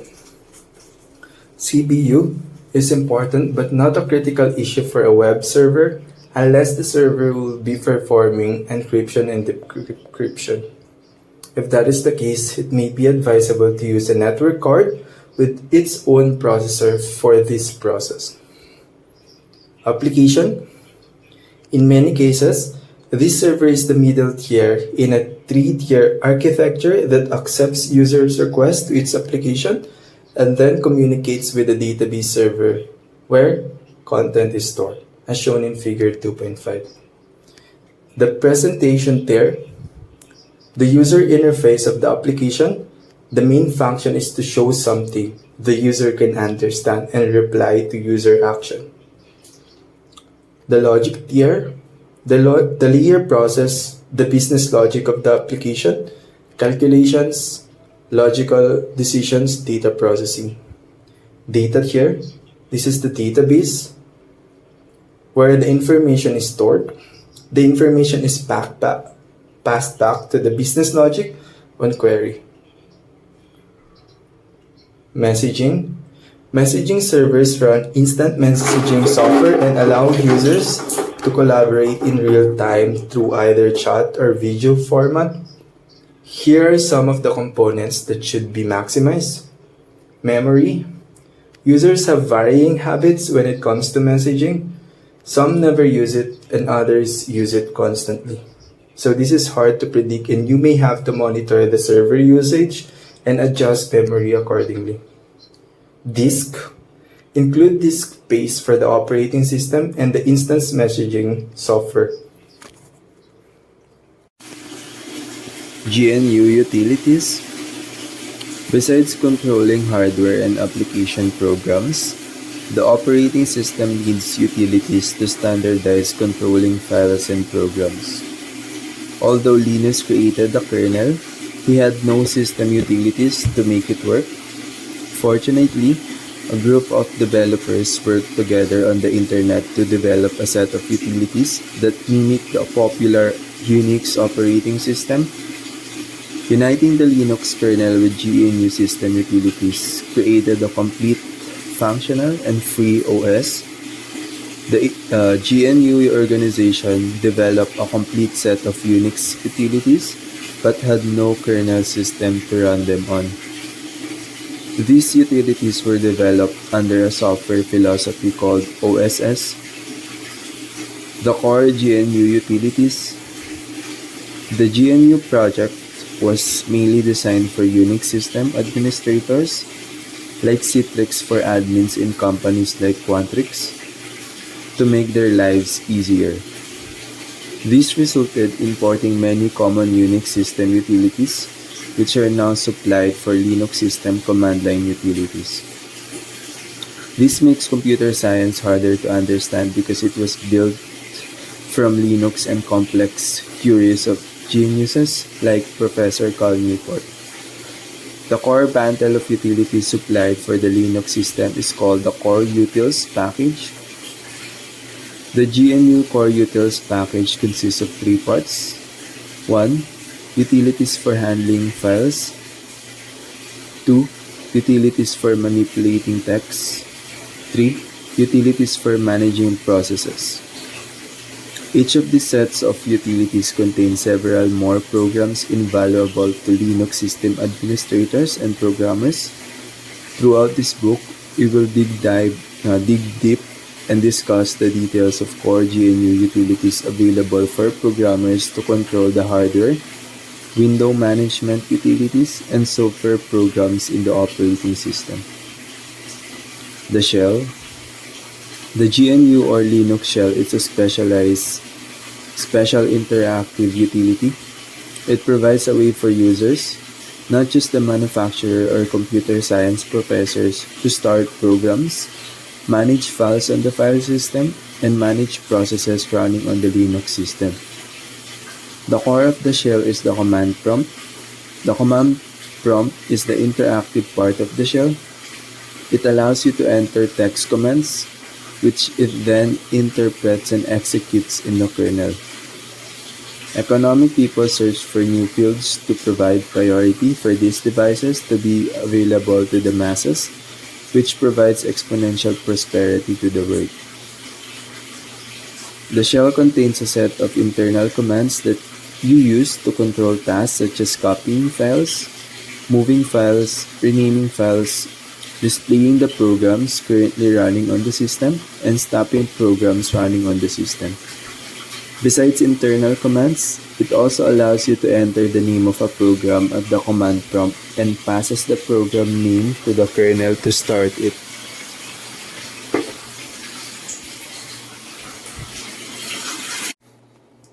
You can also group shell commands into files to execute as a program. These are called shell scripts. The combination of these commands creates a new, intangible, and powerful computing capability. Any command that you can execute from the command line can be placed in a shell script and run as a group of commands. This provides flexibility in creating utilities for commonly run programs, commands, or processes in your own unique system through the combination of commands. It's like a PDF script you use in your job to automate notes in your Anemone. Every cognitive energy is valuable. This is a new knowledge we learn from the human-computer interaction field. There are different shells available to interact with the Linux kernel. They have different characteristics, some being useful for creating scripts and some being more useful for managing processes. This is how people invented scripts such as JavaScript to interact with the kernel, software programs, window management utilities, and hardware.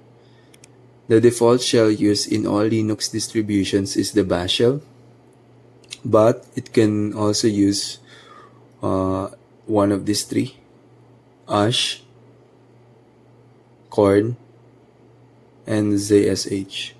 Most Linux distributions include more than one shell, although usually they pick one of them to be the default.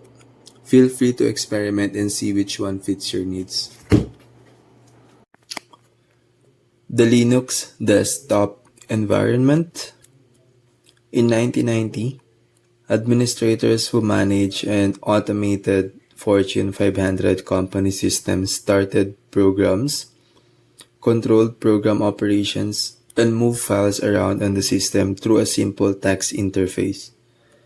Due to the popularity of Windows environment that provides a graphical interface to CLI, there was an exponential increase in development in the OSS community, leading to the development of the Linux graphical desktop environment. The X Window software.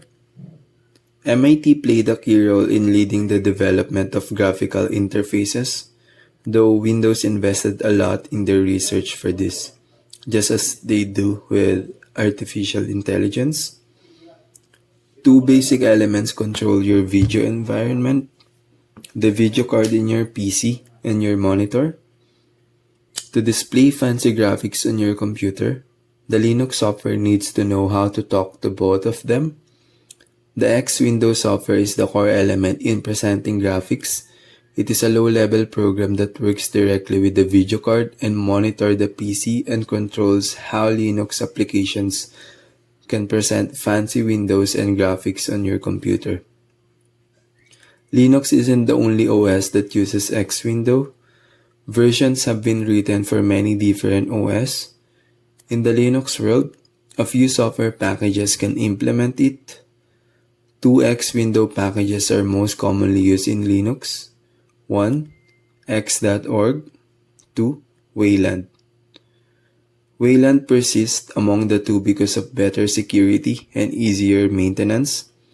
The first is known for the difficulty of configuration because it was based on the original Linux X Window system version 11 or X11.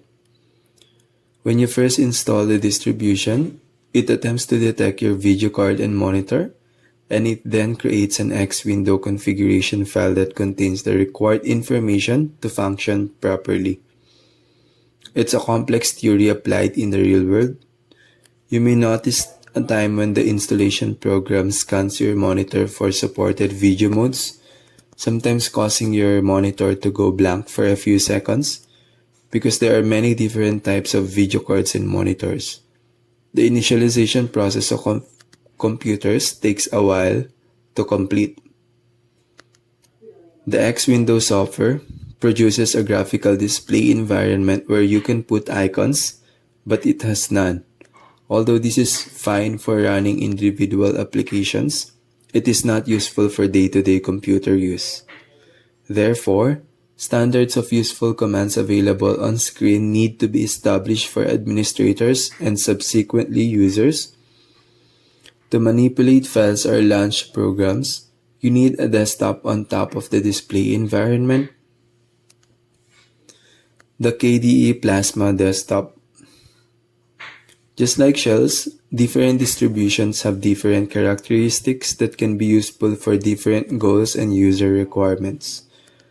The KDesktop environment was first released 30 years ago as an open source project to produce a graphical desktop similar to the Microsoft Windows environment. It was designed to incorporate all the features of Windows to add things you are familiar with based on human-computer interaction concepts. KDE can run on the Open SUSE distribution. It allows you to place both application and file icons in a special area on the desktop. We forget the powerful ability to configure our applications in our display today because we don't want to work. It's easier to let others configure things for us instead of doing it ourselves. If you single-click an application icon, the Linux system starts the application. If you single-click a file icon, the KDE desktop attempts to determine what application to start to handle the file. The bar at the bottom of the desktop is called the panel. The panel consists of 4 parts, which are similar to what you would see in Windows. The basic 4 are: 1. The K menu. Much like the Windows Start menu, The K-menu contains links to start installed applications. 2. Program shortcuts. These are quick links to start applications directly from the panel. 3. The taskbar. The taskbar shows icons from applications currently running on this desktop. 4. Applets. These are small applications that have an icon in the panel that can often change depending on information in the KDE environment.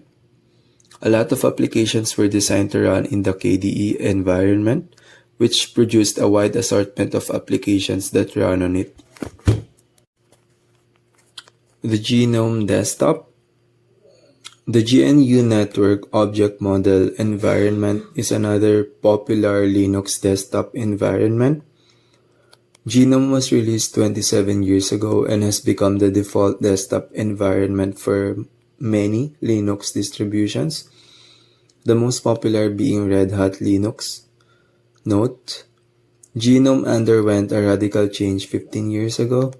It departed from standard menus and taskbars to make the interface more user-friendly across multiple platforms, such as tablets and mobile phones, by reducing a lot of menus. People slowly accepted the new and improved look. It cleans the desktop environment by reducing available menus to just 3. 1. Activities. Displays favorites as well as any running applications. 2. Calendar. Shows the current date or time along with any system notification messages. 3. System. Shows network connections, system settings, and options to restart the system.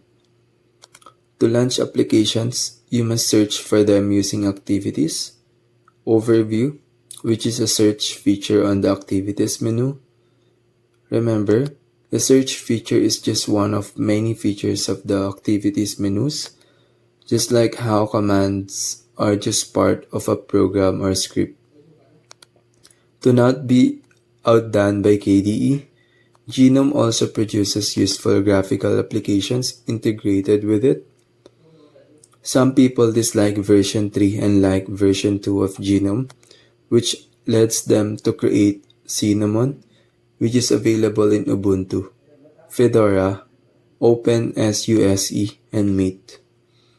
The downside to these fancy graphical desktop environments is they require a fair amount of system resources to operate properly. In 1990, the selling point of Linux was its ability to perform on older PCs that the newer Microsoft couldn't operate. With KDE and GNOME, the economics changed for Linux.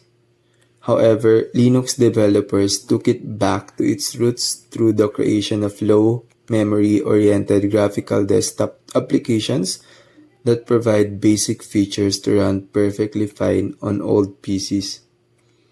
They only support the basics such as word processing, spreadsheets, databases, drawing, and, of course, multimedia support just like in the early days of Mac and Windows. The Windows OS won, but Linux is still cheaper today but less secure. Examining Linux distributions. It seems complex to build everything from the start. Fortunately, there are people who have combined all of these to make it usable for you and the administrator of the company. The combination of the kernel, GNU utilities, window management utilities, and software programs created by GNU utilities are called Linux distributions.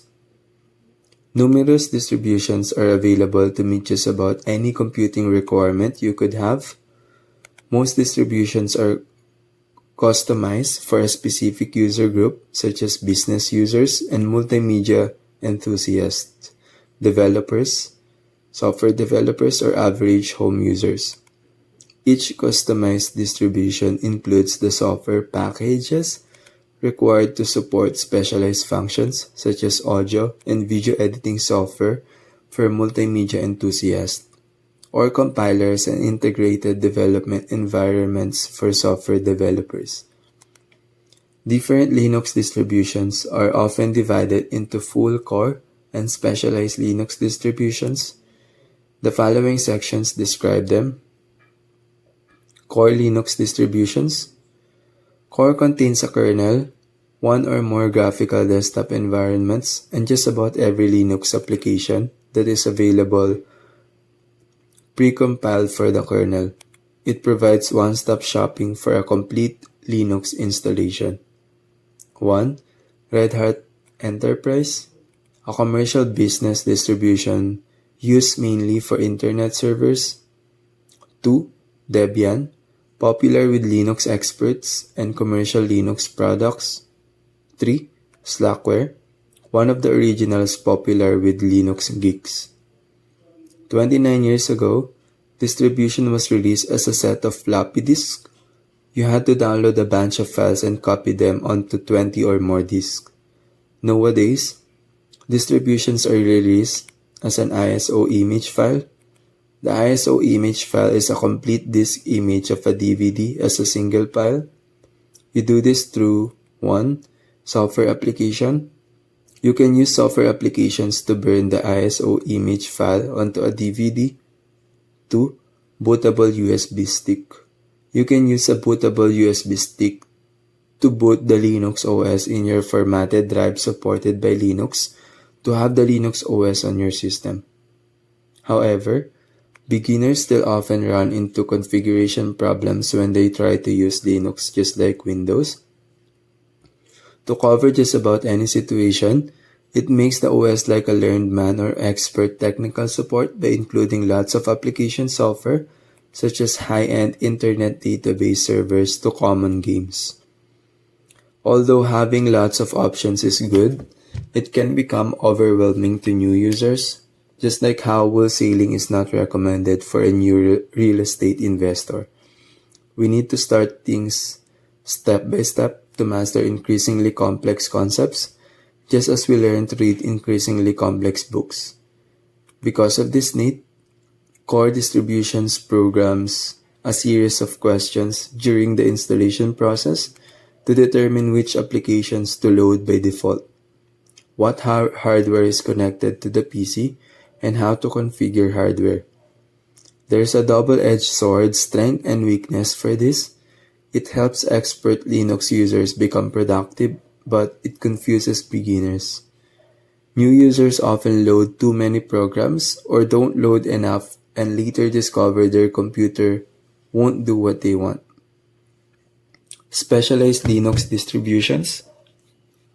Specialized Linux distributions contain only a subset of applications that would make sense for a specific area of use. Remember, the applications available in computers used to be target applications for offices or the corporate world to make them more productive, such as office products for business users, which makes them the basic applications needed in computers. Specialized distributions attempt to auto-configure and troubleshoot hardware devices, which makes installing an enjoyable process. The installation is often the hard part of the computer system because the beginning is always hard. Once the system is up and running, any action that makes it unusable should be avoided. Examples of specialized Linux distributions that are easy to use for beginners are 1. Fedora, a free distribution built from Red Hat Enterprise Linux source code. 2. Ubuntu, a free distribution for school and home use. 3. MX Linux, a free distribution for home use. 4. Linux Mint, a free distribution for home entertainment use. 5. Puppy Linux, a free distribution that runs well on older PCs.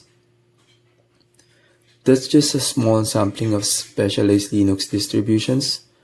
Linux has seemingly become complicated because of its open source philosophy. There are literally hundreds of specialized Linux distributions, and more are popping up all the time on the internet. No matter your specialty, you'll probably find a distribution already built for you. Many of these specialized Linux distributions are based on the Debian Linux distribution.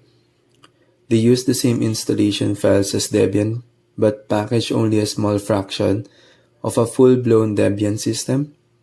Note: Live DVD allows you to test specialized or full-blown distributions with your hardware before installing the system.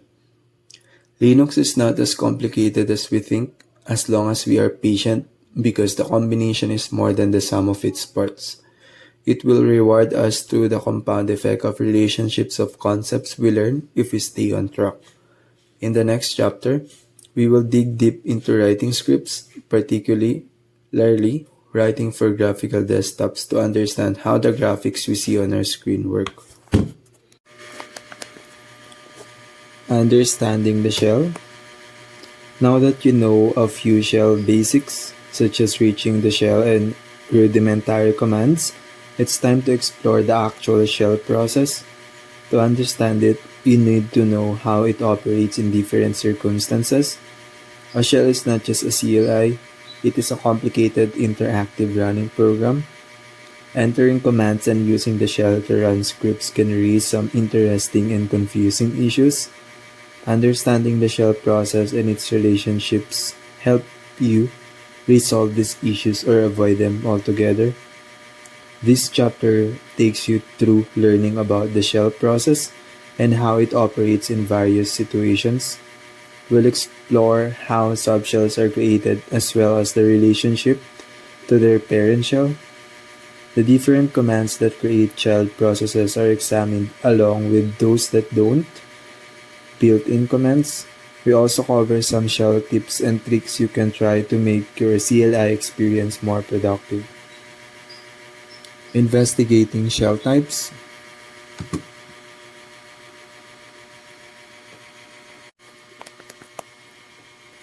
The shell program that the system starts when you log into the system depends on your user ID configuration. In the /etc/passwd file, the user ID has its default shell program listed in the field number 7 of its entry. This default shell program is started when the user either logs into a virtual console terminal or starts a terminal emulator in the GUI. In the following example, the user Christine has the GNU Bash shell as their default shell program. cat/etc/passwd. The bash shell program, or bash, typically resides in the /usr/bin directory on modern Linux systems. However, on your Linux system, you may find it in the /bin directory. The which bash command can help here by providing the directory and file name to use for the bash shell.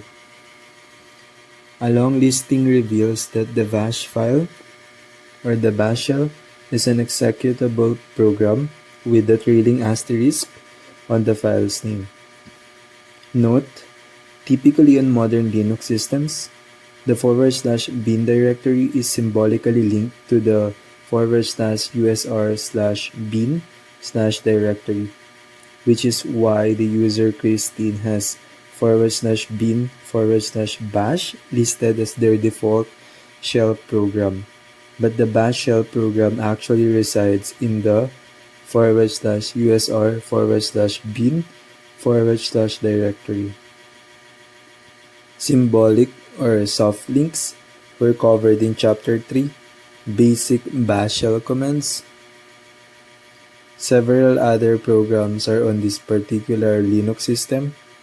They include tcsh, which is based on the original C shell. Another shell on this system is zsh, which is a more elaborate version of the bash shell. It also has a few tcsh features as well as other elements. Tip: if you don't find some of these shells on your Linux system, you may be able to install them. Chapter 9, Installing Software, can help you accomplish this task. A soft link, see Chapter 3 of the C shell, points to the tcsh shell. On Debian-based Linux systems, such as Ubuntu, you often find Dash, which is a version of the Ash shell. Note: a brief description of various shells was included in Chapter 1, starting with Linux shells. You may be interested in learning even more about shells other than the GNU Bash shell. Additional alternative shell information is in Chapter 23, Working with Alternative Shells. On most Linux systems, you'll find the various installed shells that can be used as the user's default shell within the /etc/shells file as shown here. A user can set any of these different shell programs on this system as their shell. However, due to its popularity, it is rare to use any other shell instead of Bash as an account's default interactive shell. The default interactive shell, also called a login shell, starts whenever a user logs into a virtual console terminal or starts a terminal emulator in the GUI. Another shell, SH, is the default system shell. The default system shell is used for system shell scripts, such as those needed at startup. Often, you see a distribution with its default system shell, SH, pointing to the Bash shell, using a soft link. An example of this is shown here on a CentOS distribution. However, be aware that on some distributions, the default system shell is linked differently, such as on this Ubuntu distribution. In this case, the default system shell /usr/bin/sh points to the Dash shell instead of the Bash shell. Tip: for Bash shell scripts, these two different shells, default interactive shell and default system shell, can cause problems. Be sure to read about the important syntax needed for a Bash shell script's first line in Chapter 11, Basic Script Building, to avoid these issues. You are not forced to stick with your default interactive shell. You can start any shell available on your distribution simply by typing its name. However, there is no fanfare or message displayed to indicate what shell you are currently using, but help is available from the $0 variable. The command echo $0 will display the name of your current shell, providing the needed reference. Note: the echo $0 command shows the current shell in use only when issued at the shell's prompt. If used in a shell script, it will display the script's name instead. This is covered in Handling User Input chapter. With our handy $0 variable, we'll display the shell we are currently using. Start the shell by typing the command dash and show the new shell's name via echo $0 again. Note: in the previous example, notice the dash in front of the Bash response from the first echo $0 command.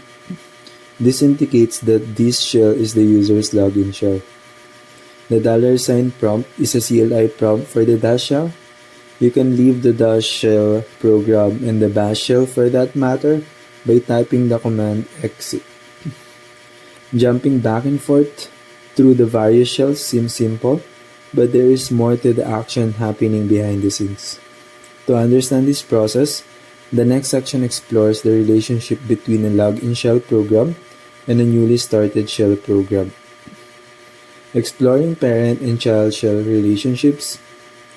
The default interactive shell, or login shell, that starts when a user logs into a virtual console terminal or starts a terminal emulator in the GUI, is a parent shell. As you have read so far in this book, a parent shell process provides a CLI prompt and waits for commands to be entered. When the bash command or other shell program name is entered at the CLI prompt, A new shell program is created. This is a child shell.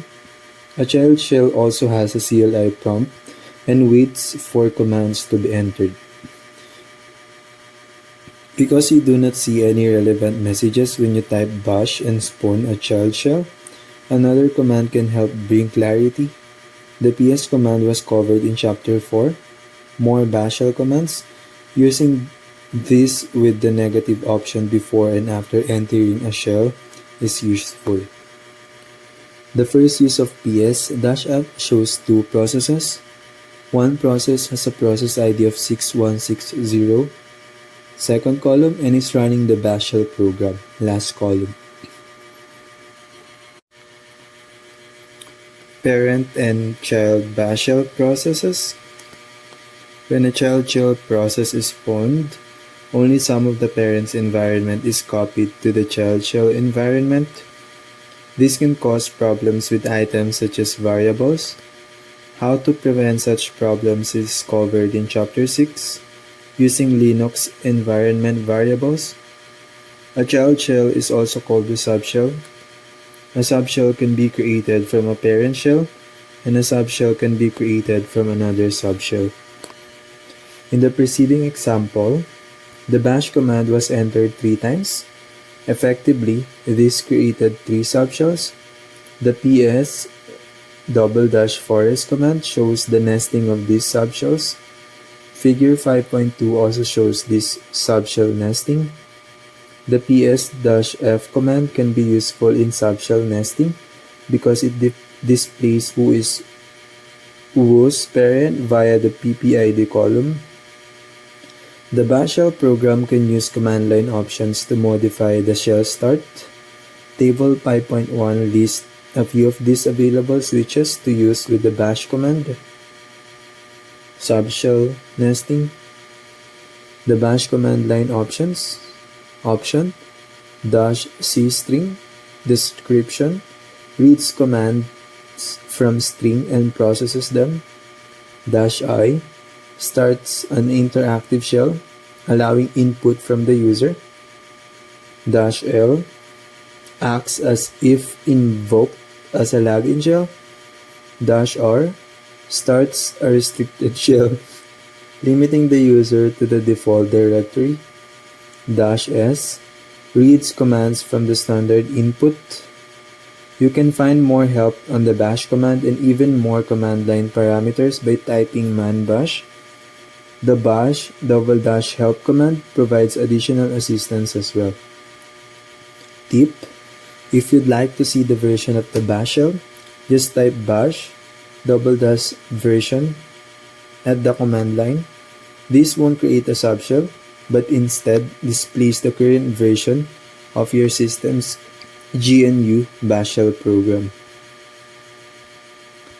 Not only does the exit command allow you to leave child subshells, but you can log out of your current Virtual Console terminal or terminal emulation software as well. Just type exit in the parent shell and you gracefully exit the CLI. Also, a subshell is sometimes created when you run a shell script. We learn more about that topic in Chapter 11. Next, we'll cover how a subshell is spawned using a process list. Looking at process lists, on a single line, you can designate a list of commands to be run one after another. This is done by entering a command list using a semicolon between the commands. In the preceding example, the commands all executed one after another with no problems. However, while using commands in this manner is called a list, it is not a process list. For a command list to be considered a process list, the commands must be encased in parentheses. Though the parenthesis addition may not appear to be a big difference, they do cause a very different effect. Adding parentheses and turning the command list into a process list created a subshell to execute the commands. Note, a process list is a command grouping type. Another command grouping type puts the commands between curly brackets and ends the command list with a semicolon. The syntax is as follows: close bracket, command, semicolon, close bracket. Using curly brackets for command grouping does not create a subshell, as a process list does. To indicate if a subshell was spawned, a command using an environment variable is needed here.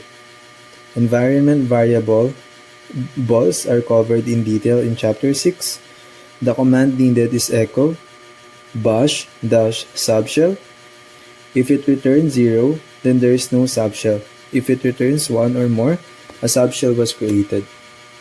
First, the example using just a command list is executed with the echo $bash dash sub underscore sub dash shell tack onto the end. Creating functions. In this chapter, we will discuss exploring basic script functions, returning a value from a function, using variables in functions, investigating array variables and functions, considering function recursion, creating a library, using functions on the command line. Often, while writing shell scripts, you'll find yourself using the same code in multiple locations. If it's just a small code snippet, it's usually not that big a deal. However, rewriting a large chunks of codes multiple times in your shell script can get tiring. The bash shell provides a way to help you out by supporting user-defined functions. You can encapsulate your shell script code into a function and use it as many times as you want, anywhere in your script. This chapter walks you through the process of creating your own shell script functions and demonstrate how to use them in other shell script applications. Exploring basic script functions. As you start writing more complex shell scripts, you'll find yourself reusing parts of code that perform specific tasks. Sometimes it's something simple, such as displaying a text message and retrieving an answer from the script users. Other times, it's a complicated calculation that's used multiple times in your script as a part of a larger process. In each of these situations, it can get tiresome writing the same blocks of code over and over in your script. It would be nice to just write the block of code once and be able to refer to that block of code anywhere in your script without having to rewrite it. The bash shell provides a feature allowing you to do just that. Functions are blocks of script code that you assign a name to and reuse anywhere in your code. Whenever you need to use that block of code in your script, you simply use the function name you assigned it, referring to as calling the function. This section describes how to create and use functions in your shell scripts. Creating a function. You can use one of two formats to create functions in bash shell scripts. The first format uses the keyword function, along with the function name you assign to the block of code. Function space name, opening bracket, enter commands, closing bracket. The name attribute defines a unique name assigned to the function. Each function you define in your script must be assigned to a unique name. The commands are one or more bash shell commands that make up your function. When you call the function, the bash shell execute each of the commands in the order in which they appear in the function, just as in a normal script. The second format for defining a function in a bash shell script more closely follows how functions are defined in other programming languages. Name, open and close, parenthesis, space, open, bracket, enter commands, enter close bracket. The empty parentheses after the function name indicate that you're defining a function.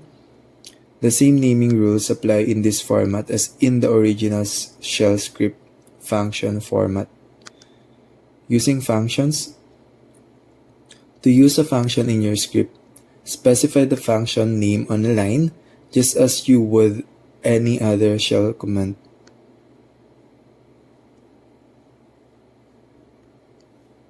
Cat test1, bin bash, hashtag using a function in a script, function, func1, opening bracket, echo, this is an example of a function, closing bracket, initial or count equals to 1, while space opening bracket count is less than or equal to 5, do func1, count equals to count plus 1, done. Echo, this is the end of the loop. Func1, echo, now this is the end of the script. Each time you reference the func1 function name, the bash shell returns to the func1 function definition and executes any commands you define there.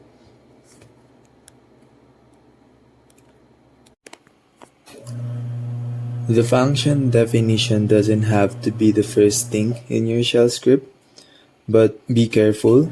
If you attempt to use a function before it's defined, you'll get an error message. The first function, func1, was defined after a couple of statements in the script, which is perfectly fine. When the func1 function was used in the script, the shell knew where to find it. However, the script attempted to use the func2 function before it was defined. Because the func2 function wasn't defined, when the script reached the place where we used it, it produced an error message. You also need to be careful about your function names. Remember, each function name must be unique or you'll have a problem. If you redefine a function, the new definition overrides the original function definition without producing any error messages. The original definition of the func1 function works fine, but after the second definition of the func1 function, any subsequent uses of the function utilize the second definition.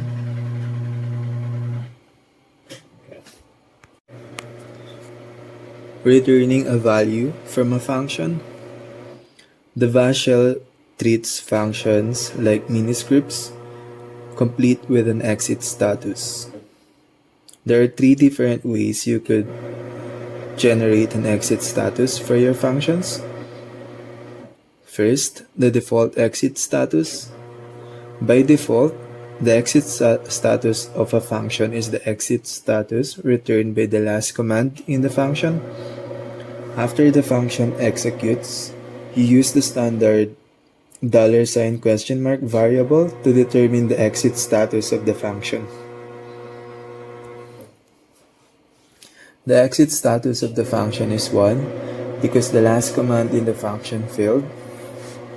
However, you have no way of knowing whether or not any of the other commands in the function completed successfully. Look at this example. This time, because the function ended with an echo statement that completed successfully, the exit status of the function is 0, even though one of the commands in the function failed. Using the default exit status of a function can be dangerous practice.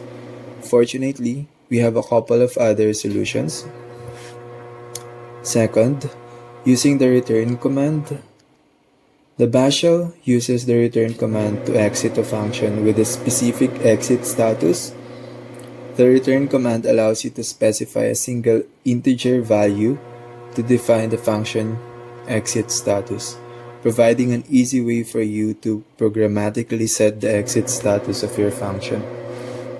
The DBL function doubles the integer value contained in the $value variable provided by the user input. It then returns the result using the return command, which the script displays using the $question variable. You must be careful However, when using this technique to return a value from a function, keep the following two tips in mind to avoid problems. Remember to retrieve the return value as soon as the function completes. Remember that an exit status must be in the range of 0 to 255. If you execute any other commands before retrieving the value of the function using the $question mark variable, the return value from the function is lost. Remember that the $question mark variable returns the exit status of the last executed command. The second problem defines a limitation for using this return value technique. Because an exit status must be less than 256, the result of your function must produce an integer value less than 256. Any value over that returns an error value. You cannot use this return value technique if you need to return either large integer values or string value. Instead, you need to use another method demonstrated in number 3, using function output. Just as you can capture the output of a command to a shell variable, you can also capture the output of a function to a shell variable. You can use this technique to retrieve any output from a function to assign to a variable. This command assigns the output of the DBL function to the result shell variable. Here is an example of using this method in a script.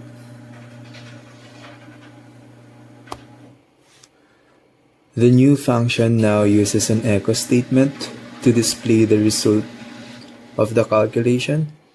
The script just captures the output of the DBL function instead of looking at the exit status for the answer. There is a subtle trick that this example demonstrates. You'll notice that DB1 function really outputs two messages. The read command outputs a short message querying the user for the value. The bash shell script is smart enough to not consider this as part of the stdout output and ignores it.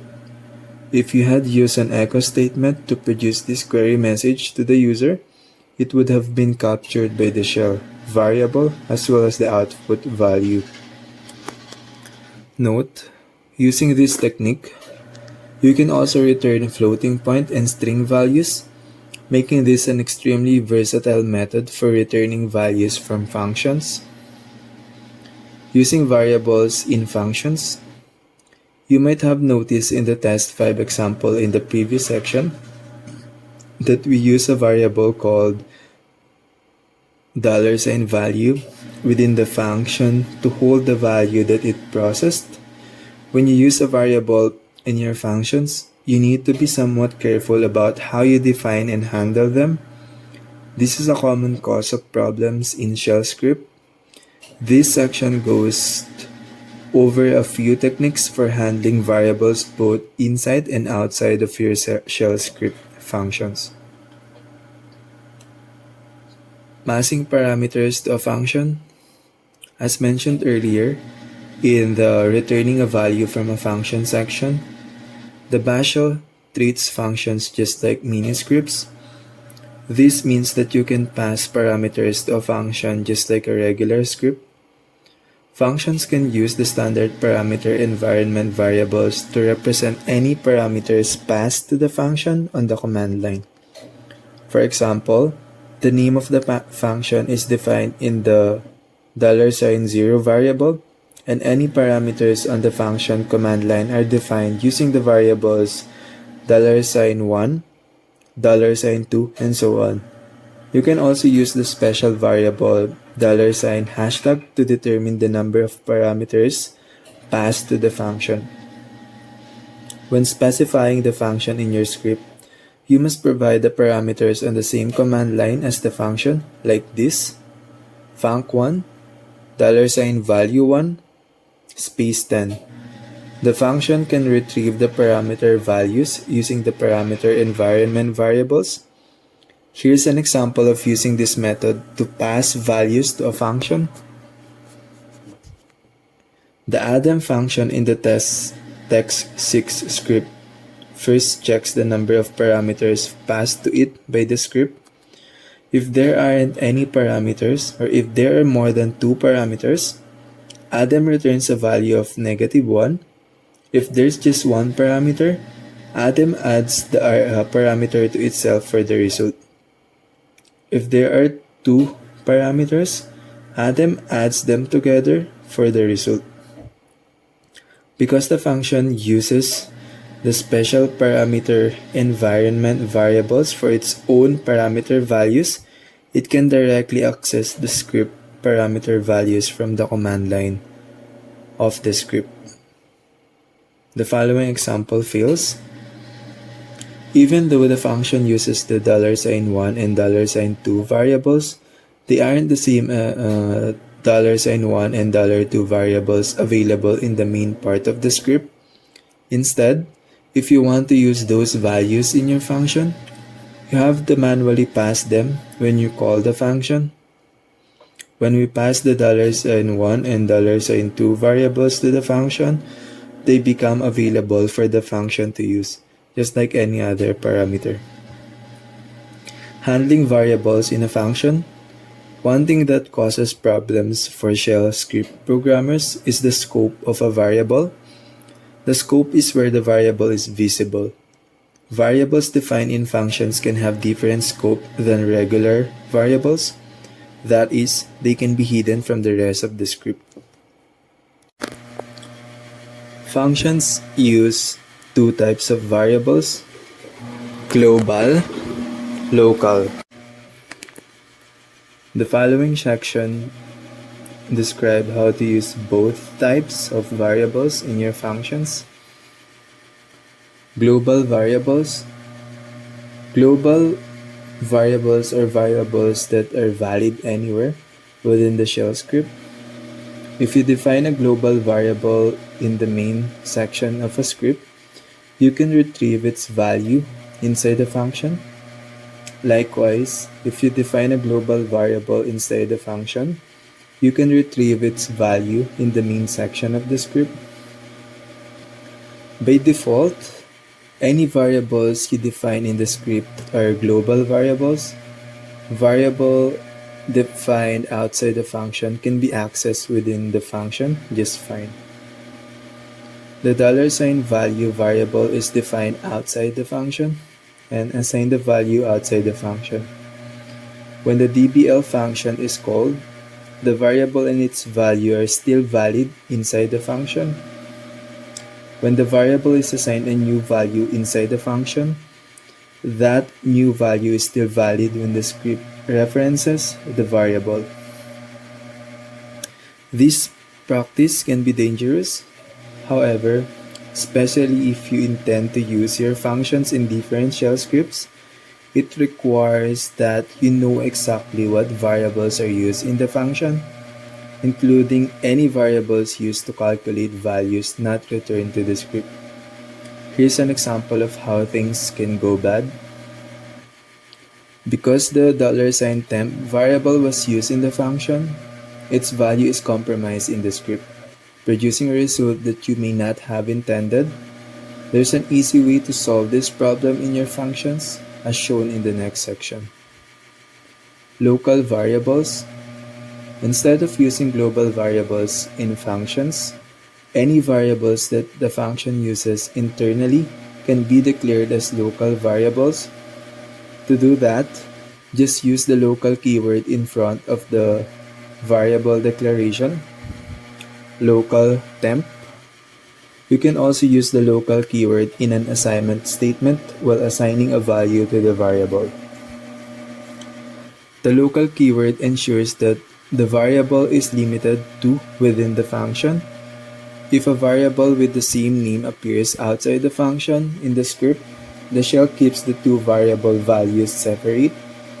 That means you can easily keep your function variables separate from your script variables and share only the ones you want to share.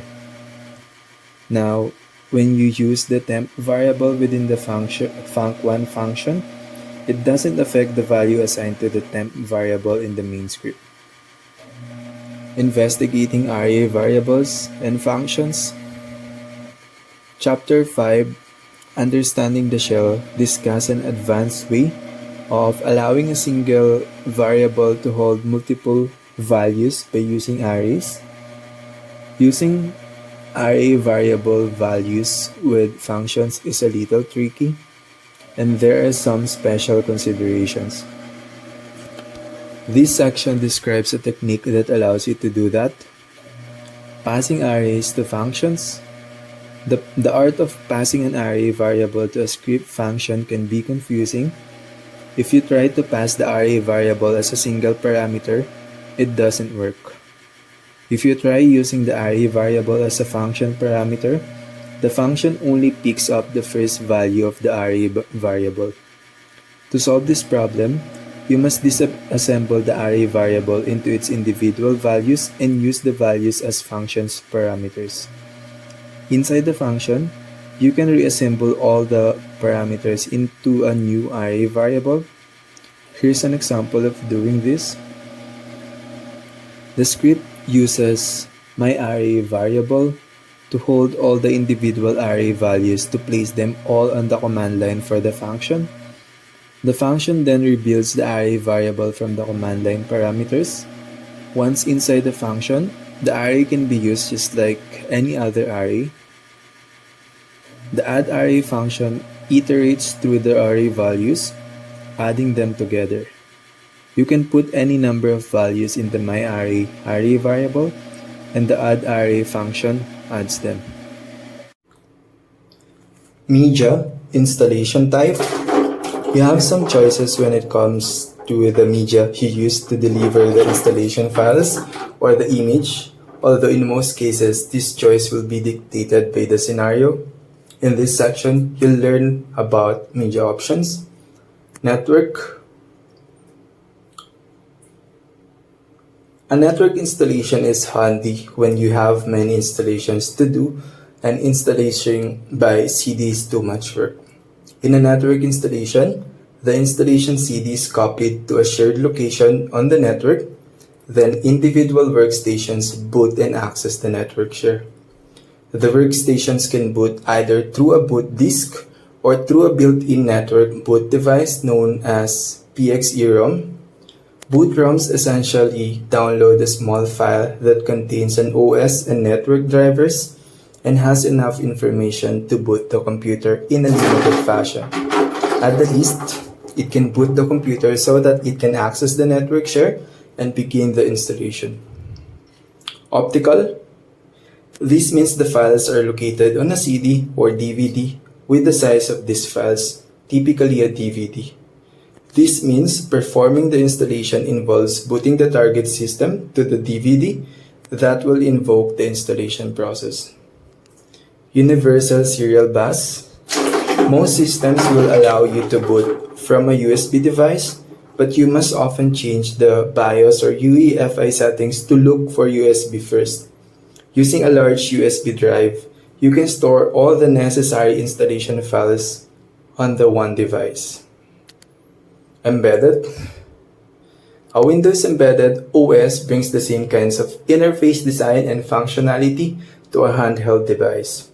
Installing the system is done using an image. Imaging. One way in which operating systems can be deployed quickly and with consistency is to create images of completed installations and use disk imaging software to copy the image to a drive.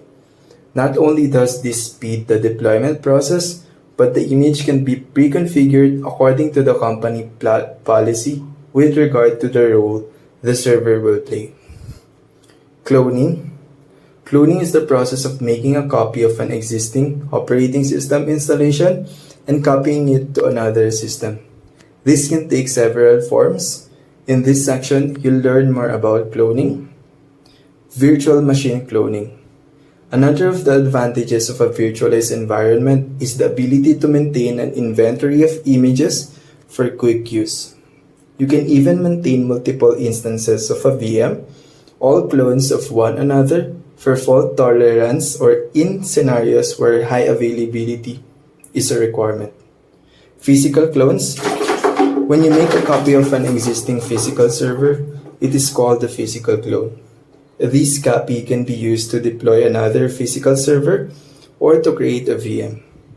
Typically, when an organization decides to create a virtual network, they start by cloning the physical servers and using the clone files to create VMs. Template deployment. A clone is an exact image of a system. VM clones are not suited for mass deployment or of virtual machines. A template is a more generalized image that is intended for multiple uses. Template acts as a baseline image for a VM. Physical to virtual. Partition and volume types. During the installation, you will be required to create a partition or volume to hold the installation if it doesn't already exist. Templates acts as a baseline image for a VM with the predefined configurations as per your organization's TOO specifications for managing partitions and or volumes and additional issues surrounding setting up the partition or volume. Global partition table versus master boot record. Dynamic disk. Partitions can be made dynamic, which as the name implies means they can be configured and reconfigured on the fly. Logical volume management. Logical volume management is the use of drive management tools that allow you to create volume structures that are independent of the physical storage devices.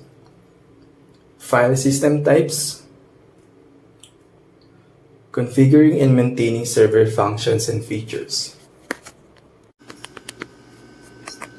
Writing scripts for graphical desktops, creating text menus, doing window, getting graphic.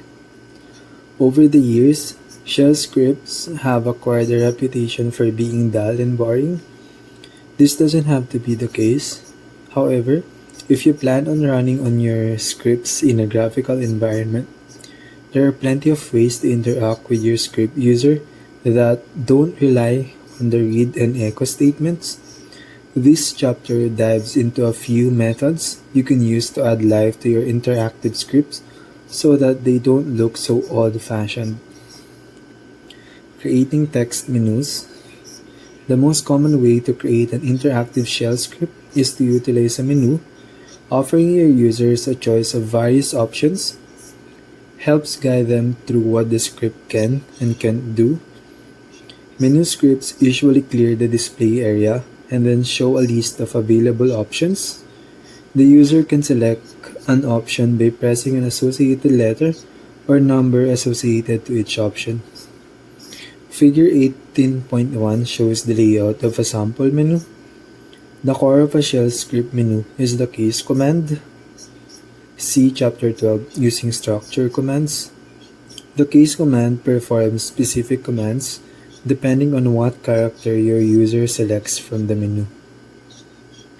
The following sections walk you through the steps you should follow to create a menu-based shell script.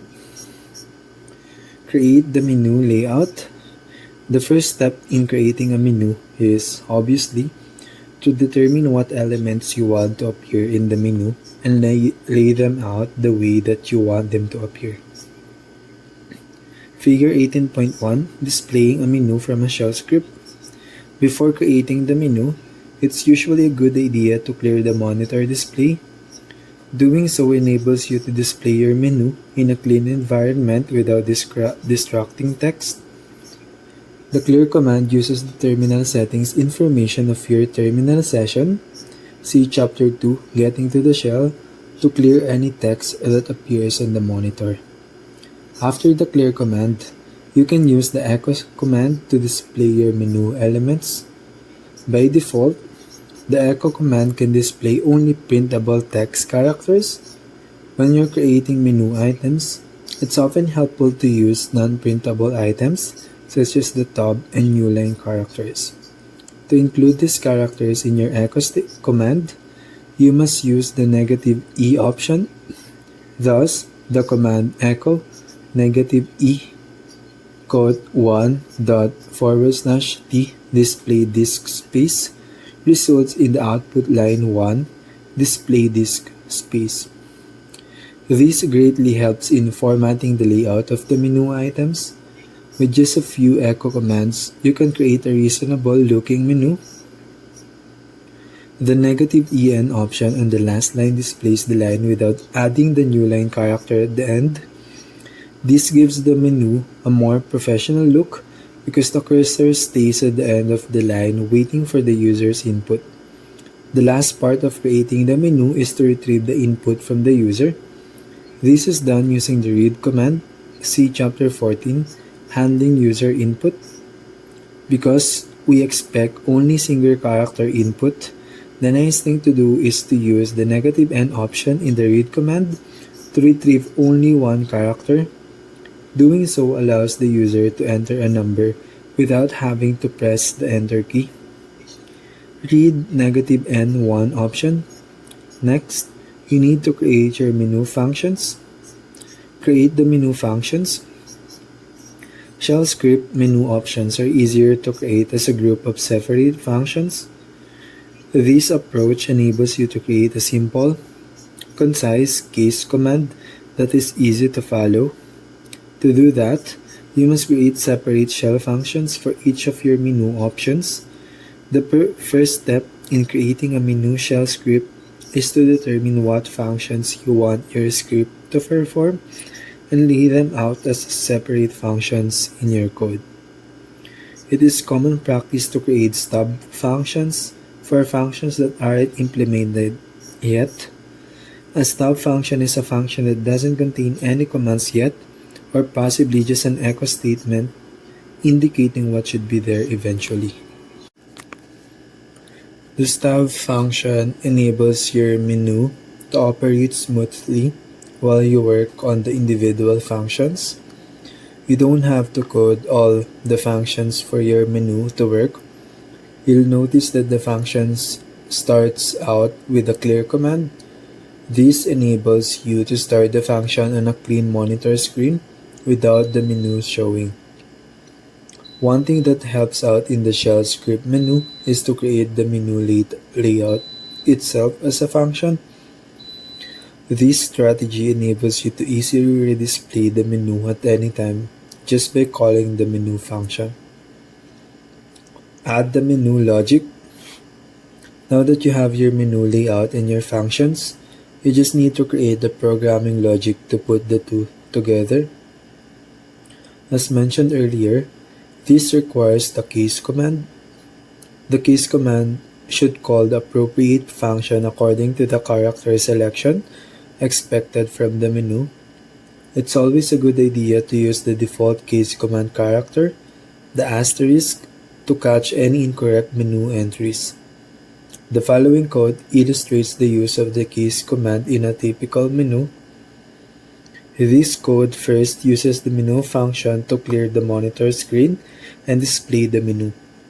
The read command in the menu function pauses until the user presses a character on the keyboard. After that's been done, the case command takes over. The case command calls the appropriate function based on the return character. After the function completes, the case command exits. Putting it all together, now that you've seen all the parts that make up a shell script menu, let's put them together and see how they all interoperate. Here's an example of a full menu script. This menu creates 3 functions to retrieve administrative information about the Linux system using common commands. It uses a while loop to continually loop through the menu until the user selects option 0, which uses the break command to break out the while loop. You can use this template to create any shell script menu interface. It provides a simple way to interact with your users. Using the select command, you may have noticed that half the challenge of creating a text menu is just creating the menu layout and retrieving the answer that you enter. The bash shell provides a handy little utility for you that does all this work automatically. The select command allows you to create a menu from a single command line and then retrieve the entered answer and automatically process it. The format of the select command is as follows. The list parameter select variable in list, enter do, enter space commands, done, enter done. The list parameters is a space separated list of text items that build the menu. The select command displays each item in the list as a numbered option and then displays a special prompt defined by the PS3 environment variable for the selection. Here is a simple example of the select command in action. The select statement must all be on one line in the code file. That's indicated by the continuation character in the listing. When you run the program, it automatically produces the following menu. When you use the select command, remember that the result value stored in the variable is the entire text string and not the number associated with the menu item. The text string values are what you need to compare in your case statements. Doing Windows, using text menus is a step in the right direction, but there's still so much missing in our interactive scripts, especially if you try to compare them to the graphical Windows world. Fortunately, for us, some resourceful people out in the open source world have helped us out. Dialog Package is a nifty little tool originally created by Savio Lum and currently maintained by Thomas E. Dickey. This package recreates standard window dialogues in a text environment using ANSI escape control codes. You can easily incorporate these dialogues in your shell scripts to interact with your script users. This section describes the dialog package and demonstrates how to use it in shell scripts. This package recreates standard Windows dialog logs in a text environment using ANSI escape control codes. You can easily incorporate these dialogues in your shell scripts to interact with your script users.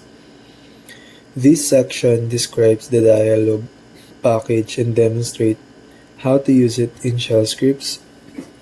Note, the dialog package isn't installed in all Linux distributions by default. If it's not installed by default, because of its popularity, it's almost always included in the software repository.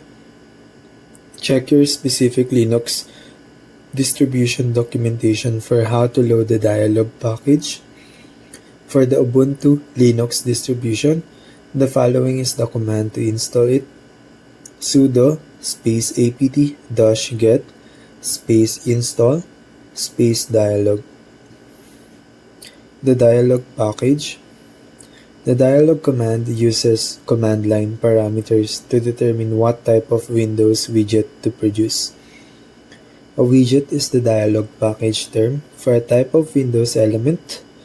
The dialog package currently supports the type of widgets shown in Table 18.1. Widget, calendar, description, provides a calendar from which to select a date.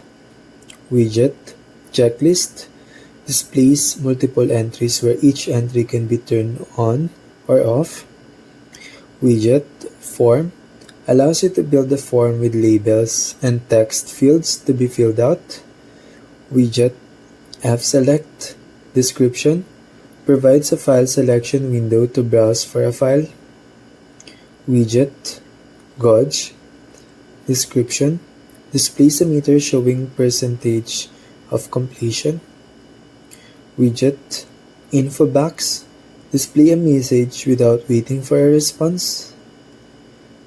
Widget, input box, description, display a single text from box for text entry. Widget, input menu, description, provides an editable menu. Widget, menu, description, displays a list of selections from which to choose. Widget, MSG box, description, displays a message and requires the user to click an OK button. As you can see from table 18.1, you can choose from lots of different widgets to give your scripts a professional look with little effort. To specify widget on the command line, use the double dash format, dialog space double dash widget space parameters, where widget is the widget name as seen in table 18.1 and parameters defines the size of the widget window and any text required for the widget. Each dialog widget provides output in two forms, using stderr, using the exit code status. The exit code status of the dialog command determines the button selected by the user. If an OK or Yes button is selected, the dialog command returns a 0 exit status. If a Cancel or No button is selected, the dialog command returns a 1 exit status. You can use the standard $? Variable to determine which button was clicked in the dialog widget. If a widget returns any data, such as menu selection, the dialog command sends the data to stderr. You can use the standard bash shell technique of redirecting the stderr output to another file or file descriptor. Dialog space double dash input box space quote enter your age colon quote space 10 space 20 space 2 redirected or greater than to h.text.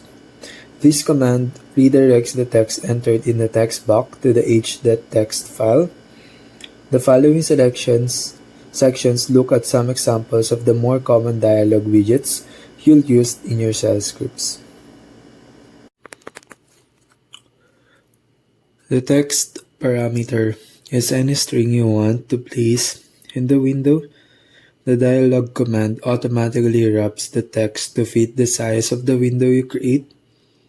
Using the height and width parameters, if you want to place a title at the top of the window, you can also use the double dash title parameter along with the text of the file of the title. Here's an example of using the MSGbox widget. $ space dialog space double dash title space testing space double dash MSGbox space quote this is a test space 10 space 20. After you enter this command, the message box appears on the screen of the terminal emulator session you're using. Figure 18.2 shows what this looks like.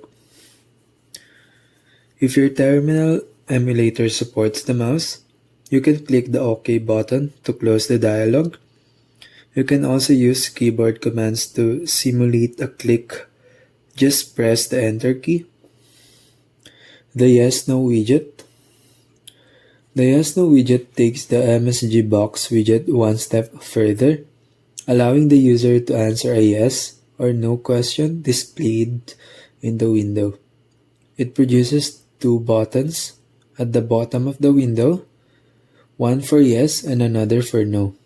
The user can switch between buttons by using the mouse, the tab key, or the keyboard arrow keys. To select the button, the user can press either the space bar or the Enter key. Here's an example of using the Yes/No widget.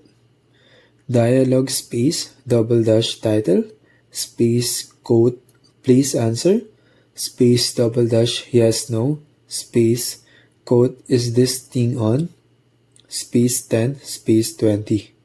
Enter echo space $? This code produces the widget shown in figure 18.3. The exit status of the dialog command is set depending on which button the user selects. If the button is clicked, the exit status is 1, and if the yes button is clicked, the exit status is 0. The input box widget. The input box widget provides a simple text box area for the user to enter a text string. The dialog command sends the value of the text string to stderr. You must redirect that to retrieve the answer. Figure 18.4 shows what the input box widget looks like.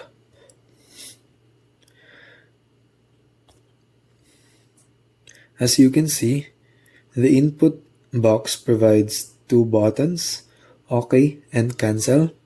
If the Cancel button is clicked, the exit status of the command is 1. Otherwise, the exit status is 0. You'll notice that when you use the cat command to display the contents of the text file, there's no new line character after the value. This way, you can easily redirect the file contents to a variable in a shell script to extract the string entered by the user. The text box widget. The text box widget is a great way to display lots of information in a window. It produces a scrollable window containing the text from a file specified in the parameters. $, dialog space double dash text box space /etc/ /pass wd space 15 space 45. The contents of the /etc/ /pass wd file are shown within the scrollable text window as illustrated in figure 18.5. You can use the arrow keys to scroll left and right as well as up and down in the text file. The bottom line in the window shows the location percentage within the file that you're viewing. The text box widget contains only a single exit button, which should be selected to exit the widget. The menu widget. The menu widget allows you to create a window version of the text menu we created earlier in this chapter. You simply provide a selection tag and the text for each item. The first parameter defines a title for the menu. The next two parameters define the height and width of the menu window, and the third parameter defines the number of menu items that appear in the window at one time. If there are more menu items, you can scroll through them using the arrow keys. Following those parameters, you must add menu item pairs. The first element is the tag used to select the menu item. Each tag should be unique for each menu item and can be selected by pressing the appropriate key on the keyboard.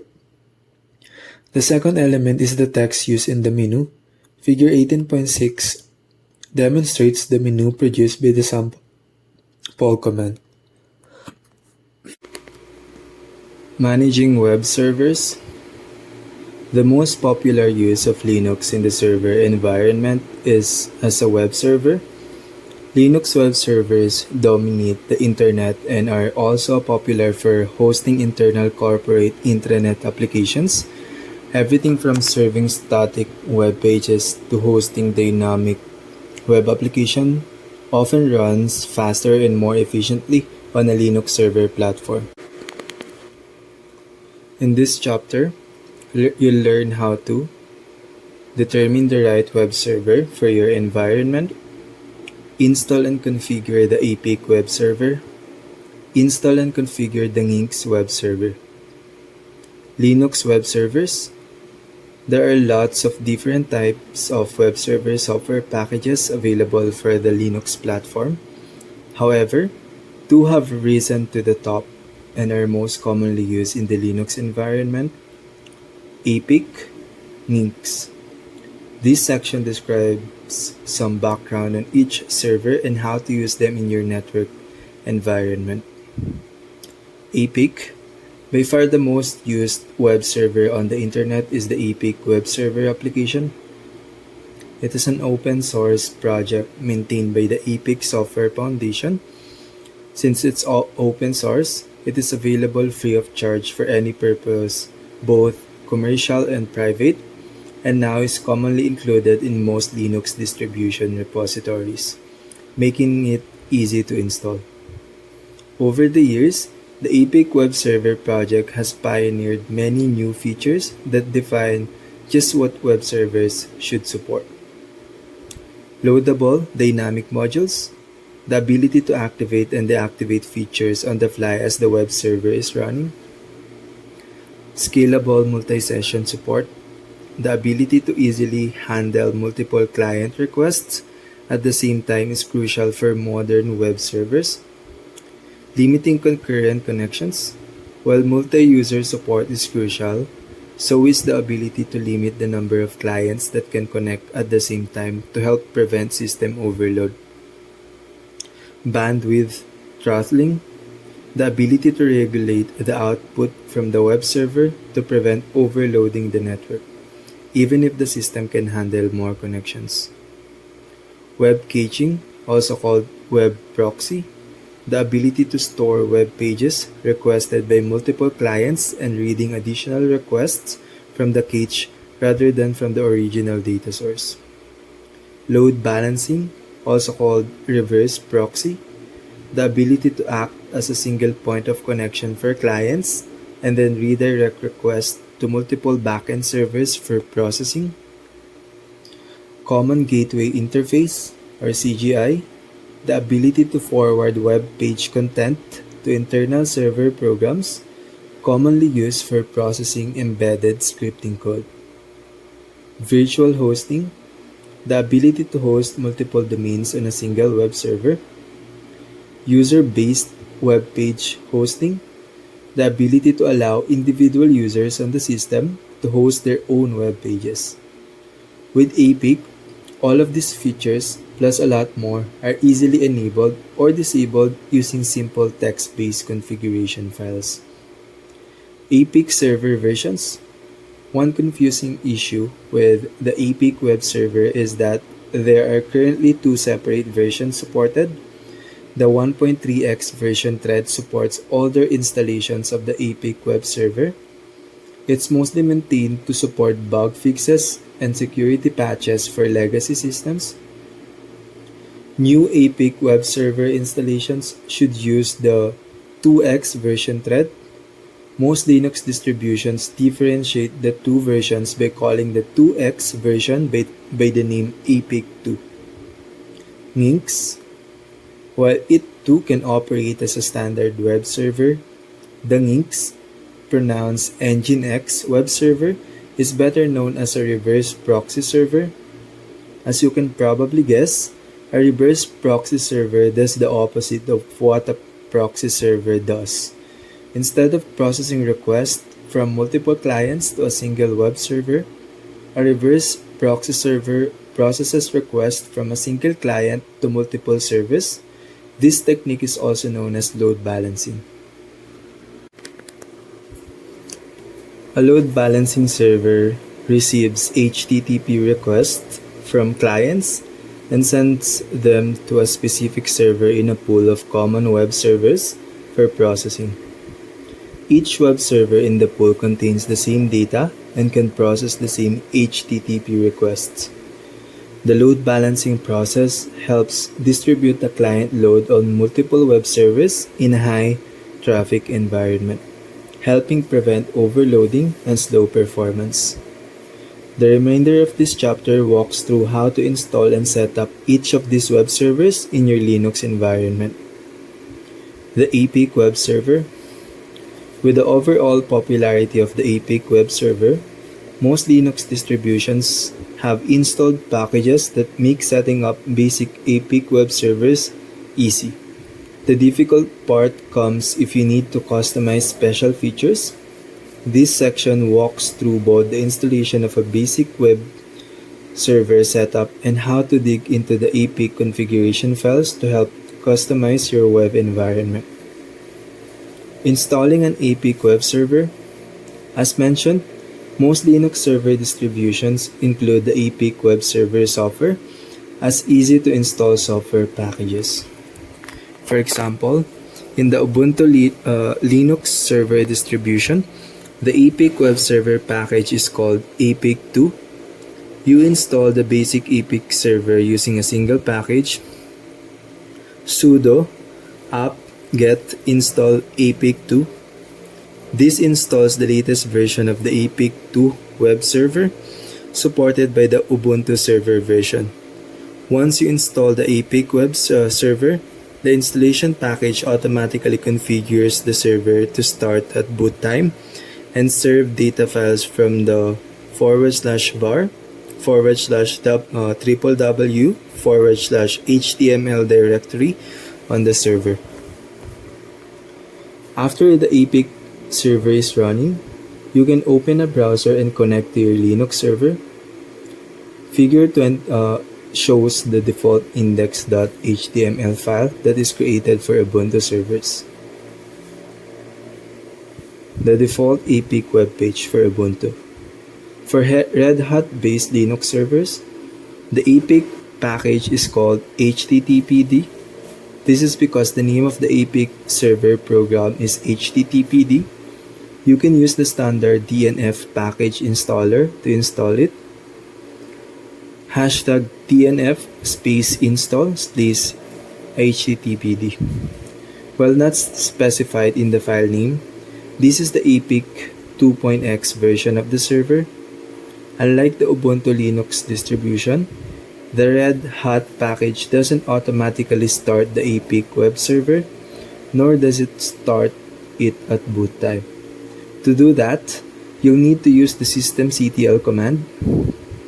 systemctl /start /httpd, systemctl enable /httpd. Since Red Hat servers have firewall protection enabled by default, you'll also need to allow HTTP connections through the firewall.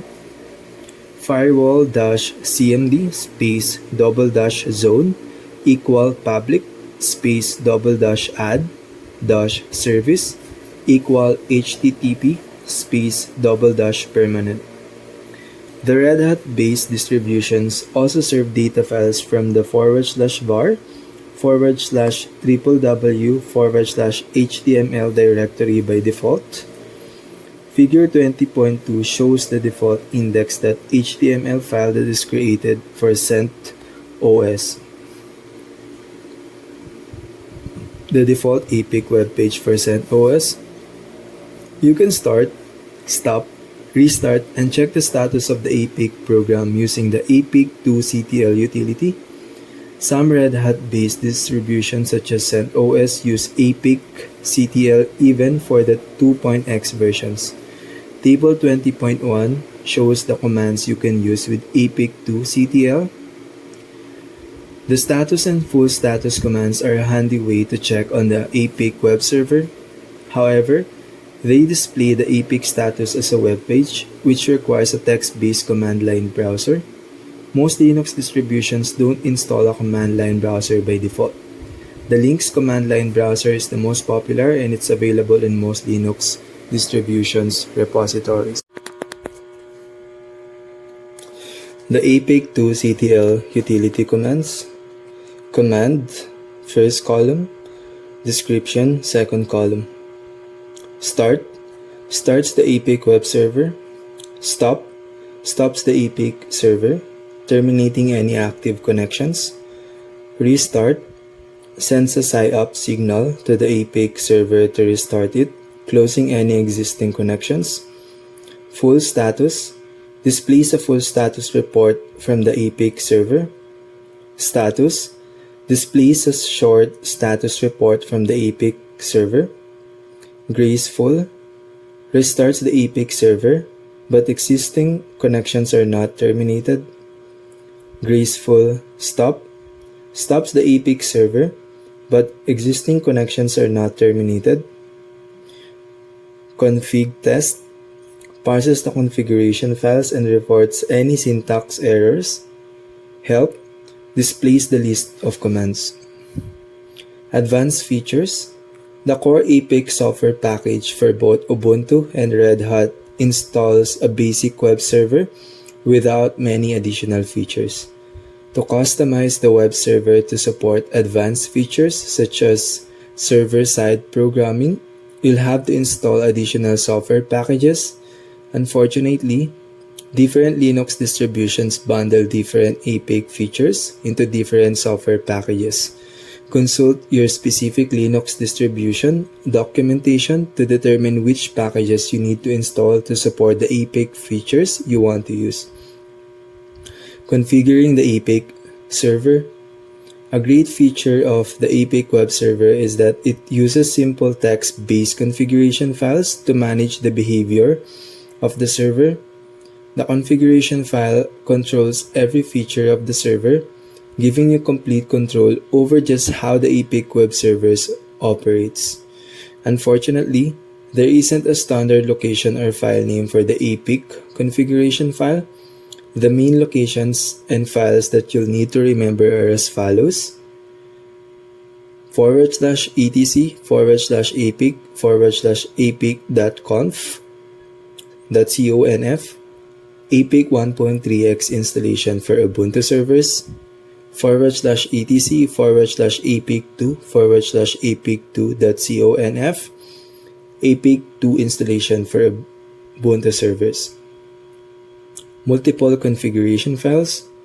Another confusing issue that you'll most likely run into is that not all of the APIC configuration settings are necessarily stored in one configuration file.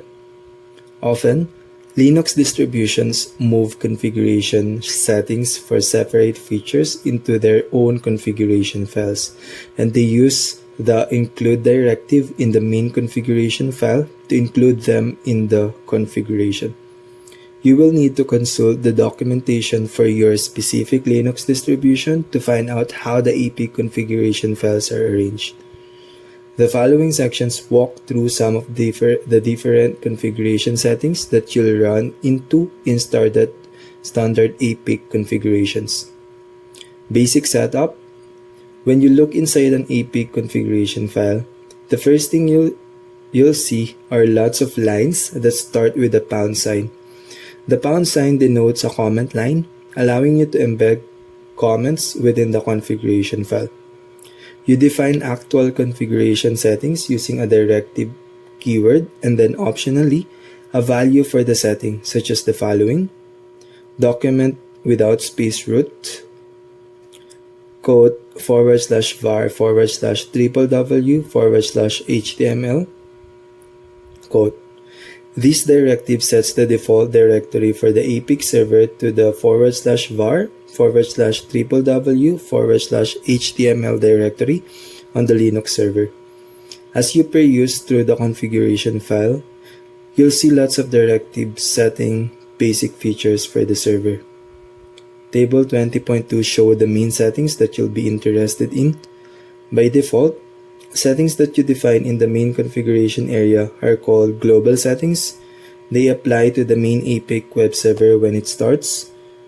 You can also define conditional settings that apply only when specific conditions are met, such as if an environment variable is defined. You define conditional settings as a block of directives, the block using the following format: if define, if without space define variable.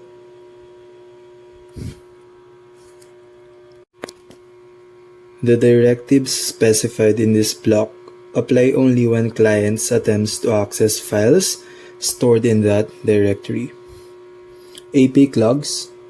The APIC web server creates two types of log files by default. As you can probably guess, the error log keeps track of any error that occur while the APIC web server is running. The location of the error log is defined using the error document directive in the configuration file. Usually, the error log is located in the /var/log/apic2/error.log file in Ubuntu servers, and in the /var/httpd/error-log file in Red Hat servers. Note the underscore instead of the period in the file name. You can customize the format for entries in the error log using the log format directive in the configuration file. By default, error log entries look like this. hashtag cut space error underscore log. The access log not only documents the file request, but can also document the browser type of the client, the OS of the client, and the IP address. You can customize the output using the log format directive as well. User web hosting. The default configuration for most Linux distribution EPIC servers is to provide one location for hosting files, called the document root. The document root directive defines this location, and for both Ubuntu and Red Hat servers, it is set to the /var/www/HTML directory by default. Any files or directories that you want to make available to web clients are normally placed under that directory structure. The EPIC web server also provides a feature that allows each individual user on the Linux system to host their own files. To enable this feature, add the user without space dir directive to the global configuration settings. The user dir directive specifies the name of the directory in each user's home directory where they can host files. The most common setting is as follows: user dir space public underscore HTML. To access files in the user's public-HTML directory, you must specify the username in the URL. For example, to access the file /home/reach/public underscore HTML/test.html, you'd use the URL http://localhost/env/reach/test.html. Web directory permissions. To allow access to files in your public_HTML directory, you must grant read and executive privileges to the user or group account that runs the EPIC web server. Not only will that user or group need read and execute privileges to the public_HTML directory, but also to the user's home directory.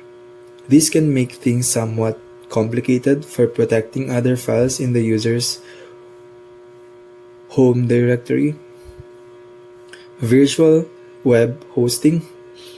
The basic configuration for an EPIC web server assumes the host is serving files for a single server, namely the server name or IP address that EPIC software is running on. However, EPIC also allows you to host web pages for multiple domain names or IP addresses on a single physical server. This is ideal for businesses that support multiple customers, such as internet service providers. The ability to host multiple web environments on a single physical server is called the virtual web hosting. There are two ways to implement virtual web hosting in EPIC: name-based virtual hosting, IP-based virtual hosting. With name-based virtual hosting, the physical server has multiple host names that point to its IP address in the DNS system. You then must configure the EPIC web server to use separate directories based on the host name the client uses in the URL request to connect. You do that using the name virtual host directive and separate virtual host blocks, one for each virtual host. Name with no space virtual with no space host space 192.168.1.77. The name without space virtual without space host directive defines the IP address that the server listens on.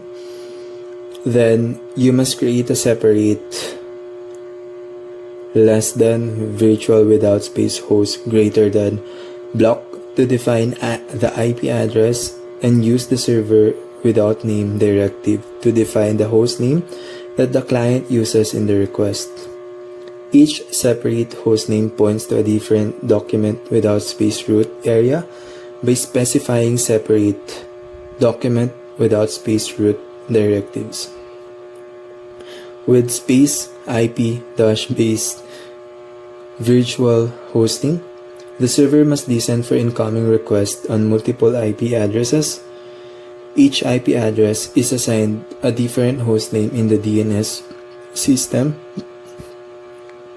With IP-based virtual hosting, you must define multiple IP addresses on the server either by having separate physical network cards in the server or by defining multiple IP addresses for the same network interface using the if without space config network command. After you configure your Linux server to support multiple IP addresses, you must configure the APIC web server to listen to each IP address using multiple listen directives. After that, just define separate, less than virtual without space host, greater than blocks to define the host name and document without space root area for each IP address. One advantage to IP-based virtual hosting is that you can have two separate APIC programs running at the same time, each one listening on a different IP address. Each APIC program can have a separate configuration, making it easier to separate out settings for each server. Access restriction. While the original intention of web servers was to provide easy access to public data, there are times when it would be handy to provide restricted access to data, such as an internal corporate intranet application. The APIC web server provides a few different methods for implementing authentication, forcing clients to log in before granting access to documents based on the provided authentication. APIC provides authentication features using separate loadable modules. Originally, the APIC web server accomplished that with the mod_auth module, which provided authentication using a text-based file that lists users' accounts and encrypted password. However, that module has been replaced as of APIC 2.1 with other more advanced modules.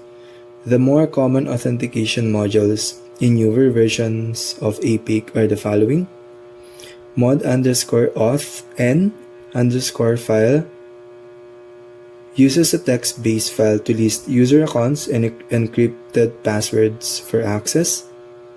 The direct replacement for mod_auth. Mod_auth n_anon uses a list of usernames but no passwords to restrict access. The mod_auth method, now called mod_auth n_file, uses a text-based user file that's created using the htpasswd utility in APIC. To add a new user account to the authentication user file, specify the file using the -" option and then specify the user account to add, like this. Once you create the user file, you must reference it in the APIC configuration file to use for authentication. There are two approaches to doing that. One method is to add the authentication configuration settings in the directory section for the block you need to protect in the main APIC configuration file. There are a few different directives needed to tell APIC about the authentication protection. The auth name directive provides the title of the login dialog box that appears when it asks for the user ID and password. The auth user file directive points to the password file created using the htpasswd utility. Managing database servers. Data is as important as talent, strategy, and sales, and is often central to a business success.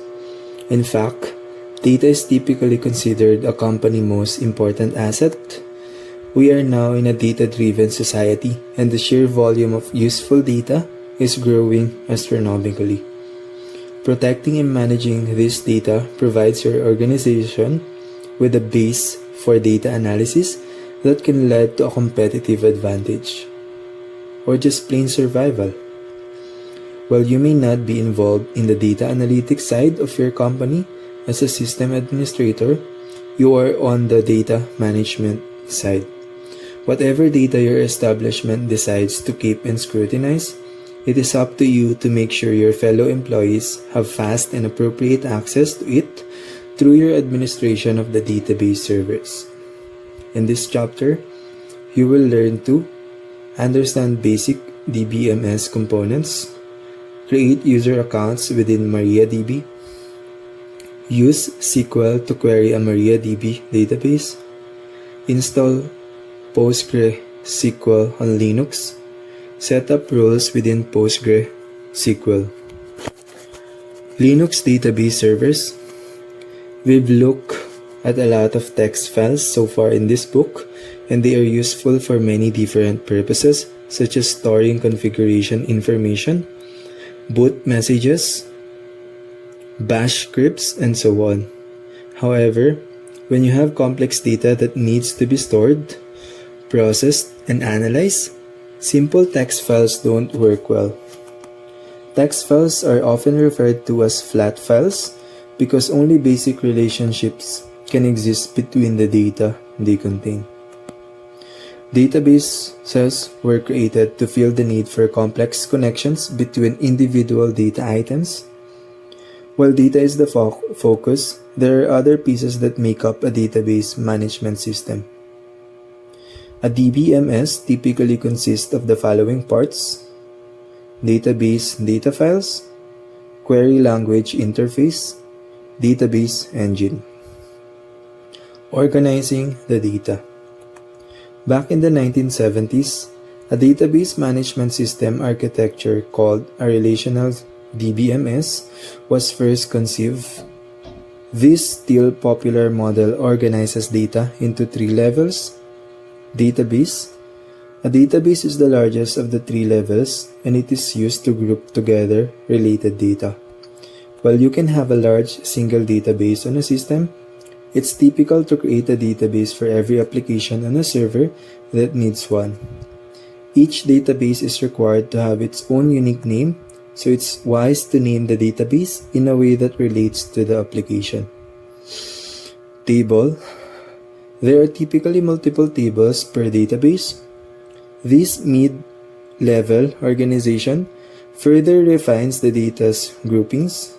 For example, if the database contains tree information for a site that sells live fruit trees through a website, one table in the database might be specifically for apple trees, another table for cherry trees, another table for pear trees, and a fourth table for orange trees. Grouping data in a database into tables is called data normalization. Field. The finest level of detail for data in a database is the field.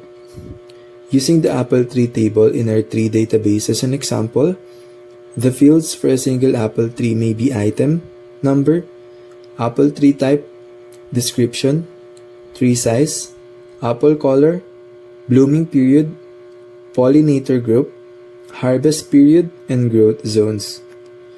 In the apple tree table, each apple tree sold by the company would have its own record. A table record is a collection of fields about the same item. So in our apple tree table, each type of apple tree sold would have its own record, identified by the item number. This item number is a primary key. Primary keys are used to uniquely identify each record within a table. It's helpful to see a pictorial view of a database table. Sticking with our fruit trees for sale application, a representation of database apple tree table is shown snipped in figure 21.1. Configuring and maintaining server functions and features. Baselining. When all applications have been installed and proper services enabled, you need to create what is called a performance baseline. This snapshot should be taken during a period of normal activity. You can use third-party monitoring tools, or you can rely on some that are built into the system, such as the Performance Monitor tool in Windows Server 2020. Documentation. Save the performance baseline as a reference point for future readings. It is impossible to know when something abnormal is happening unless you know what is normal. Performance metrics. When monitoring resources, you select performance counters that represents aspects of the workload the resource is undergoing. But first, you need to know what normal is for your server. Comparison against performance baseline. This is because you have to define what is normal for your network. This is done by creating a set of performance metrics during normal operations when all is working well. While earlier in this chapter, we listed some rough guidelines about certain metrics. That is all they are, guidelines. Directory connectivity, enterprise network joint servers, workstations, and other devices in security associations called domains or realms. Such associations are what make the concept of single sign-on possible. This means that any user can log into the network using any device that is a domain member and receive all their assigned rights and privileges by using a single sign-on. You can join the server to the domain during the installation in some cases, but most administrators do this after the successful installation of the operating system. Store management. Store management comprises a set of activities that are designed to ensure that data is always there when you need it. Partitioning. When all of the volumes have been configured as you would like them, you must create a partition on one of the volumes to contain the operating system. Be mindful of the space required for the operating system and include some additional space. Figure 2.7, joining the server to the domain. Formatting. Once the partition has been created, it must be formatted with the file system. The file system choices will be driven by the operating system. We'll look at file systems in a bit. You can format the partition during the installation. Using the Windows Server 2012 R2 example, you choose the format option shown in Figure 2.8. Connectivity. In data scenarios where high availability or fault tolerance are required, don't forget to take advantage of concepts like multiple NICs or NIC teaming to provide additional bandwidth or a backup connection. Provisioning.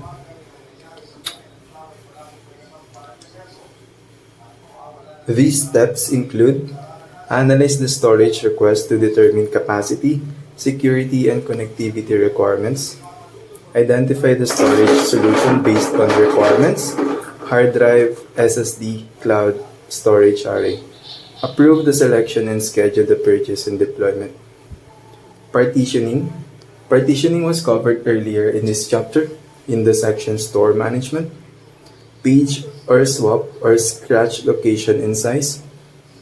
These are files located on the hard drive that are utilized temporarily to hold items moved from memory when there is a shortage of memory required for that particular function. The running programs believe that their information is still in RAM, but the OS has moved the data to the hard drive. Every operating system seems to have its own recommendations as to the optimum size of this file, but in all cases, the swap file should be on different drive than the operating system if possible. Po ito yung SSD na sabi niyo makabit yung SSD NVMe na malagyan yung may ganong port. Oh, nasa akin yung yung NVMe. Pero yung hard drive, iniwan. Yung NVMe na dati wala yun hard drive lang po. Oo nga, hard drive lang yung iniwan ko sa inyo kasi kailangan ko kailangan ko kasi nun is makita yung kasi yung NVMe ko na SSD tsaka yung hard drive same lang ng ano yun ng storage. So kung Wala kaya po ko ba kami, sir, ano? Kasi alam ko kasi sir, nung paalala ko sir, may nakasulat yun na ano na ballpen lang nakalagay Garrett.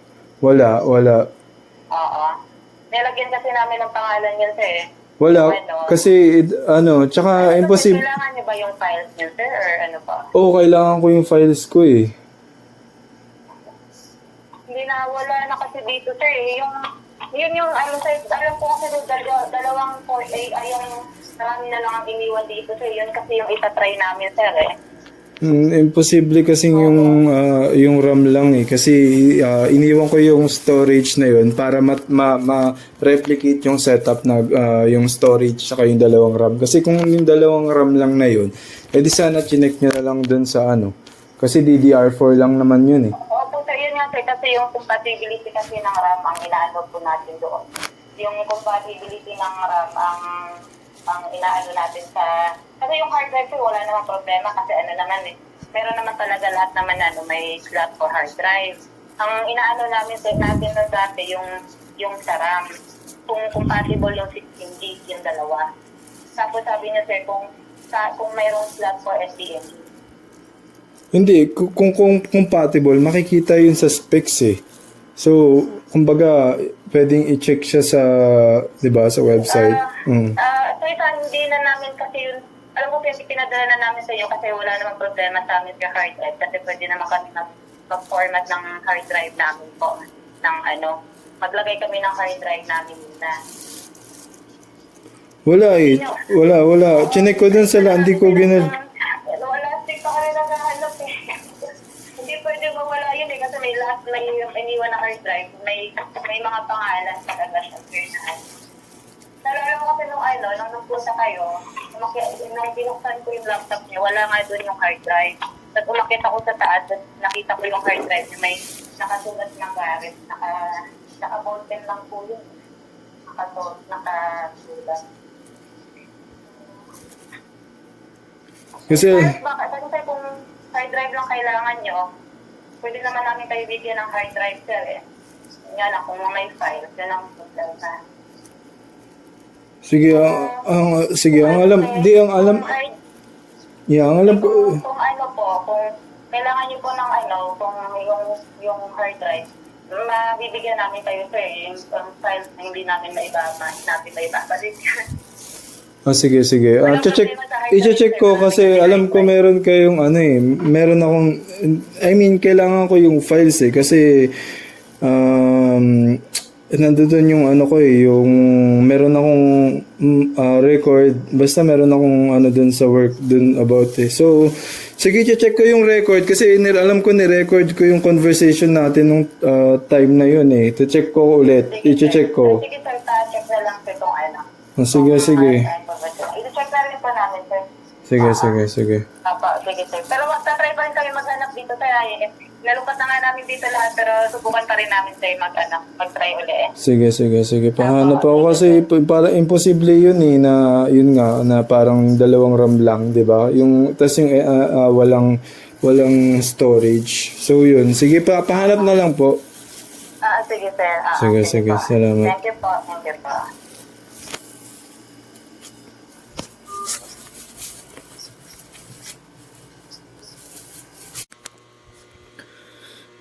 Basic web page authentication. The other method to provide basic authentication is to use a special file name called the HT access in the directory you need to protect. The .htaccess file contains the same authentication directives that we used in the main configuration file. To tell APIC to use the .htaccess file, the less than directory greater than block must contain the allow without space override directive. Using the .htaccess file decentralize the authentication configurations instead of placing them all in the main configuration file. There also an auth without space group without space file directive that allows you to bundle user accounts into groups. You can then grant the entire group access to specific areas on the web server. The mod_access authentication method is another popular way to restrict access to web pages. Instead of using a user ID or password challenge, it allows you to restrict pages based on the IP address of the clients. It uses simple deny and allow directives to list individual IP addresses or network addresses to deny or allow access. Here's an example of using that method. The order directive determines which rule set is checked first. In this example, we set it to deny or block all clients but only allow clients that are on the 192.168.1.0 subnet. Hosting dynamic web applications.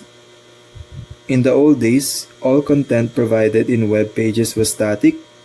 To update the information on your website, you had to manually open the appropriate HTML file, enter the changes to the content, and then save the new version. In this day of constantly changing content, creating a secure web server.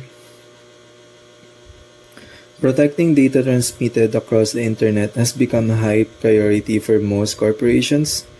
These days, it's recommended to use the secure version of HTTP or HTTPS for all web transactions. The APIC web server supports HTTPS sessions, but it requires quite a bit of work. You must have a privileged private or public key pair to use for the encryption, plus have a signed certificate to validate your public key to clients. Creating an HTTPS server with APIC involves 6 steps. 1. Install the APIC SSL module. 2. Create a public or private key pair. 3. Create a certificate signing request. 4. Have the CSR signed by a trusted certificate authority to create certificate. 5. Install the certification and key files in your APIC setup. 6. Configure APIC to use certificate.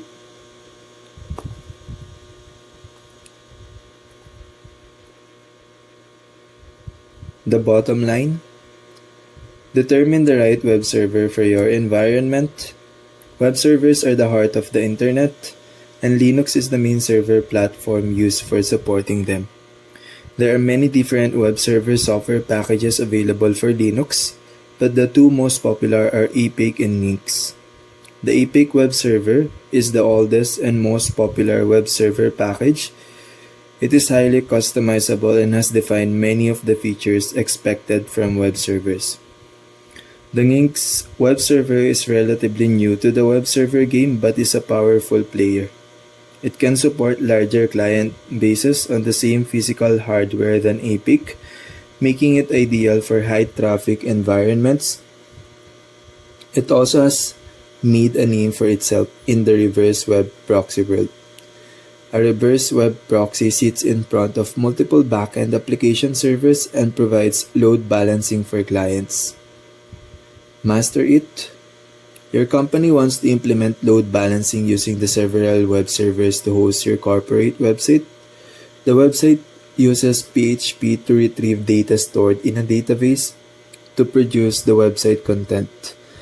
Describe a good web server solution to meet these requirements.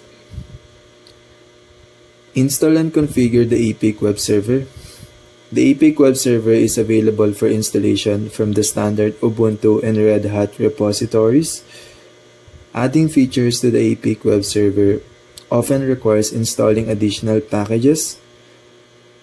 Customizing the APIC web server is as easy as changing configuration settings.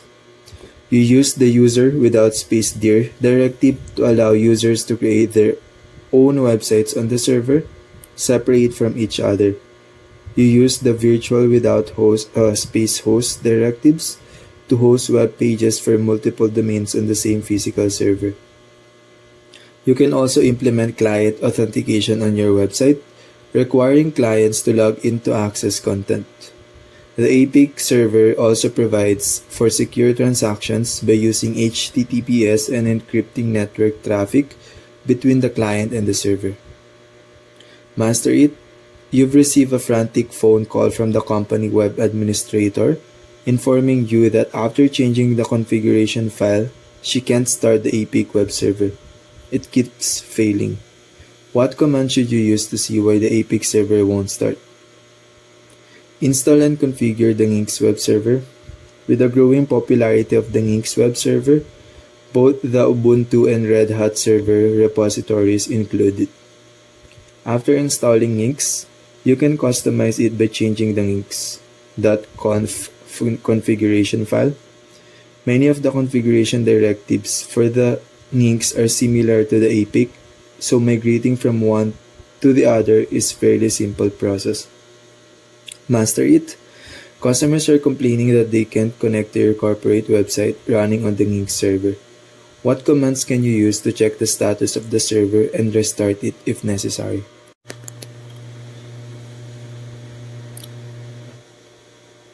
In the representation, each row is a record in the table, which is why sometimes database table records are called rows. Each column with the Apple tree table is a field, which are why fields are sometimes called columns. Notice that some fields for the records contain the same data, while others do not. For example, item numbers 3247 and 3248 share all the same data in their record fields, except for the primary key, item number, and 3 without space size. One record has standard STD in that field, and one contains dwarf. A record in a table is a single occurrence of all the values in the record's data fields. Field can be different type of data. Table 21.1 shows these standard database data types for an RDBMS. RDBMS data types. Data type on first column, description on second column. Boolean value representing either true or false. Char, character string of a fixed n characters in length. Date expressed in quadruple Y dash double M dash double D format. Date and time expressed in quadruple Y dash double M dash double D space double H space colon space double M space colon space SS format. These data types are slightly different depending on which RDBMS you use. Also, they may add a few additional types of data. Querying the data. Created in the 1970s, structured query language was declared a standard by the American National Standards Institute in the mid-1980s. Pronounced SQL. This language is still used to communicate with databases using an RDBMS, and the standard has continued to evolve, making it stronger and more flexible. What's exciting about SQL is that when you learn the language syntax, you can use it on nearly all relational databases with few modifications. So, when you have a Linux RDBMS installed in your system, you'll have place to learn and practice using SQL.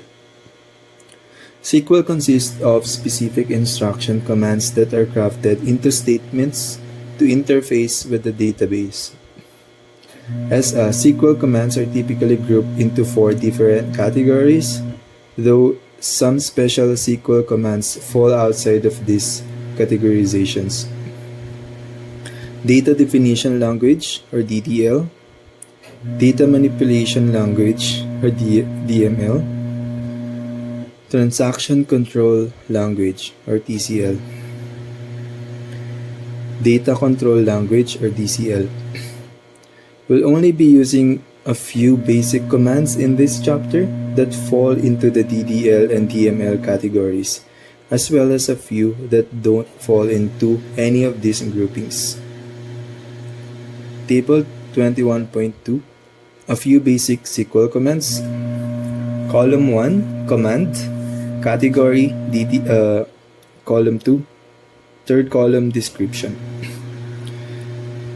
First command, create, category, DTL, description, creates a table, database or user account. Second command, describe. Second category, not applicable. Third description, second description, list a table's field definitions. First command, drop. Second category, DTL. Third category, DDL.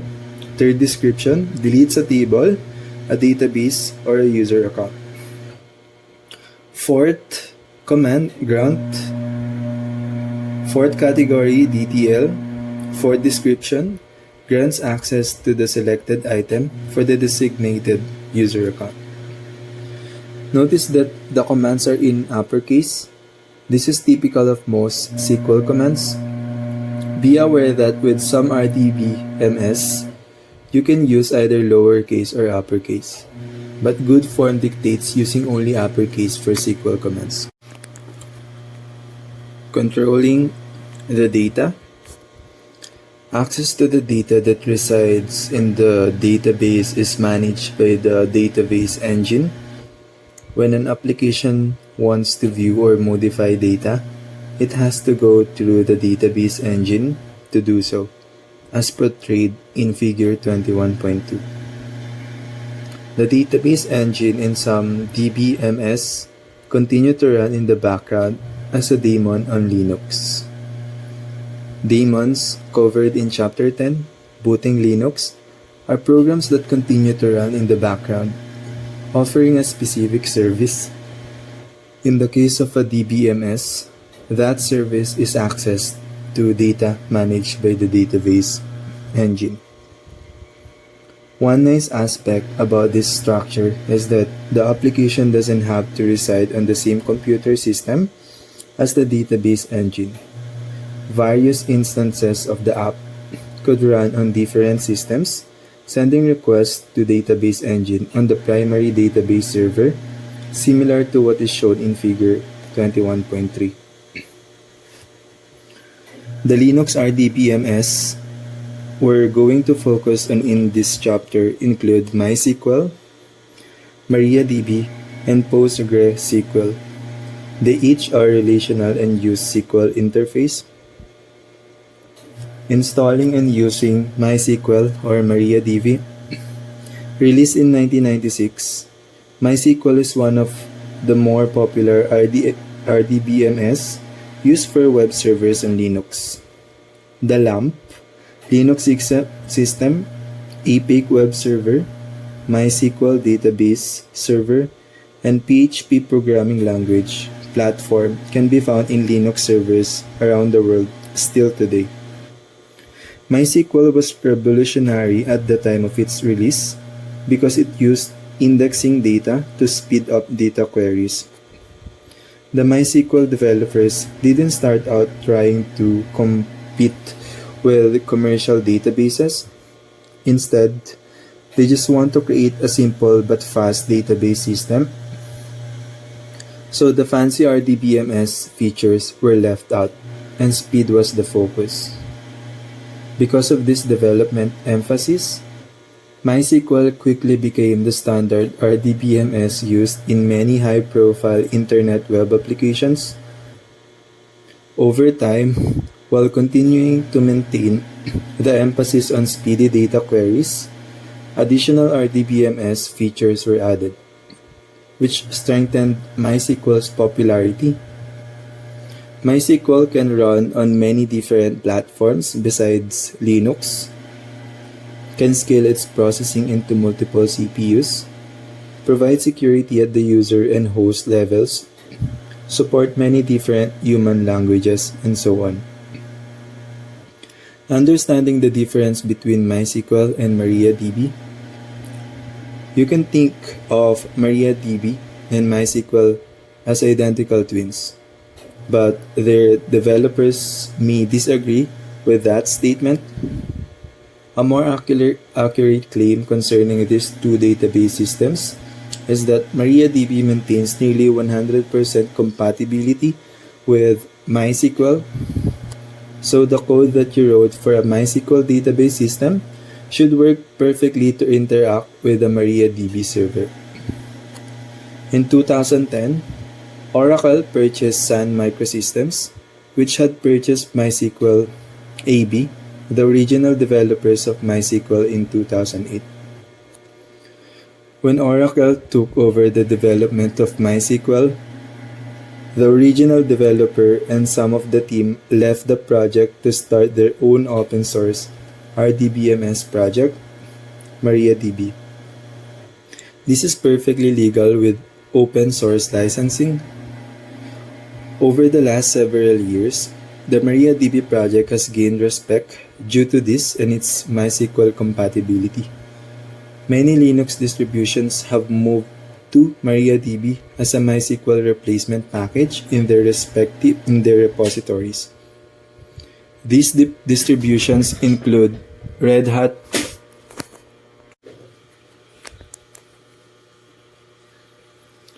Linux, and Ubuntu. Conducting a MariaDB installation. Installing MariaDB is fairly simple. You need super user privileges, of course, and the correct package name, MariaDB-server. Installing package was covered in Chapter 3, Installing and Maintaining Software in Ubuntu, and Chapter 5, Installing and Maintaining Software in Red Hat. Here is a snip example of installing MariaDB on Ubuntu after updating the system's package information. Sudo space apt space update, then sudo space apt space install space MariaDB-server. Installing MariaDB on a Red Hat base distribution is fairly straightforward. Here is a snip example of an installation on CentOS using the root account. dnf space dist space installed space MariaDB-server. Even though some distributions installation process sets the MariaDB service to start when the system boots, it's a good idea to go ahead and enable it yourself. Also, start the service as shown in this snip example on CentOS using the root account. Systemctl space status space MariaDB, then systemctl space start space MariaDB, then systemctl space status space MariaDB again. The MariaDB server is now enabled to start when the system boots. Also, it is currently active. After you've accomplished installing the server and enabling it, MariaDB is ready to start managing your data. Real-world scenario: installing the MariaDB server on your Ubuntu system. SQL code you write for MariaDB will also work for a MySQL server. Since many modern Linux distributions now support MariaDB as a replacement package for MySQL, it makes sense to install and focus on the MariaDB server. When you have the RDBMS installed, you can work on creating SQL statements to interact with it. The following steps will take you through installing the MariaDB server, RDBMS software on an Ubuntu distribution. 1. Log into your Ubuntu Linux system using the sysadmin account and the password you created for it.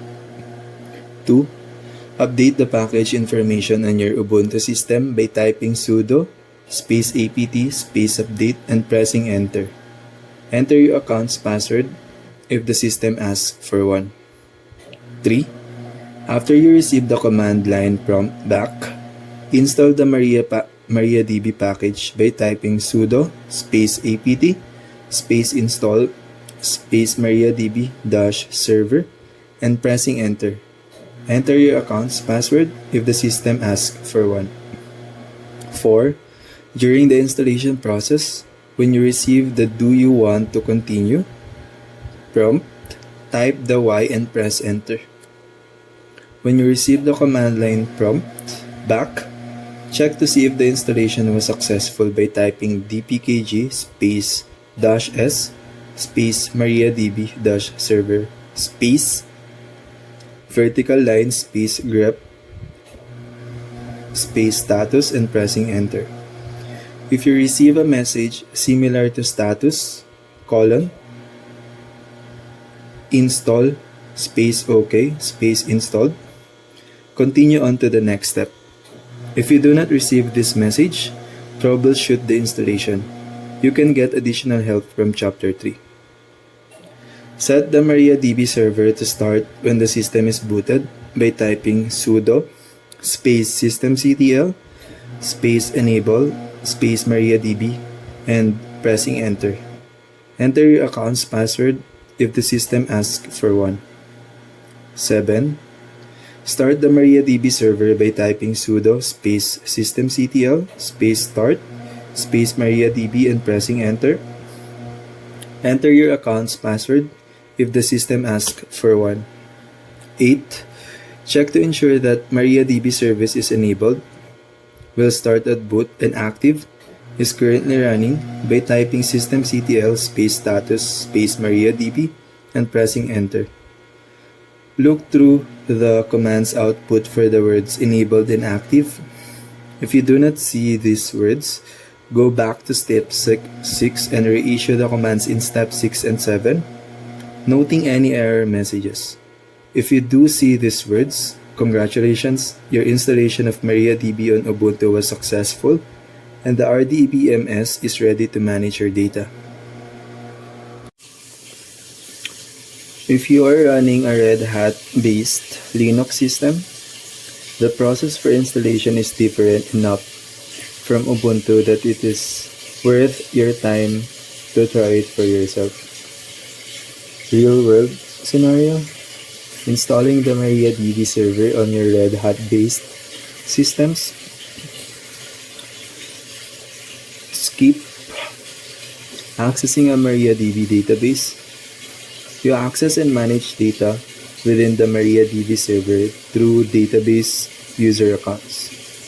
By default, a special all-powerful account called root, sound familiar, is installed as an account in the RDBMS.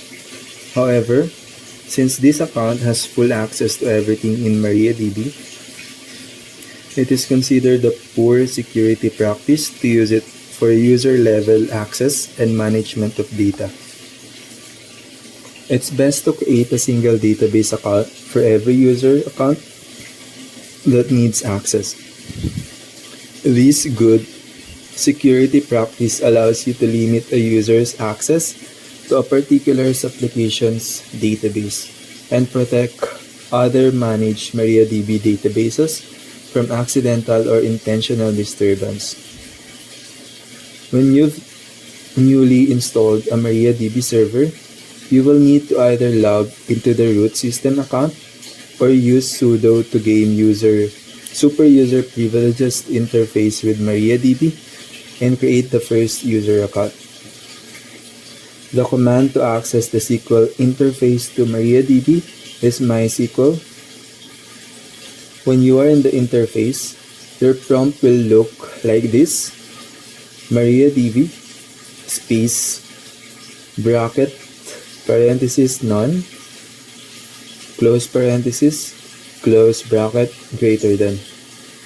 This is one difference between MySQL and MariaDB. For MySQL, the prompt looks like this: MySQL space bracket opening parenthesis none close parenthesis, close bracket, greater than. To create your first user account, you may want the system's hostname, which can be obtained a variety of ways, including through the hostname command. The hostname can be used within the database account username. It's a good practice to use the same username for the database account as the Linux system's account's username. The SQL interface syntax to create a database user account is as follows: create space user space username at hostname space identified space by space quote password colon semicolon. Notice that at the end of the SQL syntax line there is a semicolon. This lets the SQL interface know that you have completed entering the syntax for this statement. That small but important piece of SQL syntax is easy for those who are new to SQL to miss.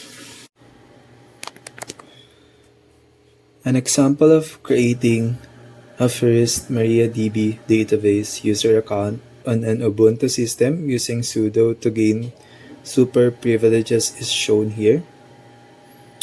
Hostname without space.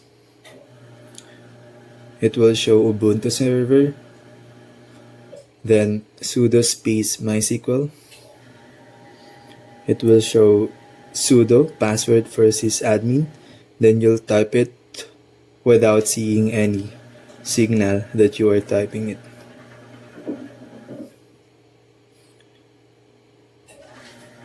Then create user, then type the command create space user with all capitals space quote sysadmin at ubuntu-server quote. You don't have to put the user account name and host name in single quotation marks, but it's needed in this case because of the dash in the host name. Notice that you can put the SQL statement on 2 lines. That's because the interface doesn't care about line returns produced by the enter key like the bash shell does. Instead, the SQL interface is watching for a semicolon to end the statement. After you've created a user account, you can view it as shown here.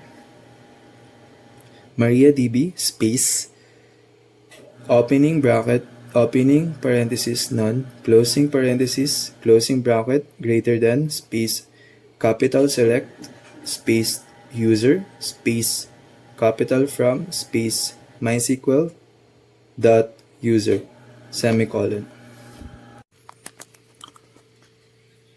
Managing database servers. Understand basic DBMS components. A database management system typically consists of a database engine, the database files for the database, and a query language interface, which typically uses standard SQL or something relatively compliant with standard SQL.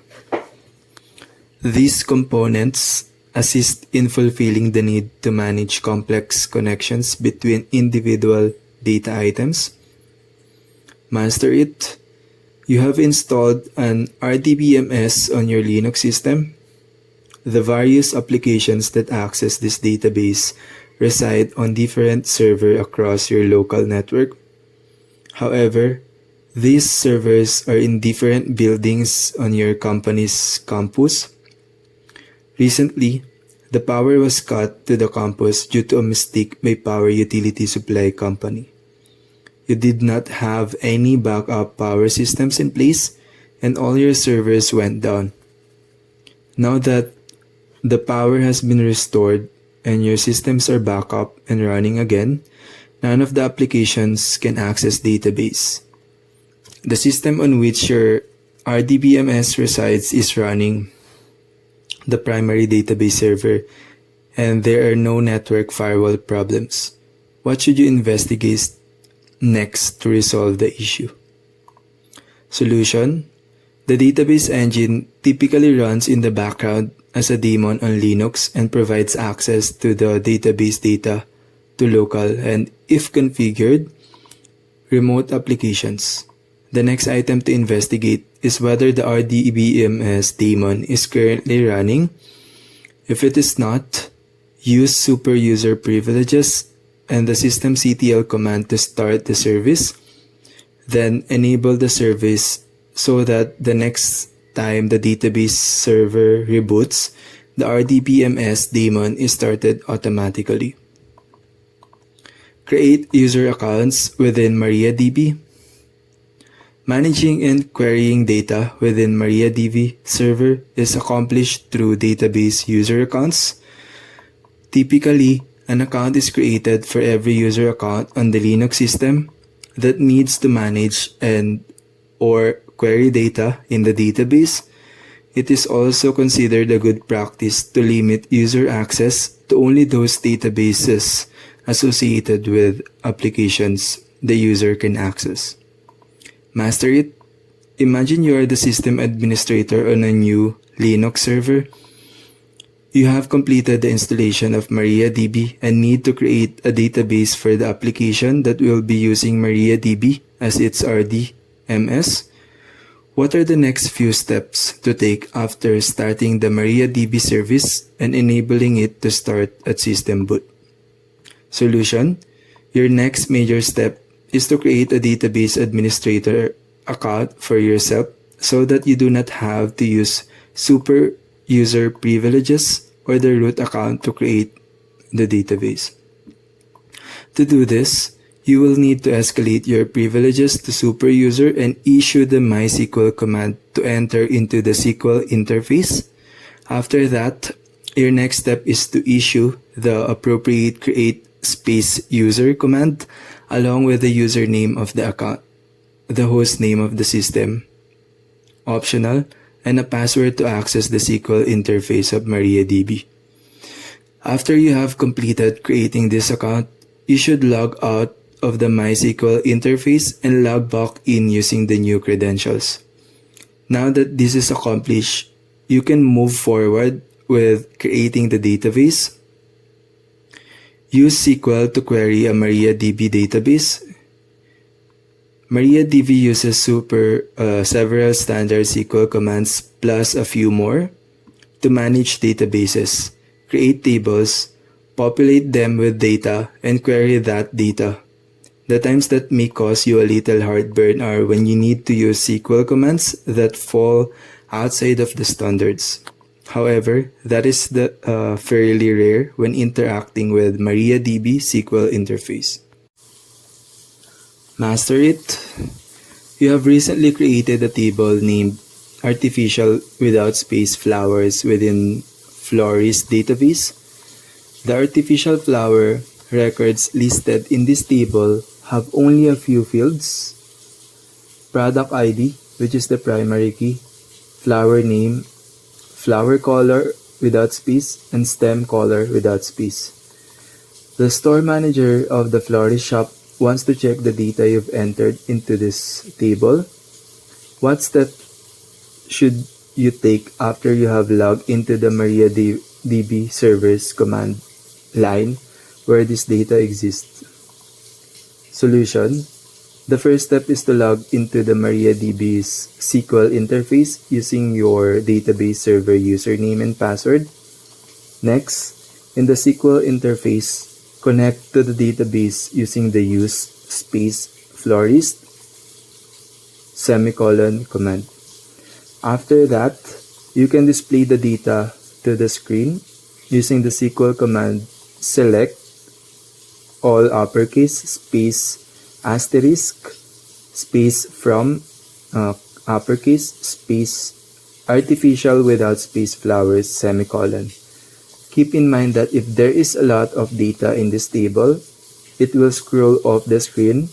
The store manager may prefer a report from which they can view the data as opposed to looking it on your computer screen. Install PostgreSQL on Linux. The PostgreSQL, also called Postgres RDBMS, has some features that make it popular in segments of the Linux community. For instance, it has data reliability structures and generally supports standard SQL with a few exceptions. Installing PostgreSQL can be a little tricky as its installation process is slightly different depending on the Linux distribution you are using.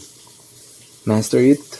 You are a system administrator for a Linux system whose customers want to use the PostgreSQL or DBMS on the system.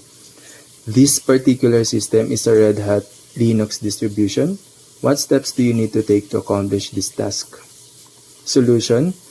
The package name for PostgreSQL on a Red Hat or Red Hat based system is small letter PostgreSQL -server without space. So, to install it, you need to escalate your privileges to super user status and issue commands similar to DNF space install space PostgreSQL -server. After the installation, to finish this task, you will need to escalate your account's privileges and run PostgreSQL database initialization by issuing the following command with the super user privileges /user usr/bin/postgresql -setup space /inetdb. When this is completed, be sure to enable PostgreSQL to start at boot and start the daemon. Setup roles within PostgreSQL. Roles are used to access and manage data within a PostgreSQL server. It is considered a good practice to determine what privileges a user needs for using PostgreSQL database and then create a role with the appropriate privileges. This structure provides protection for the data and appropriate security tracking of database servers. Master it. You're the database administrator of the PostgreSQL database on your Linux system. Your database user role is named admin. This role has super user privileges in the database as well as the ability to create roles in databases. What if any, changes should be made to your account to improve the security levels of administering this database? Solution.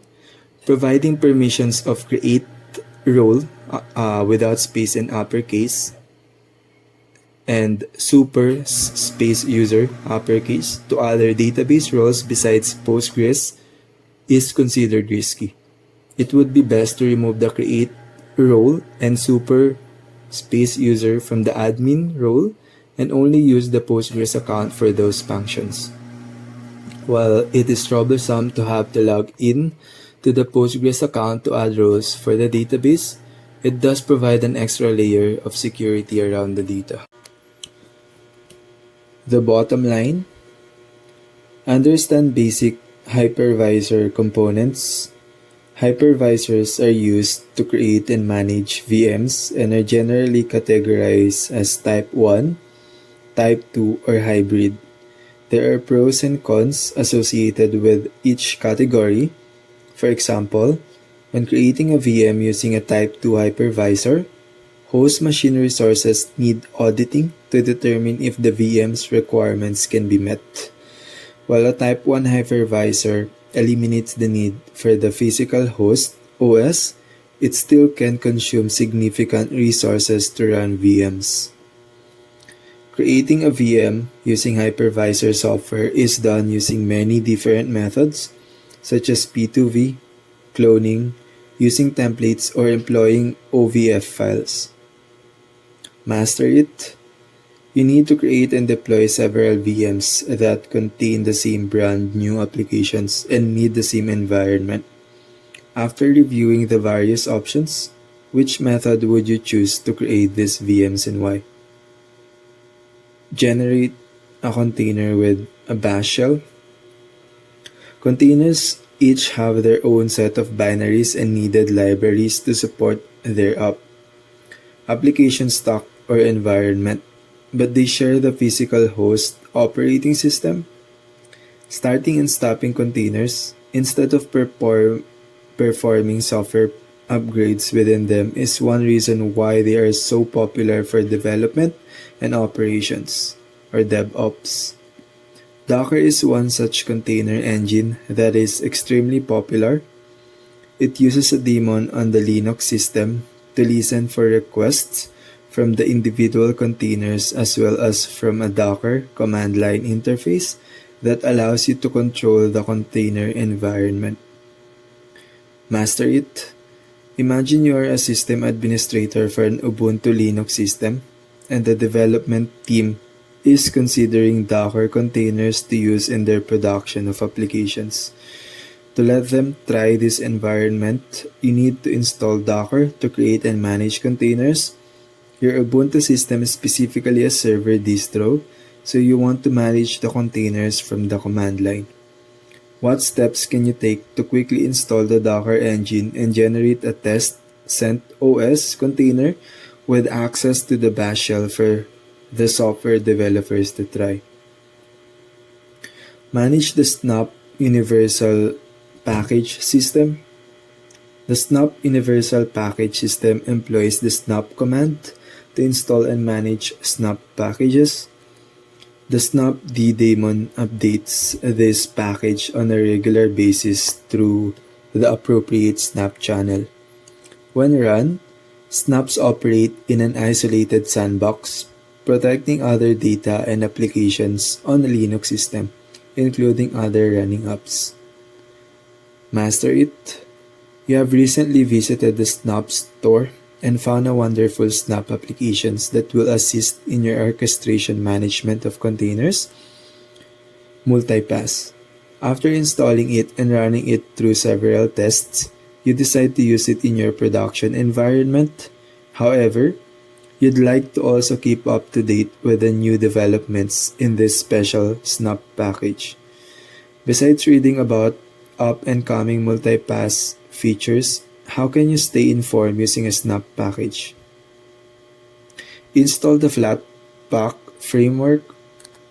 Software packages, Flatpaks, in the Flatpak Universal Package System focus on a single software applications and are a single self-contained compressed package file that holds all the binaries and dependencies needed for the app to work. Though Flatpak is similar to Snap, Flatpaks are currently available only for desktop applications on Linux systems. Master it. You are a system administrator for a CentOS desktop Linux system used by developers for creating the company's main software product.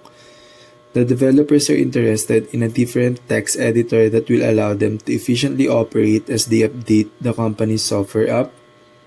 Because there is a consideration to move development from the current Linux distro to another one that also uses Flatpak, he decided to install this text editor's Flatpak package that is available in FlatHub. What steps should you take to get this framework and text editor installed for the developers on this current system? Containers. Containers are virtual entities, but they are different from virtual machines and serve distinct purposes. Whereas a VM provides an entire guest operating system, a container's focus is typically on a single app, application stack, or environment. A container gathers all the files necessary to run an application. The runtime files, library files, database files, and any operating system specific files. The container becomes self-sufficient for the application to run, and everything the application needs is stored within the container. Instead of a hypervisor, a container is managed by a container engine. Figure 22.4 shows a diagram example of a container. Notice in the figure that the physical machine's operating system is shared among the containers. However, each container has its own set of binaries and needed libraries to support its app, application stack, or environment. Exploring container types. A container's focus depends on its purpose in life. Two container focal points are described here. Application containers. These containers focus on a single application or an application stack, such as a web server. Application containers are heavily used in development and operations. Software developers can modify their company's app in a newly created container. This same container with the modified app is then tested and eventually moved into production on the host machine. The old production container is destroyed.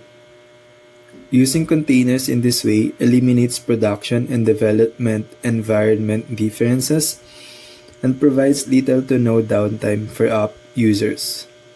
Thus, containers are popular in continuous software development environments.